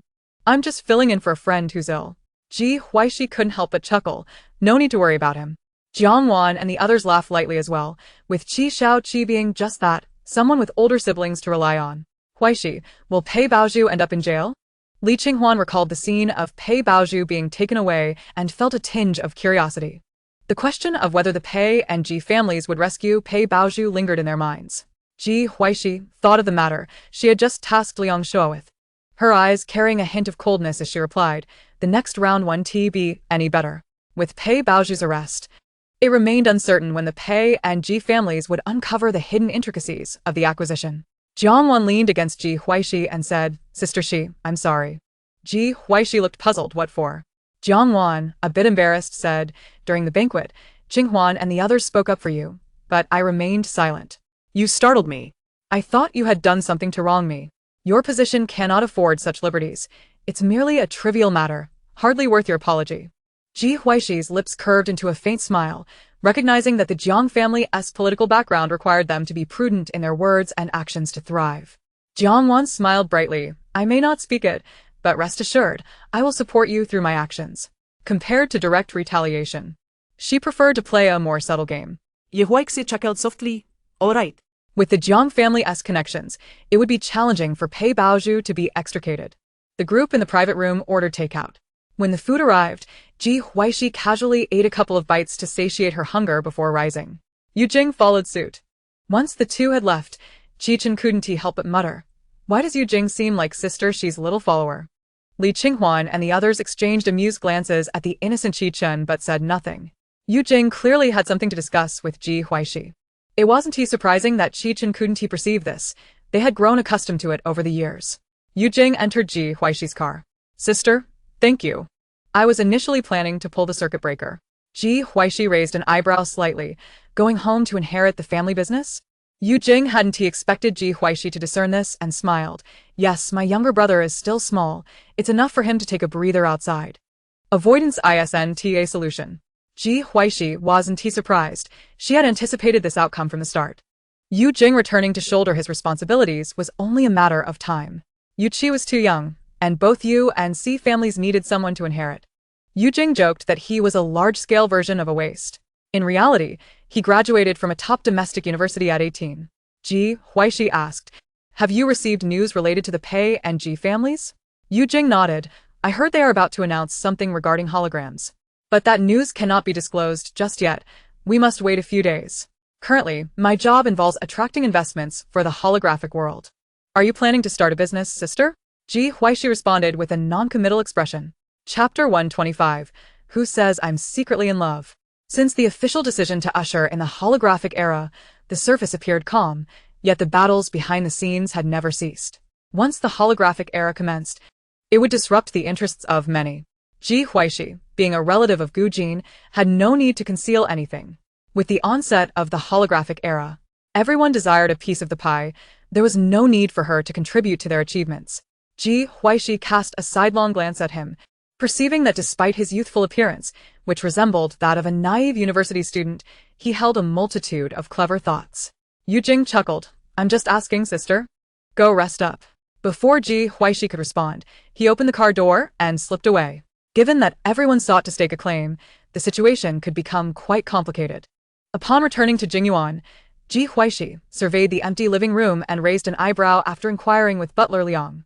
She had only just acquired a boyfriend yesterday, and he was nowhere to be found today. After washing up and changing into her pajamas, she descended to the kitchen, requesting a late-night snack. Meanwhile, Gu Jin had just finished socializing at the top floor of Jiangbianyuan. Once all the guests had departed, he slumped into a chair, feeling utterly drained. The alcohol had dulled his senses, and suddenly, the image of her from that morning flashed through his mind. Upon opening his eyes, he could see her. He gazed at her for a long time, reluctant to even blink. Even with a small boat between them, he felt he could never get enough of her. Until the little boat stirred awake, he carefully lifted it, trying not to disturb her.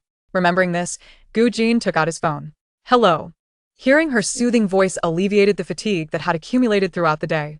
Before Gu Jin could speak, the door swung open, and a woman's soft voice entered. "Mr. Gu, you've been drinking. It's not convenient for you to drive. Let me take you home." The woman noticed Gu Jin's loosened tie and open collar, casually lounging in his chair, exuding an air of both elegance and abandon. Her heart raced with excitement. It was as if she were bewitched, taking deliberate steps toward him.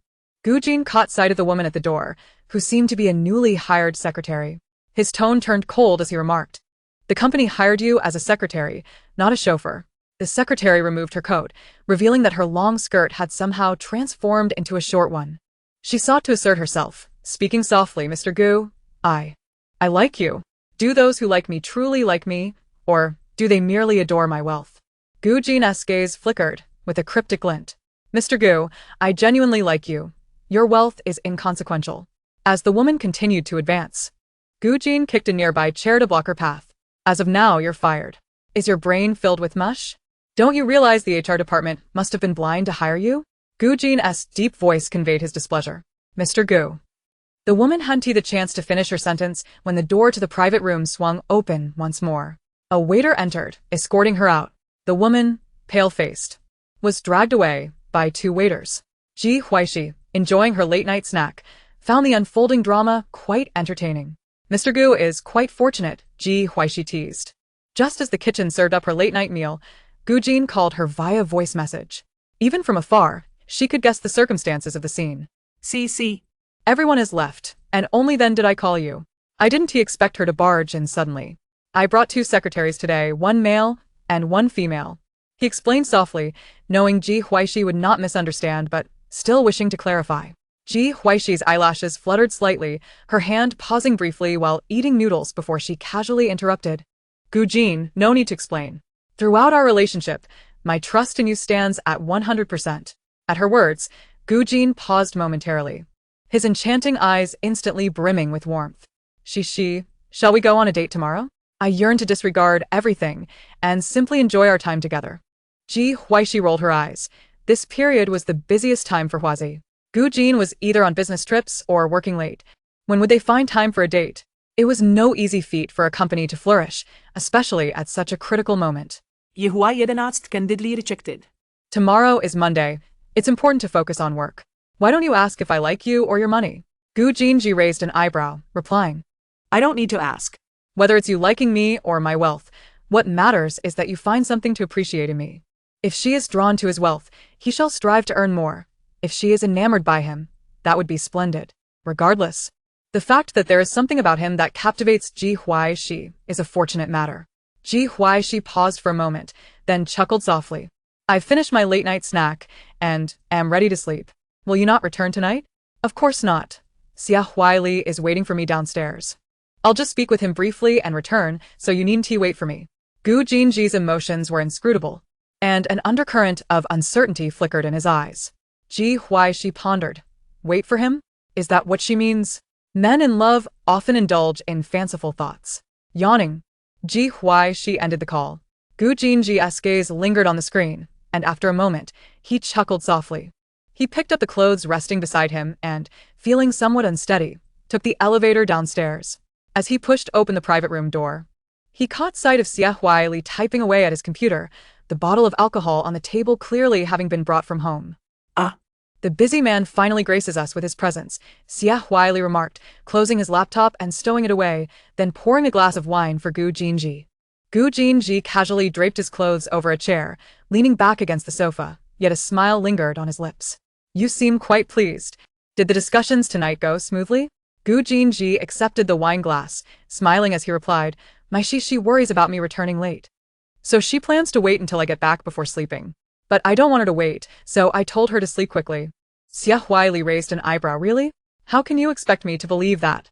Thankfully, he knew Ji Huaixi well enough to harbor some skepticism. Gu Jinji took a sip, his smile widening as he affirmed, Of course. Xia Huaili poured himself a glass, bemused. If you're so intent on self-deception, I might as well indulge you. Gu Jinji gently swirled his wine, a hint of danger lacing his tone. Practice? Xia Huaili replied, Really? Sitting across from you now, that doesn't seem wise. If Huaixi thinks you have violent tendencies, that would be unfortunate. Gu Jinji retorted. What if I feel more inclined to hit someone? Xia Huaili laughed. I never thought you developed feelings for Huaixi. Have you confessed your one-sided love yet? With your hectic work schedule, do you even have time to pursue someone? Gu Jinji was about to assert his status as a reputable individual, but suddenly recalled Ji Huaixi's condition for being together. Swallowing the words he was about to utter. Chapter 126. I am with you, because I like you too. Xia Huaili downed his drink, placing the glass on the table, and humorously broached the topic Gu Jinji had just avoided. Did the matters tonight progress without a hitch? Whether the holographic era can successfully commence is still uncertain, as there are many who are reluctant to see it happen. Gu Jinji's expression darkened slightly. Rubbing his temples in weariness, I came down just to tell you that everything went well, and now that it's done, I should head home. Xia Huaili musha. Those who are not married may not fully grasp the joy of being guided by a spouse. Gu Jinji finished his drink and grabbed his clothes, preparing to rise. Xia Huaili slowly articulated, Is this a display of bragging? Upon returning to Jingyuan, Gu Jinji found the living room brightly lit but devoid of people. He stumbled slightly as he made his way to the air conditioner, seeking the cool breeze to awaken him. I'm back. A lazy yet cheerful voice floated into his ears like a melodic tune. He turned in surprised to see Ji Huaixi standing at the door, her smile enchanting. Gu Jinji pressed his lips together, walking over to the sofa to retrieve a shawl, trying to appear composed as he approached Ji Huaixi. Though maintaining a slight distance, he offered the shawl, his voice hoarse yet tender. Here, wear this. Be careful not to catch a chill. Ji Huaixi lowered her gaze to his elegantly defined hands. She did not accept it but took a step closer. Gu Jinji instinctively took a step back. Noting the teasing glint in her eyes and hoarsely explained, I had a bit too much to drink tonight, and I reek of alcohol. You've already showered.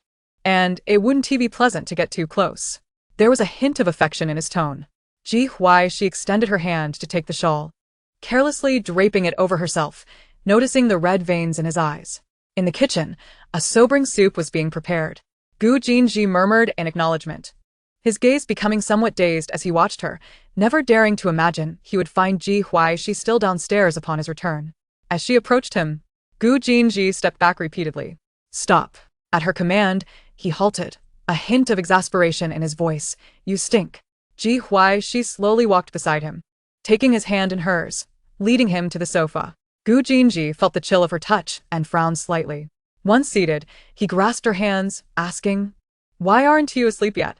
With a slight lift of her eyelids, she replied, "Were you hoping I would wait for you?"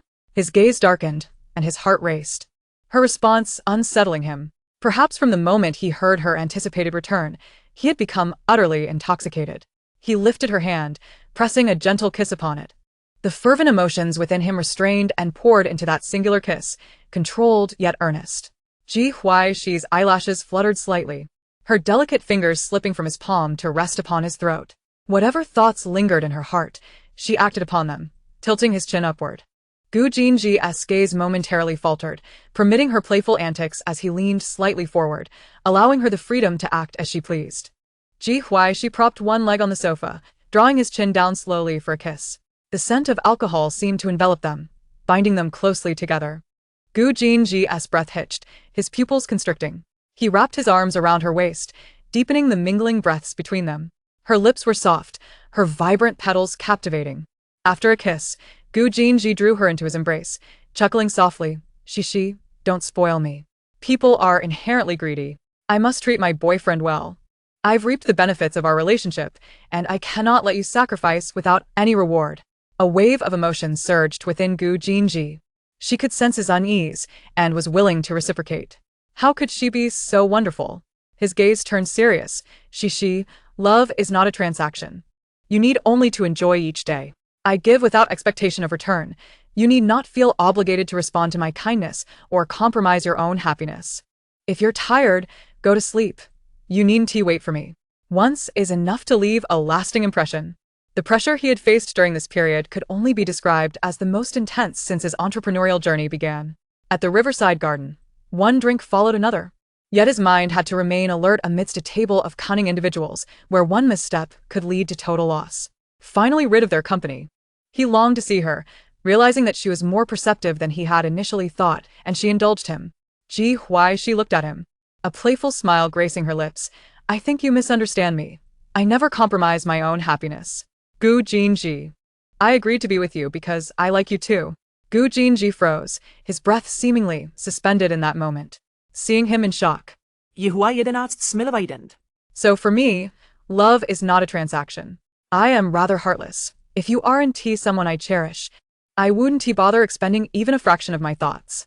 Gu Jinji could only focus on her lips moving, the words drifting into a blur. Her voice felt both near and distant, but he heard her confession. She liked him too. Gu Jinji's thin lips parted slightly, pausing for a brief moment. And after a while, he managed to suppress the overwhelming joy that was about to burst forth from his heart. Surely, he was not intoxicated, nor was he merely dreaming. CC. CC. CC. Eek. Gu Jinji noticed her dwindling patience was on the verge of depletion, and he let out a soft chuckle. I'm tired. Ji Huaixi nimbly rose to her feet. "You should go to bed. Recently, I've arranged for bodyguards to accompany you when you go out. I've sent a few over to Jingyuan." Gu Jinji recalled those who were growing increasingly restless, and spoke softly. He wished to shield Ji Huaixi from even the slightest hint of danger, due to his own affairs. Even though he was aware that those individuals might not dare to lay a finger on Ji Huaixi, he wanted to avoid any unforeseen incidents. Ji Huaixi raised an eyebrow, not opposing him, and responded affirmatively, for she valued her life dearly. "How about Zhou? All arranged. Dad has recently taken him on leave, and he's been accompanying Dad to and from work. I won't be going out much lately. So just finish your hangover soup and hurry to bed." After Ji Huaixi finished speaking, she ceased to worry and headed toward the elevator. The era of holograms was poised to disrupt numerous offline industries, the dawn of which was imminent. As long as this news had not been officially announced, everything remained uncertain. The outcome of the various power struggles was not a matter for her to be concerned about. Upon returning to her room, Ji Huaixi caught a whiff of the lingering scent of alcohol on herself and took a new set of pajamas into the bathroom. She truly disliked sleeping while reeking of liquor. After a quick rinse, Ji Huaixi lay down on her bed and swiftly drifted off to sleep.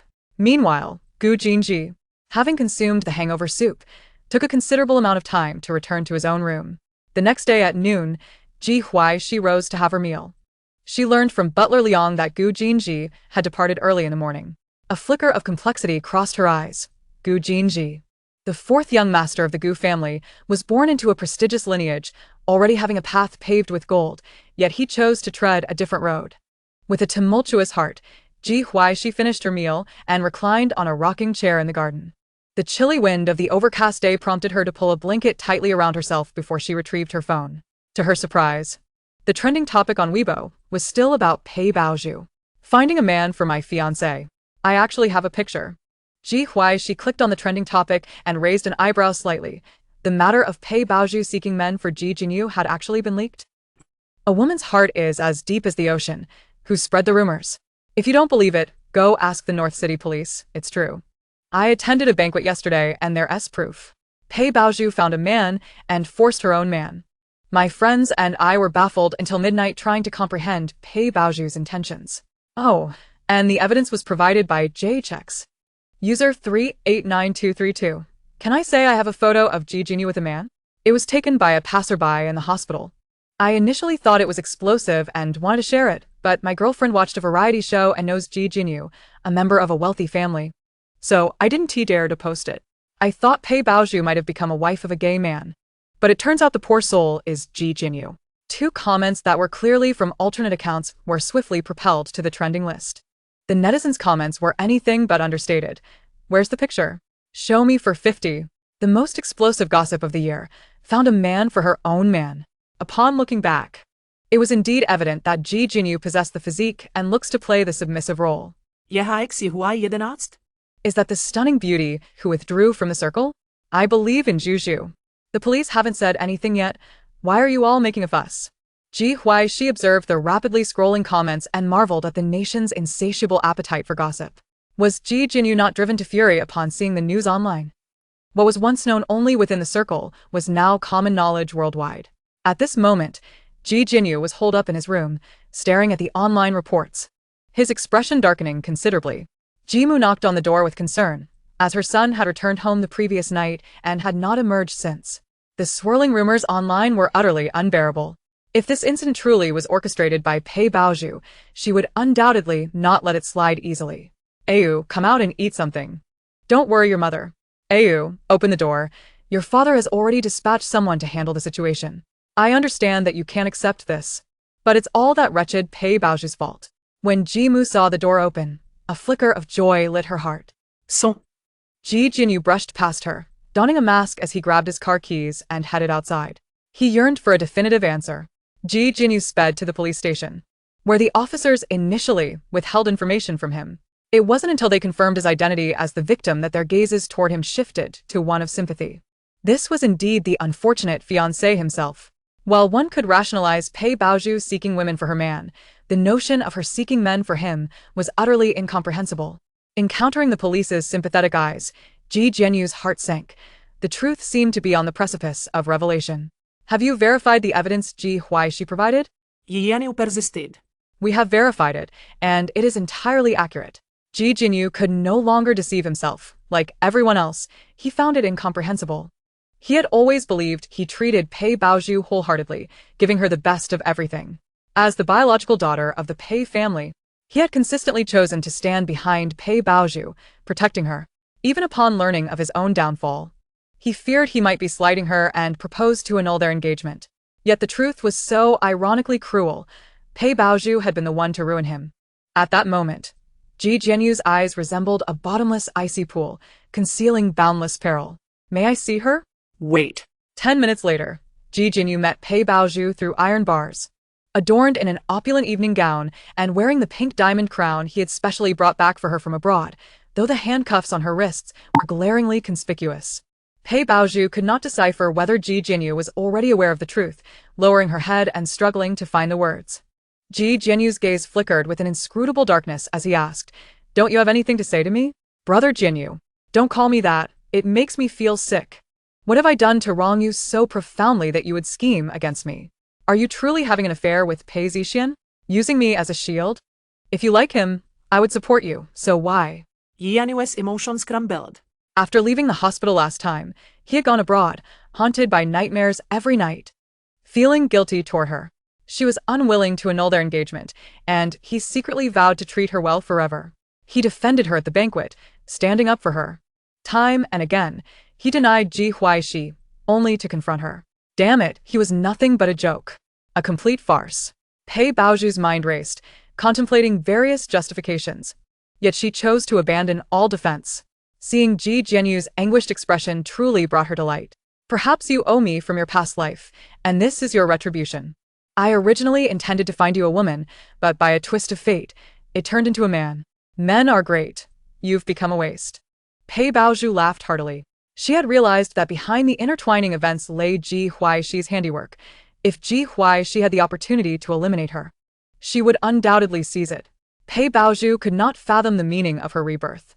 Her life had become worse than the last. Ji Jinyu gritted his teeth and said, "Are you still unwilling to tell me the truth?" Pei Baoju abandoned all pretense, sneering, "What you think is your business. The truth is indeed what I did. And I accept it." Ji Jinyu pressed his lips together, digging his nails into his palm to maintain his composure. "Did you design me while I was accompanying you in filming that variety show? Did Pei Zixian handle the aftermath for you?" Pei Baoju felt that this matter had lingered for quite some time. Based on her memories, it was indeed she who had administered the drug to him. Yet the conclusion was starkly different from that of her previous life. Without a doubt, it was the handiwork of Ji Huaixi. A wicked smile crept across Pei Baoju's face as she thought, "Not me. You should inquire with Ji Huaixi." Although she was unable to venture out, it did not impede her from sowing seeds of animosity against Ji Huaixi. Ji Jinyu furrowed his brow slightly and asked, "Were you aware of this matter at the time?" "I do not know. I take responsibility for what I have done, but I will categorically deny what I have not." Ji Jinyu was uncertain whether to believe her or not. He gazed deeply at Pei Baoju and said softly, "Zhu, wait for me." Designing a trap for him. Mere imprisonment would not suffice. Chapter 128. Even a pig standing on the wind can soar. Ji Jinyu sat in his car, contemplating Pei Baoju's earlier words. After some reflection, he resolved to seek clarity. To his dismay, he realized he did not possess Ji Huaixi's contact information. After consulting several acquaintances within the industry, he still failed to obtain Ji Huaixi's private details and was left with no choice but to call the Jingyuan where Ji Huaixi resided. Ji Huaixi was reclining in a chair, on the verge of slumber, when Ji Jianyu's call interrupted her. She felt somewhat speechless. The news about Ji Jinyu had spiraled out of control online, showing no signs of abating. Rather than addressing the rumors circulating on the internet, he sought her out. She returned to the living room, feeling rather annoyed. Ji Jinyu noted the less-than-pleasant tone in Ji Huaixi's voice, but he was in no mood to dwell on it. "Pei Baoju claimed that you were the one who manipulated me first. I would like to ask you about it." Ji Huaixi retorted, "Are you lacking in judgment? Do you believe everything she says? Why are you so rude?" "I merely inquired. There were quite a few people who saw you at that time. I found it amusing and took a photo. As for others, I cannot say." "What do you mean?" Ji Jianyu's composure faltered, his expression darkening. There were not just Ji Huaixi and himself present, and yet he was oblivious to everything. Ji Huaixi, uninterested in clarifying matters for others, abruptly hung up the phone. She was not a benevolent soul. The truths unearthed through Ji Jianyu's own investigation would be far more poignant than any explanation she could provide. Pei Baoju had designed a trap for him with the intent of framing her. However, the trajectory of events had pointed towards an entirely different possibility. Upon uncovering the truth, would be more inclined to believe that Pei Zixian and Pei Baoju had conspired against him. Not everyone was reborn. With such a scheme devised against Ji Jinyu, given his temperament, it would be unreasonable for him not to darken. Initially hoping for a brief afternoon nap. However, after Ji Jianyu's call, her desire for sleep dissipated. Instead, she decided to enter the holographic world. By the seaside of Moyun Guanlan, Ji Huaixi spotted Jiang Li half reclined in a chair, enjoying the sea breeze while holding a book. Having frequently entered the holographic realm lately, and being neighbors with Jiang Li, their relationship had grown considerably closer. At that moment, she found it somewhat unusual not to see her clingy boss, Jiang Chengel. "Huaixi, what brings you here?" Jiang Li inquired, a gentle smile gracing her lips. Ji Huaixi settled into the chair beside her, opting not to stir up trouble. Jiang Li's eyes sparkled as she raised an eyebrow and teased, "I see you prefer avoiding trouble by staying indoors." Recently, Jiang Chengel had earnestly instructed her to always carry a bodyguard when going out. Ji Huaixi did not deny it. "I suppose so. Is Chengel busy lately?" Jiang Li lazily affirmed, "Indeed, during critical moments, she tends to get quite busy." Jiang Chengel and Gu Jinji were legitimate rivals in the same industry. Logically, Competition would breed a strained relationship. In reality, the holographic market was vast, with only Jiang Changle and Gu Jinji's companies capable of developing and selling holographic equipment in Beijing. They had inadvertently become partners.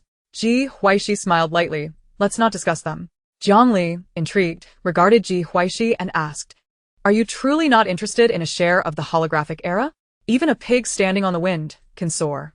The thought of Qingyi Entertainment made her eager to encourage Ji Huaixi as she held great confidence in her potential. Ji Huaixi smirked, Her lips curling in amusement as she glanced at Jiang Li.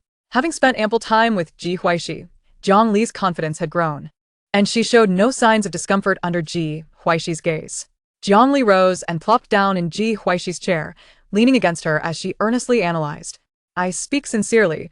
Consider how easy it would be to create stars once the holographic era commences. It's practically free money. We could establish a company, with you holding the majority stake and me the minority. A 60-40 or 70-30 split would suffice, and we could utilize Changle Media's vacant office space for our operations, securing the holographic equipment at internal pricing." Ji Huaixi's eyes lit up with a hint of mirth as she tilted her head to chuckle. "It sounds like there are numerous benefits." Jiang Li replied eagerly, "Indeed. I would be your first artist, taking only shares and not participating in company decisions. Of course, if you require my assistance, I can enlist Changle's help." Managing a company was not her forte. Ji Huaixi slightly parted her lips, gently draping her arm around Jiang Li's shoulder. "For the sake of those kids at Qingyi Entertainment, you've seen through me. I certainly cannot manage a company. My strengths lie in singing, dancing, and acting. Changle isn't particularly adept at it either, but I believe you excel in this area. You possess dual degrees in management and finance and can easily keep Lin Qing in check." Jiang Li spoke candidly. Ji Huaixi remained silent, pondering Jiang Li's proposal.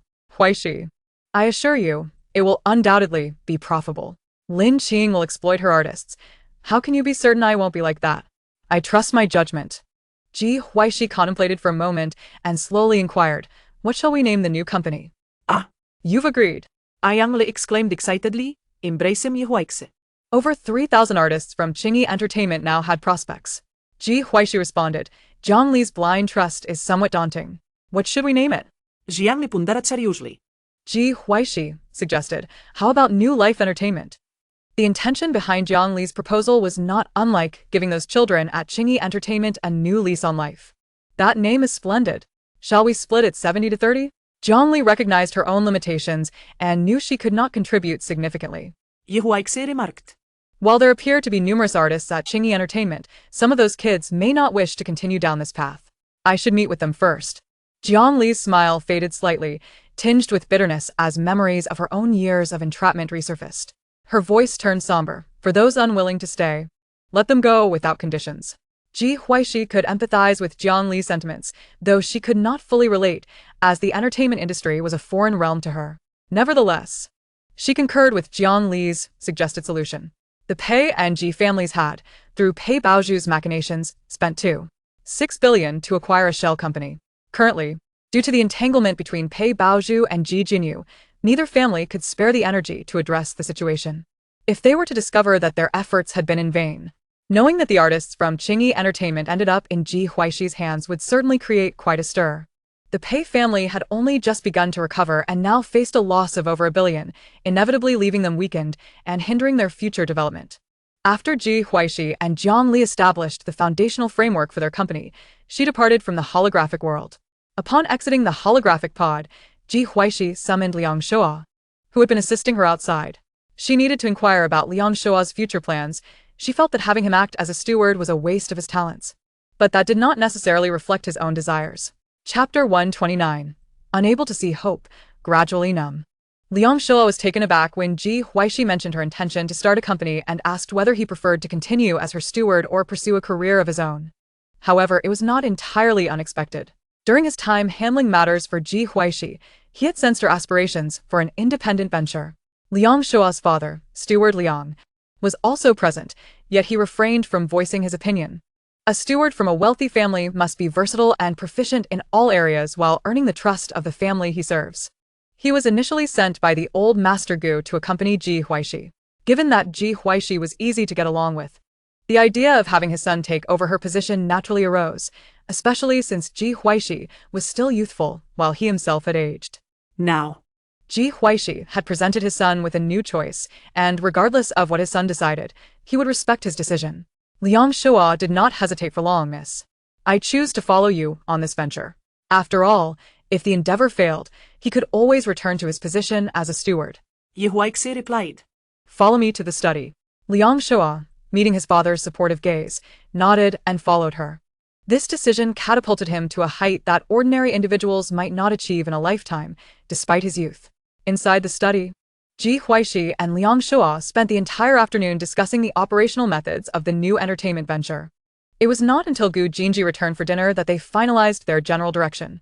At the dining table, upon hearing about Ji Huaixi's aspirations to establish an entertainment company, Gu Jinji's eyes sparkled with admiration after listening to her ideas. In the realm of the holographic world, every industry requires talent, and you are the one who has integrated holography with your vision most effectively. Gu Jinji did not hold back his praise. Ji Huaixi smiled, graciously accepting his compliments. Opportunities laid before her. Who would ever complain about having too little money? The following day, Ji Huaixi rose unusually early. Accompanied by Liang Shua and several bodyguards as they set out, the car headed towards the suburbs, where Lin Qing had prudently acquired land to construct what he termed the Qingyi Dream Factory, housing over 3,000 individuals. Each year, new talent was signed, with those lacking prospects facing either exorbitant penalties for breach of contract or remaining trapped in the dream home for years. Miss, this is the contract revised by President Gu's legal team, as per your request, Liang Shua stated, having gained a thorough understanding of Qingyi's operational methods, which made him sympathize with the plight of those young trainees. The youngest was merely 10, while the oldest was 25, those unfortunate souls who had never seen their debut. Qingyi provided food and shelter, yet was reluctant to release them, burying their prime years. After nearly an hour's drive, they arrived at the Qingyi Dream Factory. Ji Huaixi and Liang Shua disembarked to find Lin Qing waiting at the entrance. The items Ji Huaixi carried felt like a sword hanging over his head, compelling him to align with her plans. Lin Qing rubbed his face, which had been chilled by the morning wind, and cheerfully approached Ji Huaixi. Miss Ji, good morning. Are all the trainees present? Ji Huaixi inquired. They are. Recently, the acquisition of Qingyi Entertainment has stirred quite a bit of commotion, so I haven't allowed them to go out, Lin Qing replied. Before Pei Baoju's acquisition of Qingyi Entertainment, all artists under Qingyi had already been transferred to another shell company under his name. To prevent leaks, he had ensured that the artists were closely monitored.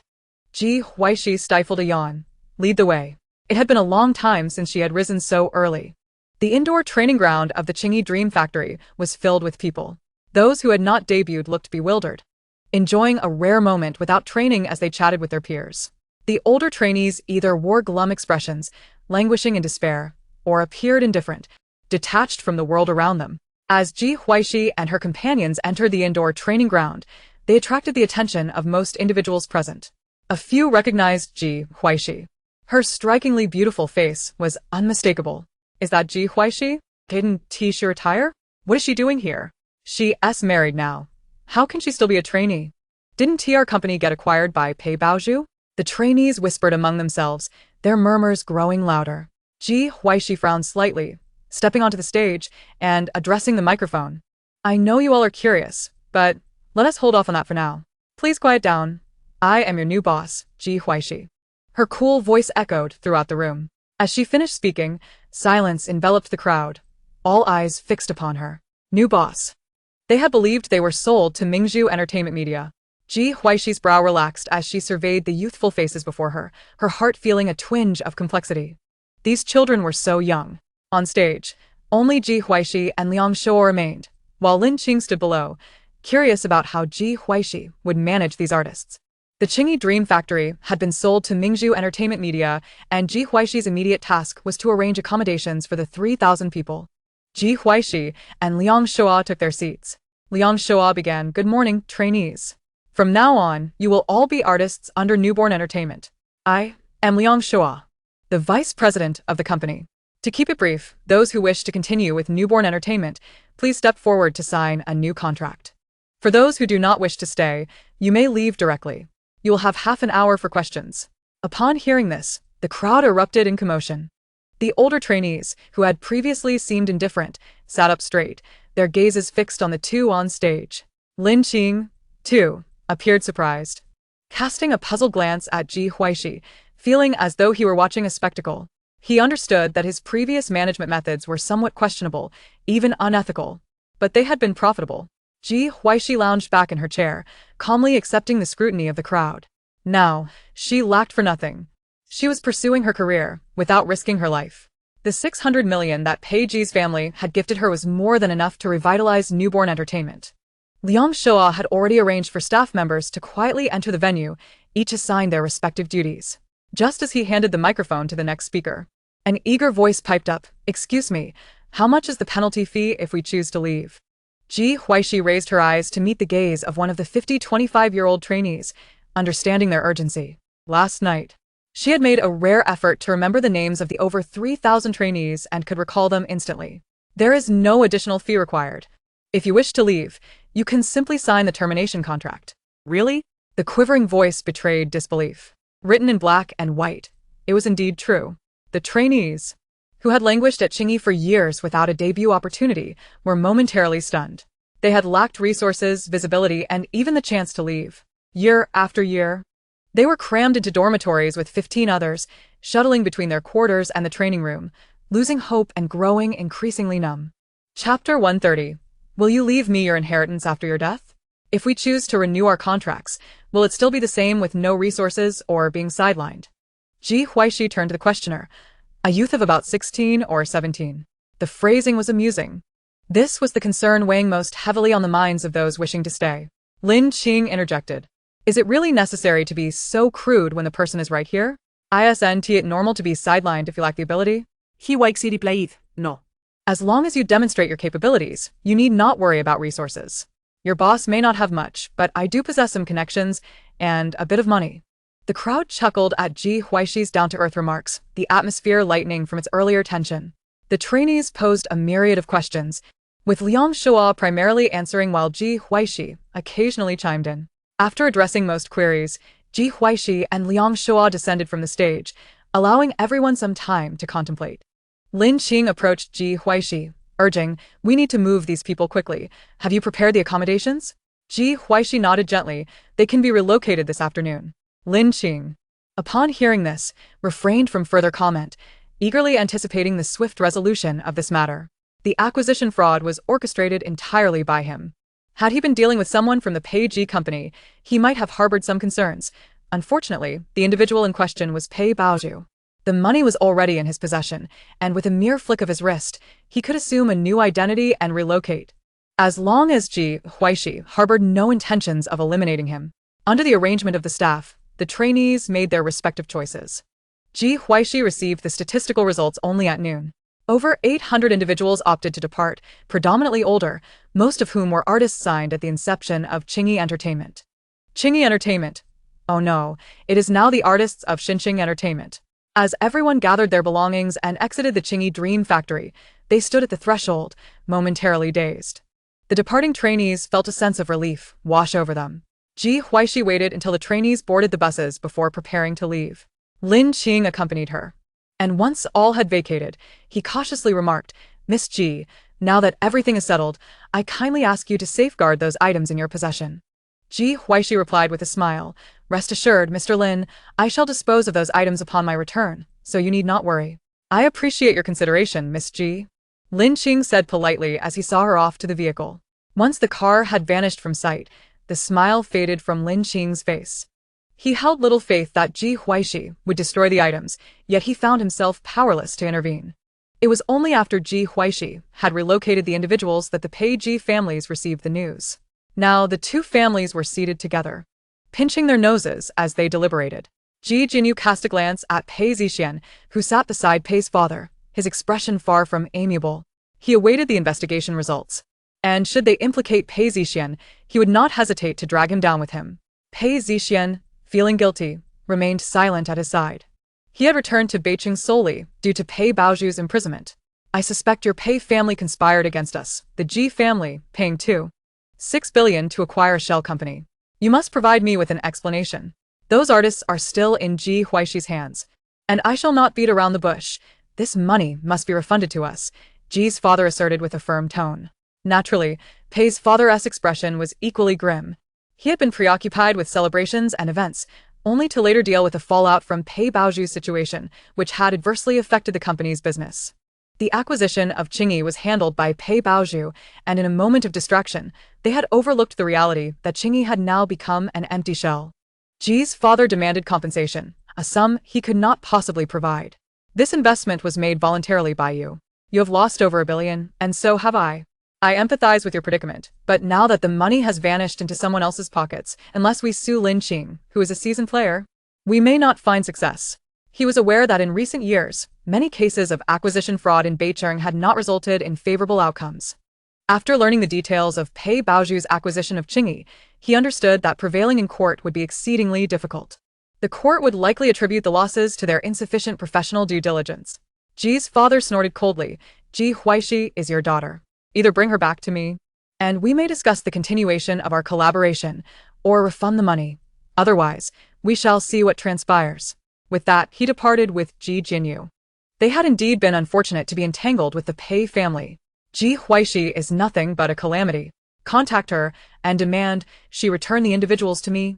Pei's father glared at the retreating figures of the Ji father and son. Women are a source of trouble. He had thought Pei Baoju to be a good choice, only to discover she was mentally unstable.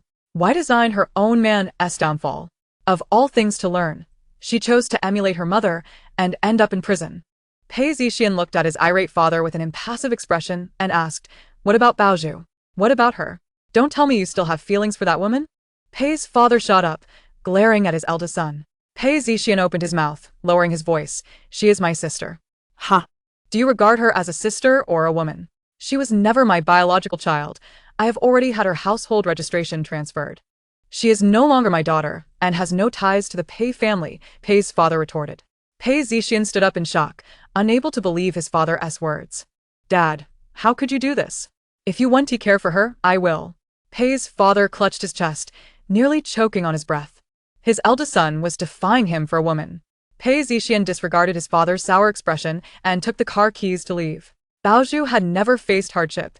He could only imagine how aggrieved she must feel. Seeing this, Pei's father had no choice but to contact Ji Huaixi himself. Upon receiving news that Pei's father awaited her at Jingyuan, she instructed the servant to bring him in.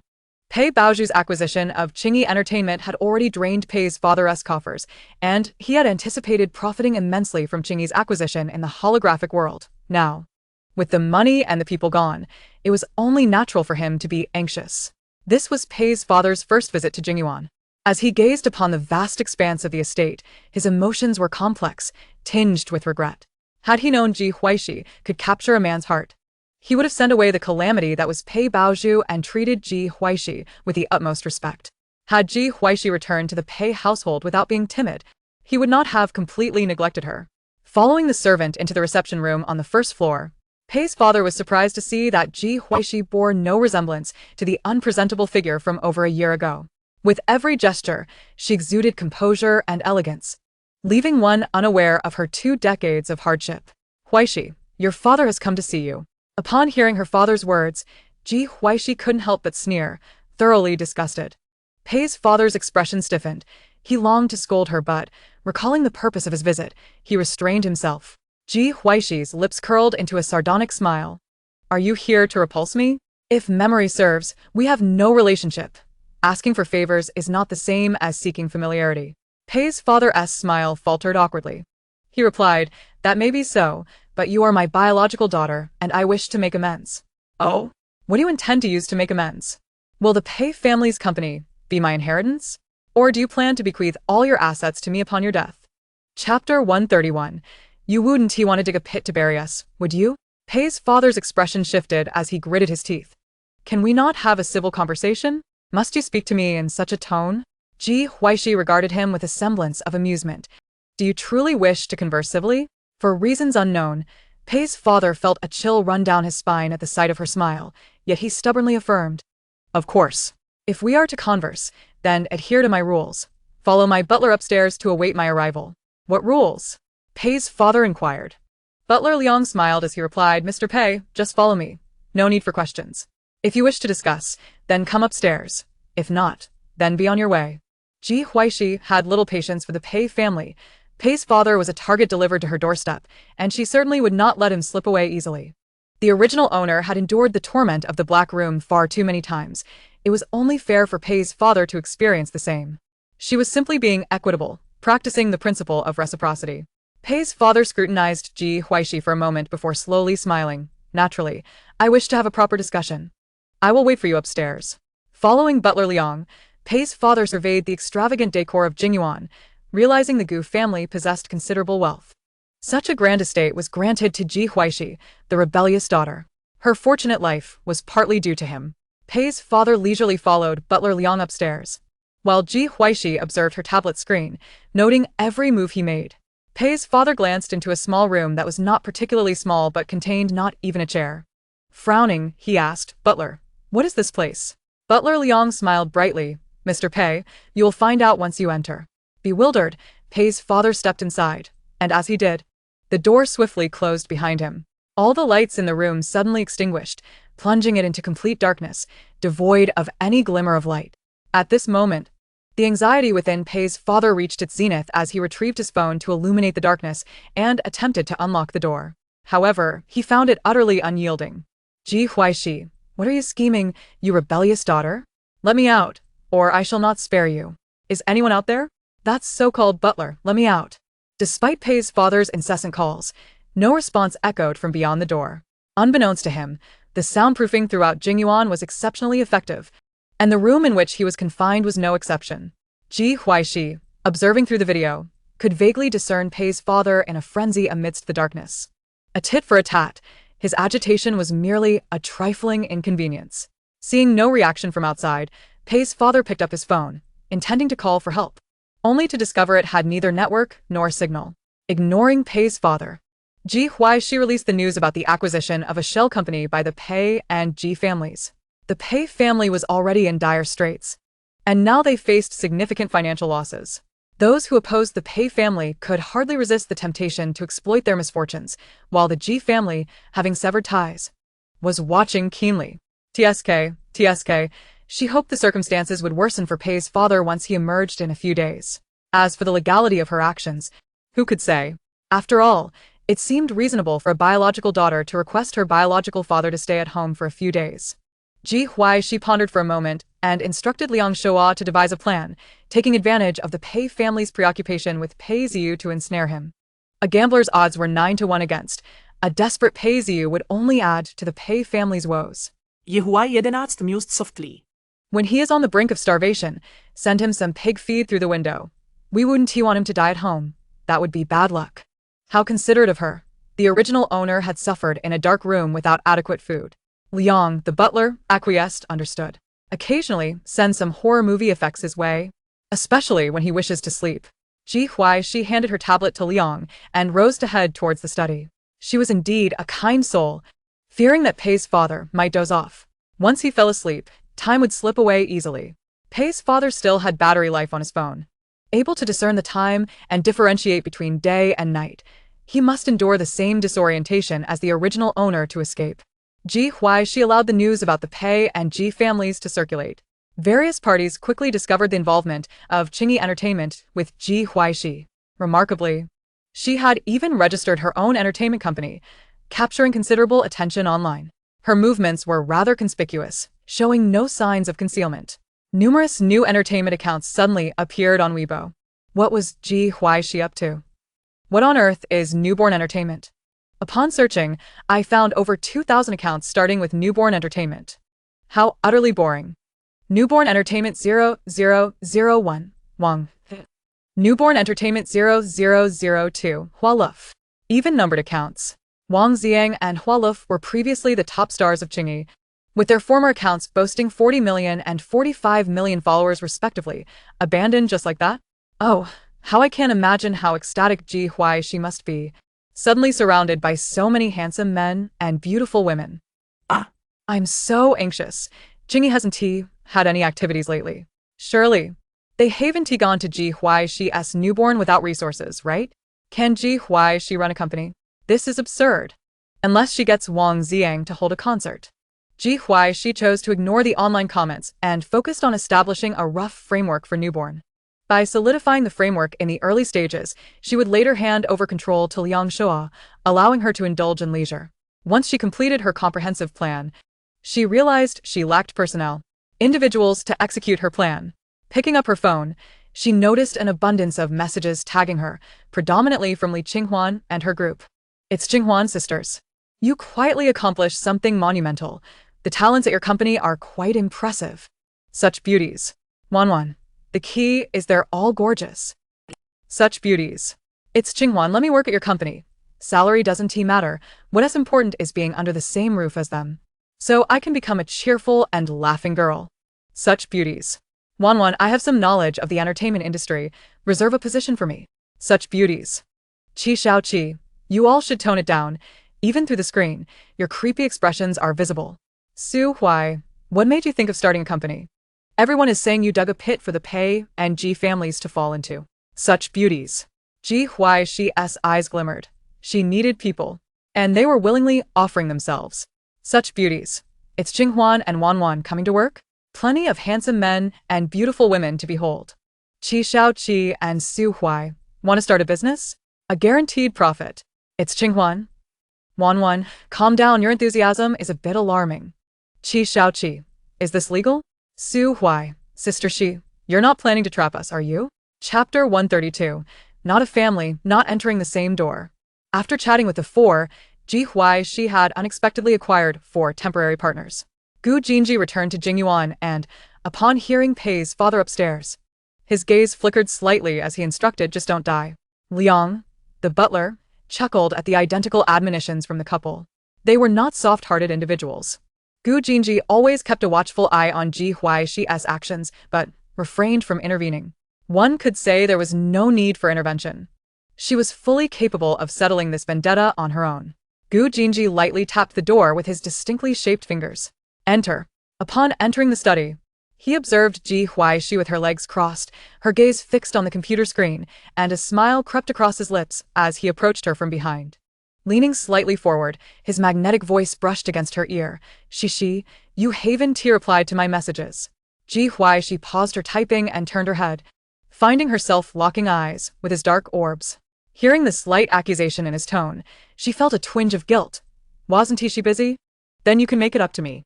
His warm breath caressed her neck, prompting Ji Huaixi to gently push his head away. Gu Jinji remained unmoved, his hand cradling the back of her neck as he leaned in to kiss her. Gu Jinji's kiss was gentle yet firm, not allowing her to retreat. Ji Huaixi's breath quickened, and once she regained her composure, she fiercely responded. Gu Jinji sensed her desire to take control, a glint of indulgence flickering in his eyes as he allowed her to lead. As their breaths grew shallow, Ji Huaixi pushed him away once more. Gu Jinji chuckled, resting his head lightly on her shoulder. Shi, I'll transfer the company's shares to you. You accompany me to work, and I'll be your employee. How does that sound?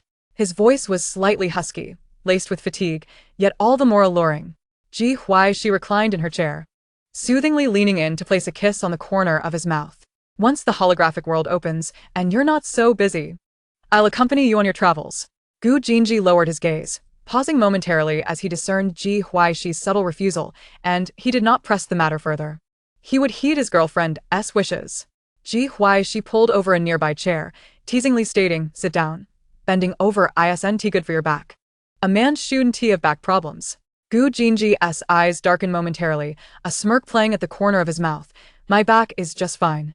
Would you like to try Shi? As a master of witty retorts, Ji Huaixi was unwilling to concede, firmly stating, I'll try it then. Gu Jinji effortlessly scooped her up with one hand. Suddenly suspended in midair, Ji Huaixi wrapped her arms around his neck, exclaiming, put me down. Her heart raced as she bit her lip. Gu Jinji, let us see if my waist is good enough. Let us go. It's good enough. No need to try. Gu Jinji securely held her with one arm. Ji Huaixi struggled to descend, and as her feet touched the ground, she quickly took a few steps back. Gu Jinji, with a hint of a smile playing on his lips, mused, Cici, I think. You don't seem to think about anything, while I am quite famished. With that, he took the initiative to leave the study first. Gu Jinji's gaze, filled with mirth, lingered on her retreating figure, and with his long fingers clenched into a loose fist against his lips, he cleared his throat softly. When playful, she was quite audacious, yet once seriousness took hold, She fled faster than a rabbit. After their meal, Ji Huaixi reclined on a lounge chair in the garden, while Gu Jinji strolled leisurely about, digesting his food. Ideally, one shouldn't lie down so soon after eating, but Ji Huaixi was disinclined to move, and Gu Jinji indulged her, draping a blanket over her from the side. Such occasional gestures did not warrant excessive scrutiny. Ji Huaixi smiled at him. Appreciating this aspect of Gu Jinji, he lacked an overwhelming desire for control. When do you plan to release the Pei family? Gu Jinji casually inquired, needing to preemptively guard against any potential troubles that might arise for Ji Huaixi. I don't know, perhaps a few days and nights, she replied nonchalantly. Upon hearing this, Gu Jinji's mind began to formulate a plan. Pei Zixian was busy extricating Pei Baozhu, and he was not concerned about Pei Mu. Pei Fu's absence for a few days would simply lead her to believe he was off with a mistress. Thus, he felt it sufficient to lend a discreet push from behind. The Pei family was like a swarm of flies, and it would be rather simple for Ji Huaixi to swat them away, if she wished. Ji Huaixi set a daring and perilous trap for Pei Baozhu. Those with keen eyes might suspect it was connected to her, yet in reality, there was no evidence linking her to it. Had Ji Huaixi revealed her fangs while still within the Pei household, she would not have endured their torment nor required Pei Laozi to seek her out with favors. Logically, Ji Huaixi should harbor deep-seated animosity towards the Pei family, and avenging them ought to bring her joy. Yet, these emotions were conspicuously absent from her demeanor.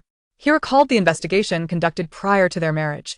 The descriptions portrayed her as introverted, timid, and submissive, lacking the courage to resist. These labels starkly contrasted with the Ji Huaixi he knew, intelligent, unencumbered by internal strife, audacious and radiant. Ji Huaixi raised her gaze, locking eyes with him, who appeared lost in contemplation. What occupies your thoughts? Is the answer written upon my face? Gu Jinji reined in his thoughts and chuckled softly. I was merely captivated by your beauty. Ji Huaixi rolled her eyes and turned away, no longer wishing to look at him. The two lingered in the garden for a while before returning to their room. Meanwhile, Pei Fu, confined by Ji Huaixi, felt an overwhelming sense of despair upon discovering his phone had automatically powered off. The rebellious daughter had the audacity to confine him. Upon his release, he vowed he would not let her off easily. At that moment, his only hope rested on his wife and two sons to notice something amiss and rescue him. Pei Zixian, consumed with concern and greed, gazed at Pei Baozhu. After venturing to Nancheng, he had been retaliated against by the Qi family, resulting in a prolonged hospital stay. Having been beaten into the hospital, he had barely recovered before being readmitted. Despite knowing the perpetrators were from the Qi family, he felt powerless against them. The duration of his absence from Nancheng had also meant a prolonged separation from Pei Baozhu. He had thought time would dull his yearning, yet it had instead become ingrained in his very being. Zhu, do not fear. Your brother will surely rescue you. Pei Zixian murmuret hoarsely. A glimmer of hope flickered in Pei Baozhu's eyes as she asked, Can I really go free? Pei Zixian replied solemnly, Yes. Believe in me. Pei Baozhu, overwhelmed with emotion, cried, Brother, I will wait for you.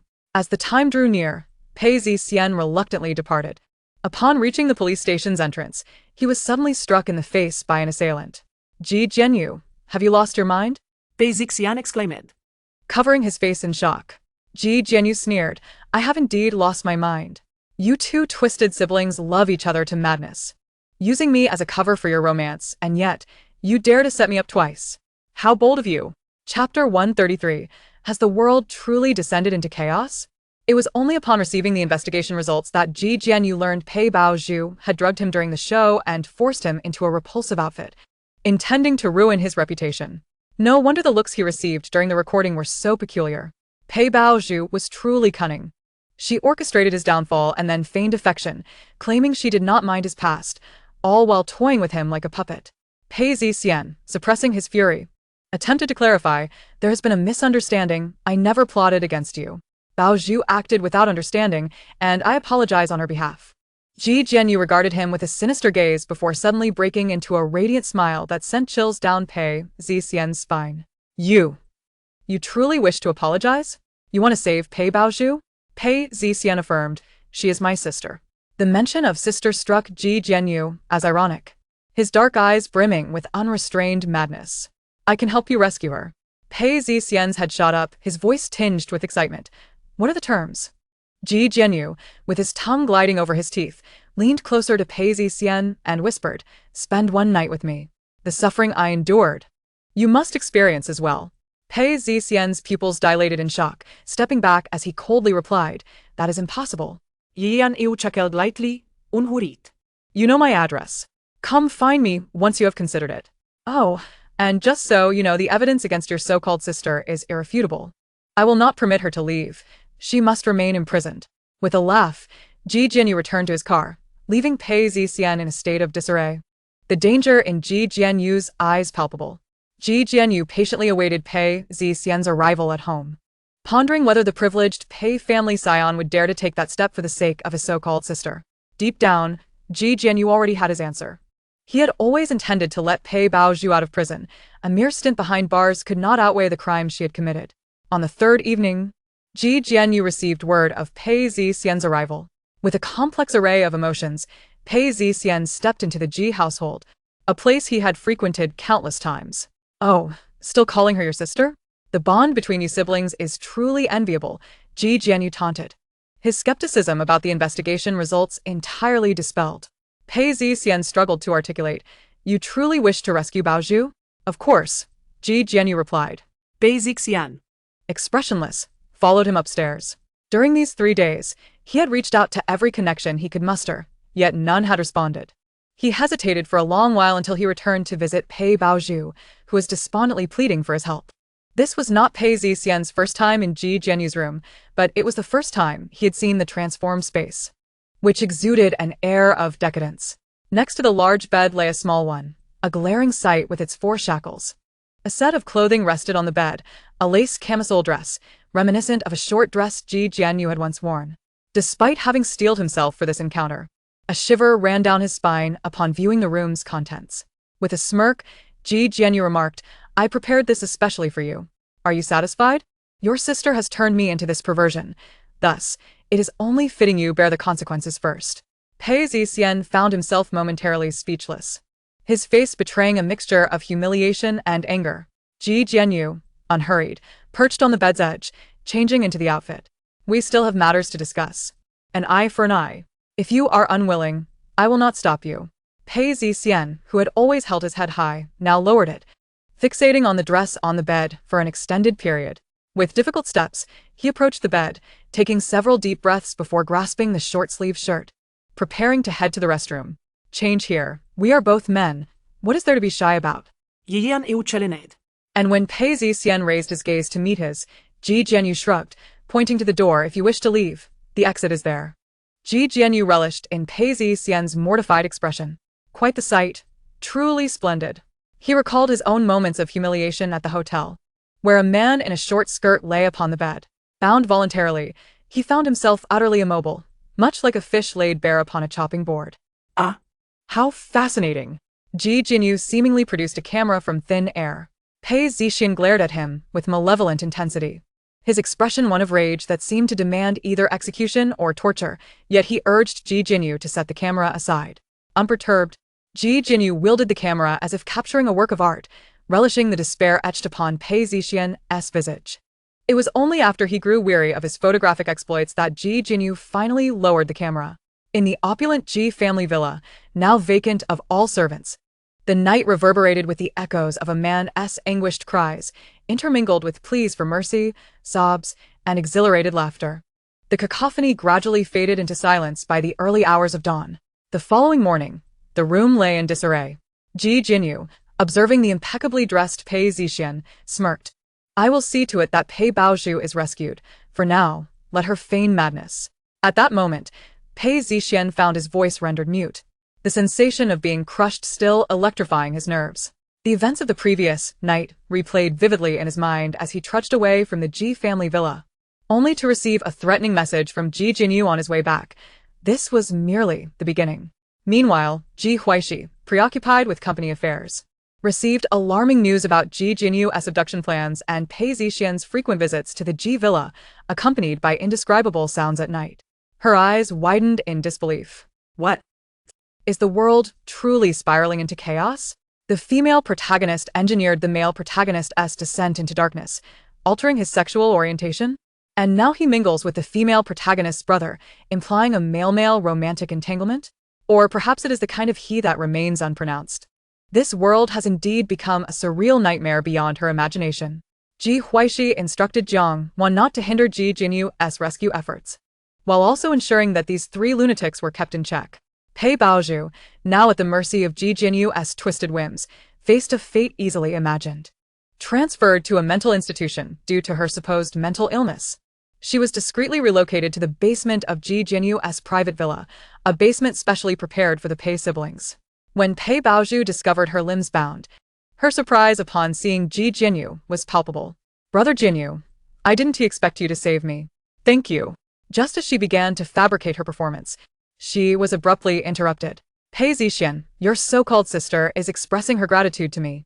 Pei Zixian entered from outside, and Pei Baozhu stared at her brother in disbelief. Noting his gaunt appearance, he seemed devoid of spirit, a mere puppet devoid of life. She could not fathom what had transpired, nor did she need to. Yiyianiu. Gazing at the architects of his ruin, the Pei siblings burst into triumphant laughter. In the dead of night, the basement of the villa in the outskirts echoed with the cries of women and the groans of men. It was only through enduring Ji Jinyu's frenzied revenge that Pei Baozhu realized that imprisonment, for her, was a form of solace. Chapter 134. The Star-Chasing Fan's Ecstasy. On the day the holographic era commenced, the nation's netizens erupted in excitement. A holographic world? The government has been secretly developing this behind my back. If that weren't an official account, I would suspect it was a hoax.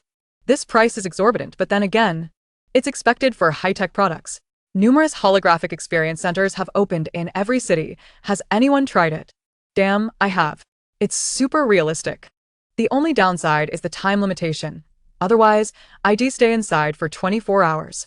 As netizens eagerly discussed, all the artists under the banner of New Star Entertainment were prepared. Ji Huaixi, along with Li Qinghuan and others, found themselves in the community where the artists of New Star Entertainment resided. Observing the throngs of exhilarated youths, their spirits lifted. Likinshuan kipat. We belong to the laid-back fish, supporting those with dreams. Jiang Wan remarked, after seeing so many handsome boys and beautiful girls. I have no desire to return to my mundane life. Ji Huaixi flashed a faint smile, instructing them to log into their accounts and announce their upcoming projects. Their initial investments and efforts to guide these youngsters would ensure a smooth handover to the staff later on. Suhu Ekalim, wow. Just days prior, they had been lured into working, investing a small sum to become minor shareholders of New Star Entertainment. Having shared meals and accommodations with these youngsters, today marked their debut appearance. Naturally, he felt a twinge of concern. Online, over 2,000 New Star Entertainment accounts simultaneously released announcements, igniting fervent discussions among netizens. What? Is that the sound of a groundhog? Are you implying that I can meet my idol face-to-face in the holographic world? Initially, I merely hoped to experience the holographic world, and now you tell me I can be teleported to a specific location to see my beloved stars. Holographic devices have been ordered. Unfortunately, they won't arrive until tomorrow. Enough said, I'm off to the offline experience center. I shall no longer criticize Ji Huaixi. She is my deity. How could she conceive such an ingenious operational strategy? Star-chasing fans rejoiced, discovering yet another facet of the holographic world. Damn, the holographic experience center downstairs is packed. Give me a spot. Ji Huaixi and her companions also ventured into the holographic world, apprehensive of any unforeseen complications on the first day. You're Ji Huaixi. Could I get your autograph? They were soon surrounded by a group of excited girls. Me? Ji Huaixi responded, somewhat taken aback. Yes, yes. We're all fans of your beauty. It's a pity you've retired. But I never imagined I could meet you in the holographic world. The little girl's cheeks flushed, her voice high-pitched with anticipation as she gazed at Ji Huaixi. They all understood that the avatars in the holographic world mirrored their real-life counterparts in height, weight, measurements, and appearance. The Ji Huaixi before them was 100 times more stunning than the one they had seen on television, the embodiment of a captivating beauty. Ji Huaixi quickly signed autographs for the girls and inquired, "Whom are you here to see?" The girls had just arrived at the holographic world, near the New Star Entertainment headquarters. Wang Xiang. Hua Love. Linye. They chirped. But we haven't recharged in the holographic world. We were planning to log off and recharge before re-entering, as the New Star Entertainment headquarters requires a ticket. The ticket is so cheap, How do you make money? Exactly. You should earn more. I'm afraid you'll lose too much, and the recharge rate is still 1 to 2.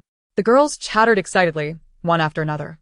The New Star Entertainment headquarters ticket cost only 100 yuan, with a mere 50 yuan in RMB, and it also granted a voting right. In reality, seeing their idols would cost them thousands. Ji Huaixi chuckled softly. No worries. You won't incur any losses. Let me take you inside. The girls shook their heads furiously. No need. After shaking their heads, they vanished in an instant. With ticket prices so low, how could they possibly need to enter for free? Ji Huaixi mused. Thank goodness it's not the real world. Otherwise, I might think I've seen a ghost. Li Qinghuan laughed until she couldn't stand up, realizing that the girls worried about losing money. Once they entered, they would understand that the ticket was merely the beginning. Who could resist voting for their beloved idols?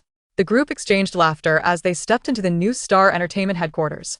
The line at the entrance was considerable, but the number of regular channels was ample, and there were plenty of VIP passages, alleviating any concerns about congestion or long waits. The New Star Entertainment headquarters housed over 1,000 stages of various sizes.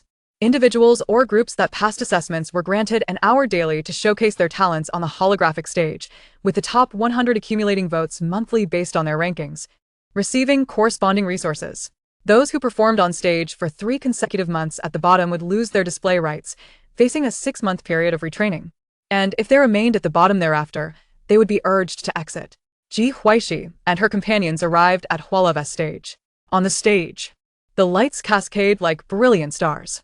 Hualawafu appears as an enchanting princess, seemingly emerged from an ancient painting, adorned in exquisite traditional garb that accentuates her slender form. Her eyes, sparkling like the galaxy, captivate the audience with their glimmering allure. As the music begins, she lightly taps her toes against the ground, her dance graceful and fluid, resembling a nimble swallow in flight. Her hair dances gently with her movements, and the slight upward curve of her lips bears a beguiling smile. Her voice flows like a crystal-clear spring in the mountains, gradually seeping into the hearts of every onlooker. Hualuafu radiates a unique charm on stage, drawing the attention of all present. Ji Huaixi and her companions blend into the crowd, surrounded by a cacophony of fervent voices. How can I just cast one vote? I want to buy more tickets.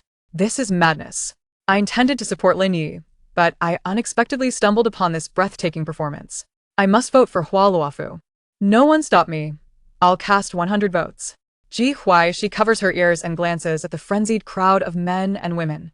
The tickets are indeed affordable at 100 yuan, but each vote costs 50 yuan, and generally, individuals can only purchase 3 votes per day, excluding those with a bit of wealth verified through the holographic world.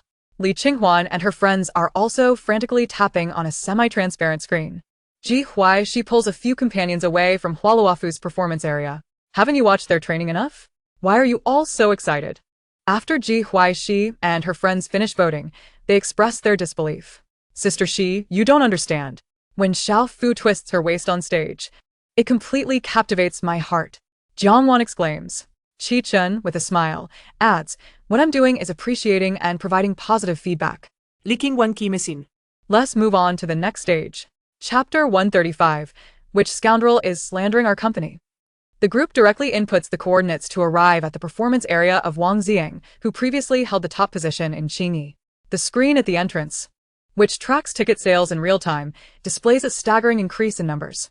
Each major stage can accommodate 6,000 spectators, and as Ji Huaixi and her friends enter, the venue is completely filled, with not a single empty seat to be found. In the dimly lit theater, a beam of light illuminates Wang Ziang. Clad in a simple white shirt that exudes cleanliness, he slightly parts his lips, and his voice instantly envelopes the entire space. His tone, deep and resonant, resembles an ancient cello recounting tales of the past on a serene night. Every note is imbued with the weight of time and the wisdom of life. At times, his singing swells with fervor, akin to surging waves crashing against rocks. The audience erupts in cheers, filled with admiration for Wang Ziang. One song concludes, only for another to begin, contrasting the previous somber tone with a gentle flow that evokes images of a sunlit basketball court in the afternoon, where sunlight dances on the faces of young boys, their laughter and sweat intertwining. Whether melancholic or joyous, the melodies stir ripples within the hearts of all present. Beside her, Jiangwan nudges Ji Huaixi, leaning closer to whisper, Sister Shi, lend me some money. I'll pay you back after I log off. Jiangwan gazes at the insufficient balance prompt, feeling a sense of helplessness akin to a eunuch losing his trousers. Such a talented child should undoubtedly become a sensation, as her voice is truly enchanting. Ji Huaixi responds? This is a bit insane. Without further ado, she transfers a considerable sum to Jiangwan, and upon meeting Li Qinghuan's pleading gaze, she generously sends her some as well. Qichen asks, sister, could you lend me some? Su Huai pleads, rich sister. I seek your generosity.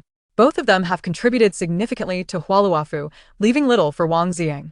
Money flows from one pocket to another without concern. If she remembers correctly, these individuals had recharged about 50 to 60,000 yuan upon entering, potentially doubling to over 100,000. Yet they had nearly exhausted it all within such a short time. After listening to 3 songs, Ji Huaixi and her companions depart, and as they leave, new patrons stream in, as if they had been waiting at the door. Upon reaching the entrance, they discover a throng of individuals, eagerly pressing their applications to enter. Such fervent fans. Thankfully, the holographic world has special regulations, otherwise, Ji Huaixi might suspect Wang Xiang would be whisked away by his admirers. Contemplating, she suggests, perhaps we should split up and keep an eye out for any issues, then reconvene later. The multitude of large stages makes it difficult to keep track. As new entertainment artists make their debut, everyone showcases their skills. Li Qinghuan's eyes brighten at this suggestion. She bids farewell with a cheerful, see you later, and promptly vanishes. Jiangwan and the others follow suit. This month, over 1,000 individuals have obtained performance permits through new entertainment after passing assessments. They can only watch 1 performance per minute, and with the enforced log-off looming, they can't see them all, so they naturally prioritize those they favor or remember.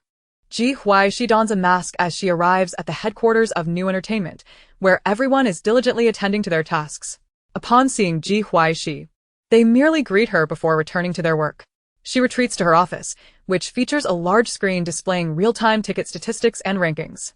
A glance reveals the top 2 positions occupied by Wang Xiang and Hualuafu. Given their existing fan bases, it is unsurprising that their ticket counts are high. Among the top 10, one name surprises her, Liang Qingwei. Although she has no particular impression of Liang Qingwei, she recalls her profile, her skills barely passing, ranking near the bottom, and lacking a substantial fan base, yet she has garnered such a high vote count. Ji Huaixi inputs Liang Qingwei's name, and her performance details appear on the screen. The screen showcases a young girl in Taoist robes, donning 10-centimeter heels, wielding a sword in her left hand and a microphone in her right. She performs a dance, showcases martial arts, and acts. Today, let this beautiful warrior demonstrate a Taoist maiden soaring on her sword and showcasing her vocal prowess. In the next moment, her heel slips on the sword, and she tumbles in a most undignified manner. The girl, unfazed, grabs the microphone and begins to sing. Her low, magnetic voice is like a fine wine, seemingly capable of penetrating the soul. This incongruous combination can only be described as explosive. A strikingly beautiful girl, donning Taoist attire, attempting to portray sword flight in an abstract manner is one thing. However, the deep bass in her voice creates a stark contrast. Ji Huaixi silently casts a few votes for her. It is her skill that captures the attention of others. As Ji Huaixi awaits the enforced log-off, she has a rough estimate of the day's earnings in her mind. It is no wonder Pei Baozhu set her sights on Qingyi Entertainment after her rebirth. The money flows swiftly. Exiting the holographic chamber, Ji Huaixi encounters Li Qinghuan and her companions, who have just emerged, collapsing onto the ground in utter exhaustion. Have you been drained? Ji Huaixi teases. Not just that, my wallet feels empty too. So who are the mat? Realizing that these kids transform into entirely different beings once on stage. With the advent of the holographic era, Gu Xiao has become immensely wealthy.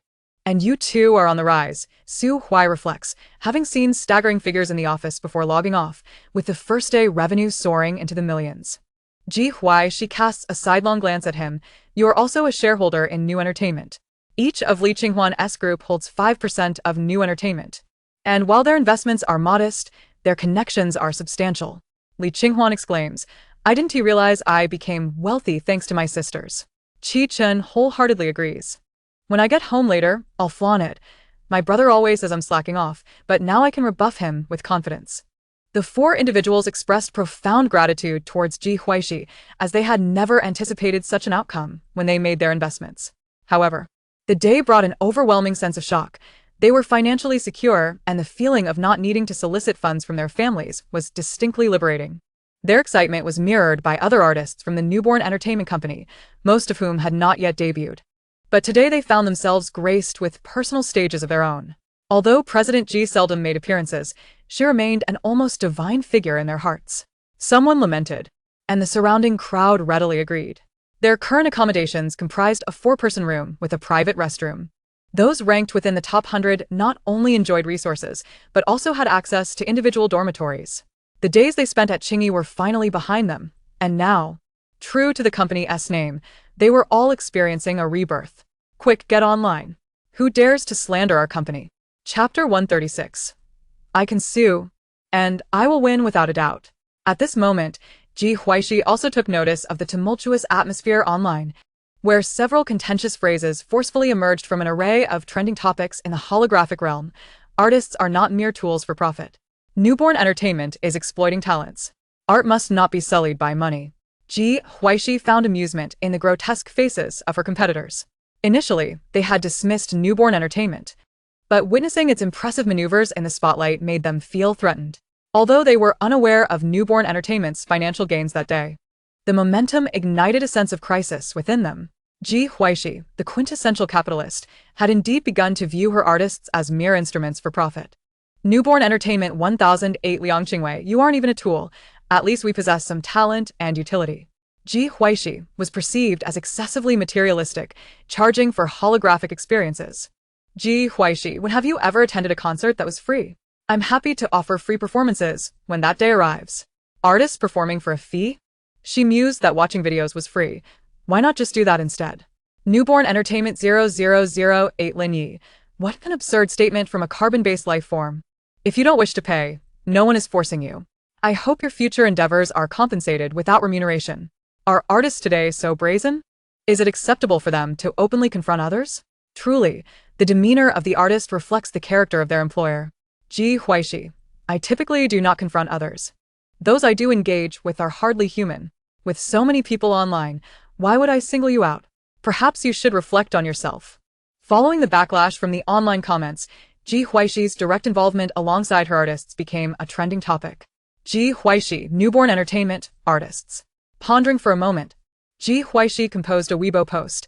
I understand that excellence breeds envy. I implore my fellow competitors to refrain from disparaging us. Should your artists perform for free in the future, and your production team shoot films without compensation, I too shall perform without charge. Time Entertainment, Youth Entertainment, Tang Guang Entertainment, Miyao Entertainment. Don't question why I tagged you all. I assure you, I did not err. If you believe I have slandered you, feel free to sue me. I will undoubtedly prevail. Upon witnessing Ji Huaixi's post, netizens erupted with excitement. Wow, it's Ji Huaixi, truly courageous. She called them out directly. Where is your so-called camaraderie now? I'm in stitches. These large corporations are envious of my sister for no reason. This must be embarrassing for them now. An unremarkable business battle? After years of fandom, I can easily spot something amiss. Today, I spent 50 renminbi to witness Hua Luo Fei dance, Wang Ziang sing, and the 878 group perform a solo stage. I am overjoyed. From now on, anyone who disparages newborn entertainment will face my wrath. 50 renminbi to see my idol? That's a price I never dared to dream of. Why are these big companies so miserly? Newborn entertainment has finally begun to thrive, yet you seek to tarnish their reputation. The companies that Ji Huaixi unflinchingly tagged responded, what do you mean by finally thriving? Newborn entertainment has never struggled.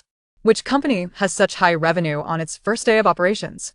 The superior who sought to assertively declare, let us sue, was restrained by a subordinate who had been surfing the internet. Boss, remember, we are not the only company tagged. With so many firms involved, the embarrassment is lessened. She is damaging our company's reputation. Ji Huaixi has evidence. What she claims is undoubtedly true. She shows us no respect. I can't tolerate this indignity. Ji Huaixi has evidence. How could she be so unscrupulous? Enough. All you do is mention Ji Huaixi. It's as if you're one of her employees. If she were willing to take me in, I wouldn't mind. Newborn Entertainment offers 6 insurances and 2 funds, with year-end rewards including villas, luxury cars, spacious apartments, and bags of cash. Their benefits have vaulted them to the top of the industry, causing even passing dogs to feel envious. let alone people. Ji's father had been closely observing the trajectory of newborn entertainment. After roughly calculating its revenue based on ticket sales, he could no longer remain seated. He attempted to call Pei's father, only to find his phone off. He began to suspect Pei's father was avoiding him. Driving to the Pei group, he learned that Pei Qilin had not been to work for several days. He was compelled to head to the Pei residence. Upon hearing that someone was looking for Pei Qilin, Pei's mother frowned, reluctant to admit, he must be with his mistress. I haven't seen him in several days. She had also come across the news circulating online. The gossip in their circles suggested she was neglecting her capable daughter in favor of a daughter who was imprisoned, trading a sesame for a watermelon. Gu Jinji's company received official commendation, and her son-in-law's value skyrocketed. She felt disconnected from their success. Her husband, who prioritized profit above all, must have thought she had made a foolish mistake, choosing to remain with those young temptresses. Her elder and younger sons were also nowhere to be found. Ji's father sensed something was amiss. Even if Pei Qilin were with his mistress, he should still be attending work. He had heard Pei Qilin had not appeared at the company for several days. Pei's mother was taken aback. How could it be? I hadn't heard he was on a business trip. As they compared notes, Ji's father felt increasingly uneasy. You haven't contacted him at all during these days? Pei's mother nodded. We've been married for years. Our relationship is rather ordinary. It's normal not to communicate for 10 days or so. Ji's father insisted. You should really try to find him. I hope nothing has happened. You could ask Ji Huaixi for help. I previously asked him to reach out to her to locate him and inform me. Upon hearing Ji Huaixi's name, Pei's mother absent-mindedly nodded. All right, I'll call her. P.S. an adult. How could anything happen? Once Ji's father departed, Pei's mother dialed the phone at Jingyuan. Butler Liang was surprised that Pei's mother had only now noticed Pei Qilin's absence. He had expected her to discover it within 2 or 3 days. The excuses he had prepared for the Pei family's inquiries were no longer necessary. Madam Pei, Mr. Pei is indeed here with us. He refuses to leave. Please come and take him back. After relaying this, Butler Liang sent a message to Ji Huaixi. As she was preparing to celebrate with Li Qinghuan and others, Ji Huaixi paused upon hearing the butler's report. Pei Qilin is still at Jingyuan? She had completely forgotten about this matter. Initially, she instructed Butler Liang to handle inquiries about Pei Qilin for the first 4 days. For the subsequent 4 days, she had arranged for someone to escort him away. How many days had passed? She shuddered to think of the state of that room. Did no one care for his well-being? With disdain, Ji Huaixi remarked, once he leaves, have the place thoroughly cleaned, inside and out, disinfected, and let us arrange for someone to renovate that room when I return to the old residence. Chapter 137. Closing my eyes, I fainted. After Butler Liang acknowledged her request, he led a team upstairs to open the room where Pei Qilin was confined. Hearing the commotion, Pei Qilin weakly shuffled to the door. Upon perceiving the sudden illumination, his instinctive reaction was to recoil slightly. Pei Qilin propped himself against the wall and rose to his feet, while Butler Liang raised his hand to cover his nose and retreated a few steps, entrusting Pei Qilin to 2 masked attendants. After spending several days and nights in darkness, Pei Qilin's eyes appeared hollow and devoid of spirit, bloodshot and heavy-lidded. His entire being engulfed in a fog of lethargy, his responses dulled. I shall not let Ji Huaixi escape unscathed, Pei Qilin declared weakly, his words dripping with menace. The 2 attendants feigned ignorance, each taking hold of an arm and dragging Pei Qilin away for a thorough bathing service. Observing the now tidied Pei Qilin, Butler Liang calmly presented a tablet to him, stating, Our young master has a gift for you. After perusing the contents on the tablet, Pei Qilin's vengeful thoughts against Ji Huaixi evaporated. Gu Jinji was utterly terrifying. How could such a formidable individual exist? Despite their lack of any direct interaction, Gu Jinji had unearthed the project that Pei Qilin had once buried, a project that had claimed several lives. Shockingly, Gu Jinji had been but a child when it was initiated, yet he had managed to unearth this hidden truth, which was undeniably chilling. The information on the tablet was an overt threat, leaving him with no choice but to acquiesce. This was Pei Mother's first visit to Jingyuan, where she beheld the opulence that retained an air of elegance. Reminded of the day's news, a deep pang of sorrow welled within her. Before she even reached the drawing room, she caught sight of Pei Qilin standing there, pale and drained of color, resembling a long-suffering invalid. His dark circles accentuated as if shrouded in a veil of gloom. Pei Mother gasped, Darling, what has happened? Where is Ji Huaixi? As she bombarded him with questions, Pei Qilin's mind buzzed with confusion. Before he could respond, Butler Liang interjected, "Madam Pei has arrived. It would be best for you both to leave." Pei mother, her tone laced with dissatisfaction, retorted, "We are Ji Huaixi's parents. We merely wish to see her. Is it too much to ask for a glass of water before being turned away?" Butler Liang, taken aback by her audacity, maintained a professional smile but replied bluntly, "Our young lady's true parents are long deceased. Do you wish to join them?" Initially dispatched to Jingyuan to care for Ji Huaixi due to her tragic background, he harbored nothing but disdain for Pei Qilin and Pei mother. After being confronted, Pei mother's chin lifted ever so slightly, her eyes glinting with scorn. "You lowly servants have learned to look down upon others," she sneered. Butler Liang snorted derisively, signaling the attendants to expel the couple from Jingyuan.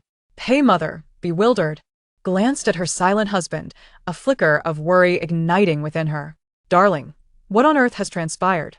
Pei Qilin, recalling the suffocating darkness of his confinement, coldly replied, "Nothing has happened. Do not meddle." After a moment of silence, Pei mother ceased her inquiries, recalling Ji father's instructions, and casually mentioned them. Pei Qilin, displaying little emotion, was engrossed in scrolling through news articles on his phone, simultaneously addressing a backlog of documents. Ji father's desire for financial assistance was unattainable. The Pei family's current predicament was precarious, and Ji father had invested in Pei Baozhu, which had no bearing on him. Suddenly, Pei Qilin asked coldly, "What has Pei Zixian been up to these past few days?" Pei mother's face reflected confusion. "Isn't he at the company? The staff mentioned he hasn't been seen in days. Have you not thought of me during my prolonged absence?" Pei Qilin's tone was laced with a chilling sense of retribution. He had been imprisoned for so long, yet his devoted wife had not once thought of him. Pei mother, hearing his words, retorted defiantly, "You often prefer to stay with your mistresses rather than return home, and now you question whether I thought of you?" Pei Qilin, feeling cornered, responded coldly, "If you cannot even manage your husband and son, what is there left to discuss?" Pei mother cast a dismissive glance in his direction and refrained from further contention. The atmosphere in the car grew tense, enveloping the couple in silence. As they approached their home, they noticed a throng of people gathered outside. Pei Qilin, irked, inquired, "What trouble have you stirred up now, gathering a crowd at our doorstep?" Pei mother was equally perplexed, wondering how this concerned her. At the periphery stood several women out for an evening stroll after dinner, leaving Pei mother baffled. Upon exiting the vehicle, they overheard the surrounding gossip. The youngest son of the Pei family certainly possesses audacity. Indeed, how could Pei Ziyu engage in such ludicrous antics? Surely, everything of value in the Pei villa has been stripped away. The couple hastily made their way into the villa, only to confront a dozen menacing figures in the living room. In unison, they exclaimed, "Who are you? Breaking and entering is against the law. Mom, Dad, where have you been? Hurry and get the money to save me." Pei Ziyu's voice was a desperate plea. Was kidnapping so brazen in this day and age? Pei mother's heart ached at the sight of her youngest son being restrained on the ground. The men erupted in laughter at her words. "Madam, we are respectable individuals. Your son has lost 300 million at the gambling den. Perhaps you'd like to discuss how to repay it?" The leader of the group pressed a foot onto Pei Ziyu's hand. As the sharp pain shot through his fingers, Pei Ziyu begged for mercy. "Let me go. My dad is wealthy." Pei mother, in a flurry of anxiety, implored, "My son's hands are meant for playing the piano. Please remove your foot." The leader scoffed. "If the debt remains unpaid, I shall ensure he can no longer play." Pei Qilin's vision darkened, and he steadied himself against the wall, his voice hoarse as he asked, "What did you just say? 300 million? The Pei family had been deceived out of over 10 billion by Pei Baozhu, and now their youngest son had squandered another 300 million? One of the men kindly reiterated, "This kid lost 300 million. Hurry and repay, or his life might become forfeit."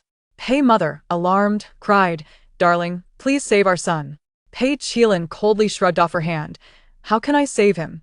He is your well-raised son." Pei mother's expression shifted. "What do you mean? He is still our son. Dad, help me. My hand hurts so much." After a long silence, Pei Qilin finally spoke. "Release my son. I will transfer the money to you by tomorrow." "Very well. We shall grant this boy one more day. Should we not see the money, we cannot guarantee what may occur." After the men departed, Pei Ziyu scrambled to his feet. "Dad, why were you hesitating just now?" Hearing his youngest son's question, Pei Qilin could no longer maintain his composure. His eyes closed, and he fainted. "Call a doctor." Chapter 138. Were they arguing? Ji Huaixi. Along with Li Qinghuan and others, dined at a newly opened private restaurant. Li Qinghuan, having learned of the Pei family's debacle from others, mentioned it at the table as if recounting a humorous tale. Upon hearing this, Ji Huaixi paused momentarily while serving herself, her smile unwavering as she simply remarked, "What a coincidence." She had orchestrated the design against Pei Ziyu, and unexpectedly, all the farcical events converged. It was amusing that Pei Qilin had been so incensed by his youngest son that he ended up in the hospital. Noticing Ji Huaixi's lack of interest, Li Qinghuan chose not to delve deeper into the Pei family's affairs. Ji Huaixi was thriving. The misfortunes of the Pei family were merely their just deserts. Given the recent frequency with which her family had mentioned the Pei family, she surmised that they would soon lose their proximity as neighbors. Jiangwan casually shifted the vegetables in front of her, casting a glance at Ji Huaixi, her heart harboring a hint of speculation, yet what difference did it make? Even if Ji Huaixi had a hand in the Pei family's downfall, it was a case of poetic justice. She chuckled lightly. "Aren't you attending Gu Xiao's celebration banquet today? Are you not afraid of the throngs of admirers?" In this era of holographic technology, only 5 companies had received official permission to sell holographic devices, among which Gu Jinji's Huaji technology drew the most attention from online users, and consequently, Gu Jinji himself was frequently mentioned in discussions. What defines a perfect man can be encapsulated in the essence of Gu Jinji. Every beautiful word seems to be infused into his being. And even though Gu Jinji is now married, there remains no shortage of those who harbor intentions towards him. Ji Huaixi, seemingly unfazed, savors the exquisite dishes on the table, a subtle smile playing on her lips. Her tone betrays no emotion as she states, "We are free. Whether it be the flirtations of lovebirds or the ephemeral beauty of flowers and grass, I trust him." Qi Chen gives a thumbs up in approval. Jiangwan chuckles softly, choosing to say nothing further. At present, Gu Jinji is the only one from the Gu family to make an appearance, as his several brothers seem to be abroad. Having heard her grandfather commend the family's values, Ji Huaixi feels a sense of reassurance regarding her potential misfortune. After their meal, as Ji Huaixi returns to the car, her phone vibrates. "Lost JPG. Want to pick you up, JPG?" Ji Huaixi gazes at the 2 pig emojis on her screen, a rare silence enveloping her. It is hard to imagine that these emojis were sent by Gu Jinji. "Are you drunk?" "Not drunk, just missing you." On the balcony, Gu Jinji seeks solace. Gazing into the distance at the twinkling lights, the cacophony of the social elite buzzing behind him, the inexplicable words he had just spoken have taken root in his heart, igniting an impatient desire to see her. Ji Huaixi raises an eyebrow and sends him an address. After exchanging pleasantries with his partners, Gu Jinji departs early. He drives to the seaside, his pace quickening as he glimpses the girl's profile picture in the shared location. The cool sea breeze does little to quell his excitement. The 2 avatars draw closer until they finally overlap perfectly. On the beach, Ji Huaixi sets her phone aside, its screen displaying their shared location. She holds 2 open bottles of beer, and upon spotting Gu Jinji, she smiles and offers him one. "Congratulations." "Thank you." Gu Jinji sits beside her, accepting the bottle and taking a generous swig. Among all the congratulations he has received, Ji Huaixi's words carry more weight than any other. Without inquiring why he left early, she raises her bottle, lightly clinking it against his, and silently takes a sip. The beer, purchased from a roadside convenience store, 8 yuan for 1, 12 for 2, seems indistinguishable from the expensive ones in the context of their current mood. Aside from her initial congratulations, Ji Huaixi remains silent. Gu Jinji also drinks quietly, swiftly finishing 1 bottle. His gaze lingers on Ji Huaixi, a hint of confusion and unease hidden in his eyes. He strives to conceal his emotions. The atmosphere is so pleasant that he wishes not to disturb it. He buries the empty bottle in the sand, absent-mindedly toying with it. Ji Huaixi's glance meets his, her head tilted, lips slightly parted, as if to ask, "Do you have something to say to me?" Gu Jinji's expression darkens momentarily before a teasing smile emerges. "I was wondering if your day went smoothly?" Some questions may be best posed after receiving all the answers. He senses that if he were to inquire now, Ji Huaixi would not deceive him, but his intuition cautions him against it today. Ji Huaixi holds his gaze. Gu Jinji's smile remains bright, allowing her to scrutinize him. She brings the beer bottle to his lips, watching as he catches it, and then tips it higher, pouring the beer quickly into his mouth. The man's Adam's apple bobs as the liquid spills down his skin. Although Ji Huaixi's expression remains impassive, he can discern her irritation. The bottle she barely touched is now emptied into Gu Jinji's mouth. Once finished, he wipes his lips with the back of his hand and places the bottle next to his own. Observing the pair of bottles, Gu Jinji chuckles softly. Cici. Was your day successful? Ji Huaixi smiles, her tone calm and unruffled. Yes, thanks to you. The new entertainment venture has gained a foothold and earned a substantial profit. She seems indifferent, as if the earlier annoyance was not hers at all. Gu Jinji gazes at her, yet the words he utters do not reflect his true thoughts. The Ji family has signed quite a few young talents, perhaps aiming to emulate your path. They've also reached out to multiple entertainment companies for collaboration. Their ambitions are considerable. Ji Huaixi pauses, her meaning unclear as she replies. Mr. Gu seems to keep a close eye on the entertainment industry. Your business scope is quite broad. Gu Jinji, catching her sarcastic tone, responds with a hint of amusement. Well, who could blame me when my wife runs an entertainment company? Ji Huaixi is left speechless and stands up. Gu Jinji hesitates, wanting to ask questions related to her, yet he does not immediately seek verification. He skirts around the topic, feigning seriousness, which is quite disheartening. Gu Jinji picks up the beer bottle and follows her at a leisurely pace, his smile slightly bittersweet. Though he refrains from voicing his concerns, he has disrupted the atmosphere. Ji Huaixi approaches her car, glancing at Gu Jinji beside her before getting in. Having consumed alcohol, they both know that even a small amount is enough to necessitate a designated driver. Ji Huaixi calls for the bodyguard of another vehicle to drive. Upon returning to Jingyuan, Ji Huaixi heads straight upstairs. Steward Liang senses the tension between them. Gu Jinji has resided in Jingyuan for quite some time without ever having a quarrel with Ji Huaixi, leading him to wonder if they're now fighting. Cautiously, Steward Liang advises, Young master, this is Jingyuan. Upsetting Miss Ji may result in being asked to leave. Hearing Steward Liang's words, Gu Jinji stumbles slightly. Uncle Liang, that shouldn't require reminding. Chapter 139. Have you spent too long with a lunatic? That you've begun to act like one? Steward Liang is aware that the relationship between the young couple has recently shifted, drawing them closer. It is concerning for him that they have quarreled so soon after this change. You and Miss Ji should reconcile, he advises earnestly. Gu Jinji nods, softly replying, Uncle Liang, I am well aware. Seeing this, Steward Liang refrains from saying more, confident that the Gu family's children are all exceptional. If Gu Jinji claims to understand the situation, he likely has a plan to resolve it. The following morning, Gu Jinji departs from Jingyuan. In a private room on the top floor of the GX Hotel, Gu Jinji sits expressionless, regarding the man and woman across from him, neither of whom has initiated conversation. At last night's celebration, Ji Jinyu had shared something with him. Did you know Ji Huaixi has died once? Her past demise was quite tragic, and given her transformation, you must be curious. At that moment, his heart skipped a beat, and he glanced at Ji Jinyu with a hint of inquiry. Ji Jinyu intended to elaborate, but unexpectedly, he had brought Pei Baozhu along today. Pei Baozhu was bundled up tightly, her head lowered, and Ji Jinyu could distinctly sense her trembling upon encountering her.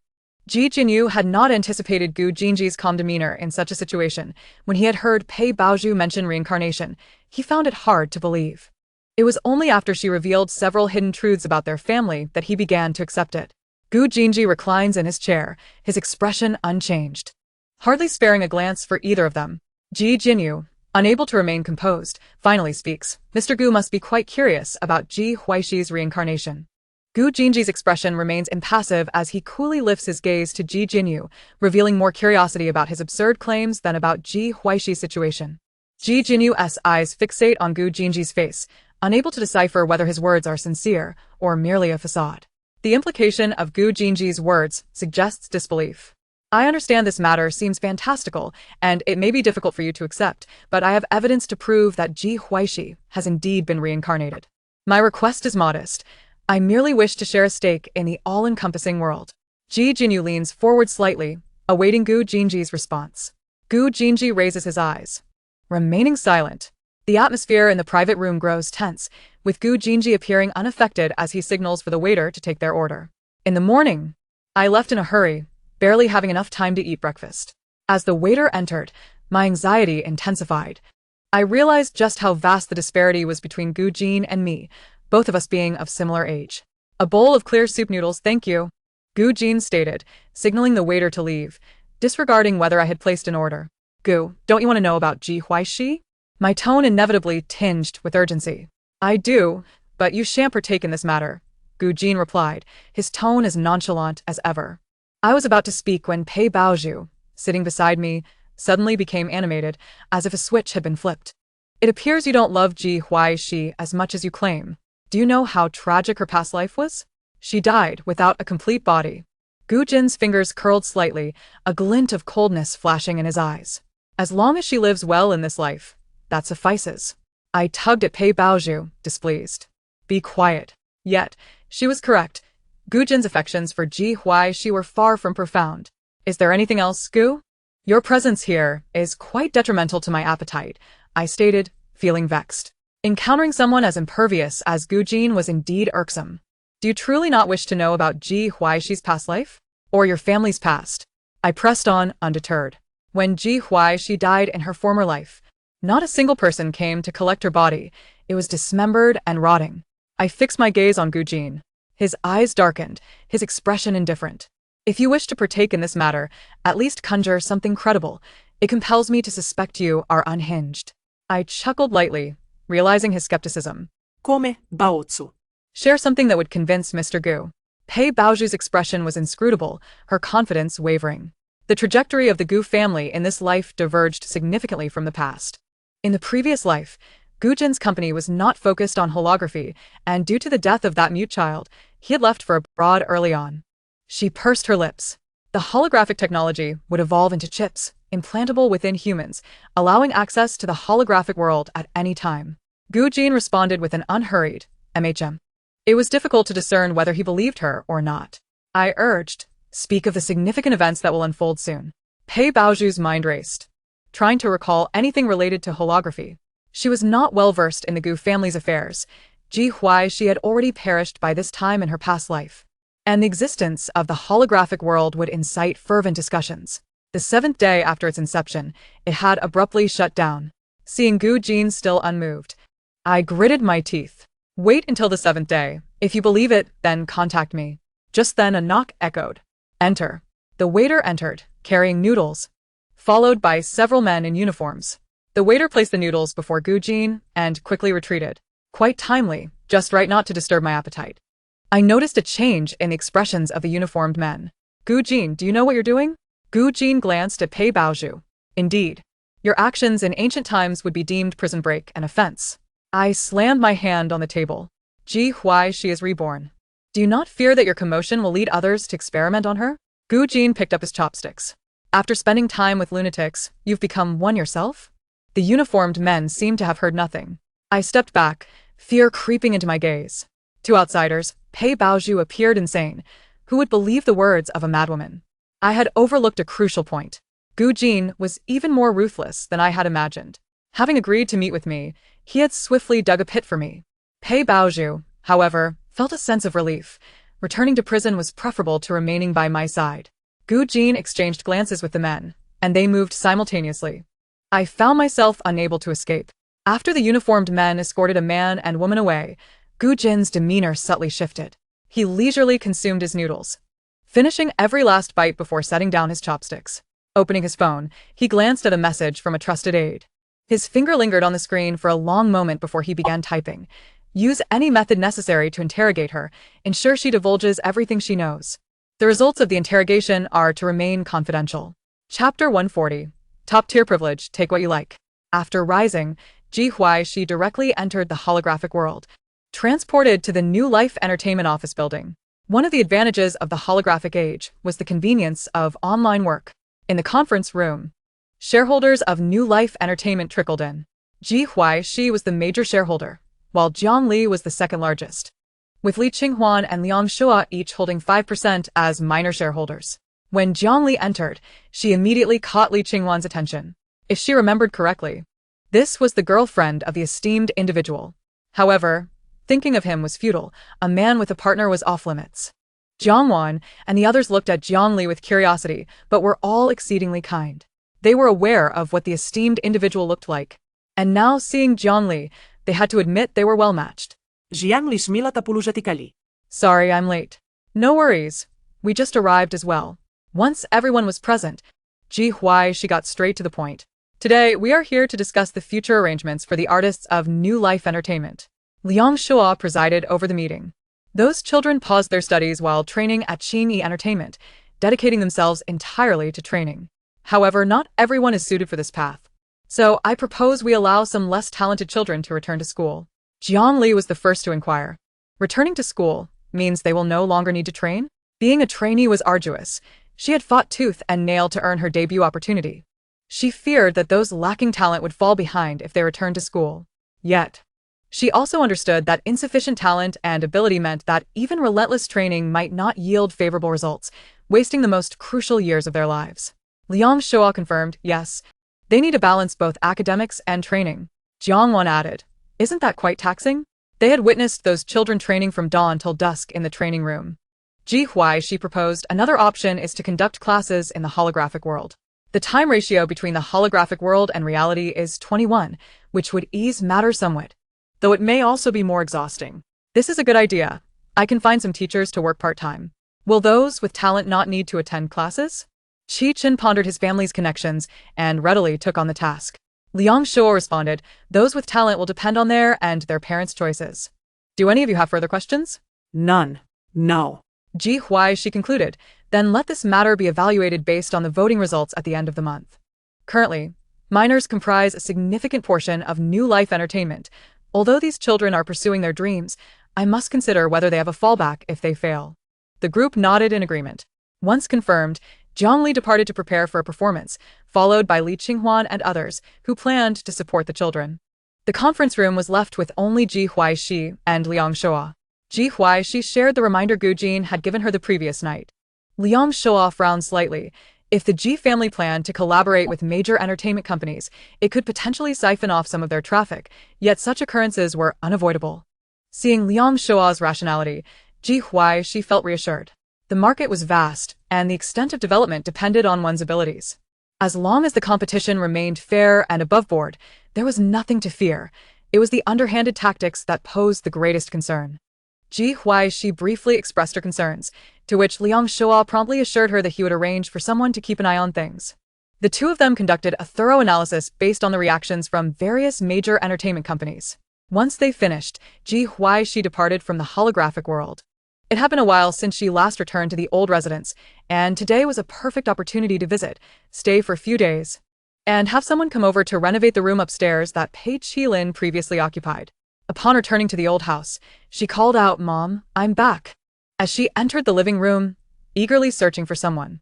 After a brief stroll, she discovered that her beautiful mother was not around. Inquiring with the housekeeper revealed that her mother had gone out to a gathering with the other ladies. Ji Huaixi settled onto the sofa, with her laptop, to handle work matters. Now that newborn entertainment had gradually found its footing, her worries had lessened. Her primary task was to prevent any underhanded schemes from rivals. When Gumu returned home and saw her daughter lounging on the sofa, she exclaimed, "Shi Bao, why didn't you let me know you were back? If I had known, I would have waited for you." Ji Huaixi grinned, "I'm home. No need for you to wait for me." Gumu, playfully chiding, asked, "When did you come back? Have you eaten lunch?" Yes. I even overate," she replied. Gumu scrutinized her daughter, relieved to see that she hadn't lost weight. Both her eldest daughter and youngest son had been quite busy lately, and she hesitated to intrude upon them. She wondered if the two had made any progress in their respective lives. "I recently attended an auction and purchased a set of jewelry for you. Initially, I planned to send it over, but since you're back, you can take it with you later," Gumu said with a smile. Ji Huaixi fulfilled all her mother's expectations upon seeing beautiful clothes and accessories. She felt a surge of delight, picturing herself adorned in them. Should Ji Huaixi and Gu Jinji eventually unite, these items would serve as gifts for her future daughter-in-law. If fate did not favor them, they would become Ji Huaixi's dowry. Gumu had many exquisite items. She had given away some during her eldest son's wedding, and after some misfortune befell her eldest daughter-in-law, those items returned to her possession, now reserved for Zhou's future wife. The remaining treasures were intended solely for Ji Huaixi. As for the second son's choice of a son-in-law, those possessions would not be part of her personal collection. Her husband could provide that. Her third son had declared he would not marry or have children. But she could not leave him with nothing, so she would let his father worry about that. Ji Huaixi's eyes sparkled. Mom, did you buy me beautiful jewelry again? Let me see. All her jewelry was acquired by her stunning mother, whose discerning eye ensured that each piece was to her liking, even if she seldom wore them. Merely admiring them brought her joy. Seeing her daughter so happy, Gumu chuckled. Come, let us go upstairs. She decided to familiarize her daughter with her treasures. As the elevator ascended to the top floor, Ji Huaixi curiously asked, Mom, are these new pieces so valuable? The entire top floor was dedicated to storing precious items, though she had no idea what lay within and was not particularly curious. I'll show you the jewelry. Take what you like. When you get married, I'll give you a grand gift, Gumu replied. Chapter 141. Young Master, did you not know? Ji Huaixi exclaimed with delight. Dear Mom, is today a special occasion? Gumu gazed fondly at her daughter's radiant beauty, her heart softening. She reached out to pinch Ji Huaixi's cheek, saying, Today is a day for you to be happy. With a daughter like her, all she wanted to do was spoil her, presenting her with all the finest treasures. Upon reaching the top floor, Gumu underwent 3 layers of security before entering the room. The entire level was divided into several sections, one for gold jewelry, another for jade, a third for antique paintings, and the last for diamonds. Ji Huaixi gasped in awe. She had never encountered such opulence before. Surely, her cold-hearted grandfather's possessions from her past life didn't compare to this extravagance. Follow me, Gumu beckoned. Ji Huaixi glanced at the sign at the door, jade and gemstones. Upon entering, she was blinded by the sheer brilliance before her. The room was arranged with horizontal display cases, 9 rows in total, each containing a set of jewelry, while individual pieces were haphazardly piled in corners, seemingly insignificant. Yet each was a treasure of substantial worth. Gumu noticed only admiration in Ji Huaixi's eyes, devoid of any greed. Some of these were passed down from your grandmother, while others were left to me by your great-grandmother. I also have some stored in a safe abroad, which you can take when you travel, she explained. Ji Huaixi's gaze wandered, enchanted. They are all so beautiful. What a pity you've never worn them to any important occasions.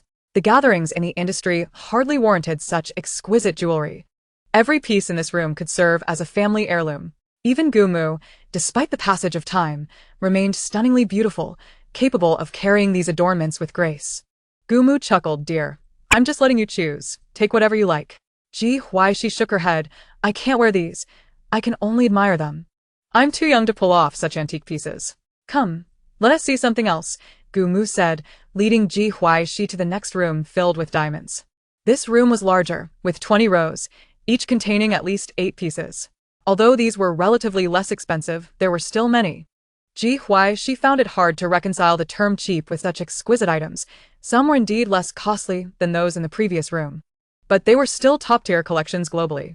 As she wandered in a daze, Gumu allowed her to explore while she selected suitable pieces for Ji Huaixi, filling a box in no time.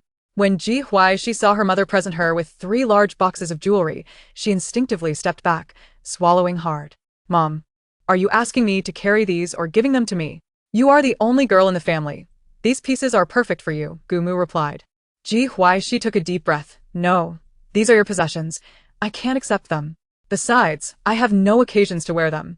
I don't like attending those gatherings. I would be devastated if I lost them while out with friends. Gumu reassured her. They are merely trinkets. If you lose them, it's no great loss. Moreover, they are in tea sets. They're perfect for everyday wear. Take them. When you tire of them, I'll help you pick out new ones. If you don't take them, it means you don't acknowledge me as your mother. Seeing her daughter frozen in indecision, she played her trump card. Ji Huaixi, with a mixture of emotions, embraced the 3 large boxes of jewelry and followed Gumu out of the room. Having a mother like hers was a treasure. Her stunning mom was a top-tier heiress, and this visit home was incredibly fruitful. Initially reluctant to engage, she now felt compelled to explore various investments to earn more money for gifts for her beautiful mother. Gumu pointed to the gold room and said, Inside is a phoenix crown that has been passed down for 500 years, along with a few more ordinary ones. If you like gold, I can arrange for someone to design something for you. Mom, that's enough. Let us head downstairs. This is too much, Ji Huaixi exclaimed. Who needs a man when I have you, my beautiful mom? Gumu turned to her and asked, Are you really satisfied?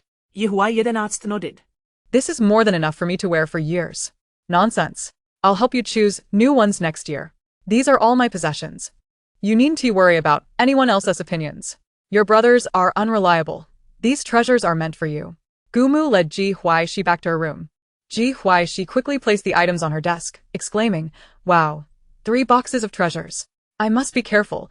I can't afford to let these dazzling gems fall." Gumu, watching her daughter's careful demeanor, couldn't help but smile as she sat beside her. "I had someone place some of your summer clothes that no longer fit into your fourth brother's wardrobe. His belongings are few, and with the recent drop in temperature, I have procured some new garments for you. Do take a look later and see if you fancy them." Ji Huaixi was momentarily taken aback by her beautiful mother's words. Repeating, "In fourth brother's wardrobe?" This entire floor housed only her and Gu Jinch. Her own wardrobe was already quite spacious. Was it truly overflowing now? "They are merely summer outfits. Your fourth brother's wardrobe is quite empty, so it would be a waste not to use it." Ji Huaixi raised an eyebrow, questioning the logic. "Is that truly the reasoning?"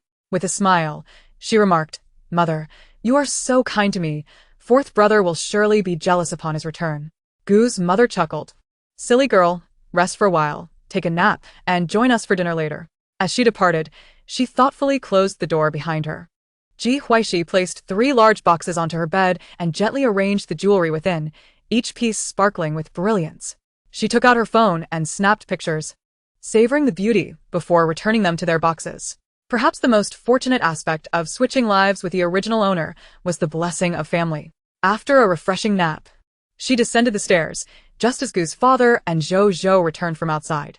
Upon seeing Ji Huaixi, Zhou Zhou's face lit up as if the world had brightened. "Star, you're back. I've missed you so much. I didn't visit Jingyuan last week. I kept thinking about you." Ji Huaixi affectionately tousled his curly hair. Zhou Zhou seemed more vibrant than before, his memory sharp. Last week, she had refrained from bringing him to Jingyuan, concerned that Gu Jinch's involvement in the holographic world might lead to unnecessary complications, yet the little rascal remembered everything clearly. She called out to her father, "Dad," then took Zhou Zhou's small hand, adding, "I missed you too, Zhou Zhou, which is why I returned to keep you company." Gu's father was delighted to see his daughter back, bringing a lively atmosphere to the household. They all gathered for dinner, chatting merrily. Meanwhile, Gu Jinch had returned to Jingyuan, intending to join Ji Huaixi for dinner, only to discover she was absent from the residence. Butler Liang, suppressing a chuckle, informed him, "Miss has returned to the old residence for a few days. You were not aware?"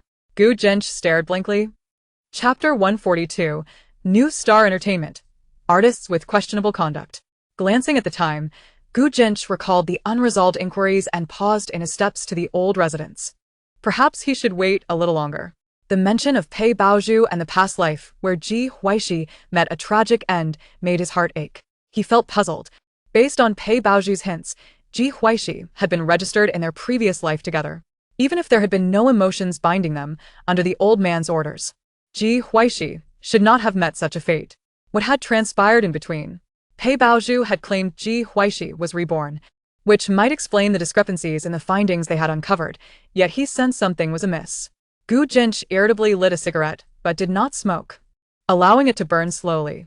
In stark contrast to Gu Jinch's agitation, Ji Huaixi felt utterly at ease upon returning to the old residence. After dinner, she strolled through the garden, one arm linked with her mother and the other holding Zhou Zhou's hand to aid digestion. "Star, once I start earning, I'll buy you countless beautiful necklaces." Zhou Zhou eagerly listened to the conversation between his grandmother and mother regarding the auction, waiting patiently to express his own thoughts.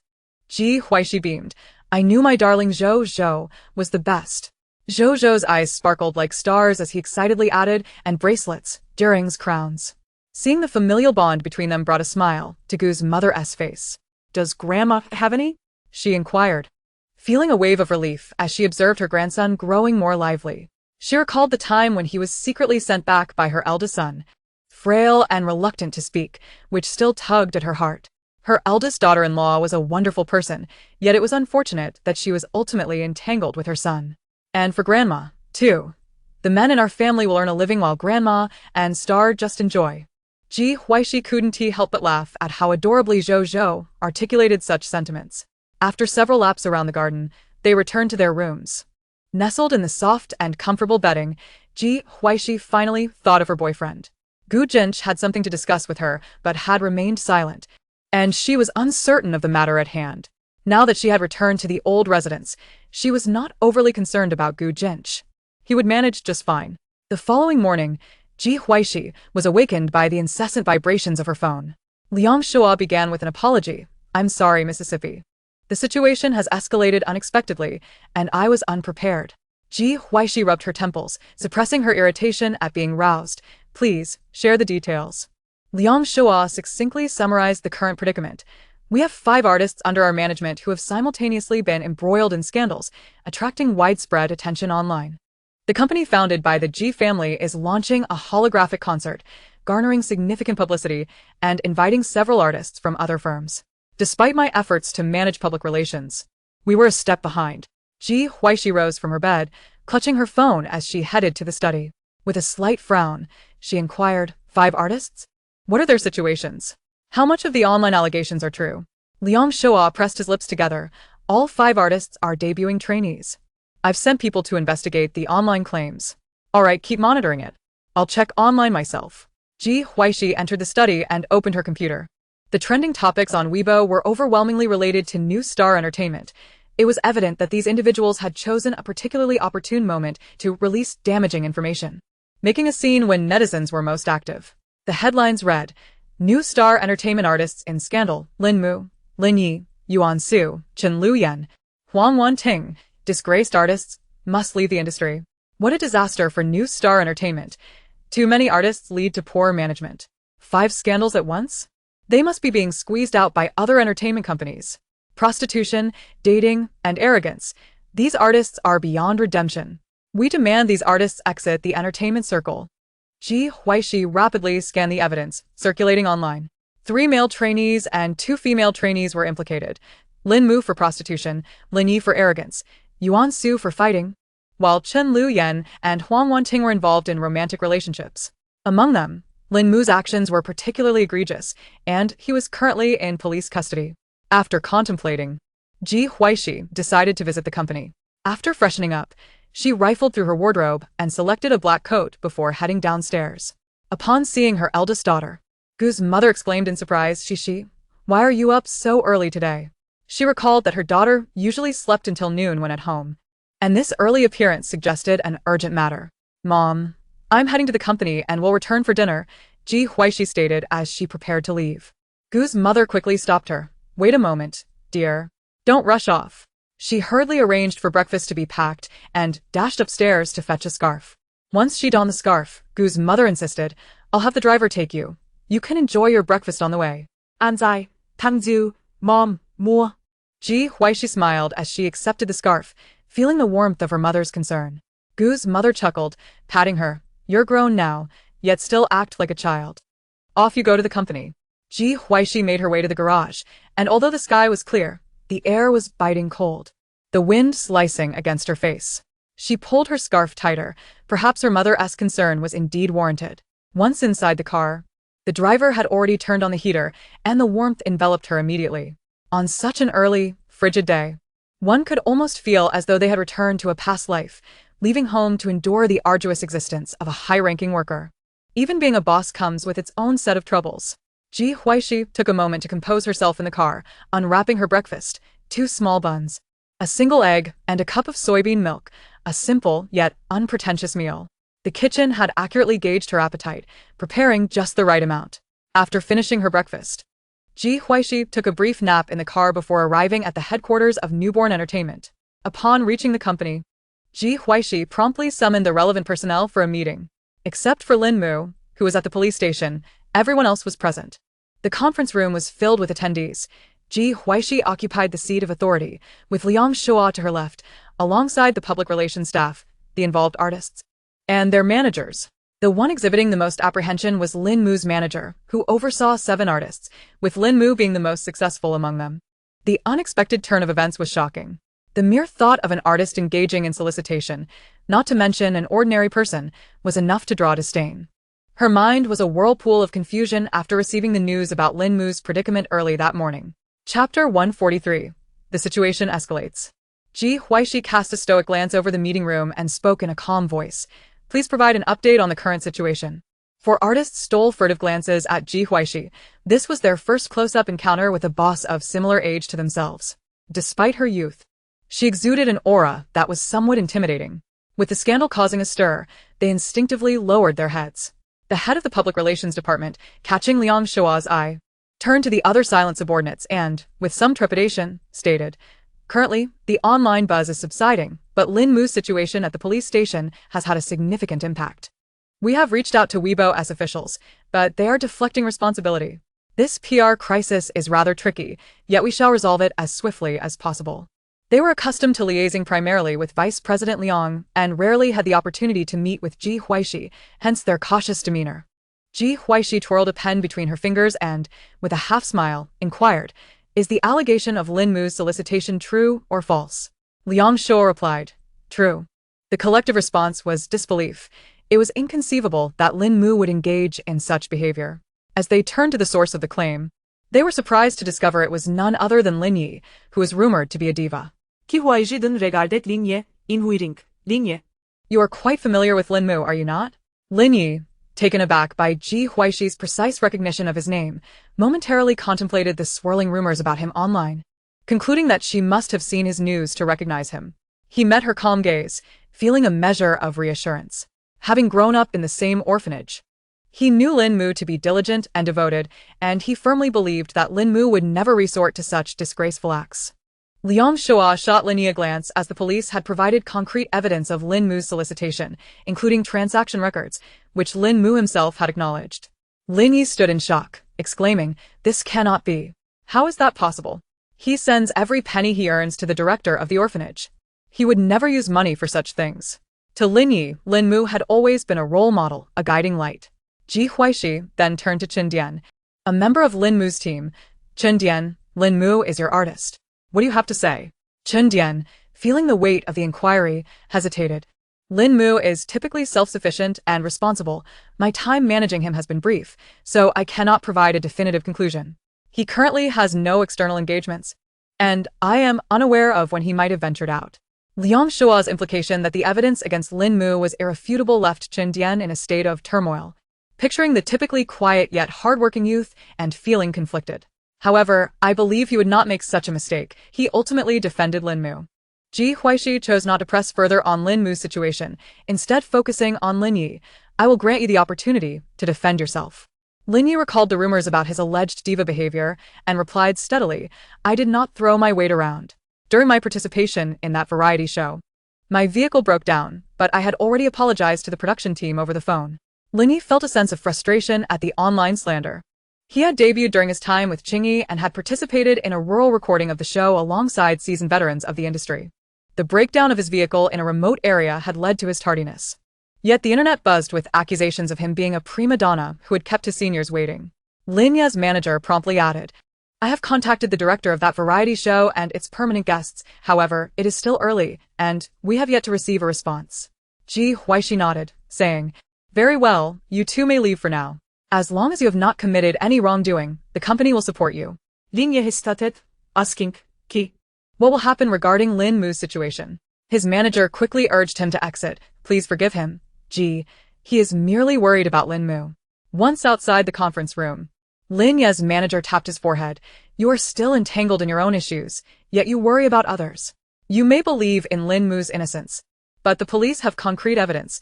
What good does your concern do?" Lin Yi muttered, "But I truly believe Lin Mu would not err." His manager, who had been with Lin Yi since his debut, sighed in exasperation.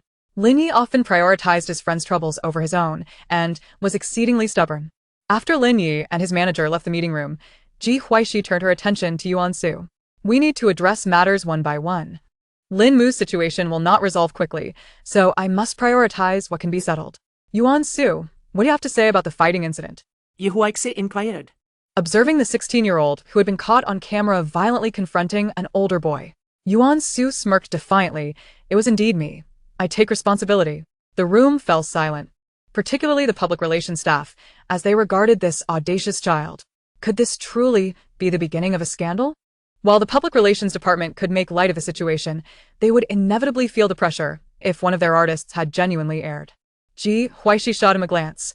"Oh, then you have breached your contract. We will terminate our agreement, and you shall compensate the company for its losses." Yuan Su was momentarily taken aback, exclaiming, but that was justified. I was protecting the innocent. You cannot dismiss me. The head of the public relations department grimaced. The company had a significant number of minors, and it seemed their share of rebellious youth was also high. The staff projected the footage of Yuan Su's altercation onto the conference room's large screen. The footage appeared to be taken covertly, yet Yuan Su's face was unmistakably clear. Yuan Su's manager slapped his forehead. My brother is a foolish dog, creating trouble for the company. Hear us what happened. The boy Yuan Su struck was harassing a young girl, and Yuan Su acted impulsively upon witnessing it, not realizing he would be filmed. Do you have evidence that the boy was indeed harassing? Yuan Su deflated? No. Who is the boy you struck?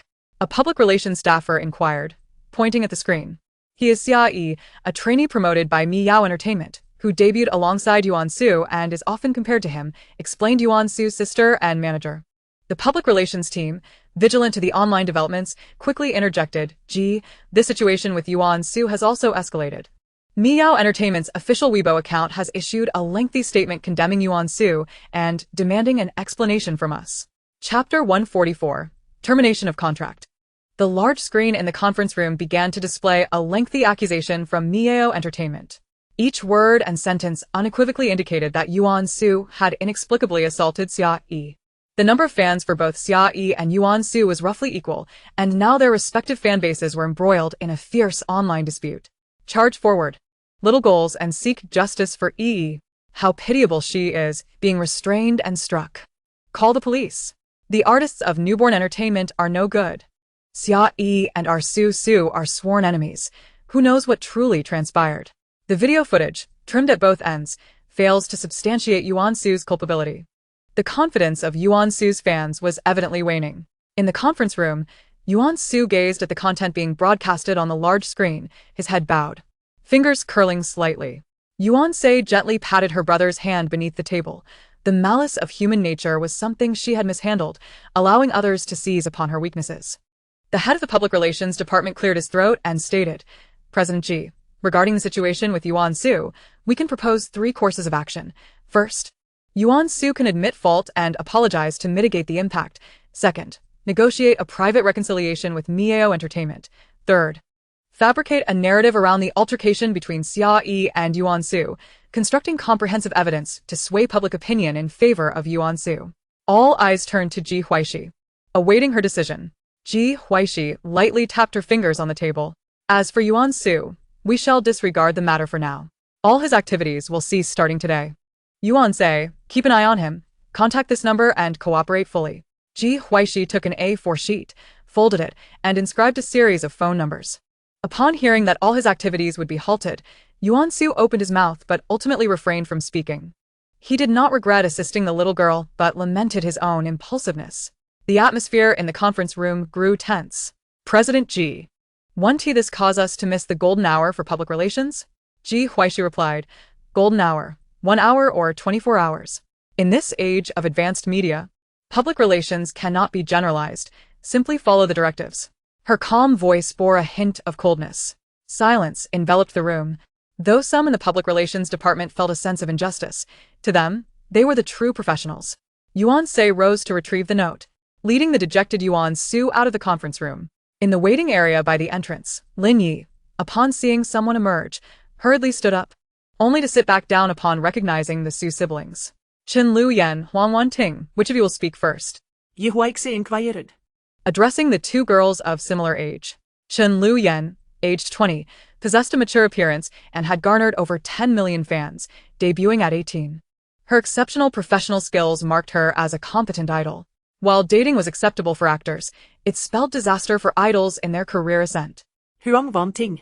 With a sweet demeanor, also debuted at 18, she was among the few idol artists from Qingyi, her looks and abilities beyond reproach. Both enjoyed commendable careers and were quite popular in the holographic world, their rankings hovering around 16 or 17. Huang Wan Ting, unable to meet Ji Huaixi's gaze, murmured, I haven't been in a relationship. Liang Shua frowned slightly, but remained silent. Ji Huaixi raised an eyebrow, questioning the audacity to lie at such a moment.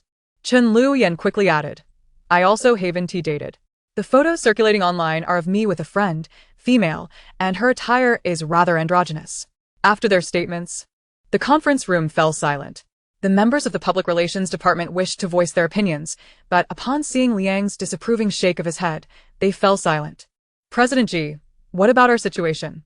Huang Wanting trembled as she asked. She had managed to keep her relationship secret from her manager, only to be caught by the paparazzi. Ji Huaixi perused her tablet and, after a moment, spoke impassively. Chen Luyan will discuss a clarification with her manager, while Huang Wanting will be terminated. This announcement left everyone shocked, turning to Huang Wanting in disbelief. Termination? Is she the first artist from Newborn Entertainment to be let go? Is the situation truly that dire? President Ji, why? I haven't done anything wrong. This is unfair. President Ji, Wanting is one of my artists, just like Lu Yan, who has never been in a relationship. Why must you dismiss her? Both Huang Wanting and her manager spoke up in protest. Ji Huaixi retorted, Xiao Qingming is your boyfriend? ISNThe? You've been dating for over 2 years. Are you unaware that idols are forbidden from dating? Your debut is financed by fans who invested their time and money. Do you grasp that? Upon hearing her boyfriend's name, Huang Wanting's face drained of color as she turned to Ji Huaixi, realizing the depth of her investigation surpassed even that of the paparazzi. President Ji, surely the paparazzi wouldn't know the details so thoroughly. I can generate revenue for the company. Please keep me. Huang Wanting's voice trembled with desperation. Her manager was taken aback. When did you start dating? Only moments ago, she had confidently asserted that Huang Wanting would never enter a relationship. The sting of self-deception was palpable. President Ji, this is my manager's failure for not discovering and curbing it in time. Ji Huaixi replied, no need for further discussion. I will not tolerate artists who breach contracts. Huang Wanting, gritting her teeth, knelt down. President Ji, I beg you for another chance. Idols are human too. Is it wrong for me to want to date? Beside her, Chen Luyan subtly shifted away, finding the obsession with romance alarming. Huang Wanting dared to voice her plight, while Chen Luyan felt trepidation. Their arduous journey to debut had been fraught with exploitation. Ji Huaixi, with her wealth and the backing of several resourceful shareholders, had debuted well before Huang Wanting and would surely secure significant opportunities by month-end. In such circumstances, pursuing romance was tantamount to self-destruction. Ji Huaixi, disinterested in further explanations, stated, leave. Your fates are sealed. No, President Ji. Are you not concerned that I might join another company if you let me go? Go ahead. Just remember to have your next employer pay the penalty fee. Liang Shua observed the audacity of the woman threatening Ji Huaixi, then glanced at the bewildered Chen Luyan. Indeed, one cannot compare individuals. A muddled mind leads to folly. The two managers hurriedly escorted the girls out. The public relations department collaborated with Lin Yi, Yuan Su, and Chen Luyan's managers to formulate a response, ensuring they possessed complete evidence and urging them to manage the situation prudently while simultaneously releasing Huang Wanting's termination statement. Once Ji Huaixi concluded her directives, the members of the public relations department also departed. The conference room was left with only Ji Huaixi, Liang Shua, Lin Mu's manager, and Chen Dian. Chapter 145. Anticipating a pitfall. Chen Dian felt an acute anxiety as the matters of the other four had been resolved, yet the outcome for Lin Mu remained undetermined. President Ji, Vice President Liang, should we terminate Lin Mu's contract? The company does not require artists who flout the law. Hearing Ji Huaixi's words, Chen Dian's heart sank. The final conclusion would necessitate a visit to the police station for confirmation. You and Vice President Liang should go there. Understood, President Ji. Chen Dian nodded hurriedly. Not reaching a conclusion, yet still held a glimmer of hope was preferable to complete despair. Ji Huaixi handed her tablet to Liang Shua, signaling him to review it before leaving. Liang Shua opened the already accessed document, his pupils dilating in shock as realization dawned. Ji Huaixi had quietly obtained the evidence chain regarding the 5 artists involved in this incident. The complete evidence exonerating Lin Mu. His visit to the police station was merely procedural, a charade. The person responsible for the previous program Lin Yi participated in, along with the permanent guests, had already agreed to assist in clarifying the situation and would cooperate with Newborn Entertainment's public relations strategy to issue a statement. The full video detailing the events leading to Yuan Su's alleged assault and the video of the little girl Yuan Su defended speaking out for him were also included. Lastly, there were photographs of Huang Wanting in a relationship and her interactions with several entertainment companies. Liang Shua felt a jolt of apprehension. The young lady possessed such remarkable connections. As Ji Huaixi exited the conference room, she spotted Lin Yi still seated outside. A subtle arch of her brow and a slight curl of her lips followed. Upon noticing Ji Huaixi, Lin Yi sprang to his feet, his urgency palpable as he inquired. Ms. Ji, has there been a conclusion regarding Lin Mu's situation? He would never engage in such activities. Please believe in his innocence. Ji Huaixi regarded Lin Yi with a smile that was both enigmatic and knowing. You place such unwavering faith in him? The police possess evidence suggesting his involvement in solicitation. Lin Yi's tone remained resolute as he countered. It is entirely possible that there has been a misunderstanding. I wish to see Lin Mu. He dared not meet Ji Huaixi's gaze, gripping his fists tightly to suppress his anxiety. Despite her youth, he felt an instinctive reluctance to overstep. He understood that he could not present himself in public without permission until his own affairs were resolved. Ji Huaixi interjected calmly, you may wait here a while longer. President Liang and Lin Mu's agent will soon be meeting with him. You can accompany them. Lin Yi's eyes widened in astonishment, and he bowed with excitement. Thank you, Ms. Yi. No need for thanks. I hope you can maintain your original intentions and pursue your dreams diligently. If Lin Mu is indeed wronged, President Liang will seek justice for him, so do not worry.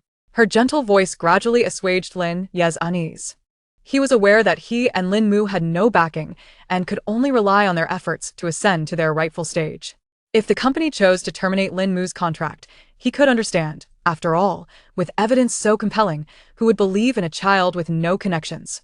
Yet Ji Huaixi reassured him that there was no need for concern, as she would conduct further investigations. Watching her retreating figure, he felt an immense sense of fortune and happiness for Lin Mu. Ji Huaixi made her way to her office. Since she was already there, she might as well work for the day. Halfway through her tasks, her phone vibrated. Huaixi, our company is in trouble. Is it sabotage from our competitors? Li Qinghuan's voice crackled through the line. What can we do? Those online are relentless, attacking our company without pause, followed Qi Chen's voice.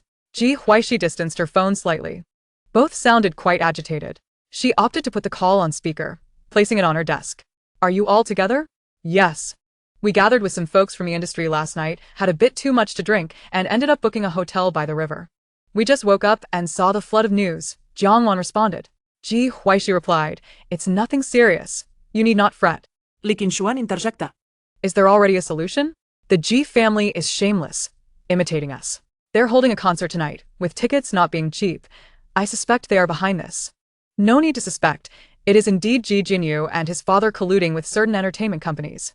Rest assured, their concert tonight will not take place. The competitors may seek profit, but they must not do so at her expense. Those who attempt to rise by stepping on her will find themselves in dire straits. Upon hearing Ji Huaixi's words, Li Qinghuan and the others felt reassured. If there is anything we can assist with, within reason, please let us know. If we cannot manage, we'll just go back and lament our misfortunes. Qi Chen asserted. Ji Huaixi chuckled softly. You're quite the schemer, Ji Xiaoqi, the darling of the Qi family. Right. It's time for lunch. You should all go eat, she advised. Are you in the office? I can bring you takeout from the Riverside restaurant. No need. I'm about to leave, Ji Huaixi replied, weaving a little white lie before ending the call. As public sentiment online intensified, netizens fixated on the official Weibo account of New Star Entertainment and Lin Mu's social media.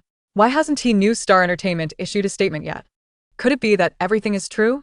Can't someone at least acknowledge us and give us fans an explanation? I believe in my brother Yezi and Su Su. New Star Entertainment, don't play dead, respond. If it were any other company, they would have already managed damage control. I can't fathom why Ji Huaixi is still running this entertainment company if she can't even protect her artists. It's utterly baffling. Ha.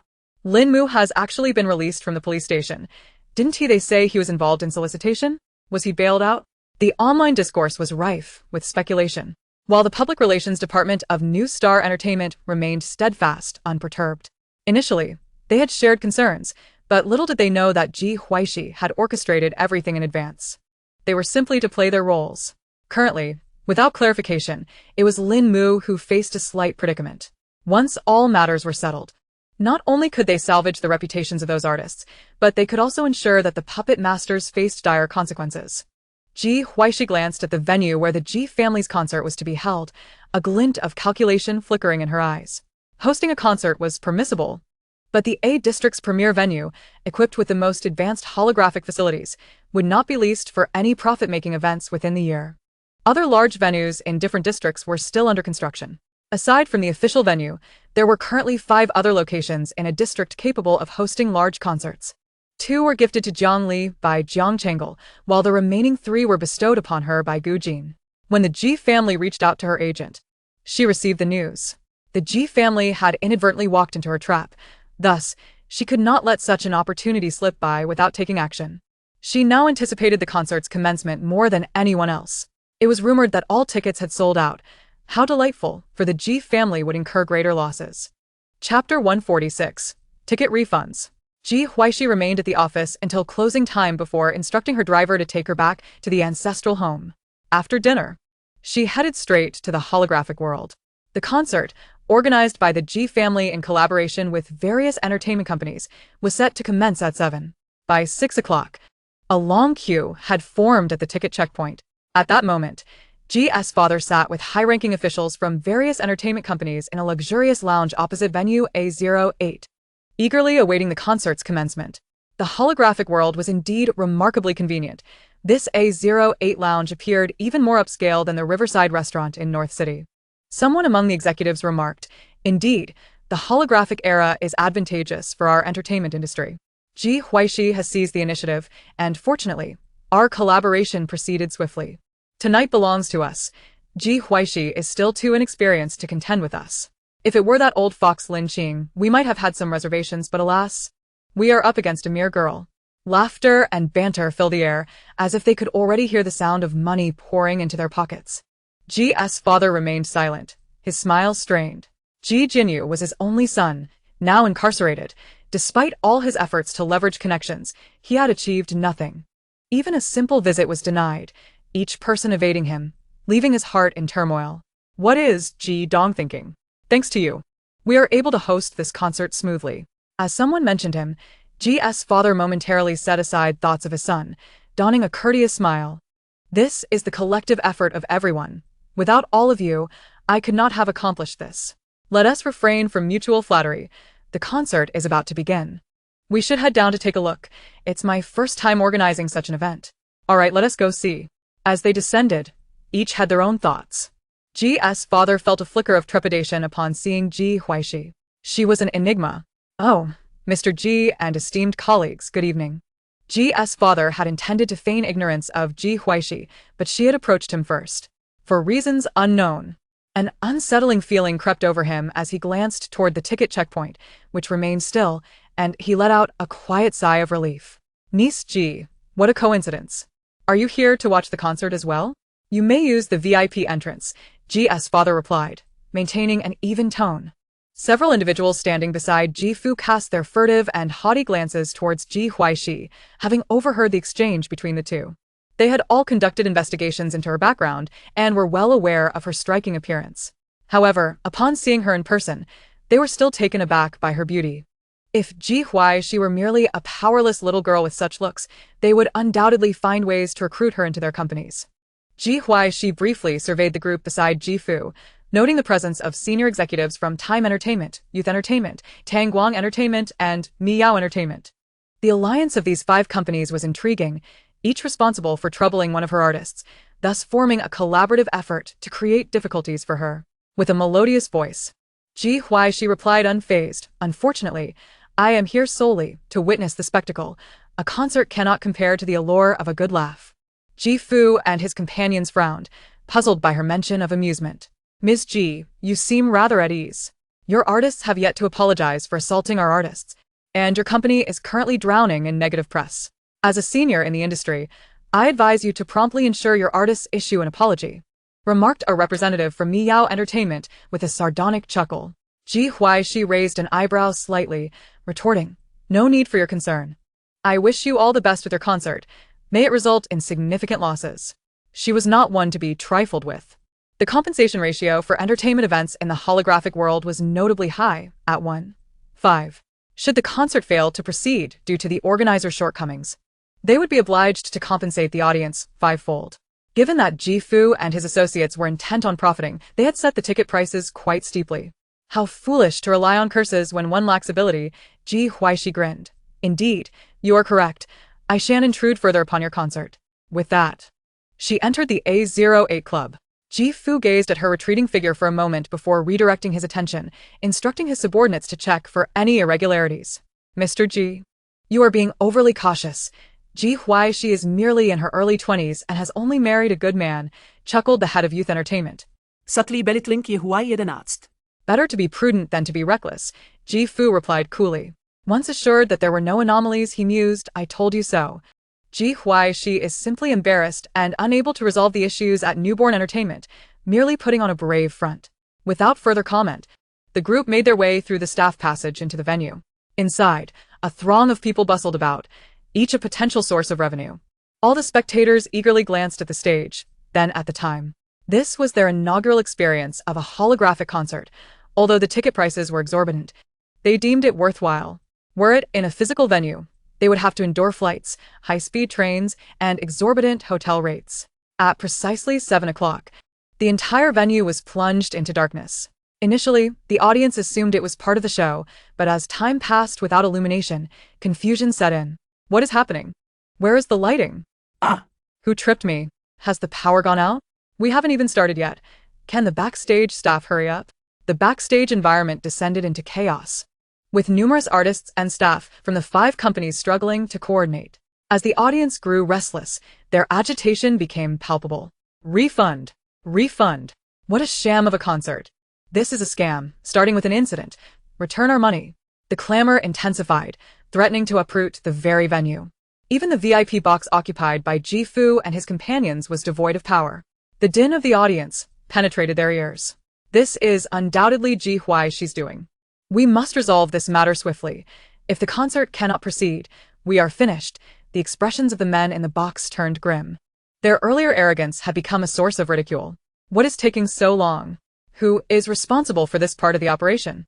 Their competence is highly questionable. What did you say? The entire venue is without power? You can't resolve this? What use are you to me? Frantically, they contacted their subordinates, growing increasingly anxious and irritable. Half an hour later, as the audience attempted to leave, staff members rushed forward with a megaphone announcing, "Please give us a little more time. We are willing to extend the concert by an hour to compensate for your losses. We don't want your measly extension. We're leaving. This is a farce of a concert," shouted the audience, their frustration boiling over. "Refund. We won't stay." The staff's pleas fell on deaf ears as the crowd surged towards the exits. Ji Fu realized it was completely over. The venue lights flickered back to life only after the majority of the audience had departed. Ji Huaixi, hearing that everything had gone according to plan, let out a cold laugh.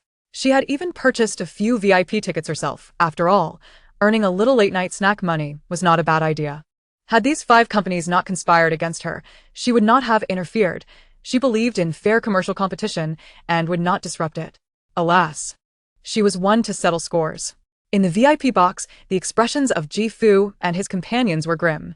The executives slumped in their seats, drained of energy.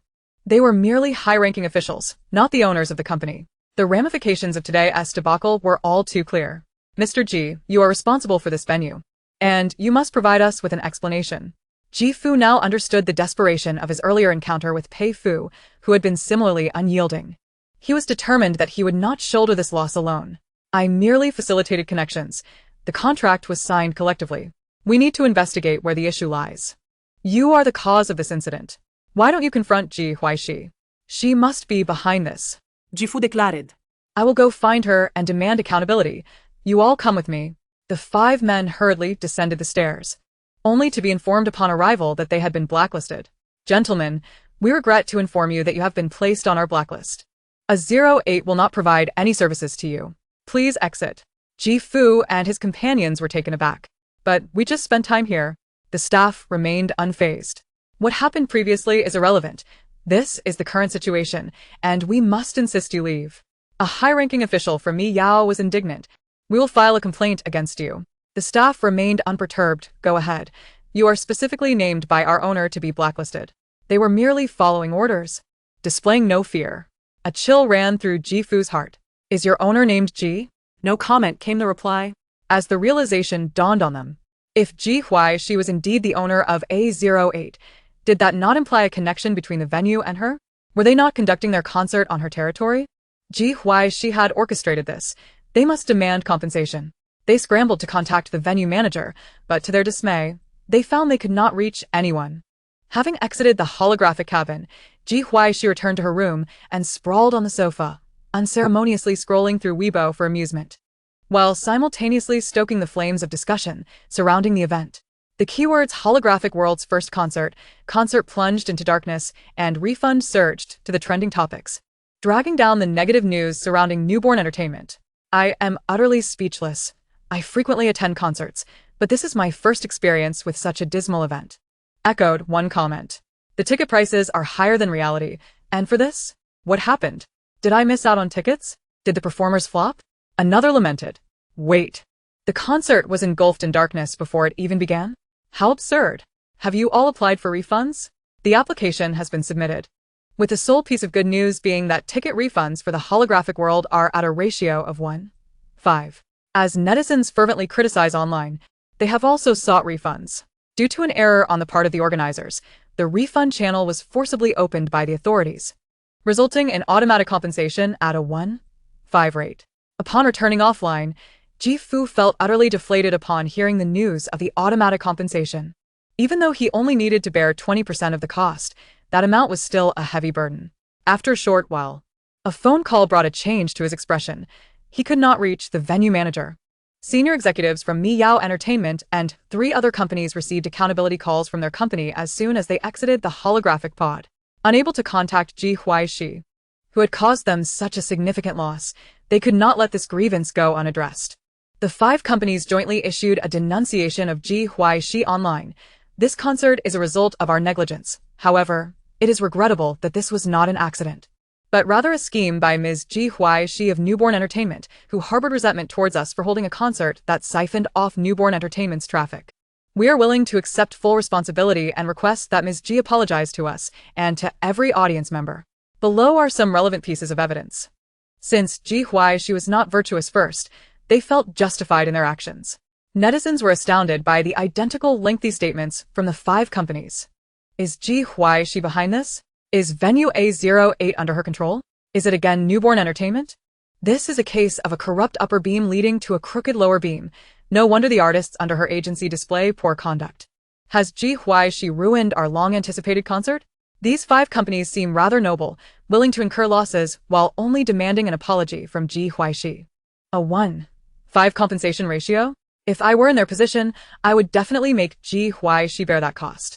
The so-called evidence consists merely of the contracts for the rental of A08, their inability to reach the venue manager, and some internal chat records. Can this truly be considered evidence? A few rational netizens expressed doubt, but their voices were drowned out by a flood of leading commentary, failing to attract attention. Under the sway of public opinion, netizens gradually leaned towards Ji Fu and his associates. They left various extreme comments under the accounts of Newborn Entertainment. Ji Huaixi was not at all surprised by the chaotic maneuvers of Ji Fu and his group. The larger the uproar, the better for her. This was all part of her plan, and she did not expect it to yield such effective results. She hoped that Ji Fu and his associates would not regret their actions by the next day. Calmly, Ji Huaixi composed a line of text on her screen and sent it, revealing the mystery of Newborn Entertainment's slander at 5 a.m. tomorrow. Good night. Although you may not sleep well tonight, I should be having a sound slumber. The netizens had mixed reactions to Ji Huaixi's reply. Still claiming to be wronged. These are the facts, yet she insists on her innocence. Sister Ji has responded. I unconditionally believe in Sister Ji. Will we get to see her face slapped tomorrow? I'm so excited. Can't she reveal it now? 5 a.m. I can't wake up at 5, but I can stay up until then. Chapter 148. The Unveiling Counterattack. At 5 a.m. the following morning, numerous netizens refreshed their Weibo pages intermittently. Some waited beneath Ji Huaixi's Weibo, while others kept a close watch on the official account of Newborn Entertainment. Those unable to sleep included not only netizens, but also Ji Fu and his associates. They endured until 5 a.m., suspecting Ji Huaixi had chosen this time to torment them. Newborn Entertainment's official account promptly posted a pre-prepared Weibo, Lin Mu soliciting prostitution PDF. The file name was blatant and bold. Upon seeing that Newborn Entertainment's method of revelation mirrored Ji Huaixi's personal style, netizens recalled that Ji Huaixi's previous PDFs had all been authentic and worthy of scrutiny, and they rushed to click on the link. What? Lin Mu was framed for soliciting prostitution. Did you see the video? Lin Mu was helped into the hotel room while in a state of unconsciousness, and the police arrived right after. Such things still happen in this day and age. It's truly frightening. The higher-ups of youth entertainment ordered this. Astonishing. There were solid arguments, even with official seals of proof. Oh, Lin Mu is innocent. After the executives of youth entertainment read the documents released by Newborn Entertainment's official account, their faces turned pale. They realized they were utterly doomed. They had thought they had handled the matter, so how did Newborn Entertainment obtain the evidence video? The group that had gathered all night, including Ji Fu, had expressions that shifted dramatically. Ji Huaixi had only unveiled one truth, yet at this stage. They could not assume she had merely discovered the truth regarding Lin Mu's soliciting incident. Indeed, before they could ponder further, Newborn Entertainment posted again, Lin Ye's Big Shot PDF. Every 20 minutes, Newborn Entertainment released a new Weibo post. And netizens found themselves at a loss as to which of the following documents to comment on. Yuan Su Fighting PDF, Chen Lu Yan in Love PDF, Huang Wanting in Love PDF, Ji Huaixi Concert PDF. The overwhelming influx of information in just one morning was astonishing. How explosive. So much news in a single morning? Disgusting. Competing among peers in such a manner. Youth Entertainment actually bribed Newborn Entertainment's artists? How shameless. Newborn Entertainment is so cool for terminating contracts with traders. Xia Yi deserves to be beaten for harassing girls. Thankfully, the truth has been restored, otherwise Yuan Su would have been heartbroken. Miyao Entertainment still has the audacity to demand apologies. They are merely thieves calling out thief. Are these companies treating netizens like monkeys? Using us as pawns for their amusement? After absorbing all the documents released by Newborn Entertainment, netizens felt a surge of emotion and flocked to the Weibo accounts of the 5 entertainment companies that had framed Newborn Entertainment, demanding apologies. The ferocity with which they had previously condemned Newborn Entertainment was now met with an equally fierce backlash. Some netizens even left messages of apology under Lin Mu and others' Weibo. Upon waking that morning, Ji Huaixi glanced at her phone, noting that the Public Relations Department had officially released evidence from various sectors, leaving her with little to worry about. The direction of netizens' commentary was firmly under the control of the Public Relations Department. This matter could not simply come to an end. She preferred a reciprocal approach.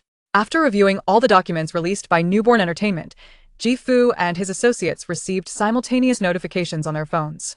It turned out that those who had been awake were not just them but all the senior executives from their companies as well. They quickly gathered and rushed to their company, marking the first time an emergency meeting had been called since its establishment. The companies deliberated on how to respond to the situation online. At this juncture, the only option left was to push someone forward to confess, transforming the company's collective conflict into personal grievances to mitigate the impact on the company's reputation. Are we simply to let this go? Ji Huaixi is far too dismissive of us. What else do you propose we do? Allow this incident to escalate further? Enough.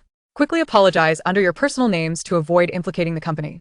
Except for Ji Fu, the other 4 companies opted for the same strategy, pushing the executives involved in the incident to take the blame. Upon witnessing the company's reactions, Ji Huaixi scoffed. Was this all? Their insincere apologies were utterly worthless. She instructed her team to expose all the dirt related to the 5 companies. By noon, Weibo crashed. After devouring a wave of gossip in the morning, the excited netizens found themselves with yet more to discuss at noon. The midday revelations came out simultaneously, leaving netizens unsure of which topic to address first. Explosive. Youth Entertainment's executives exploiting their artists. Miyao Entertainment evading taxes. This is serious. The authorities should step in. Tangguang Entertainment actually threatening their artists to accompany them for drinks?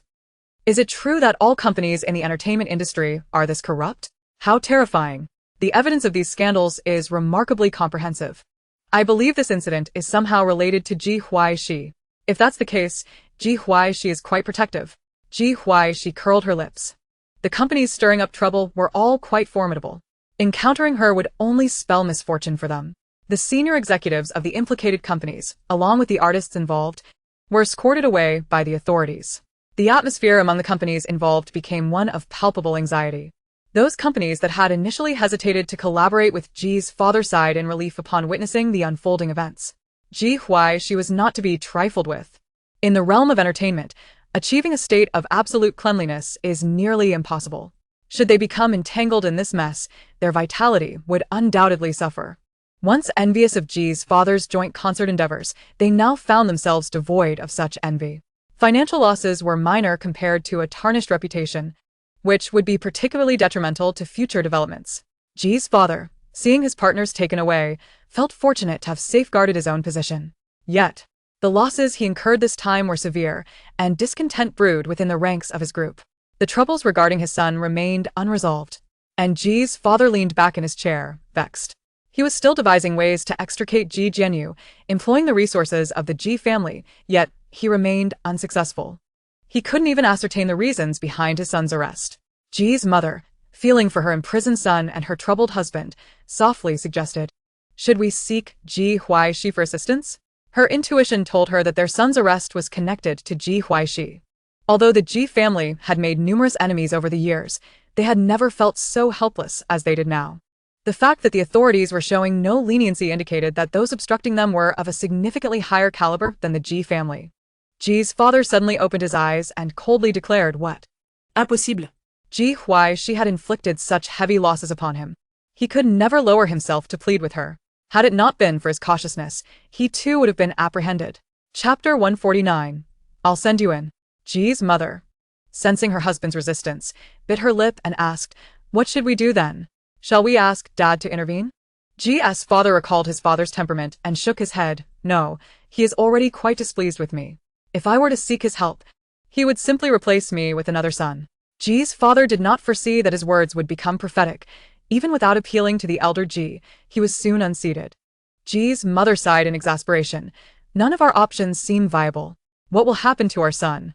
We cannot just abandon him. He is our only child." Just as their anxiety peaked, Ji's father received a call from the elder Ji. His face paled as he said, "Dad summoned us back to the old residence." Ji's mother felt a chill. The power dynamics between the Ji patriarch and the rest of the family were worlds apart. The elder Ji had two sons. Her husband was the elder, renowned for his capabilities, which had led the elder to retire early. However, that did not mean her husband had full control over the Ji group. Returning at this juncture could only indicate trouble. Ji's father rubbed his temples and stood up. Having spent a sleepless night, he felt increasingly burdened at the thought of having to put on a brave face for the elder. He had arranged for someone to be at the old residence but had not received any prior word, indicating that matters were far from simple. "I must return to the old residence." Ji's father closed his eyes in the car, reflecting on how one misstep had led to a cascade of errors. The root of all his troubles lay in his failure to secure allies, particularly in his dealings with the Pei family, which had triggered a series of subsequent issues. As he entered the old residence, he perceptively noted the tense atmosphere. Upon seeing his brother's family, the direct lineage of the Ji clan, and the veterans of the Ji group in the reception room, his heart sank further. He forced a smile. "Father, what is the reason for your summons?" The elder Ji cast him a fleeting glance. "Please sit. We shall discuss matters once everyone arrives."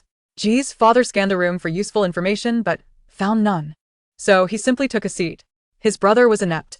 Even though Ji's father had recently suffered significant losses, he doubted his father would be foolish enough to replace him with a younger sibling. Everyone seems to be present. Ji's father looked up abruptly upon hearing the voice. It was Ji Huaixi.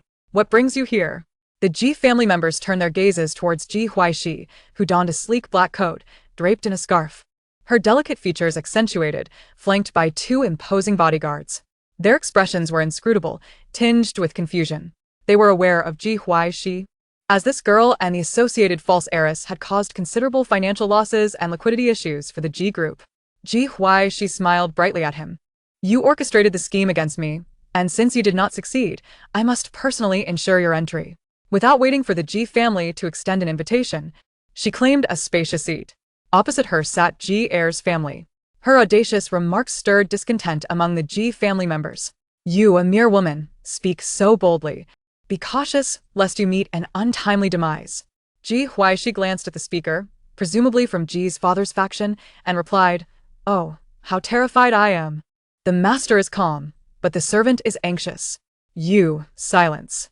Miss Ji is my esteemed guest." Everyone turned in astonishment towards the elder Ji. "Miss Ji, would you care for anything? I can have someone prepare it for you," the elder Ji inquired after appraising Ji Huaixi. This girl, younger than his grandson, exhibited a ruthlessness that belied her age and appearance. The assembly, hearing the elder Ji's affable tone, was left even more perplexed. No, thank you.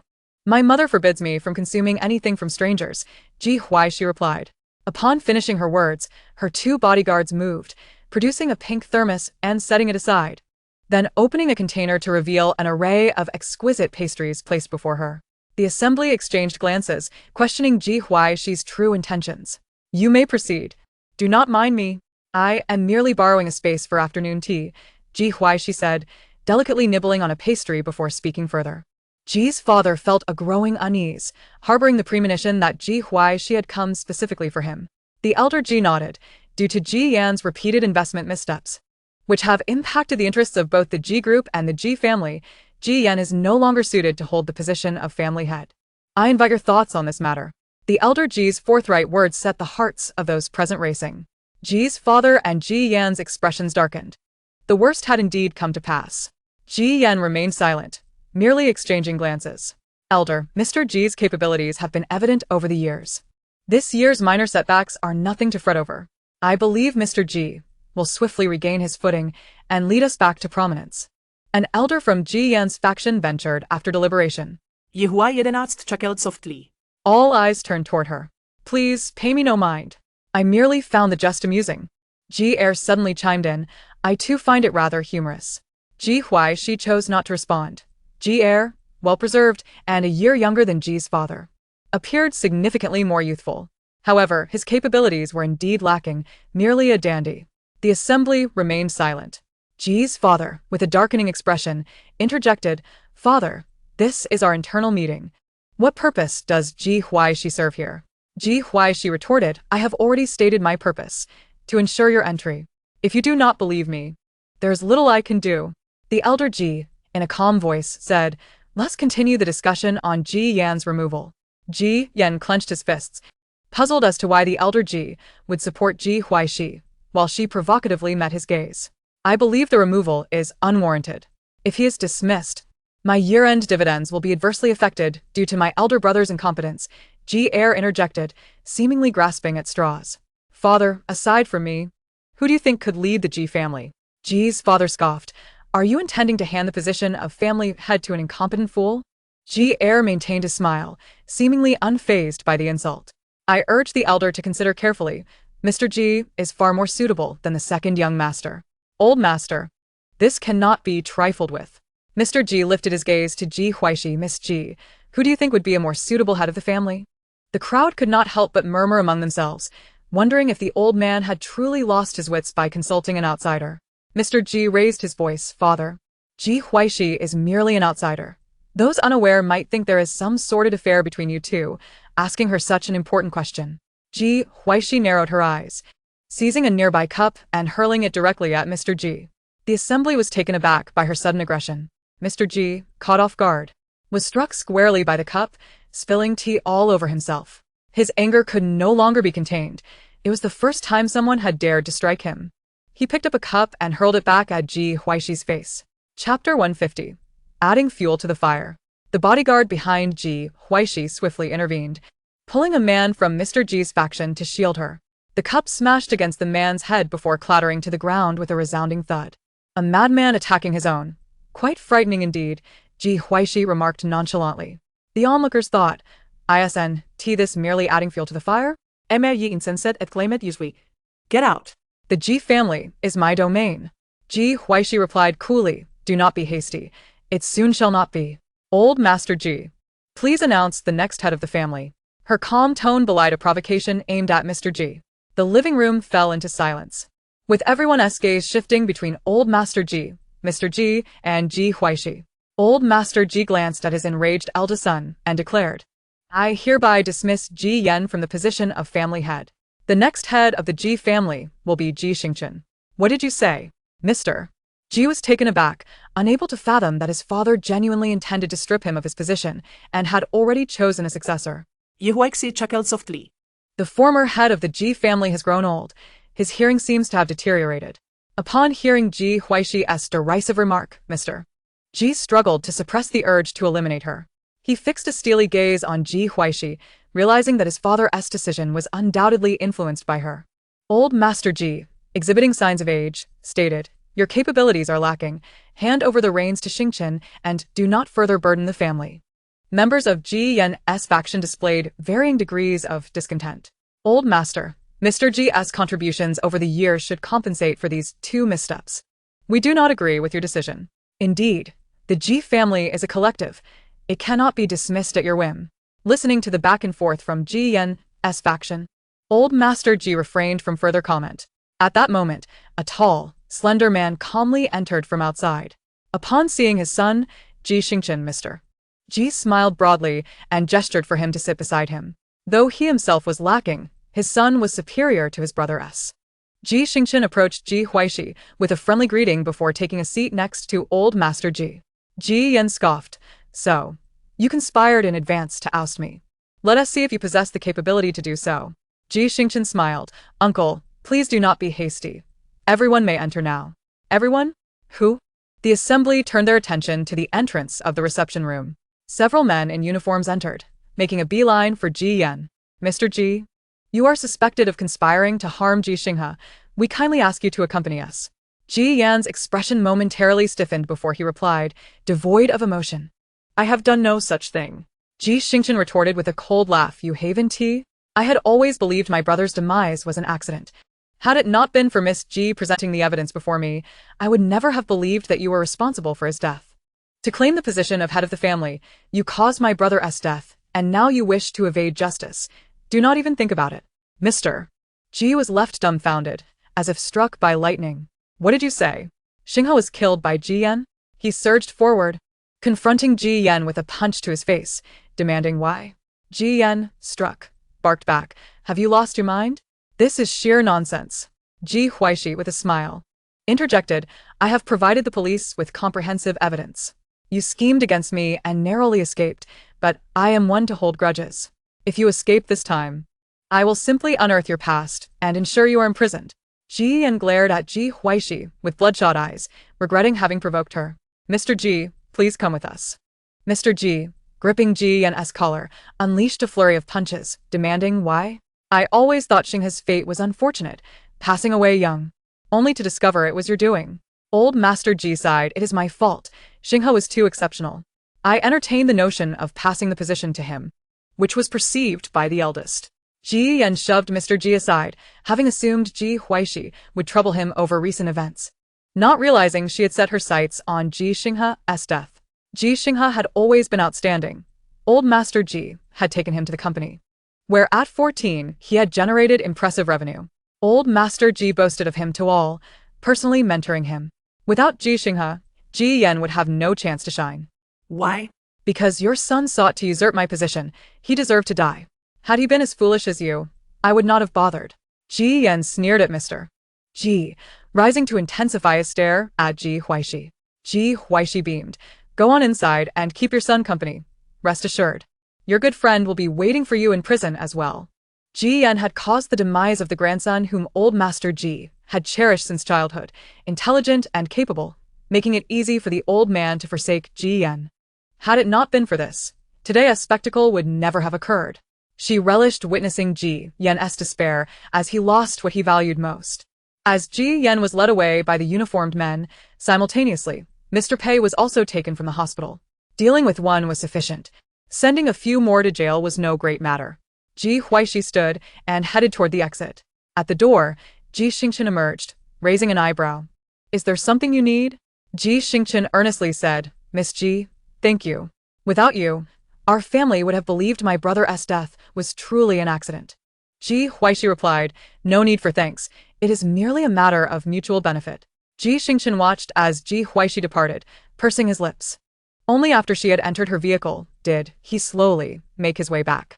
Ji Huaixi did not return to the old residence, but went directly to the company. In the office, Liang Shua placed a stack of documents before Ji Huaixi.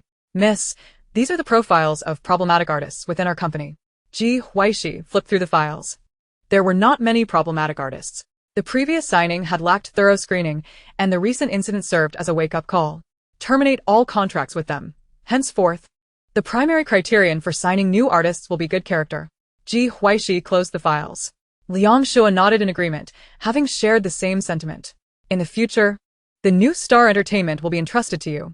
The development plan for the company had already been discussed and established, and with Liang Shua's capabilities, New Star Entertainment should encounter no significant issues. Having dealt a heavy blow to companies like Miao Entertainment, her peers would refrain from causing trouble in the short term. With everything arranged, she felt relieved. Liang Shua understood Ji Huaixi intentions and assured her, "Miss, rest assured, I will manage the company well." Ji Huaixi replied. "You may return to your tasks." She preferred to invest more in industries that would yield passive income. Chapter 151. Interrogation Results. Ji Huaixi sought out various projects within the holographic world that could generate revenue, intending to invest in all. After completing her tasks, she finally departed from the office. At the office entrance, two distinctly different young men noticed Ji Huaixi emerging, and their eyes brightened as they quickly stood up. "President Ji! President Ji!" Ji Huaixi paused. Recognizing them, "It's you two." Lin Mu and Lin Yi suddenly became anxious. "Thank you for restoring my innocence, President Ji. Had it not been for you, my life would have been utterly ruined," Lin Mu expressed, his eyes brimming with gratitude. His manager had recounted in detail how Ji Huaixi had unearthed the evidence that exonerated him. Ji Huaixi curled her lips into a slight smile, stating, "As an artist of newborn entertainment, it is only natural to protect you. Focus on your training and pursue your dreams." Lin Mu's gaze sparkled with fervor. His cheeks flushed with a rosy hue as he stammered, "I will strive to become a renowned singer in the entertainment industry." The company's latest regulations had been released, presenting him with greater opportunities for development, all thanks to Ji Huaixi. After a brief conversation with the two, Ji Huaixi took her leave. Upon returning to the old residence, Ji Huaixi shed her coat and nestled herself into the sofa. To her surprise, Gu Jinji had not returned to the old house these past few days. As she glanced at their chat history, a flicker of confusion crossed her eyes. This behavior was rather uncharacteristic of Gu Jinji. The conversation seemed as ordinary as ever, devoid of any unusual signs. Meanwhile, Gu Jinji was sequestered in his study, grappling with the interrogation results concerning Pei Baozhu laid out before him. The findings were both astonishing and unsettling. In his previous life, his friend Xia Huaili had met an untimely demise, while Zhou Zhou suffered severe injuries due to Pei Baozhu's schemes during a show, leading everyone to believe that Ji Huaixi was to blame. Zhou Zhou's family had prioritized his treatment abroad, yet ultimately, Zhou Zhou succumbed to his injuries. During this tumultuous period, Ji Huaixi was also killed at Pei Baozhu's instigation. The report detailing Ji Huaixi's gruesome demise was a daunting reality for him to confront, even if it stemmed from Pei Baozhu's narrative of the past. Based on Pei Baozhu's revelations, it seemed that in their previous lives, he and Ji Huaixi shared no romantic bond. However, observing Ji Huaixi's myriad transformations suggested that she might indeed be reborn. She had saved Xia Huaili and also Zhou Zhou. Yet, he found himself perplexed. Logically, Ji Huaixi should harbor resentment towards them. Contemplating this conundrum left him at a loss for how to face Ji Huaixi, fearing that it all might be a fabrication. In the Gu family's old residence, Zhou Zhou dashed in with his little backpack. Star. Upon spotting Ji Huaixi reclining on the sofa, he joyfully rushed over. He was aware that his beautiful mother had been staying at the old house, yet he still feared she might suddenly return to Jingyuan without him. Ji Huaixi sat up and gently took his backpack from him. Zhou Zhou removed his jacket and climbed beside Ji Huaixi, saying, "Star, I missed you so much. Will you take me wherever you go from now on?" Listening to the little one's endearments, Ji Huaixi instinctively ruffled his hair, replying, "Of course. When you're on break, I'll take you on a trip. Just the two of us? Not bringing Dad. Do you want to bring him?"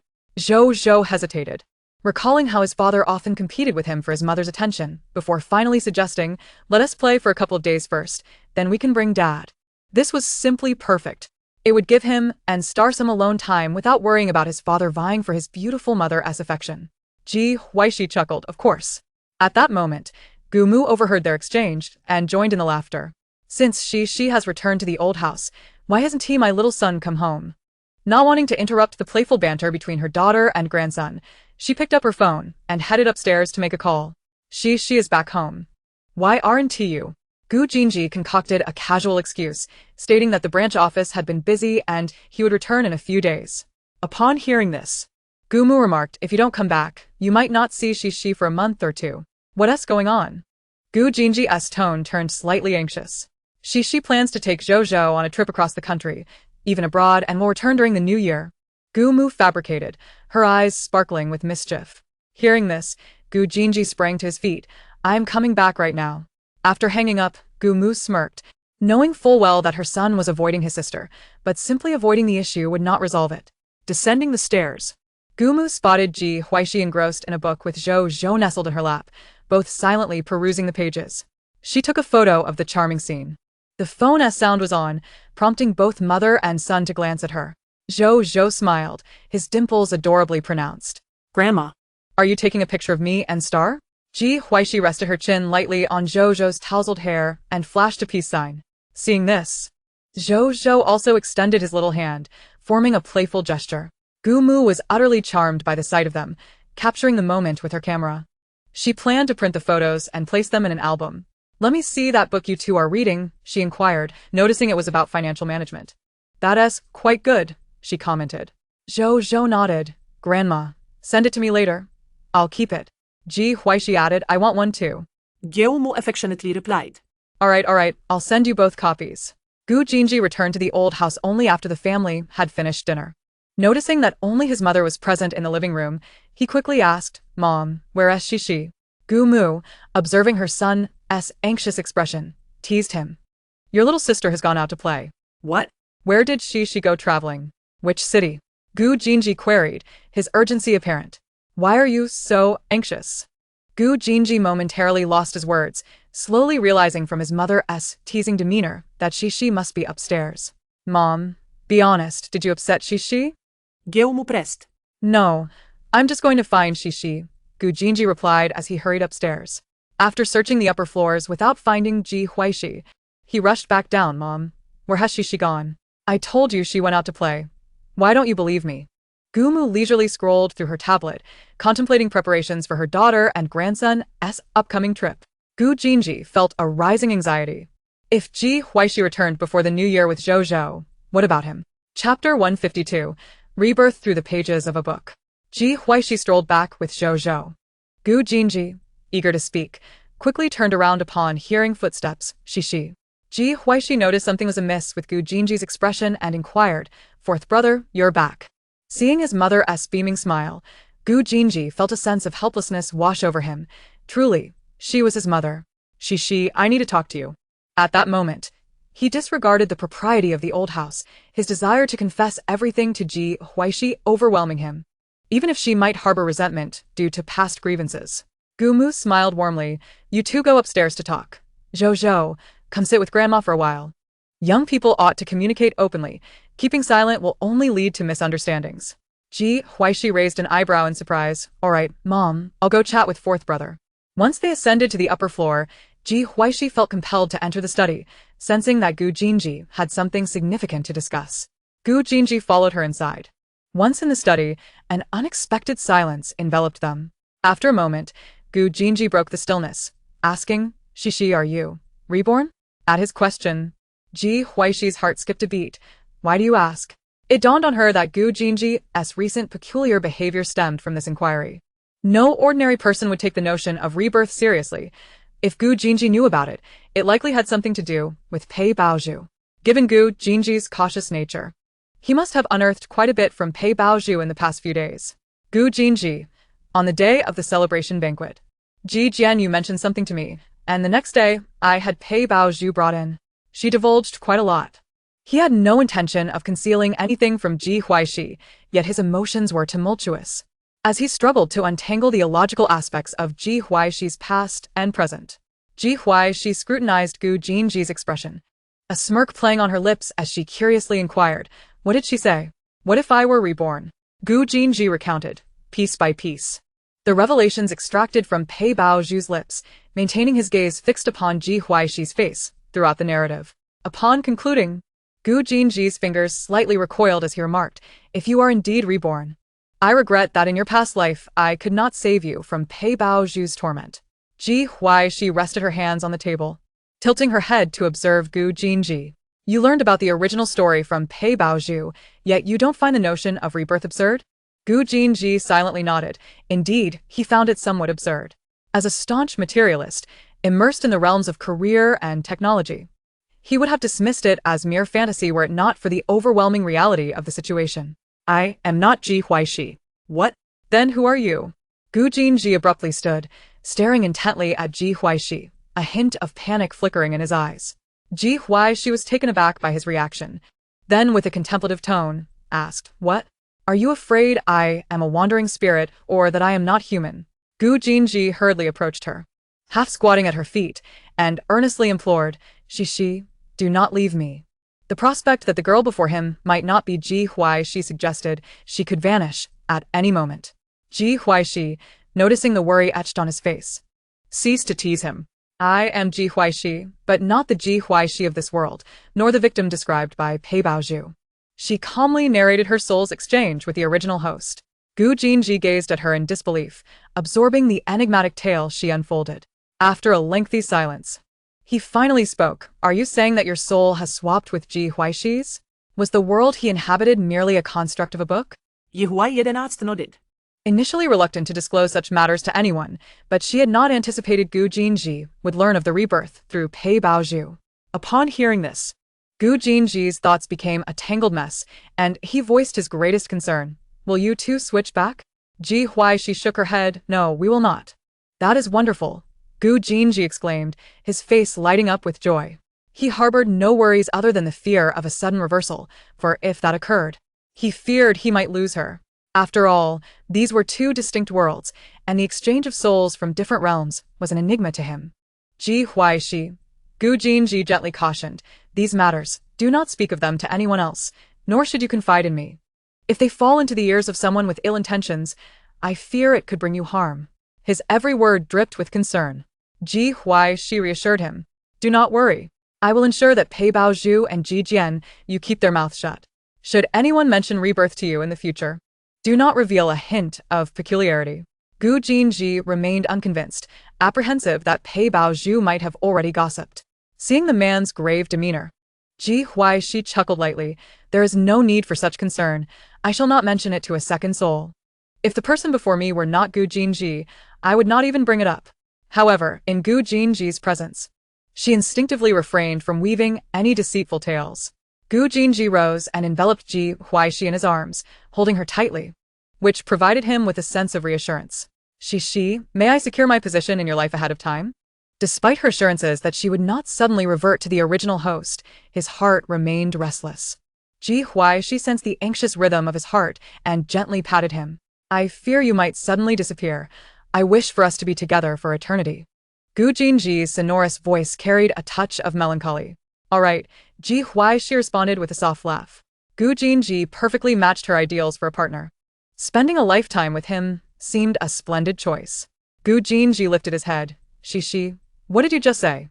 He feared he had misheard. Ji Huaixi Observing the daft expression on his face, reiterated, "I said yes, you may secure your position, but let it be known that if we are incompatible in the future, we must part amicably." Gu Jinji fixated on her moving lips and leaned in to kiss her. It was not until their breaths grew heavy that he released her. His voice hushed. "There will be no incompatibility. We are a perfect match." A smile graced Ji Huaixi's features, laced with a hint of playfulness. "You are quite confident." "Of course." She, when shall we marry?" Gu Jinji's tone brimmed with eagerness, desiring the girl before him to remain at his side for a lifetime. Ji Huaixi playfully nudged him. "Are you not being a bit presumptuous? We already have our marriage certificate." Gu Jinji retorted, "That doesn't count." Ji Huaixi teased, "Shall we divorce and then remarry?" Chapter 153. A date. Gu Jinji frowned. "No. We need to reprocess it and hold a wedding." "Are you thinking too far ahead?" "Not at all. I wish for everyone to know you are my wife." "Let us discuss that later. You have just secured your position." Gu Jinji pondered in silence for a moment before responding. "When you are ready, do let me know. I shall begin preparations." Ji Huaixi promptly pushed him away, leisurely stating, "It seems we have yet to go on a date." Gu Jinji replied eagerly, "All right. We shall start with a date." Date, proposal, marriage. As long as she remained by his side, he was in no rush. After Ji Huaixi retired to her room, Gu Jinji descended to prepare something to eat. Upon reaching the lower floor, he found his mother seated on the couch, with Zhou absent. "Mother, why aren't you upstairs resting?" Gu's mother's voice was gentle. "Did you and she have a good talk?" "Yes, I appreciate your concern. You are my son." And she is a child I care for deeply. If I do not worry for you both, whom should I? Gu's mother paused, then continued. You two are no longer in a false marital relationship. It is time to plan for a grand wedding. A slight smile graced Gu Jinji's lips, mother. I wish to plan my wedding with Xixi myself, and it is too cold now. Let us wait until spring. Seeing her son had made up his mind, Gu's mother did not press further. After chatting for a while, she finally went upstairs to rest. Gu's father, upon seeing his wife return, could not resist teasing. Are you feeling relieved now? Yes, I must tell you, everything I own will be left to Xixi. The mere thought of Xixi truly being with their youngest son made Gu's mother want to share the news with the entire world. Unfortunately, outsiders would find it peculiar, for in their eyes, Xixi and Jinji had long been a married couple. Her sons were exceedingly discerning regarding relationships. The third son adamantly refused to date, and the youngest had previously shown no interest in romance. Fortunately, the two children were fated to be together. Gu's father chuckled. How you decide to allocate your possessions is entirely up to you. The boys will not mind. The eldest was not materialistic. The second was thriving in business abroad with his male spouse. The third, although immersed in the entertainment industry, was reaping substantial profits from private investments. And the fourth was flourishing domestically. None of these children seemed inclined to inherit the family business, nor would they covet their wives' private assets. Gu's mother pondered. I wonder if the eldest will return for the new year. Thinking of her eldest son, who risked his life for his work, her heart was filled with anxiety. She wished her eldest would choose a less perilous profession. As a mother, all she desired was for her children to be safe and healthy. Yet, she could not impede their choices. Gu's father, upon hearing this, felt a mix of emotions. No news was often the best news. As long as he was alive, that was all that mattered. Madame Gu leaned against the headboard, at a loss for words. Both spouses sighed and decided to retire for the night. The following noon, when Ji Huaixi rose from her slumber, she was somewhat taken aback to find Gu Jinji still at home. Aren't you working today? She inquired, maintaining his composure. Gu Jinji replied, not busy today. Let us go on a date. The secretary, who was conversing with Gu Jinji at that moment, was flabbergasted. Not busy? Clearly. The workload is immense. The boss is truly making an effort for this date. The secretary could only murmur silently in her mind, holding her breath and refraining from speaking. Fearful of disrupting her boss's plans, Ji Huaixi hesitated, pondering whether to brave the cold for a date. The weather outside was quite frigid, rendering the presence of a man less significant. Sensing her reluctance to venture outdoors, Gu Jinji's eyes curved into a smile, suggesting, we can have our date at home instead. Ji Huaixi chuckled. Let us still go out. What have you planned, Mr. Gu? Gu Jinji did not disclose the details of his plans, but gestured toward the dining area. First, let us dine. Afterward, we shall head out.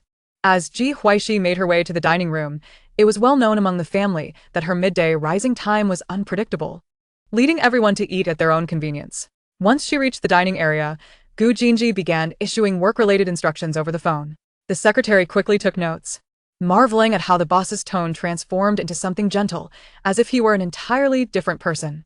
Once the lady departed, the warmth of his voice seemed to drop several degrees. It was no wonder that famous literary quotes often proclaim, I haven't seen the young master smile so joyfully in ages. As a subordinate who had been by Gu Jinji's side since the inception of his career, he too felt compelled to remark, it has been a long time since I witnessed the president's gentleness. After completing all his tasks, Gu Jinji hung up the phone and ascended to the dressing room, where he was greeted by an array of exquisite dresses that had recently filled the space. A smile blossoming in his eyes, he proceeded to select an outfit for their date. Upon finishing her meal, Ji Huaixi returned upstairs, her anticipation for the date growing. While many people's date activities typically included dining, shopping, or watching movies, she was curious about what Gu Jinji had in store for her.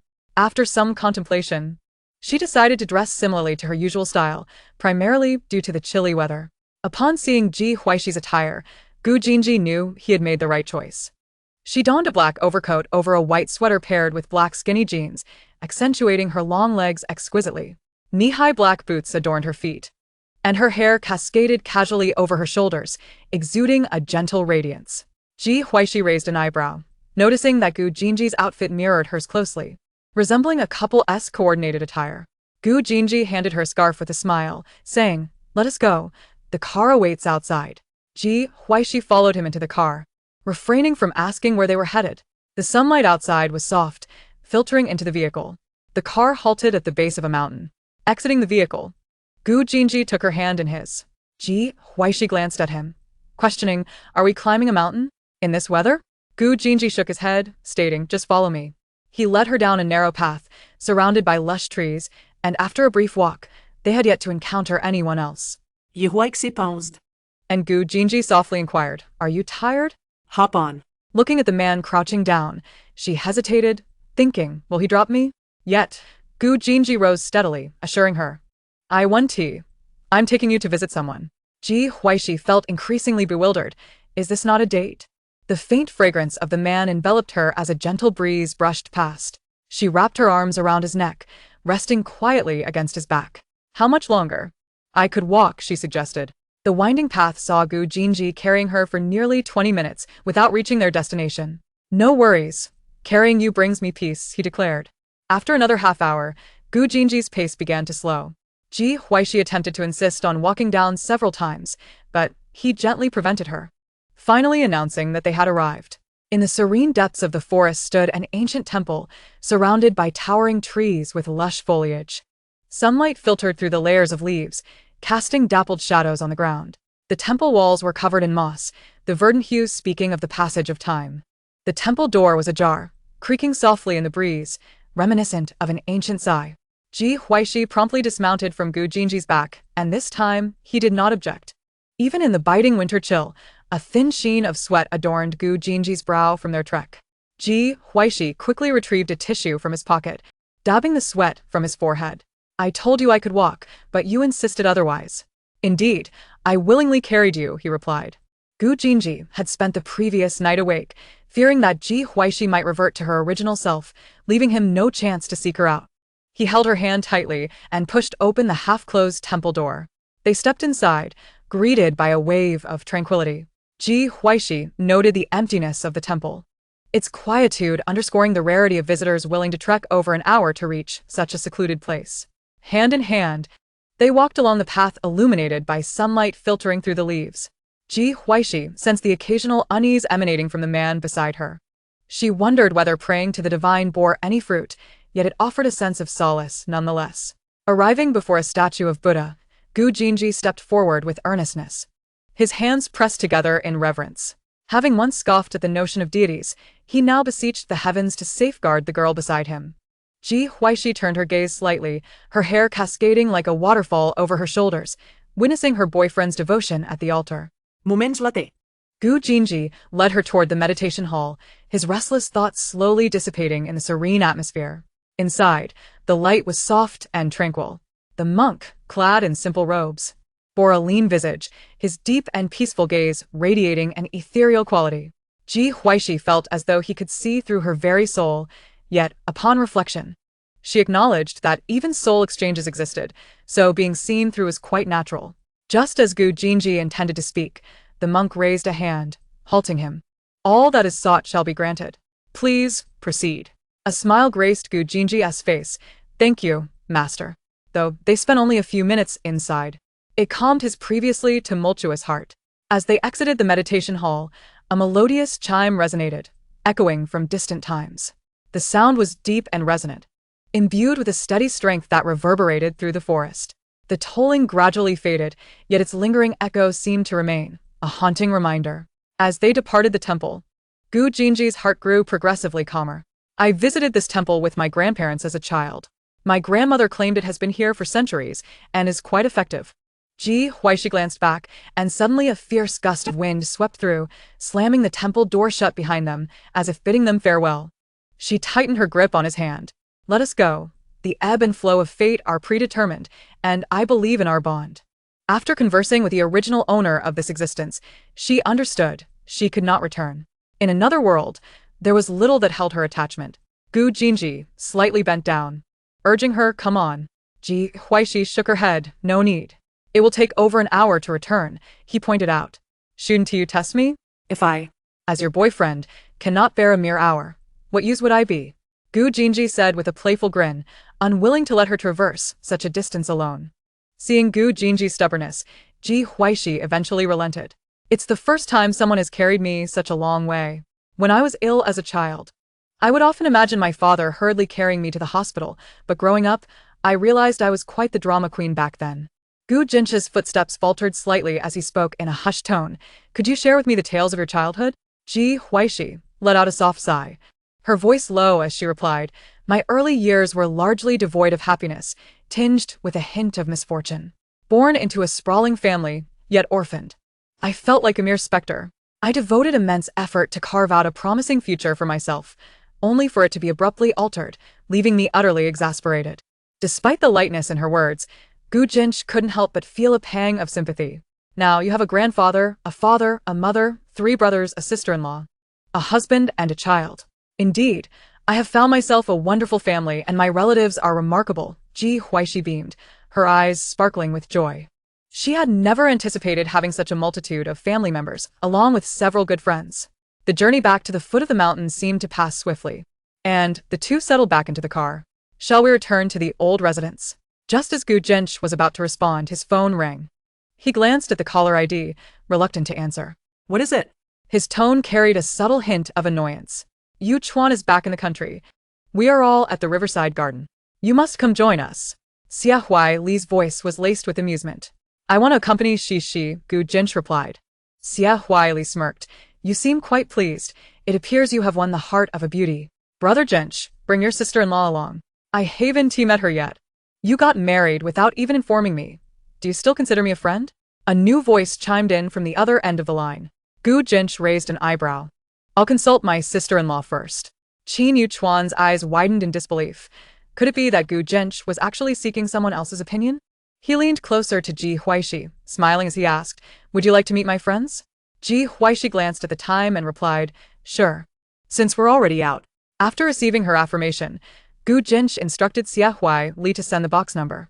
Once Xia Huaixi hung up, Qin Yu Chuan leaned in closer. Is Jinsh truly in love?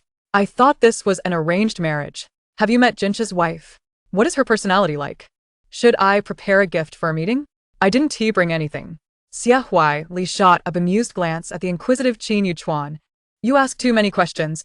All you need to know is that they are truly in love. Qin Yu Chuan opened his mouth to speak. So it's love after marriage? Wasn't it said they weren't living together at first? Xia Huaixi, uninterested in indulging Qin Yu Chuan's curiosity, retorted. Who else did you invite? Remember to ask them not to bring along any distractions. Otherwise, Jinsh might just walk out. Understood. I'll notify the group, Qin Yu Chuan replied. Xia Huaixi shuklat. With Jinsh bringing Shi, it's best that those frivolous elements stay away. Chapter 155. A Gathering of Friends. By the time Gu Jinsh and Ji Huaixi arrived, most of the guests in the private room were already present. Though they belonged to the same social circle, each circle held its unique characteristics. As the saying goes, birds of a feather flock together. Those who mingled with Gu Jinsh were not of humble origins themselves. Inside the room sat 4 men of varied styles, each exuding an air of distinction, along with a young lady who seemed to cast her gaze towards one of the men beside her. Ji Huaixi wore a poised smile that exuded a sense of propriety, allowing the others to scrutinize her without discomfort. Jinsh, Shi, come in and take a seat. Xia Huaixi, familiar with both, was the first to beckon them. The others in the room discreetly observed Ji Huaixi. Aside from Xia Huaixi, it was their first encounter with her. Gu Jinsh took Ji Huaixi's coat and hung it alongside his own before leading her to sit in a central position. Sister-in-law, greetings. I am Qin Yu Chuan. And this is my sister, Qin Yu Qing. We just returned from abroad. Qin Yu Chuan's eyes glimmered with intrigue, his smile concealing any deeper thoughts. Gu Jinsh handed Ji Huaixi a clean cup filled with warm water, then continued with the introductions. The one wearing glasses is Ji Wang. And besides Xia Huaixi is Li Yan. They're both from Nanqing. This is my wife, Ji Huaixi. Hello, sister-in-law, they chorused. Ji Huaixi smiled gently. Hello to you all. Xia Huaixi observed Ji Huaixi's demeanor, chuckling inwardly at how she appeared both graceful and deceptively innocent. Had he not known her better, he might have been easily misled by her facade. Sister-in-law, are you and brother Jinsh in an arranged marriage? You are quite fortunate, Qin Yu Qing remarked, her gaze fixed on Ji Huaixi, tinged with a hint of envy. She had not expected Gu Jinsh to marry at all. While studying abroad, upon hearing the news, she had yearned to return home immediately, but her family had kept a close watch over her, fearing she might act recklessly. Now that she was finally back, She found herself witnessing her long-admired man tenderly caring for his beloved. Her beloved was merely average in lineage, a fact that perplexed her as to why the Gu family would align with what she considered a rather ordinary family. Ji Huaixi turned to the girl speaking, noting her similar age and the slightly condescending tone that seemed fixated on Gu Jinch. Before Ji Huaixi could voice her discontent, Gu Jinch's brow furrowed slightly. "The fortunate one here is I, for I have married Shi," he stated, his lips parting, not addressing Qin Yuqing but casting a warning glance at Qin Yuchuan. The atmosphere in the room turned taut, though Ji Huaixi remained composed, standing firmly on Ji Huaixi's side due to the kindness she had shown him. Ji Wang and Li Yan exchanged glances, but remained silent, seemingly oblivious to the escalating tension. Qin Yuqing's expression shifted, her smile becoming somewhat strained. Qin Yuchuan hastily interjected, "Sister-in-law, please don't take offense. My sister has been abroad for too long and is not accustomed to conversation. I'll drink in her stead to make amends." Ji Huaixi replied, "It's quite all right." A smile graced her lips as she reached for a large cup beside her, placing it on the table. Gu Jinch raised an eyebrow, guessing her intent, and filled the cup with liquor. "Once you finish this, I shall refill it." Qin Yuchuan swallowed hard. The cup Ji Huaixi held was significantly larger than a standard wine glass, and Gu Jinch's choice of drink appeared more potent than usual. Je vangt satli smirket. Recognizing from Gu Jinch's demeanor the authenticity of their bond, it seemed Jinch was thoroughly smitten, and his sister-in-law was not one to be underestimated. Gu Jinch's attitude evidently shaped how the others regarded Ji Huaixi. They had inquired about her background and did not underestimate her. Their sentiments were simply a matter of sincerity. Qin Yuqing, with a soft tone, apologized, "I'm sorry, Brother Jinch. It was my mistake. Let me drink instead."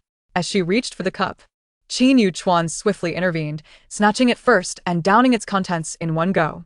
"Don't be foolish. Your health isn't suited for alcohol." Qin Yuchuan grinned at Gu Jinch. "Brother Jinch, please continue pouring. It's a rare opportunity to enjoy the wine you've personally served." Gu Jinch, with a smirk hinting at amusement, filled the cup once more. After 3 cups, Qin Yuchuan felt an uncomfortable fullness in his belly. Though his tolerance for alcohol was decent, this pace was quite overwhelming. His sister had always harbored feelings for Gu Jinch. He had initially been reluctant to let her come, but had ultimately relented. "Mr. Qin, you possess quite the capacity for liquor," Ji Huaixi remarked, a hint of mockery in her tone. Just call me Yuchuan, sister-in-law. "Very well, Mr. Qin," Ji Huaixi replied, her tone light. Suddenly, Xie Huaili interjected, "Rendim Ji Huaixi a tablet." "Let us have something to eat first to settle our stomachs. The lower floor has introduced various entertainment options. After we dine, we can head downstairs and unwind." "What would you like to eat, Huaixi?" Ji Huaixi replied, 2 orders of 980. Upon hearing this, Ji Huaixi retrieved the tablet, ordered 2 servings of the 980 dish for Ji Huaixi, and handed the tablet to Qin Yuqing. Qin Yuqing took the tablet and pressed her lips together, asking, "Sister-in-law, would you like me to order anything else? I recall that Brother Jinch likes the traditional sweet soup by the riverside."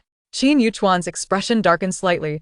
"Qing, if you don't want to eat, I can take you back right now." Qin Yuqing's fingertips trembled slightly. "Brother, I am merely showing concern for Brother Jinch." Je vangt interjected.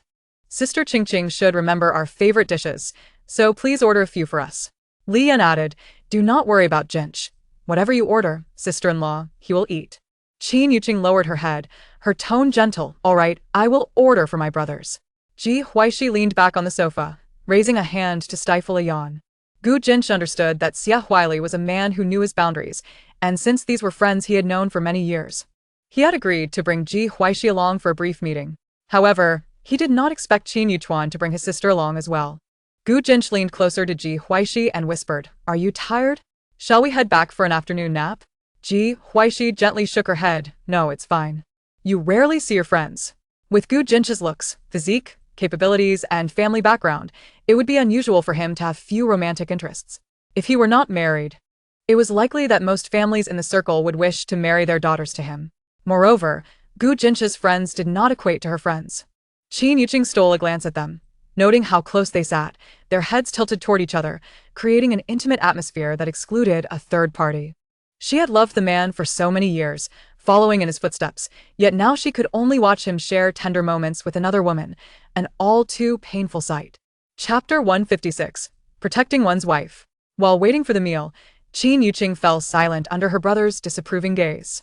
Once Qin Yuchuan saw his sister settle down, he turned to Ji Huaixi and said, "Sister-in-law, I heard that you opened an entertainment company. Our family has 2 brands in need of ambassadors. Could you recommend a few suitable artists?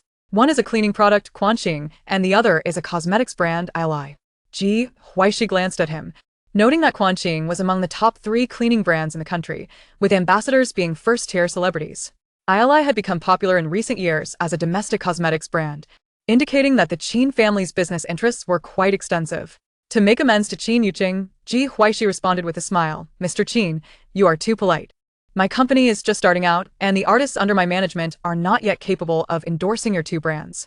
The smile on Qin Yuchuan's face faded slightly. "Then I shall look for other options and see which brand ambassadors are still available." To him, the Pei family was an ordinary family, and Ji Huaixi, lacking elite training, was unworthy of Gu Jinch. Ji Huaixi retrieved her gaze and smiled. "No need. We are not related, so it wouldn't be appropriate." Gu Jinch, appearing nonchalant, interjected, "Yuchuan, my wife does not require charity." Upon hearing this, the atmosphere in the room grew noticeably tense. Qin Yuchuan's expression shifted slightly, but before he could respond, Ji Huaixi spoke first, "I need to use the restroom." With that, she stood up and exited, even though there was a restroom within the private room. Xia Huili suddenly turned to Qin Yuqing, his smile warm, yet carrying an undercurrent of chill. "Sister Qingqing, could you please remind them about our meal? I'm feeling a bit hungry." Qin Yuqing pursed her lips, realizing that the group had matters to discuss that likely involved Ji Huaixi. Reluctantly, she stood up, "All right, Brother Huili." After Qin Yuqing left, Gu Jinch's expression darkened as he fixed a steely gaze on Qin Yuchuan. "I did not bring my wife here to gauge your mood. No matter how well you disguise it, my wife can see through you. If you cannot learn to respect her, then do not invite me to future gatherings." His deep voice resonated with an unyielding authority. Qin Yuchuan, taken aback by Gu Jinch's words, widened his eyes in disbelief. "Brother Jinch, are you willing to sacrifice our years of friendship for a woman? What is so special about Ji Huaixi? Neither her background nor her character is worthy of you. The disparity between you 2 is vast. I do not understand why you initially did not think much of her. Otherwise, you would have introduced her to us long ago." Xia Huili retorted coldly, "Yuchuan, you are not a child anymore. I do not wish to hear you speak ill of Huaixi. She saved my life." Ji Wang adjusted his gold-rimmed glasses, his gaze calm and unruffled behind the lenses, while Li Yan remained silent, seemingly indifferent to the unfolding drama. Qin Yuchuan frowned. "Saved your life? She has no connection with you. How could she be your savior?" Xia Huili replied, "She indeed saved my life. And she has never asked for anything in return, nor has she needed our family's assistance. The Xia family is not inferior to the Qin family. I hope you can temper your condescending attitude. She is an intelligent woman and can discern your demeanor." Ji Wang nodded in agreement, recognizing that she was at least more discerning than Qin Yuqing. In that moment, it was clear that Ji Huaixi had deliberately avoided confrontation. Gu Jinch chuckled lightly. "My position is clear. My wife is the person I cherish most. I have committed to her for life, and your acceptance or rejection is of no concern to me. Just remember, if you make her uncomfortable, do not blame me for disregarding our years of friendship." Ji Wang chimed in with a smile. "In a few days, when my wife returns, remember to bring your sister-in-law along for another gathering." Li Yan also echoed, "My wife will be visiting North City soon, Yuchuan. You used to have a habit of looking down on our wives, so be sure to behave today." Their words served as a bridge, easing the previously tense atmosphere. Qin Yuchuan was about to argue that such comparisons were unfounded when he caught the glint of Gu Jinch's smile, abruptly swallowing his words. Ji Wang and Li Yan's wives were indeed well-matched partners. Gu Jinch nodded. "That sounds good. My wife, Cici, is particularly sensitive to the cold in winter. If your wives come, we could all enjoy a hot spring together." Qin Yuchuan forced a smile. "Brother Jinch, I apologize." Gu Jinch shot him a meaningful glance. "You are not the one who should be apologizing. When your sister-in-law returns, I will extend my apologies to her." Despite his inner turmoil, Qin Yuchuan chose to swallow his discontent for the moment. Outside, Ji Huaixi observed Qin Yuqing blocking her path and raised an eyebrow with curiosity. Qin Yuqing felt as though she was being scrutinized from a height. Although she was not short, standing before Ji Huaixi made her feel diminutive. Taking a few steps back, she fixed her gaze on Ji Huaixi, articulating each word. "I believe you and Brother Jinch are incompatible." "Oh, you are quite right," Ji Huaixi replied. Qin Yuqing asked in confusion, "You think so too?" It seems you possess a degree of self-awareness. Ji Huaixi retorted, why should I think that? I am perfectly suited for my husband. Qin Yuqing protested. You just agreed with me. Ji Huaixi's tone remained calm. You have stated your belief, based on your subjective opinion. You are always right. Even if you think you are foolish, I would not oppose you. Even if you claim to enjoy eating excrement, I would agree. Qin Yuqing was taken aback, struggling to respond. How can you say such things? That is so uncouth. Yes. Can you speak properly? I am trying to have a civil conversation with you. With such a lack of decorum, how can you aspire to be a lady of the Gu family? You are right. Is this not good enough for a civil conversation? Ji Huaixi observed as Qin Yuqing, flustered, stormed into the restroom, raising an eyebrow. The youth was too impetuous. Her afternoon tea should be arriving soon, so Ji Huaixi turned to head back. Pushing open the door, she found the men in the private room chatting and laughing as if nothing had happened. Ji Huaixi approached a nearby table, and Qin Yuqing re-entered. Quickly, have something to eat to tide you over, Xia Huaili said gently. Gu Jinji rose and settled beside Ji Huaixi, both of them sharing the same meal set, quietly partaking in their food. Qin Yuqing lowered her head, indulging in the dessert before her, her emotions a tempest of complexity. Chapter 157, Shooting Challenge. Ji Huaixi. So boorish outside, transformed entirely upon returning to the private room, exhibiting an extraordinary talent for pretense. She was determined to expose Ji Huaixi's true nature. After finishing their meal, the group deliberated on what to do next. The activities downstairs had multiplied. What did everyone wish to partake in? I recall that the gentlemen here are quite fond of shooting. Shall we visit the shooting range? Qin Yuqing did not single out Gu Jinji, but encompassed all the gentlemen present, making it sound less abrupt. Ji Huaixi smiled, his eyes glinting. I didn't expect Qin Yuqing to remember. Outdoor golf is also an option. I'm keen to hear everyone's thoughts. Hearing everyone seemed more like waiting for Ji Huaixi to speak. Ji Huaixi lifted her crimson lips. Her voice cool yet laced with a hint of mirth. Since everyone favors shooting, I shall join as well. Husband, how proficient are you? I shall rely on you to teach me shortly. Qin Yuqing nearly cracked a smile, feeling it was utterly shameless to utter such nauseating words in front of so many people. Gu Jinji's eyes sparkled with affectionate amusement. Very well, I shall teach you shortly. The group took the elevator to the 17th floor, dedicated entirely to shooting ranges. Upon exiting the elevator, they were greeted by a massive banner, Shooting Challenge. We welcome you to participate. Successful challengers will receive a year of free benefits. Should you succeed, all your expenses in Jiangbian Garden will be waived for a year. Ji Wang's lips curled in amusement, his tone casual. This challenge is still ongoing. I proposed it last year, and to this day, fewer than 5 individuals from the north-south cities have succeeded. Ji Huaixi inquired with curiosity. What kind of challenge? It resembles a game with 3 levels. To succeed, one must score full marks in each level. Wang is quite the shrewd businessman. These 3 levels are exceedingly difficult. Li Yan elucidated for her. Ji Huaixi, so. Mr. Ji is the mastermind behind Jiangbian Garden? Ji Wang nodded.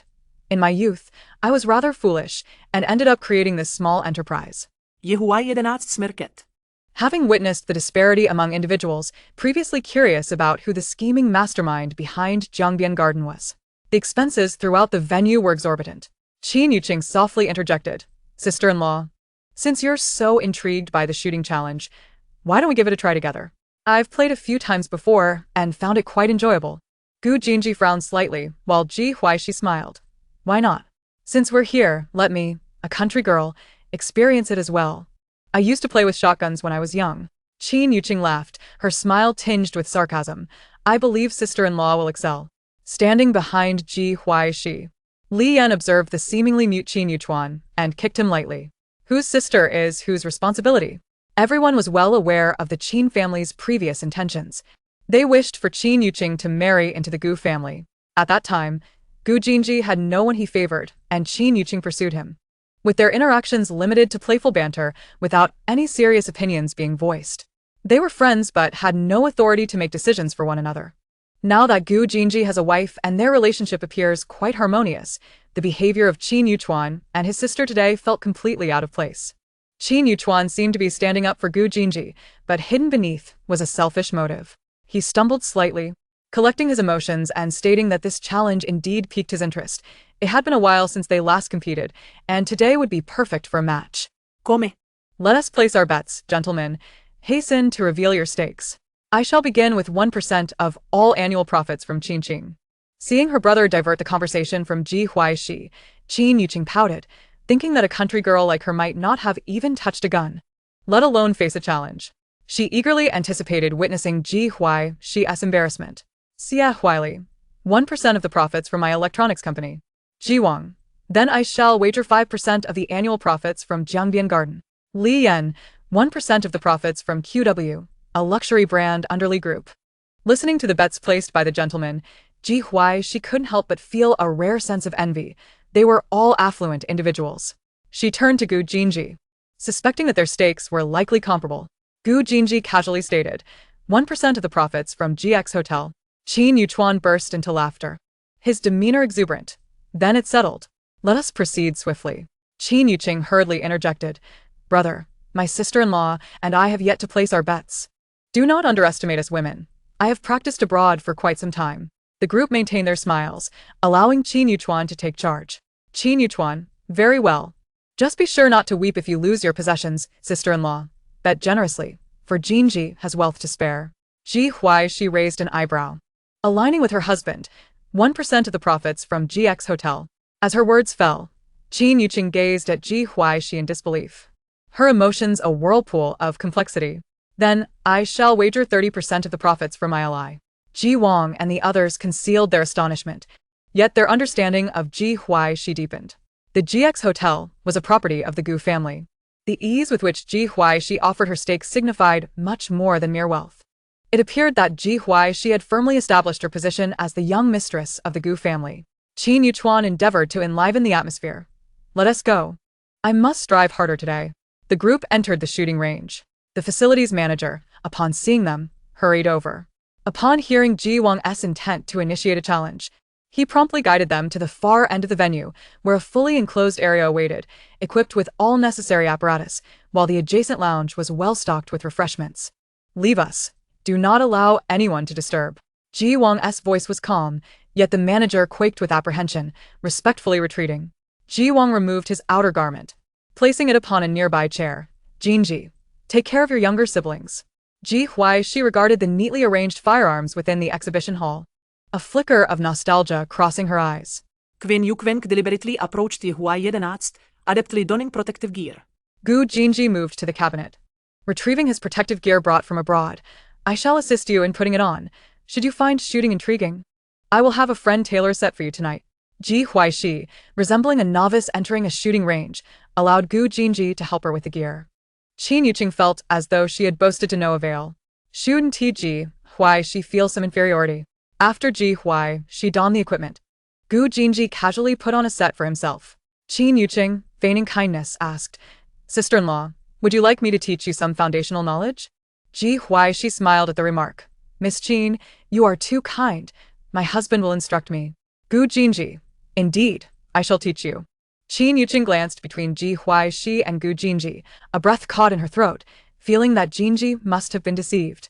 Gu Jinji disregarded Qin Yuqing, leading Ji Huaixi aside to provide hands-on instruction. Chapter 158. First and Second Levels. Gu Jinji discovered that Ji Huaixi required only a brief tutorial. Her posture was exceedingly standard, leading him to harbor a vague suspicion. Lowering his voice, he inquired, have you practiced before? The before clearly referred to Ji Huaixi's former life, though the crowd rendered it inconvenient for him to ask directly. Ji Huaixi gently nodded, recalling her past. She had not been unfamiliar with firearms. Had it not been for the turmoil in the Ji family, she might have entered the military, inheriting her father's legacy. Alas, due to unforeseen events, she had to study abroad, often indulging in shooting during her leisure time. She possessed quite the collection. Qin Yuqing approached Ji Huaixi, sister-in-law. Have you grasped it? The first level is quite simple, a fixed target, based on the number of rings. Ji Huaixi glanced at the distance to the target, adjusting her stance. Her right hand grasped the pistol's grip, her index finger resting gently outside the trigger guard, her thumb positioned along the side of the firearm. Casually, she replied, I believe I have it, let me give it a try. Xia Huili and the others exchanged glances, their eyes glimmering. This stance did not resemble that of a novice. Ji Wang, with a hint of amusement, queried, have you brought your younger siblings here to play before? Few men are indifferent to firearms. During their academic years, they even established a shooting range abroad for the sheer convenience of indulging in their passion. In their leisure moments, they often found themselves drawn to the shooting range, and many young women, eager to connect with them, would frequent the venue. However, this was her first time. Gu Jinji's gaze was intensely focused on Ji Huaixi, his demeanor relaxed as he raised the gun, aimed, and fired with seamless precision. There was no hesitation whatsoever. The sound of the target's score echoed throughout the venue. Qin Yuqing fell silent, having assumed Ji Huaixi would miss the target. She had done so many times during her initial attempts. Yet, for a beginner, her performance was commendable. Sister-in-law is far superior to us, Ji Wang and the others remarked with amusement. Although a score of 5 rings seemed rather ordinary to them, it was indeed impressive for a novice. After trying out the firearm, Ji Huaixi's previous nonchalance vanished, replaced by an unwavering focus on the target. The bullets soared towards the target like bolts of lightning. Only Gu Jinji noticed the transformation in her demeanor, his dark eyes quietly observing the girl wielding the gun. The announcements grew increasingly urgent. 10 rings. 10 rings. 10 rings. 3 consecutive shots, each hitting the mark of 10 rings. Perhaps they could attribute the first shot's success to the novelty of being a beginner. Suddenly, Ji Wang and the others fell silent, unsure of how to respond. 50 meters to a stationary target, and she had managed 3 consecutive 10 rings. Sister-in-law, that was incredibly impressive. Is this really your first time shooting? They marveled at her skill, astounded that they had yet to achieve such remarkable results. Gu Jinji felt a surge of pride at his friend's accolades. His shishi was indeed extraordinary. Qin Yuqing pursed her lips, acknowledging that unless she was blind, it would be impossible to claim superiority over Ji Huaixi. Thankfully, it wasn't a one-on-one competition. She silently congratulated herself for holding back. Or else she would have found herself in an embarrassing predicament. Ji Huaixi set down the pistol, a subtle smile gracing her lips as she marveled at her first 10 rings. It was a delightful surprise. A skill from her past life, now serving to impress in this one. She removed her protective goggles and approached Gu Jinji. Observing her carefree demeanor, he gently adjusted her hair, a smile of admiration dancing in his eyes. Remarkable, truly impressive. Ji Wang, noticing the silent exchange between the two, interjected calmly, "Sister-in-law, that was incredible. Teach me your skills." Gu Jinji shot him a sidelong glance. Ji Wang, wanting to tease but recognizing Ji Huaixi's presence, refrained, opting to spare Gu Jinji's pride. Qin Yuchuan stood nearby, slightly taken aback by Ji Huaixi's stellar performance. He sighed inwardly, realizing that with Gu Jinji so invested in Ji Huaixi, his sister would have to keep her thoughts to herself. Otherwise, any faux pas could disrupt their long-standing friendship. Sister-in-law has already fired 3 shots. It's your turn now. I'm not vying for first place. Second will suffice. Qin Yuchuan said with a grin as he donned his protective goggles, ready to fire 3 shots as well. 80 rings. 89 rings. 88 rings. Ji Huaixi raised an eyebrow. These scores were commendable, an indication of prior experience. Gu Jinji and his companions lined up next to Qin Yuqing as Ji Huaixi's attention remained solely on Gu Jinji. They all fired simultaneously, grateful for the ear protection. Once they set down their guns, Ji Huaixi removed her ear protection as the announcements began. Score for position 1. Score for position 5. 90 rings. 92 rings. 93 rings. After hearing everyone's scores, Ji Wang placed second, while Gu Jinji secured third. For amateur shooters, these scores were quite impressive. Li Yan chuckled. It seems sister-in-law is today's champion. According to the shooting range's challenge criteria, only Ji Huaixi would advance to the next round. However, this was a private competition among friends, merely measuring who performed best. Ji Huaixi considered the stakes involved and felt a thrill of anticipation. The second round consisted of a moving target for pistols, which posed no real challenge for her. As the second round commenced, they lined up and the target began to move 50 meters away. The total rings scored over 10 shots would determine the winner. The moving target often led to misses, and for a moment, they were too preoccupied with their own targets to pay attention to others. Ji Huaixi stood in position 6 beside Gu Jinji. As everyone cautiously prepared to fire their first shot, Ji Huaixi had already begun firing with rapid succession. It was hard not to notice. Everyone instinctively set down their weapons. Qin Yuchuan even removed one of his ear protectors, eager to hear Ji Huaixi's results. 98 rings. What? She hit such a high score on a moving target? After hearing her score, They felt deflated, realizing they were on an entirely different level from Ji Huaixi. Once they regained their composure, they took their turns with a complex mix of emotions. Perhaps influenced by Ji Huaixi's performance, their scores weren't particularly stellar. Qin Yuqing even missed several shots. Ji Huaixi patiently waited for them to finish. Ji Wang finished second with 79 rings, while Gu Jinji came in third with 73 rings. Ji Wang's performance on the moving target was commendable, trailing Ji Huaixi by only a narrow margin. "Sister-in-law, do you know how to use a rifle?" Ji Wang inquired with a grin. "The third round involves rifles?" Ji Huaixi responded. "Indeed, it's a moving target with rifles." Ji Huaixi replied vaguely, "I'll give it a try." The others exchanged glances, recalling how Ji Huaixi had claimed a try in the first round yet achieved 3 consecutive 10 rings. They were beginning to suspect she was playing possum. "Let's switch to rifles then. My scores with rifles surpass my pistol performance. Shall we compare?" Ji Vank. Buoyed by Ji Huaixi's earlier success, seemed more talkative and enthusiastic. Xia Hualai and the others discreetly stepped back, knowing Ji Wang's rifle skills were exceptional. Often achieving 9 out of 10 shots with 10 rings, they preferred not to risk embarrassment. Ji Huaixi, undeterred, selected a rifle and returned to her position. "Jinji, are you joining me?" Ji Wang asked after selecting his rifle. Gu Jinji replied, "Of course, I have faith in my wife. I believe she can defeat you." Sister-in-law's pistol skills are impressive, but her rifle skills might not match up. Besides, Ji Wang is quite skilled with rifles. Achieving 10 rings on every shot isn't easy.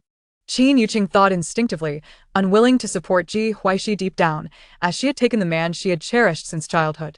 Ji Wang, seemingly ignoring Qin Yuqing's comment, cheerfully addressed Ji Huaixi, "Let's get started.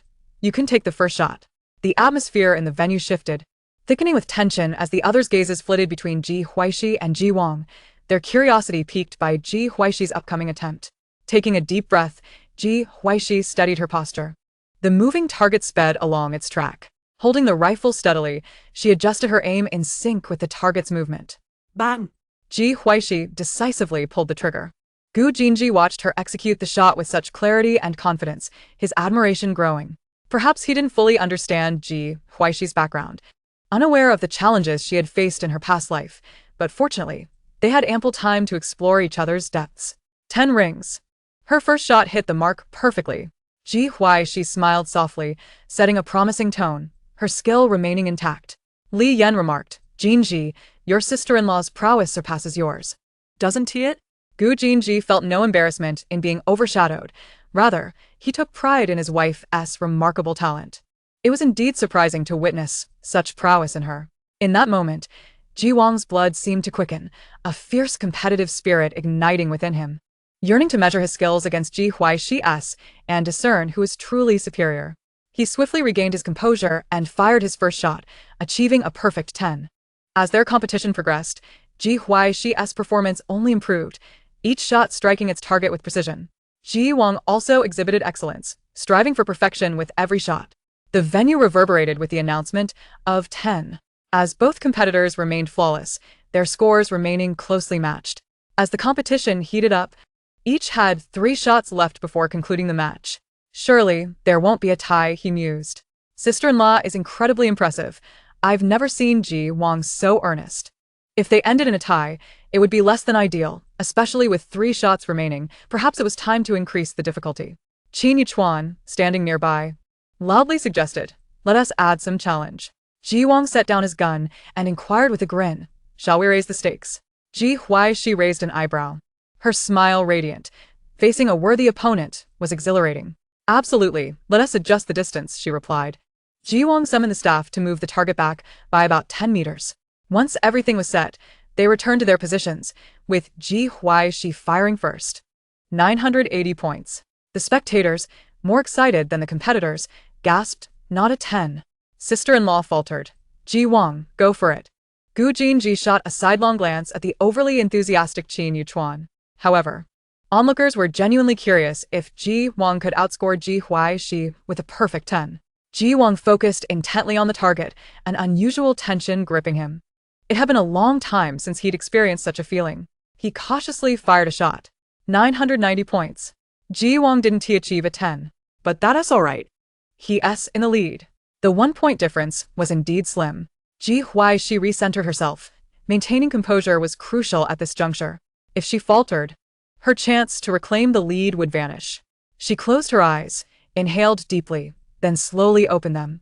The moving target sped along its track, and Ji Huaixi fixed her gaze upon it, her rifle steady in hand, her mind focused solely on one thought. Damn it, a 10. Bang! Ji Huaixi squeezed the trigger once more, the bullet whistling toward the moving target. Without needing to hear the score, she knew she had hit her mark. 10. She awaited Ji Wang's score, the onlookers holding their breath as they watched. Ji Wang needed to score at least 99 to tie or surpass Ji Huaixi. Sensing the pressure emanating from her, he quickly fired another shot. 990 points. Scores were now equal. The atmosphere turned tense as the competition neared its climax. Both had only one shot left. The outcome hinged on this pivotal moment. Ji Huaixi took a deep breath, resolved to aim for another 10. The moving target darted across the track, her eyes locked onto it. She silently calculated its speed and trajectory, seeking the optimal moment to shoot, her final shot requiring even greater caution. Finally, the moment arrived. Ji Huaixi decisively pulled the trigger. 10. The bullet struck the target with precision, and she exhaled, the pressure now resting squarely on Ji Wang's shoulders. Lowering her gun, she turned to meet Gu Jinji's gaze, which radiated admiration and pride.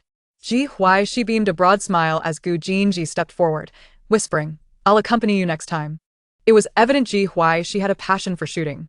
She nodded, and they all awaited Ji Wang's final shot. 990 points. Ji Huaixi's face lit up with a radiant smile. "I won."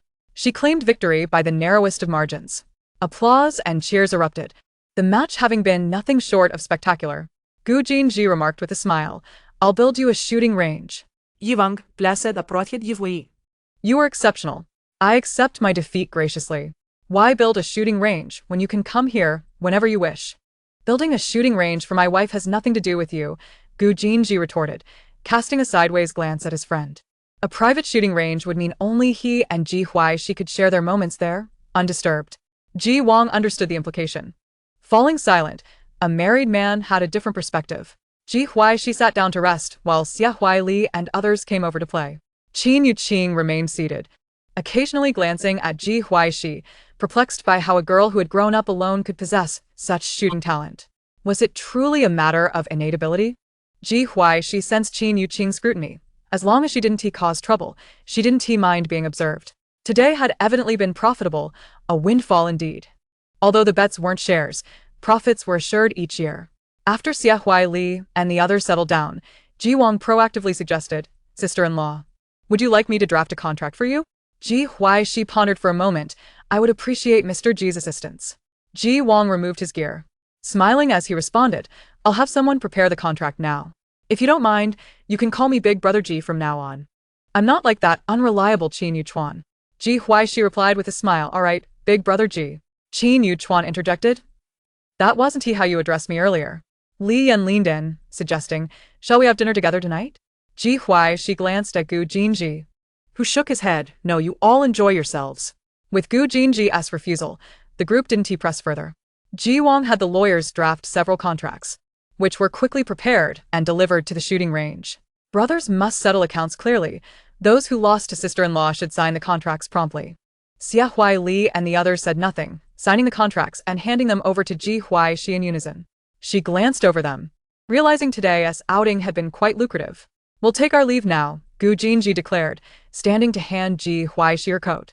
"It's cold outside." "You should put this on." Qin Yuqing hesitated, finally speaking softly, "Brother Jinji, can we have a word in private?" Upon hearing this, the venue fell silent. Qin Yuchuan pursed his lips, casting a warning glance at his sister, whom he had doted on since childhood. "Sister, it's getting late. I'll take you home." Qin Yuqing remained seated, her gaze fixed firmly on Gu Jinji, seeking an answer. Ji Huaixi, nonchalantly putting on her coat, noticed the tension but remained unfazed. Gu Jinji, after draping a scarf around Ji Huaixi, spoke up, "I don't believe we have anything that warrants private discussion." Qin Yuqing's face paled, her heart stinging from Gu Jinji's cold demeanor. Her voice trembled as she continued, "Brother Jinji, I have liked you since we were young. I wish to marry you. To keep pace with you, I studied the subjects you favor, trying to bridge the gap between us. We are well matched in every regard. Do you feel no affection for me at all? Am I not as good as Ji Huaixi?" Ji Huaixi remained calm beside them, while Ji Wang and the others frowned at the situation, knowing well that it was inappropriate for Qin Yuqing to cling to someone who was already married. In my eyes, you are merely Qin Yuchuan's sister, not even a friend. My wife excels in every aspect, so Qin Yuchuan, take good care of your sister. After Gu Jinji finished speaking, without waiting for anyone to respond, he took Ji Huaixi's hand and departed. Qin Yuqing could no longer maintain her composure, tears cascading uncontrollably down her cheeks. The thought of being deemed less than a friend, coupled with memories of Gu Jinji's apparent dread of being alone with her, filled her with profound sorrow. Ji Wang, with an indifferent expression, stood up and said, "I'll take my leave first." For them to be friends, there must be some commonality. In their eyes, friends are just that, friends. The wives or sisters of friends are to be respected at gatherings. And while they may offer assistance in times of trouble, there exists no personal connection unless under special circumstances. Li Yan and Xia Huai also rose simultaneously, leaving only the Qin siblings in the shooting range. Qin Yuchuan gazed at his sister's reddened eyes, his mood rather complex. After a moment he said, "I've booked you a plane ticket for tomorrow morning. Don't return to Beijing unless necessary."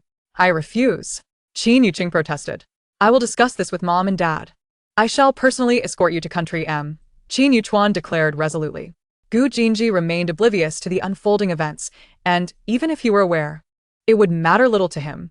He had been raised by his mother to abhor flirtation. Gu Jinji escorted Ji Huaixi back to the car. "Are we returning to the old residence?" Ji Huaixi inquired. Observing her unperturbed demeanor regarding other affections, Gu Jinji, with a faint smile, asked, "Cici, doesn't it bother you at all that others are fond of me?" Ji Huaixi paused while fastening her seatbelt, detecting a hint of grievance in his tone, and retorted, "Do you fancy her?" Gu Jinji shook his head vehemently, "Not at all." Ji Huaixi replied calmly, "If you do not fancy her, why should I feel jealous?" Clearing his throat, Gu Jinji suggested, "Let us dine out for dinner," as if he had not just posed a foolish question. They arrived at an unassuming eatery tucked away in an alley. A man clad in black and wearing a mask, upon seeing Gu Jinji, appeared to smile slightly. "What an unexpected delight to see you here for a meal. Who in the Qin family has provoked you?" he remarked casually, removing his mask as he spoke. Gu Jinji smiled back, "You are the only clever one in the Qin family. The rest are rather foolish. This is my wife, Ji Huaixi." He then introduced Cici. "This is Qin Mo, my rather unsavory friend." Ji Huaixi felt a sense of familiarity with Qin Mo and tentatively asked, "The wonton stall owner?" Qin Mo raised an eyebrow, realizing that Gu Jinji's wife had indeed sampled his affordable and delightful wontons. "I'll be selling wontons after midnight.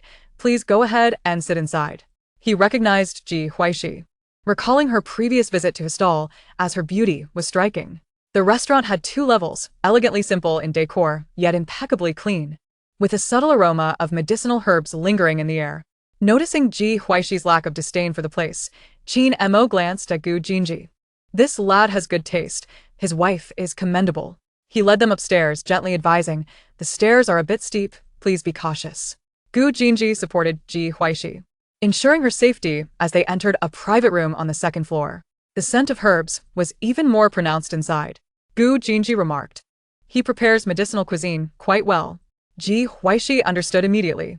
Qin Mo looked at Ji Huaixi before returning his gaze. She ought to replenish her vitality. "I shall personally attend to it shortly." Gu Jinji replied, Are you planning to remain in the shadows for eternity?" Chapter 161. Do not pity the man. Qin Mo appeared nonchalant, one hand resting on the table as he retrieved a cigarette from his pocket, directing his attention to Ji Huaixi. "What attracted you to this fellow? He has a sharp tongue and an unpleasant demeanor." Gu Jinji interjected, "Indeed." Ji Huaixi smiled slightly, "But he does have an appealing face." It was now Qin Mo's turn to be speechless. Evidently, this couple was not without their peculiarities. Gu Jinji chuckled. "Is the Qin family truly yielding to outsiders?" Qin Mo pulled out a cigarette, intending to light it, but upon remembering Ji Huaixi's presence, he set the lighter down. "Are you trying to incite me to ruin the Qin family? I've known you long enough to see through your tricks. What foolishness has Qin Yuchuan committed now? He looks down on my wife. Displaying affection? If you think that, I don't mind." Qin Mo laughed lightly. "I'll add some huanglian to your soup later. It will be unbearably bitter." As he said this, a hint of mockery crept into his demeanor. "The old man is determined to marry off his precious daughter to you. He should reconsider his ambitions." Listening to their banter in silence, Ji Huaixi noted that Qin Mo bore a slight resemblance to Qin Yuchuan, yet he was far more handsome. I'll head downstairs to prepare the soup for you, Qin Mo announced, rising and walking outside to light his cigarette. Once he had exited, Gu Jinji spoke. Qin Mo is Qin Yuchuan's half-brother. Ji Huaixi, unfazed, understood that Qin Mo's mother had been wronged, leading to her demise at the hands of Qin Mo's father, which explained the underlying animosity he harbored towards the Qin family. She noticed that Gu Jinji appeared more relaxed now than he did by the riverside. Gu Jinji approached a cabinet in the corner, retrieving 2 packages of pastries wrapped in oil paper, clearly his own handiwork. Here, have some to tide you over. Ji Huaixi hesitated. Is it really alright to eat these? Gu Jinji poured her a glass of water. It's perfectly fine. If you don't eat, it's a waste. Seeing her momentary pause, he chuckled, explaining, every time I come here for a meal, it takes ages due to his dawdling, so he often prepares pastries out of guilt. Gu Xiaoxi, can you refrain from speaking nonsense and have some dignity? It's clearly you who are difficult to please, Qin Mo retorted, rolling his eyes as he re-entered. Ji Huaixi took a piece of plum blossom-shaped pastry and bit into it, her eyes lighting up. Delicious, isn't it? Kein Montag in Quiret. Indeed, she affirmed, finding the pastry superior to any she had previously tasted, with a delightful crispness and softness that was not overly rich. Gu Jinji remarked, this is about the extent of his culinary skills. Please pack some for me to take home. Qin Mo teased, you're becoming more shameless. There's none left. Why do you even know Gu Jinji? After consuming 3 pieces, Ji Huaixi decided to stop, while Gu Jinji repackaged the remaining pastries, assuring her, we can take these home. They'll stay fresh for 3 days. Seeing Qin Mo's eyes nearly roll to the back of his head, she couldn't help but laugh. Your face can't be eaten as food. Have you considered finding another man? I could introduce you. As soon as Qin Mo finished a sentence, he received a kick. Jealousy from a single dog, Gu Jinji remarked. While one cannot eat with their face, a pretty face can indeed help one enjoy 2 bowls of rice, Ji Huaixi teased. Alright, I'll add extra ingredients for you both, making it bitter enough to keep you from being buried together. After waiting for a full hour and a half, with Qin Mo exiting 3 times, the dishes finally arrived. 5 dishes and a soup, visually appealing and fragrant, each infused with medicinal herbs, with a small bowl of soup before Ji Huaixi. She hardly paused in her eating, finding the medicinal dishes not only palatable but truly delightful. The 3 of them chatted over dinner, with Ji Huaixi focusing on eating while Qin Mo and Gu Jinji engaged in conversation. After the meal, Ji Huaixi even exchanged contact information with Qin Mo. Should you come across any good investment opportunities, remember to include my wife, Gu Jinji suggested. Qin Mo, swatting him away like a fly, replied with a hint of disdain. Got it. Now hurry and leave. I need to prepare to sell wontons. After escorting them to their car, Qin Mo placed a large bag of items in the passenger seat, donned his mask once more, and sauntered back with a light-hearted gait. Gu Jinji watched his retreating figure, a smile unconsciously gracing his lips. Qin Mo is my best friend. Should you ever find yourself in trouble and I'm unavailable, reach out to him. He will assist you in resolving any difficulties. Ji Huaixi fell into a momentary silence before Gu Jinji continued, any company, whether domestic or international, that exhibits even a modicum of development he possesses shares in. Take for instance the 5 holographic companies in our country, aside from Huaji. He holds substantial stakes in the other 4. This young man's connections are no less formidable than those of the most esteemed families. Should he harbor intentions against the Qin family, they would find themselves bankrupt by dawn. A hint of amusement laced Ji Huaxi's voice as she quipped. You wouldn't have learned your culinary skills from such a formidable chef, would you? Gu Jinji replied, my culinary knowledge is but a mere smattering, imparted to me by his grandfather. Ji Huaixi recalled Qin Yuchuan and curiously inquired, does Qin Mo object to your friendship with Qin Yuchuan? A touch of sarcasm flickered at the corners of Gu Jinji's mouth as he responded, Xia Huaili is my childhood friend. Ji Wang is a close companion of Li Yan, while Qin Yuchuan managed to worm his way into our circle through sheer persistence. Our camaraderie is rather lukewarm. Qin Mo harbors resentment towards the Qin family, yet refrains from taking action. He merely requested I keep an eye on Qin Yuchuan, allowing him to infiltrate our ranks. Ji Huaixi silently lit a candle for Qin Yuchuan, having realized the stark contrast between him and Qin Mo after their encounters. If Qin Mo desired to deal with Qin Yuchuan, it would be a trivial task. The following day, Ji Huaixi received a message from Qin Mo. Upon opening the compressed file he sent, she discovered comprehensive introductions to various companies, along with clear financial statements. Not only were there domestic companies, but numerous international ones as well. Qin Mo, a wedding gift for you too. These companies have remained stable for the past 5 years, guaranteed to yield profits. Peruse them and let your oblivious husband transfer funds to me, and I shall arrange everything for you. After sending the message, Qin Mo yawned. Having already familiarized himself with Ji Huaixi since Gu Jinji's marriage registration, all of Ji Huaixi's information had been diligently unearthed by his subordinates. If Gu Jinji did not bring her forth, he would pretend she did not exist. However, should she be introduced to him, Ji Huaixi would become someone he needed to respect and protect. Upon reading Qin Mo's message, Ji Huaixi smiled slyly, carefully selecting several companies to send back to him, while also inquiring about the card number. Qin Mo, girls should be a bit clever, select more options. And make your husband transfer money to me. The shares in these companies should be under your name. A man's money should be spent liberally, do not hesitate. In Chapter 162, Resource Benefits, Ji Huaixi chuckled at Qin Mo's message and added a few more companies to her selection. Without a moment's hesitation, Gu Jinji transferred a significant sum to Qin Mo based on Ji Huaixi's chosen companies, selecting an additional 10 or so to maximize the opportunity. It was rare for Qin Mo to be so generous. A little extra gain would not go amiss. Ji Huaixi enjoyed her time at the old residence so much that she found herself reluctant to return to Jingyuan or venture outside. Having been home for nearly a month, she would awaken and watch the performances of the children at the company in the holographic world or partake in various activities arranged by the ever-gracious madam. She had become so reclusive that even Li Qinghuan and others complained about how difficult she was to schedule. The old residence was warm and inviting. Ji Huaixi, clad in a loose-fitting white dress and fluffy slippers, descended the stairs. Mom. Upon hearing her call, Gu Mu, who was enjoying tea with friends in the tea room, couldn't he help but reveal a fond smile. It's as if you've gained another daughter, one of the ladies remarked. Unfortunately, your she does not relish appearing at such gatherings, Gu Mu replied. She's a bit of a homebody as long as she's happy. That's all that matters. I'll step out for a moment. You all continue your chat. Hearing the old steward mention that madam was conversing with friends, Ji Huaixi took a detour to the dining room. Have you awakened? Today, some of my friends are coming over for a visit. Shall we go buy New Year's goods tomorrow? Ji Huaixi sipped her soup, quickly responding, of course. I'll just head to the company today. You go enjoy your conversation with friends. While it was framed as a trip for New Year's shopping, it was more akin to a scavenging expedition with madam. The items needed for the new year had already been prepared by the steward. After finishing her meal, Ji Huaixi bundled up snugly before heading out.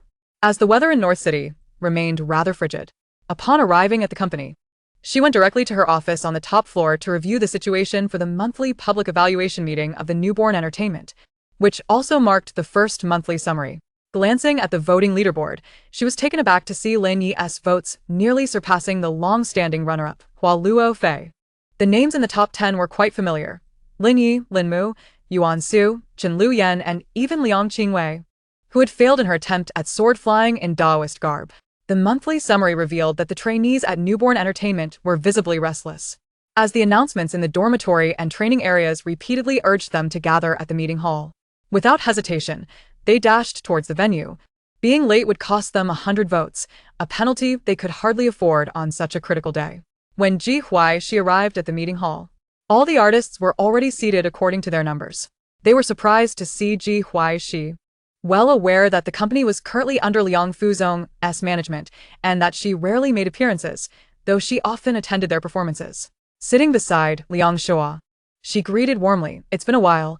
With the new year approaching, I'm here to distribute some New Year's benefits. But that will have to wait until after the monthly summary." The audience was instantly filled with curiosity regarding Ji Huaixi's promised New Year's benefits. Liang Shua succinctly added, "You all should be aware of your rankings, so I want to prolong the suspense. Let us take a look at the big screen." The crowd's eyes were glued to the slowly unfolding screen, as they were eager to see what resources they might obtain. First place, Wang Ziyang. Personal concert. Exclusive MV, cover of a top fashion magazine, endorsement for Roy watches, and audition opportunities for films directed by Lin Ji. The trainees at the bottom of the rankings, Ji Cha, Chen Yu. The content on the big screen captivated everyone's attention.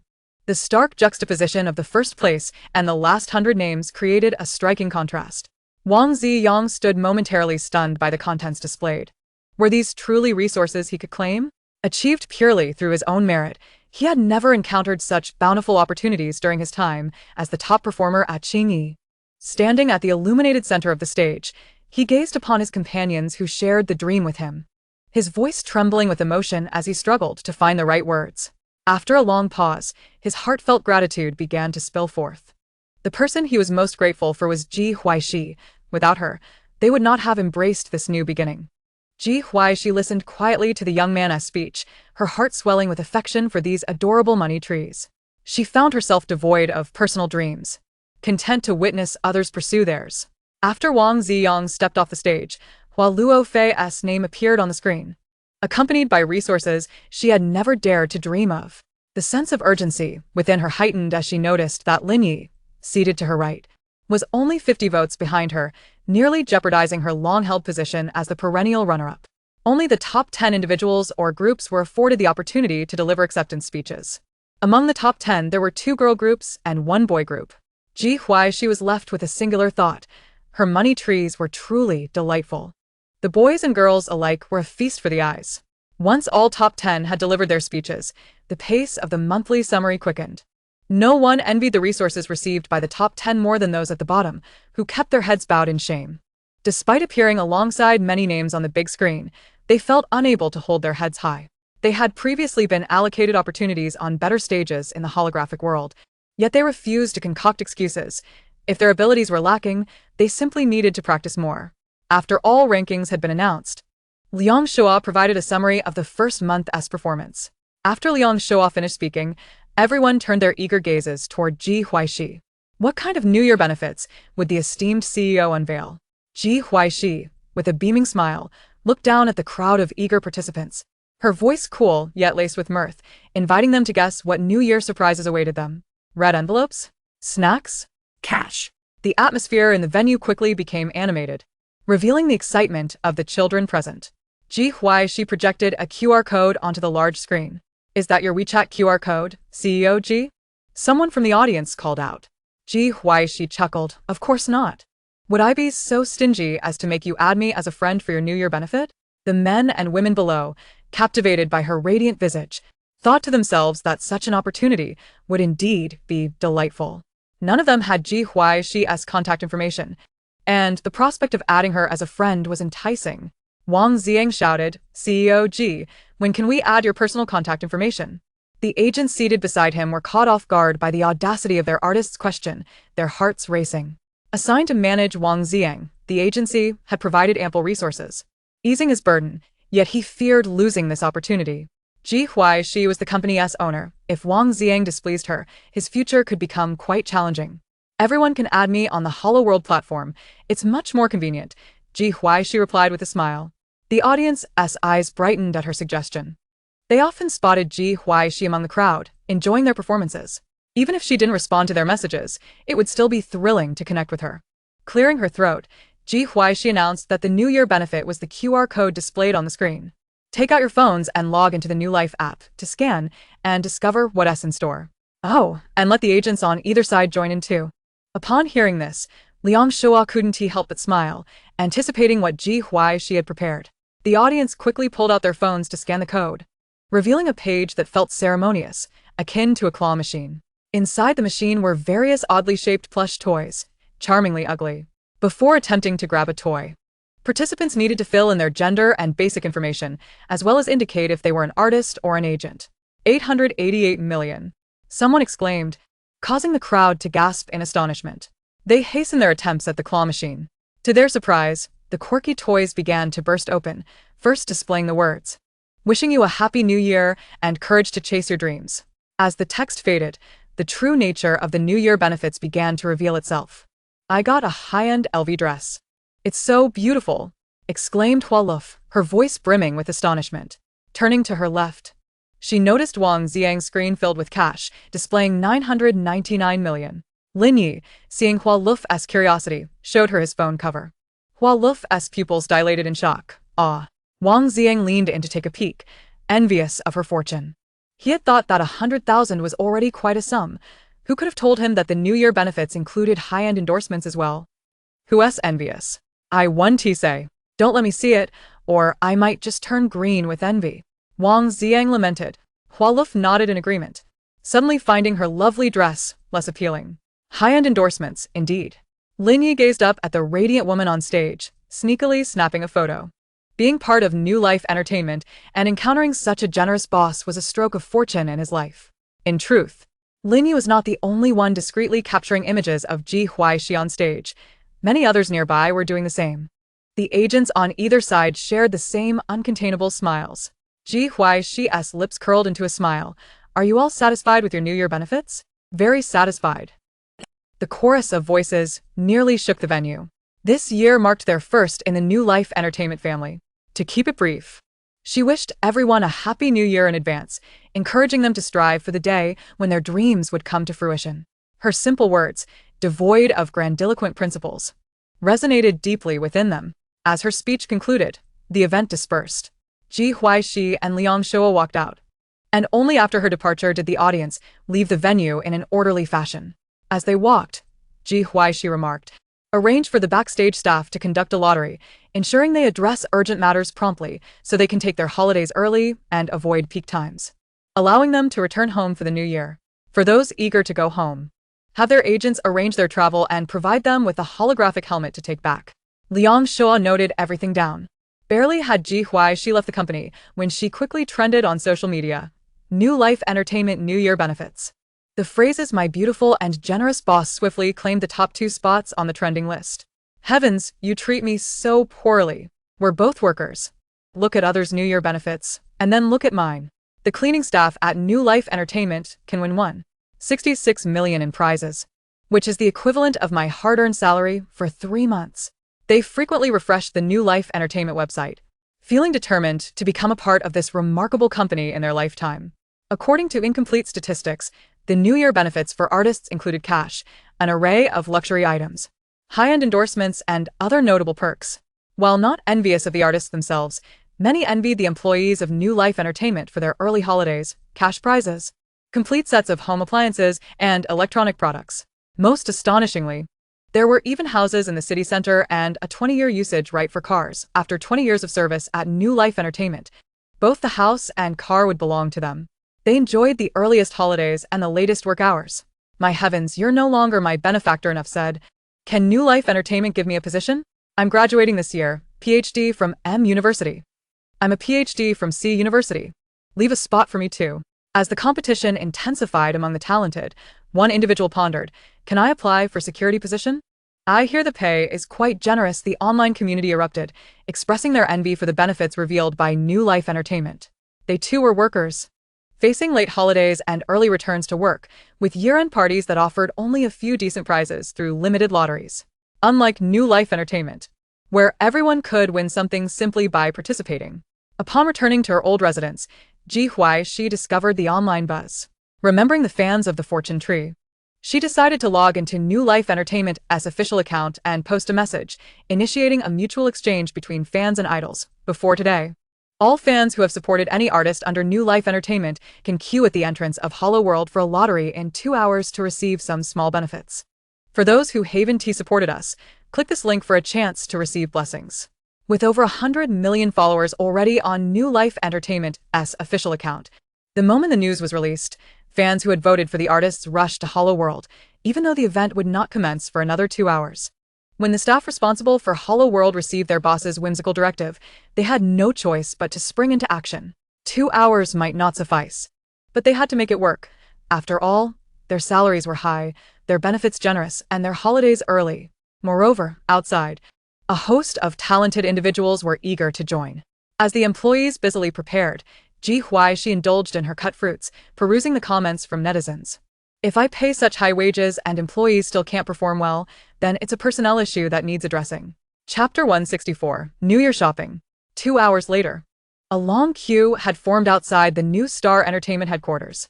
Such treatment was unprecedented for fans who were accustomed to pursuing celebrities.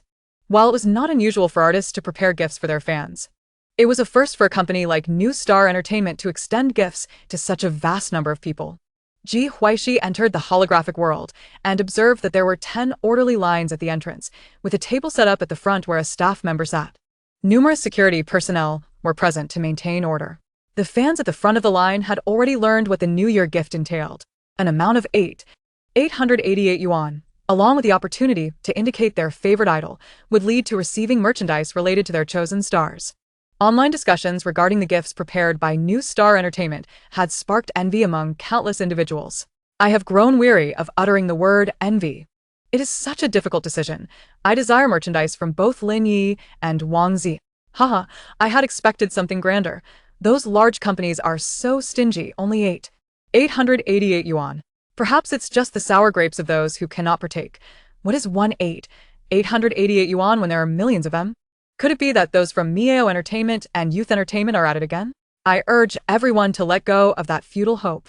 I will steadfastly protect New Star Entertainment.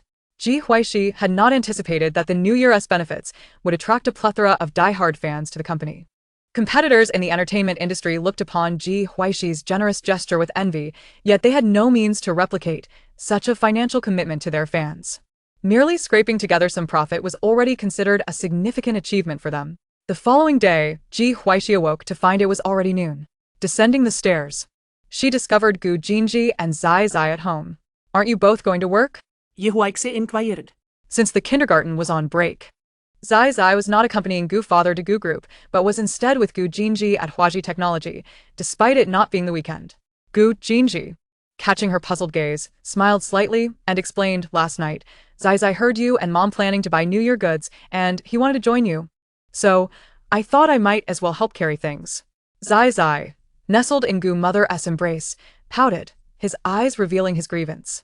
It was clear he was merely a pretext for his father's desire to accompany Ji Huaixi. Amused by her son's nonchalant demeanor, Gu mother found the situation rather entertaining. Ever since her younger son returned from studying abroad, he had been entirely focused on his career. Having a wife certainly made a difference, even using his own son as a shield. All right, let us finish our meal and head out together, Ji Huaixi said, recognizing Gu Jinji's intentions and unwilling to send him back to work. After their meal, the family ventured to the shopping mall. With the new year approaching, the mall buzzed with festive cheer, bustling with people. Ji Huaixi linked her arm with her stunning mother-in-law, while Gu Jinji, limited to holding Zai Zai's hand, silently observed. Let us go look at some clothes. It's customary to wear new attire for the new year, Ji Huaixi suggested, recalling her wardrobe brimming with new outfits. Treating the outing as a chance to accompany her beautiful mother-in-law shopping, she softly added, let us first check out the children's clothing. Upon hearing this, Zai Zai broke free from Gu Jinji's grasp and eagerly took Ji Huaixi's hand, asking, are you going to buy me clothes, star? Gu Jinji. His wife was linking arms with his mother on one side while holding their son on the other. Was he the only one left out? The group entered a children's clothing store. Ji Huaixi thought Zai Zai looked good in anything, but his usual attire lacked vibrancy, often limited to monochromatic shades. She couldn't help but want to select some bright colors. Zai Zai, why don't you try on this outfit? Ji Huaixi suggested, holding up a combination of white and red clothing. The bright red would certainly appear juvenile on him, yet seeing Ji Huaixi's expectant gaze, he flashed a toothy grin and nodded. If Star wants to see me in it, I'll change. Gu mother took Zai to change clothes. Gu Jinji gently embraced Ji Huaixi at the waist and whispered in her ear, you're neglecting me. Ji Huaixi turned her head and saw a hint of grievance on his face, unable to suppress a laugh. Who was it that snuck into my bed last night? Am I the one neglecting you? Gu Jinji felt even more aggrieved, softly lamenting, Mom won't let us sleep together. He never imagined that the greatest obstacle between him and Ji Huaixi was not the little rascal Gu Tingzhou but his own mother. To prevent any indiscretions, she had stationed several night watchmen on the 6th floor, where they would have been alone, resolutely forbidding them from sharing a room without having held a wedding. She feared he might act on impulse. Perhaps he was a wild child picked up from the roadside, while Cici was her precious daughter. Ji Huaixi chuckled softly, let go.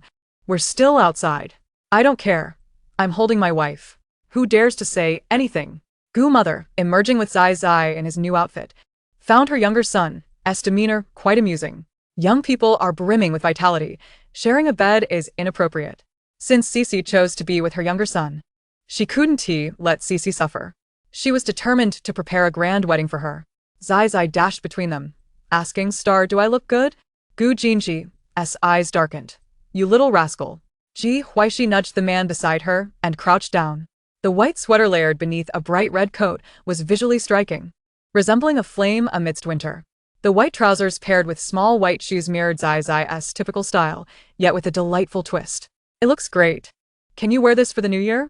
If Zai were a bit younger, she would have undoubtedly chosen an entire ensemble in red. But since he had developed his own sense of aesthetics, she opted to respect his choices while adding a touch of her flair. The red outerwear was festive enough. Zai nodded, yes. After purchasing Zai's New Year outfit, Gu mother shifted into full shopping mode, spotting suitable outfits for Ji Huaixi. She didn't even wait for Ji Huaixi to try them on, simply instructing the staff to wrap them up. Ji Huaixi felt warmth in her heart and, leaning closer to Gu mother, whispered her thoughts. Glancing at her son and husband seated nearby with several bags at their feet, Gu mother's smile deepened. You go ahead. Seeing Ji Huaixi moving toward the exit, Gu Jinji and Zai rose together. What are you two getting up for? Have you forgotten your mother now that you have a wife? If you leave, who's going to carry my things? A question mark began to form on Gu Jinji's forehead. Mom, do you want to listen to what you're saying? He retorted. Which of the store staff doesn't he want to personally deliver the items to the car? It's even more ridiculous to say I've forgotten my mother. Clearly, it's forgetting the son now that there's a daughter-in-law. Chapter 165. A word will suffice. Gu mother asked, is there something wrong with what I said? Gu Jinji replied, isn't there a problem? Remembering their earlier hushed conversation, he helplessly inquired, what is Cece up to? Gu mother, feeling playful, teased. Is Cece buying intimate apparel? Do you want to go with her? Gu Jinji sat back down, feigning calmness. Mom, you keep shopping. I'll stay here and carry your bags. Gu mother noticed her younger son's slightly flushed ears, suppressing her laughter as she continued shopping. An hour later, Ji Huaixi returned, laden with several bags. Gu Jinji instinctively glanced at the bags Ji Huaixi was carrying but could not distinguish which contained intimate apparel. Standing up, he took the bags from her, asking, what did you buy? Ji Huaixi, having already received a message from her beautiful mother-in-law before returning, looked at the man before her with amusement. Born into privilege, accomplished in his career, yet in matters of the heart, he was no different from a naive young man. Second brother and sister-in-law, as well as third brother, are coming back for the new year, so I bought them gifts. Beside her, Zai blinked his star-like eyes and asked, Star, do I have a gift? Ji Huaixi gently ruffled his little head and replied, of course there are. After speaking, she turned to Gu's mother and added, Mom, I also bought gifts for you and Dad, as well as for Grandpa. Gu's mother responded, our Cece is the best. Gu Jinji silently cast a glance at the charming woman, pursed his lips, and remained silent. Let's head home. I've bought enough. The group returned to the old residence. Ji Huaixi said, please help me bring the gifts inside. Gu Jinji chuckled softly, thinking it amusing that she could command him to carry things without a gift of his own. He lifted several large bags from the trunk, feeling a flicker of anticipation in his heart. Surely, it wouldn't be the case that everyone received gifts except for him. Ji Huaixi began to open the bags.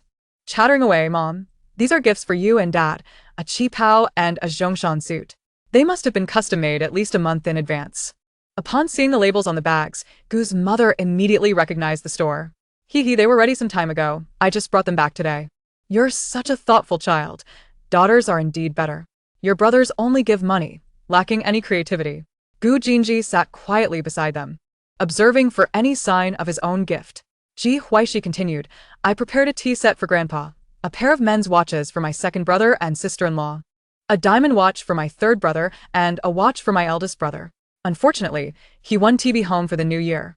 Zhou, this is your gift. Ji Huaixi sorted the bags and handed them to the butler, finally giving the last bag to Zhou. Zhou eagerly accepted it, exclaiming, my New Year's gift.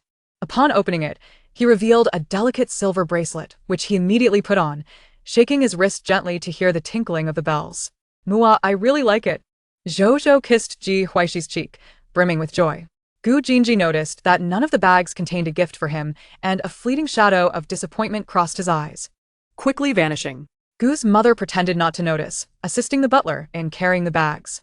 Let us put these in the eldest's room, she suggested, taking away the reluctant little grandson to give the couple some private time. Gu Jinji pulled Ji Huaixi onto his lap, wrapping one arm around her waist. What are you doing? Cece, where's my gift? I didn't know what you liked, so I wasn't sure what to get you. As long as it's from you, I'll cherish it. No matter what you give, if everyone else has a gift and I don't, I'll feel quite sad. Gu Jinji's voice was hoarse, laced with a hint of anxiety. He was reluctant to argue with Ji Huaixi over such a trivial matter. Speaking whatever came to his mind. Gu Jinji rested his chin on her shoulder, murmuring, Cece, I'm easy to please. Just a little coaxing will suffice. Ji Huaixi squirmed slightly, turning to face him, her gaze meeting his deep, soulful eyes, which seemed to harbor boundless affection, yet also a subtle hint of grievance. Gu Jinji's lips pressed together, as if suppressing his emotions, and when Ji Huaixi remained silent, he sighed, If you don't want to coax me, then so be it. I'll manage on my own. Ji Huaixi smirked. Then I suppose I should coax you. Close your eyes. At her words, Gu Jinji closed his eyes, a smile creeping onto his lips, tinged with anticipation. He remained unaware of Ji Huaixi's movements, his curiosity growing. Hearing a sound near his ear, he opened his eyes. Ji Huaixi slowly extended her hand, revealing a pair of rings, both adorned with intricate vine patterns, simple yet elegant.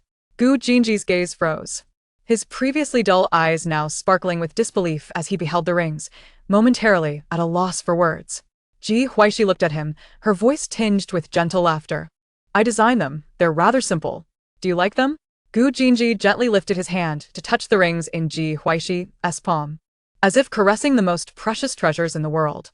I love them, he replied, his hoarse voice carrying a complex mix of emotions.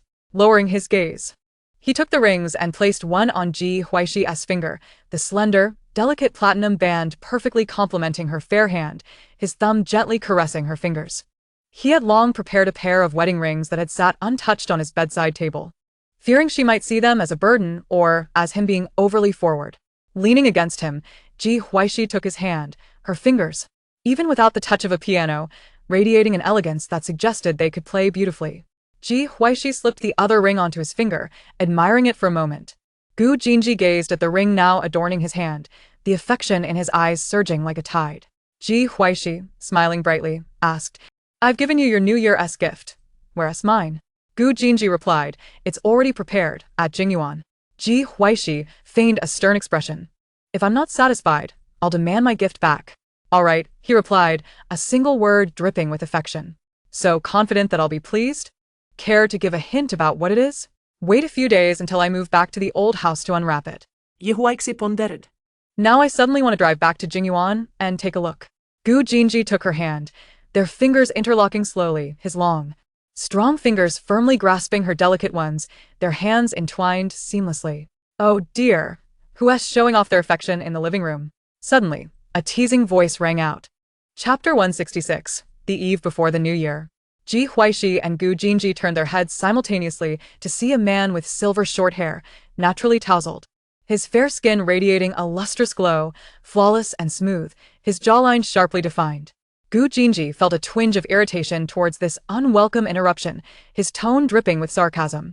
A big star is willing to come home. What great fortune for our family.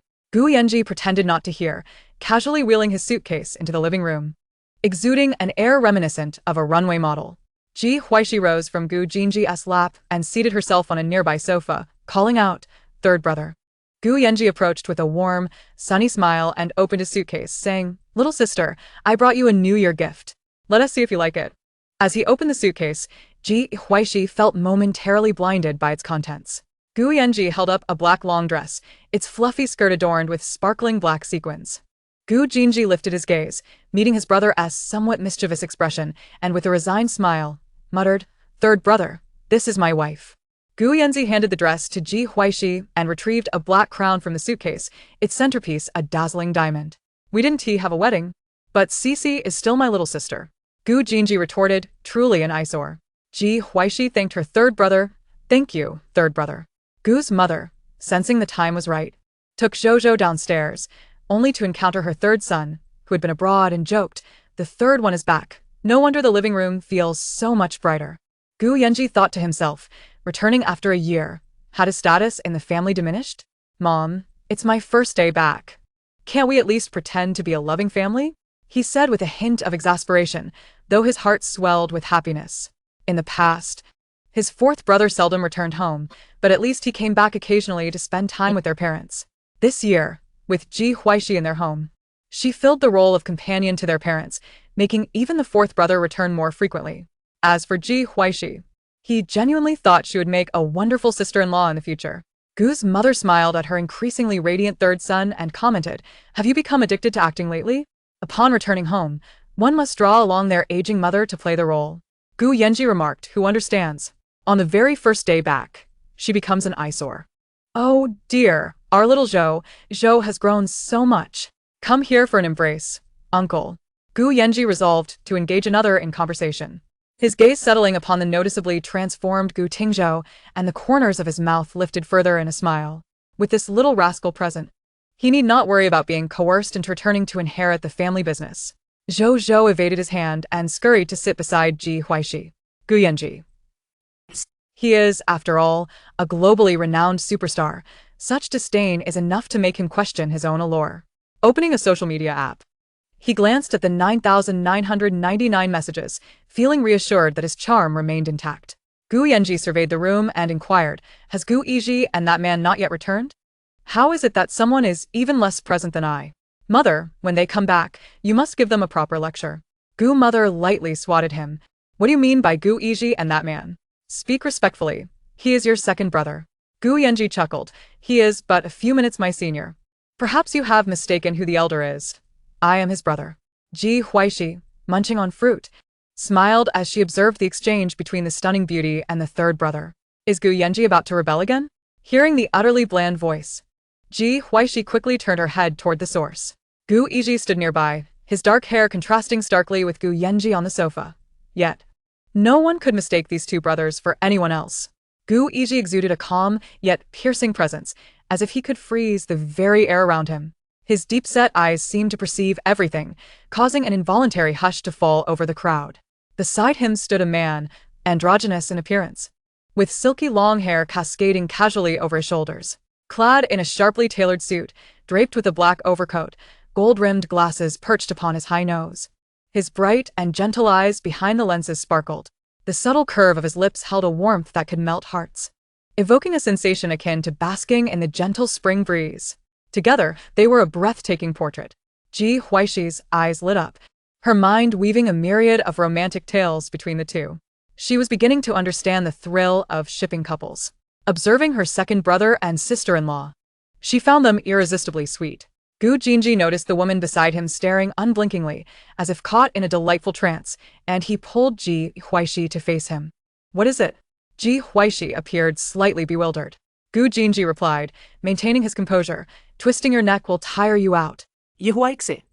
On the opposite sofa, Gu Yanji heard the exchange, raised his head, and smirked. "Did I speak incorrectly? Perhaps you are the younger sibling." Gu Yiji, wishing to avoid engaging with his almost 30-year-old brother, addressed Gu mother, "Mother, Zi Xian and I have returned for the new year." Gu mother's eyes crinkled with joy, the crow's feet at the corners dancing merrily. "Quickly, bring Zi Xian in to sit. Why are you standing there?" Gu Yiji, coming. Gu Yanji, feeling ignored, rolled his eyes in exasperation. Once Gu Yiji and Qi Zixian took their seats, Ji Huaixi greeted them with a smile. "Second brother, second sister-in-law." Gu Yiji nodded, "Little sister." Qi Zixian, with a slight smile, added, "Little sister, my brother and I brought you and Jinji, as well as Zhou, a few small gifts. We shall have the butler bring them upstairs later." His gentle voice made Ji Huaixi feel almost overwhelmed. What a divine sister-in-law she had, beautiful and soft-spoken. Observing her eldest daughter captivated by her son-in-law, Gu mother could not help but laugh. "So you fancy your second sister-in-law? You haven't even blinked." Everyone turned their gaze to Ji Huaixi, their smiles laced with mischief. Ji Huaixi chuckled heartily. "Second sister-in-law is simply too gentle, far more so than I." Casting a glance at the family seated on the sofa, she couldn't help but marvel at how Gu mother, a beauty herself, had given birth to such stunning children. Qi Zixian and Gu Yiji exchanged amused glances. Gu Jinji tugged at the corner of his mouth, noting another person ensnared by the superficial charms of his second sister-in-law.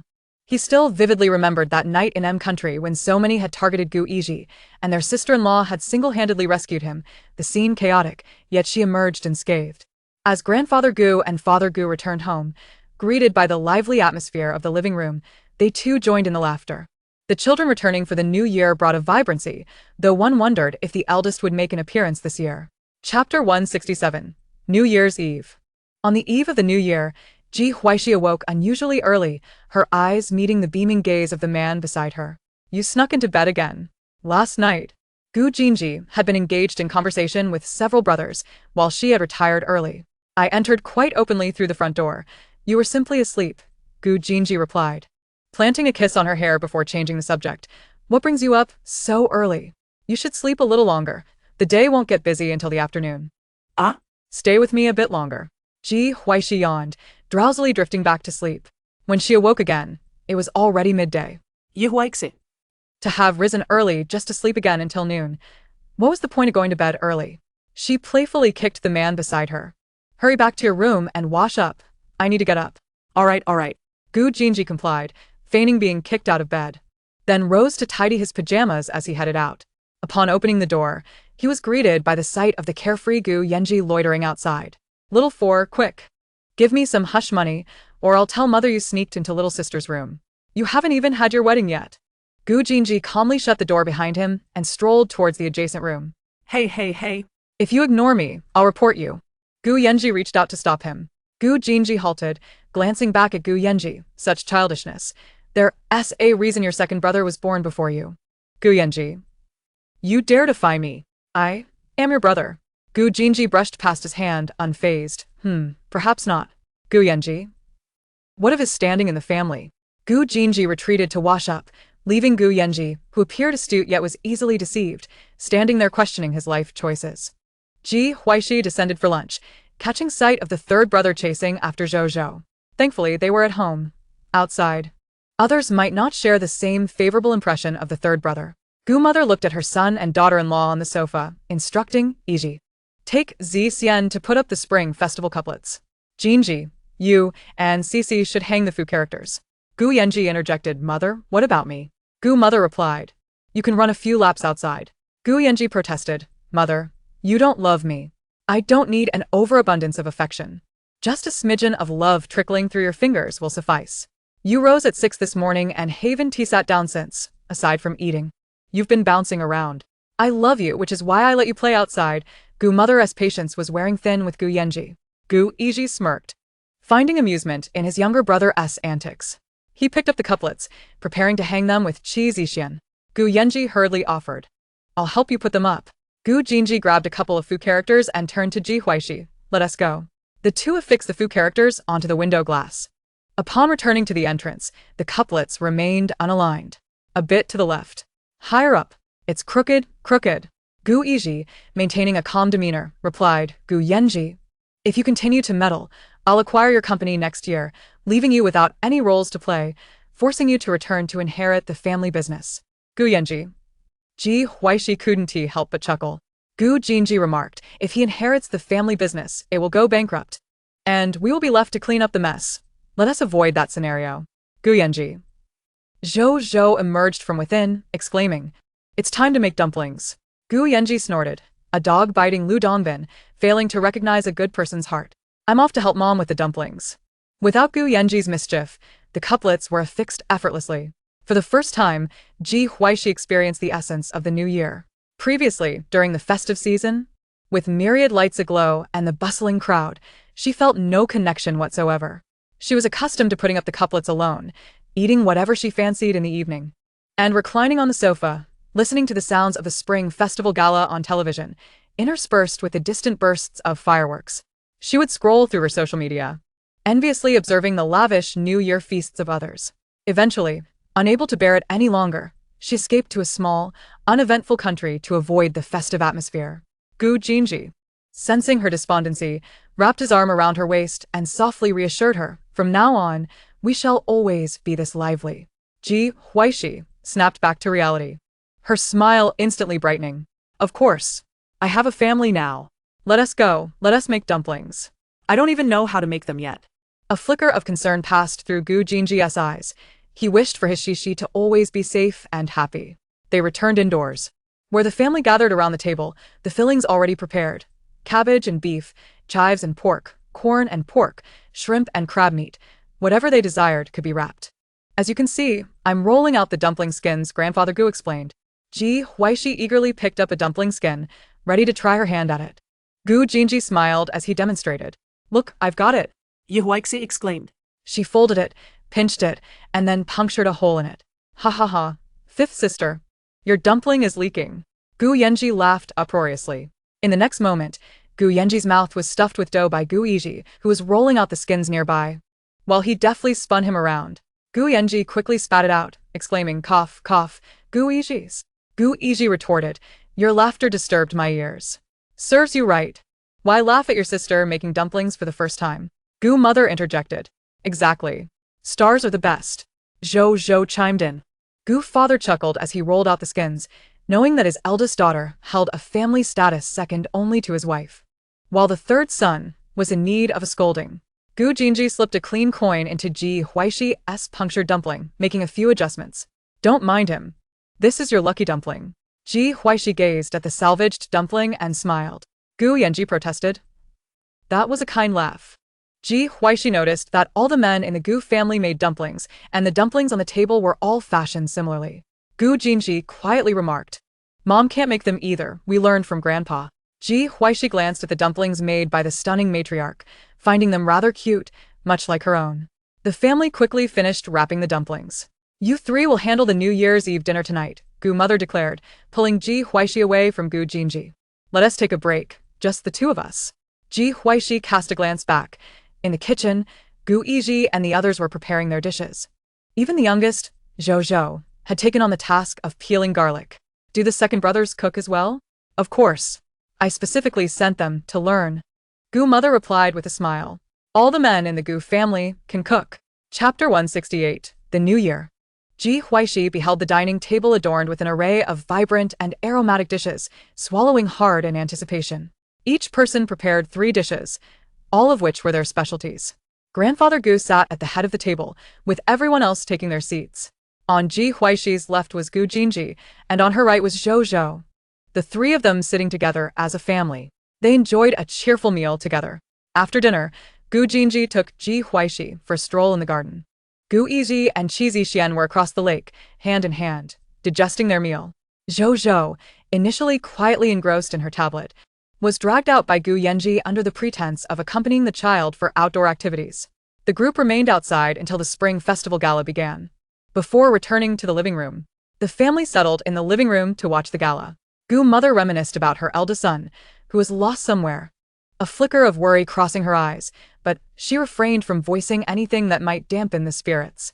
Zhou, there's nothing worthwhile on the tablet. Let us go upstairs to play, Gu Yenji suggested. Noticing the financial reports on the tablet gave him a headache. It was New Year's, and Zhou was still a little child, learning how to read financial statements. Truly, she was born to inherit the family business. With Zhou around, he could comfortably slack off. Zhou shot Gu Yenji a glance, as if to say she couldn't understand his childishness. The others in the living room found it amusing to see the less mature Gu Yenji teasing the seemingly more composed Zhou. Grandfather Gu interjected, You youngsters? If you're not interested in the gala, go out and play. He was no old fossil, insisting on keeping the children indoors.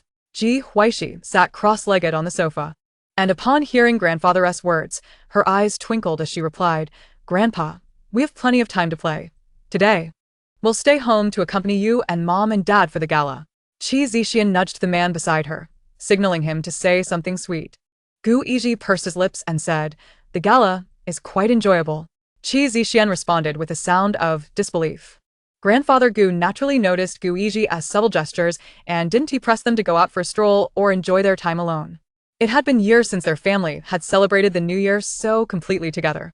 The children had grown up, each with their own careers, often too busy to return for the holidays. Laughter occasionally erupted from the living room. The television played Unforgettable Tonight, heralding the dawn of a new year. Happy New Year! Happy New Year! Ji Huaixi yawned, her face glowing with smiles. This year, she was not alone for the festivities. Grandfather Gu, along with Gu father and Gu mother, could no longer resist the fatigue and prepared to head upstairs to sleep. At that moment, a man quietly entered from outside, standing tall and straight, with a proud posture, his arms naturally hanging by his sides. Ji Huaixi was the first to notice Gu Tingji, greeting him softly, Big brother? Everyone turned at the sound of her voice. Gu mother halted in her tracks.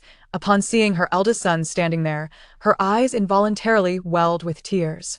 No matter how old they became, she would always worry, especially given the nature of her eldest son's work, which had kept him away for years. Gu Tingji strode towards his mother. Grandpa, Dad, Mom, I'm back.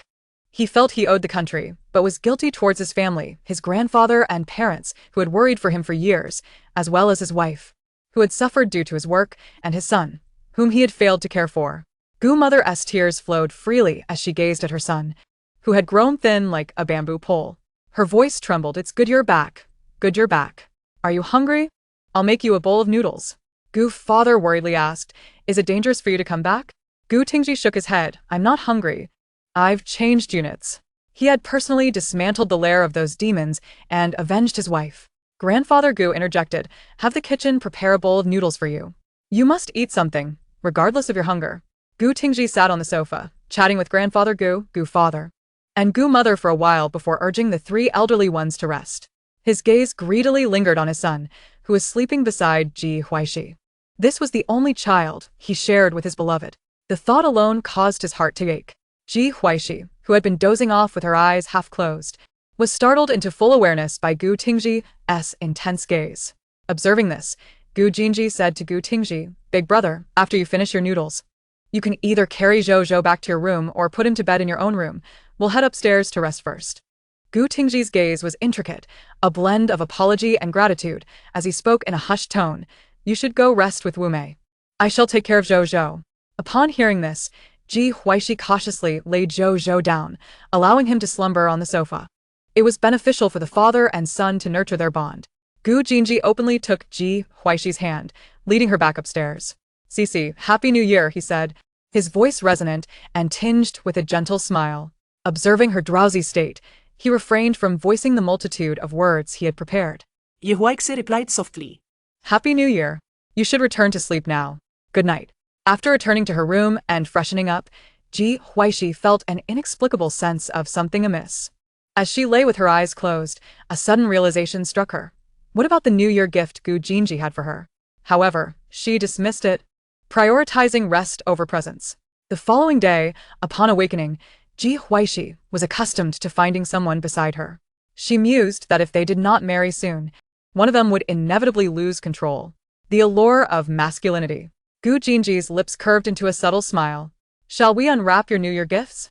Ji Huaixi was momentarily taken aback. New Year gifts? A glance around her room left her astonished. It was filled with numerous similarly sized, beautifully wrapped gift boxes, creating an overwhelming sense of clutter. All of these? Well, let us open them and see. Ji Huaixi tousled her disheveled hair, slipped into her slippers, and approached the nearest gift. Her eyes widened in anticipation as she began to unwrap. When did you sneak these in? She asked, glancing at the man reclining on the bed with his head propped on one hand. Had she truly slept so soundly the night before? Gu Jinji, recalling his stealthy behavior, feigned nonchalance. I brought them in after you fell asleep. Last night, he had discreetly entered her room after ensuring the 6th floor was clear. It was quite novel to enter through the front door after spending so much time on the balcony. As Ji Huaixi carefully unwrapped the first gift, her eyes sparkled with astonishment. How did you know I adore car models? She exclaimed, cradling a diamond-studded Bugatti Veyron model on her lap. She had never revealed any particular hobbies since arriving in this world. In her previous life, after achieving success, she had purchased a home specifically to house her cherished car models, some of which were worth more than that very house. Having satisfied her collecting desires in her former life, she had no inclination to begin anew in this one. To date, there were no car models in Jingyuan. Gu Jinji, meeting her curious gaze, felt a wave of relief wash over him, recognizing her genuine delight. You often watch car model reviews when you have free time at home. He had observed this for quite some time.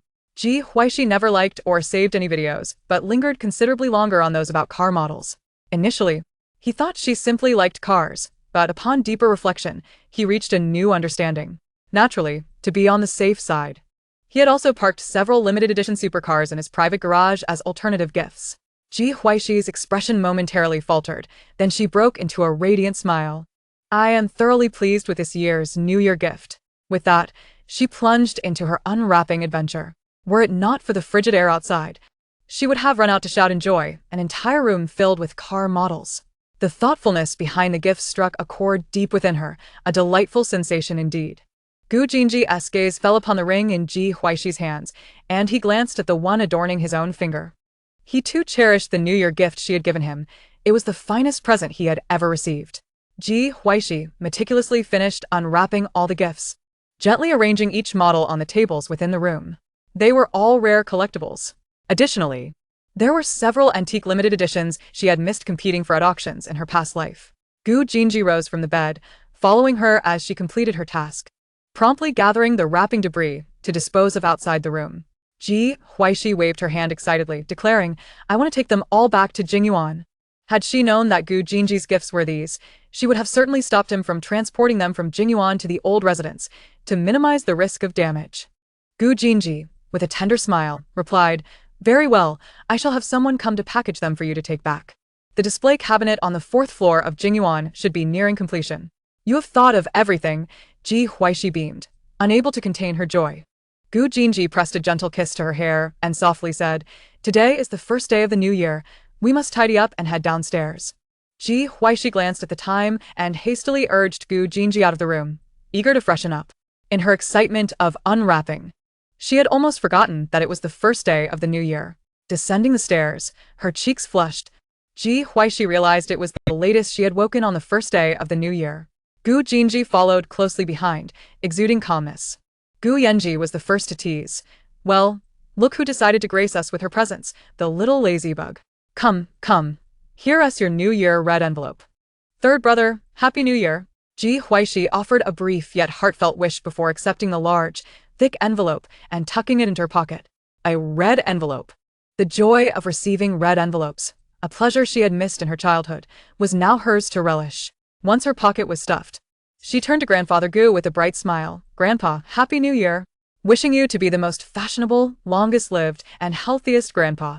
Without a moment's hesitation, Grandfather Gu pulled several thick red envelopes from his pocket and placed them into Ji Huaixi's hands. "Thank you, Grandpa."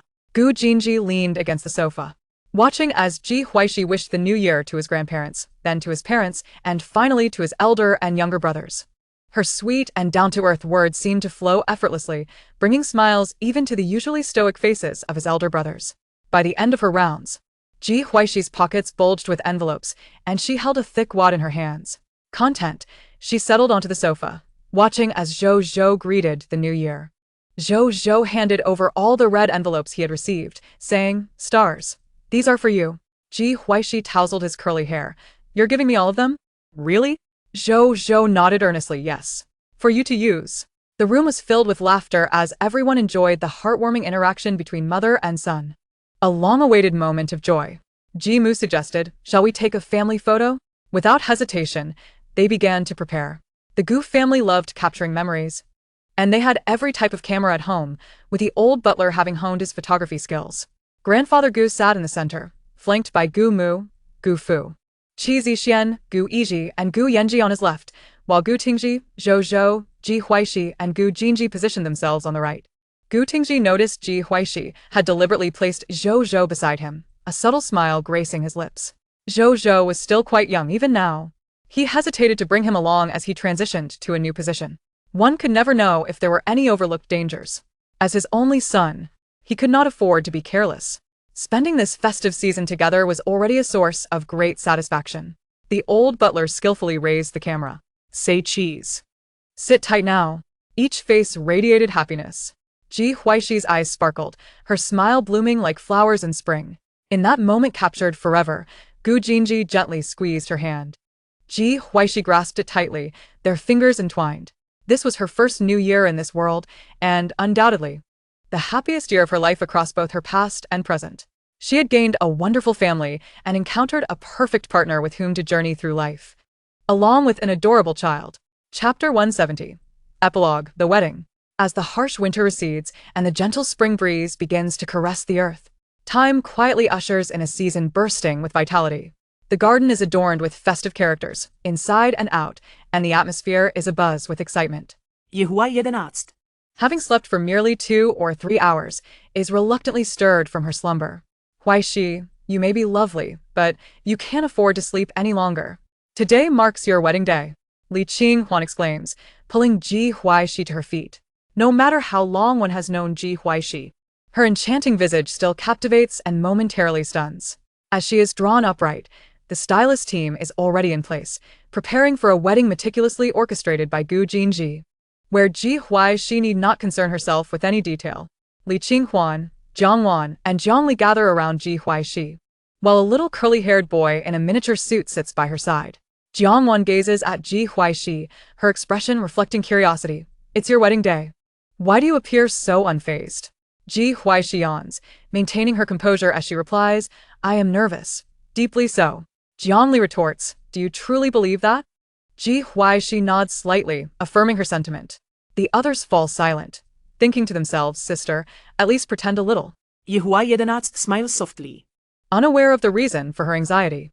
The profound connection she shares with Gu Jinji brings her joy, and the prospect of becoming a married couple fills her heart with elation. Quickly, let the makeup artists work their magic. We must look splendid for the photos. Ji Huaixi encourages with a light laugh. All right, this is my first time being a bridesmaid, Li Qinghuan replies. Jiang Wan chimes in. Aren't you concerned we might steal your thunder? Jiang Li adds, with that face of hers, she has nothing to fear. Ji Huaixi grins. I mustn't be daunted. Meanwhile, Zhou Zhou quietly leans against Ji Huaixi's leg, having insisted on coming to the garden instead of remaining at the ancestral home. After all, his primary identity is the child of the stars. While the garden is lively, the ancestral home is equally festive. Xia Huai Li and others occupy the entire living room. This is hilarious, Jinji. Your brothers have now become part of the bride's family. When we go to fetch the bride, you'll have to face a gauntlet. Gu Jinji, also in the midst of getting ready, listens to the playful jests of his friends, a smile tugging at the corners of his mouth. After the new year, his brothers scattered, only returning as the wedding day approached, and now they have all flocked to the garden, embracing their roles as Ji Huaixi's family. Having additional brothers to support his Ji Huaixi is certainly advantageous. As the auspicious hour for fetching the bride arrives, Gu Jinji sets off with his groomsmen. Passers-by cannot help but pause to admire the procession of wedding cars, while luxury vehicles are commonplace in North City. A road lined with limited edition automobiles is a rare sight. Gu Jinji arrives at the garden, where he is greeted by Gu Yanji, sporting a new pink hairstyle and clad in a white suit. Ah, here he comes. To marry my sister, you must first pass my test, Gu Yanji says, gazing at his younger brother with a gleam of amusement. Laughter erupts from the gathered friends and family, for this wedding is indeed entertaining, where the groom's elder brother becomes part of the bride's family. Suppressing his eagerness, Gu Jinji smiles brightly. Please, third brother, present your challenge. Gu Yanji, savoring the moment, responds, it's rare to see you so obediently call me third brother. I won't make it too difficult. Complete this quiz with a score of 90 or above, and you may enter. He produces a crumpled paper and pen from his pocket and hands them to Gu Jinji. Upon unfolding the paper, Gu Jinji finds it filled with dense questions, all relating to Ji Huaixi. Xia Huaili leans in for a look. Brother, good luck. Does Gu Yanji forget you're his brother? The quiz consists of questions solely about Ji Huaixi, leaving them unable to assist. Gu Jinji quickly pulls Xia Huaili closer, spreading the paper across his back as he answers, with remarkable speed. Done. After submitting his final answer, he hands the paper and pen back to Gu Yanji. Having memorized the answers, Gu Yanji raises an eyebrow at the correct responses. You may enter. Cheers erupt as Gu Jinji and his entourage make their way into the garden. The second challenge lies with the second brother and sister-in-law. The crowd laughs as they spot the two men at the top of the stairs, fully aware of their relationship. Qi Zixian smiles warmly. Our challenge is quite simple. Bring out the props. Gu Yiji presents a board prepared in advance, adorned with various eyes, noses, and mouths. Is this really simple? Yavank asks. Why do all the mouths look identical? Li Yan comments. Truly, they are brothers and sister-in-law. Xia Huai Liat. Gu Jinji remains silent, scrutinizing the images on the board. Without hesitation, he selects the eyes, nose, and mouth to assemble on a blank face template. The speed astounds the onlookers. All done. Qi Zixian smirks, but there will be a penalty for errors. Are you certain? Xia Huaili laughs. Shouldn't you double-check? Gu Jinji insists, I'm finished. Qi Yiji and Qi Zixian exchange glances, stepping aside to grant him passage. Laughter ensues as everyone praises Gu Jinji's prowess. He ascends the stairs with his groomsmen, arriving at the bride's door, where a little boy in a suit stands guard. The final challenge is Zhou Zhou. The boy declares solemnly, I'm not the last challenge. I'm the second to last. Ji Huaixi crouches down, coaxing, all right, you're not the last. How about uncle takes you out for a play? Zhou Zhou glances at him. I'm merely small, not foolish.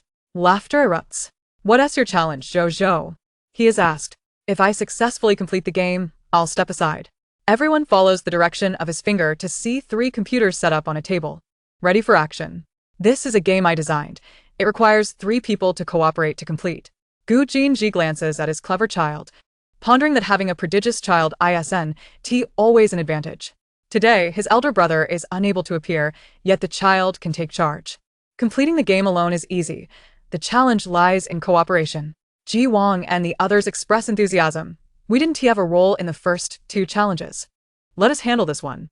Gu Jinji feels a nagging doubt about his friend's reliability, which proves to be justified. Couldn't you have jumped sooner? Another failure. Seriously? Li Yan, how did you trip that? The crowd surrounds the 3, witnessing the 10th failure replay. Gu Jinji can no longer contain himself. Qin Mo, come here. The usually silent Qin Mo raises an eyebrow and shifts into the spot vacated by Ji Huaixi.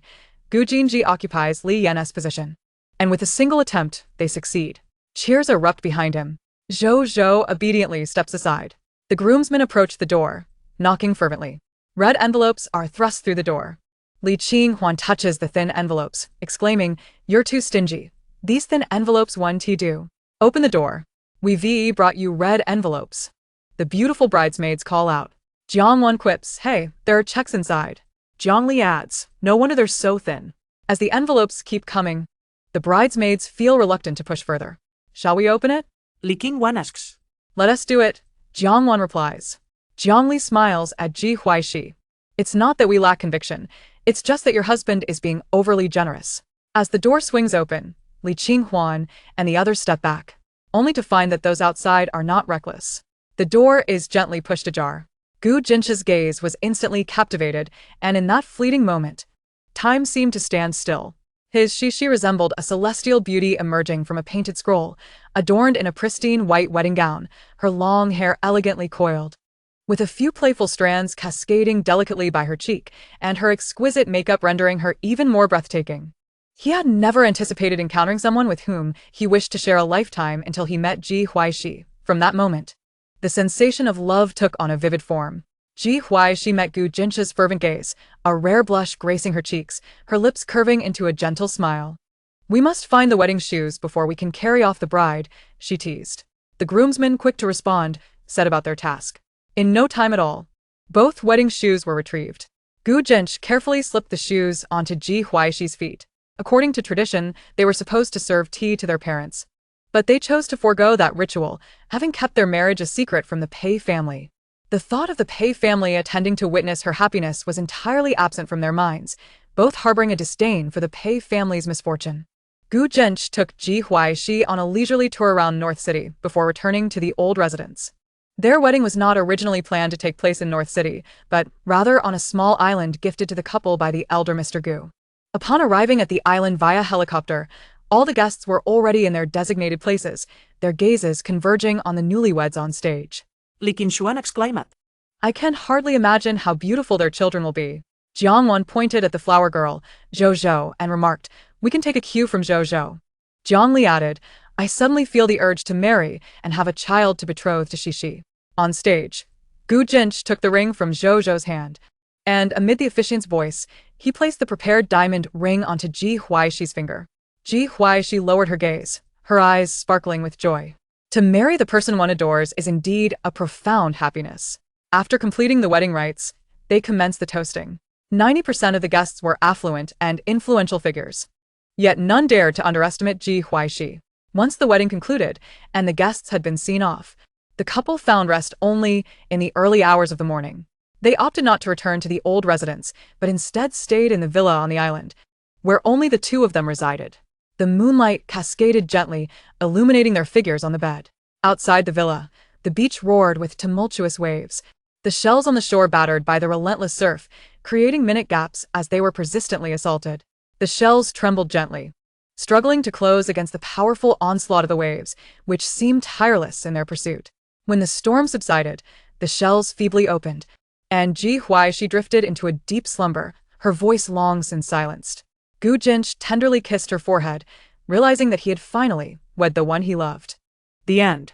Thank you for listening. If you enjoyed this tale, please consider subscribing and liking to support us. Until we meet again in the next story.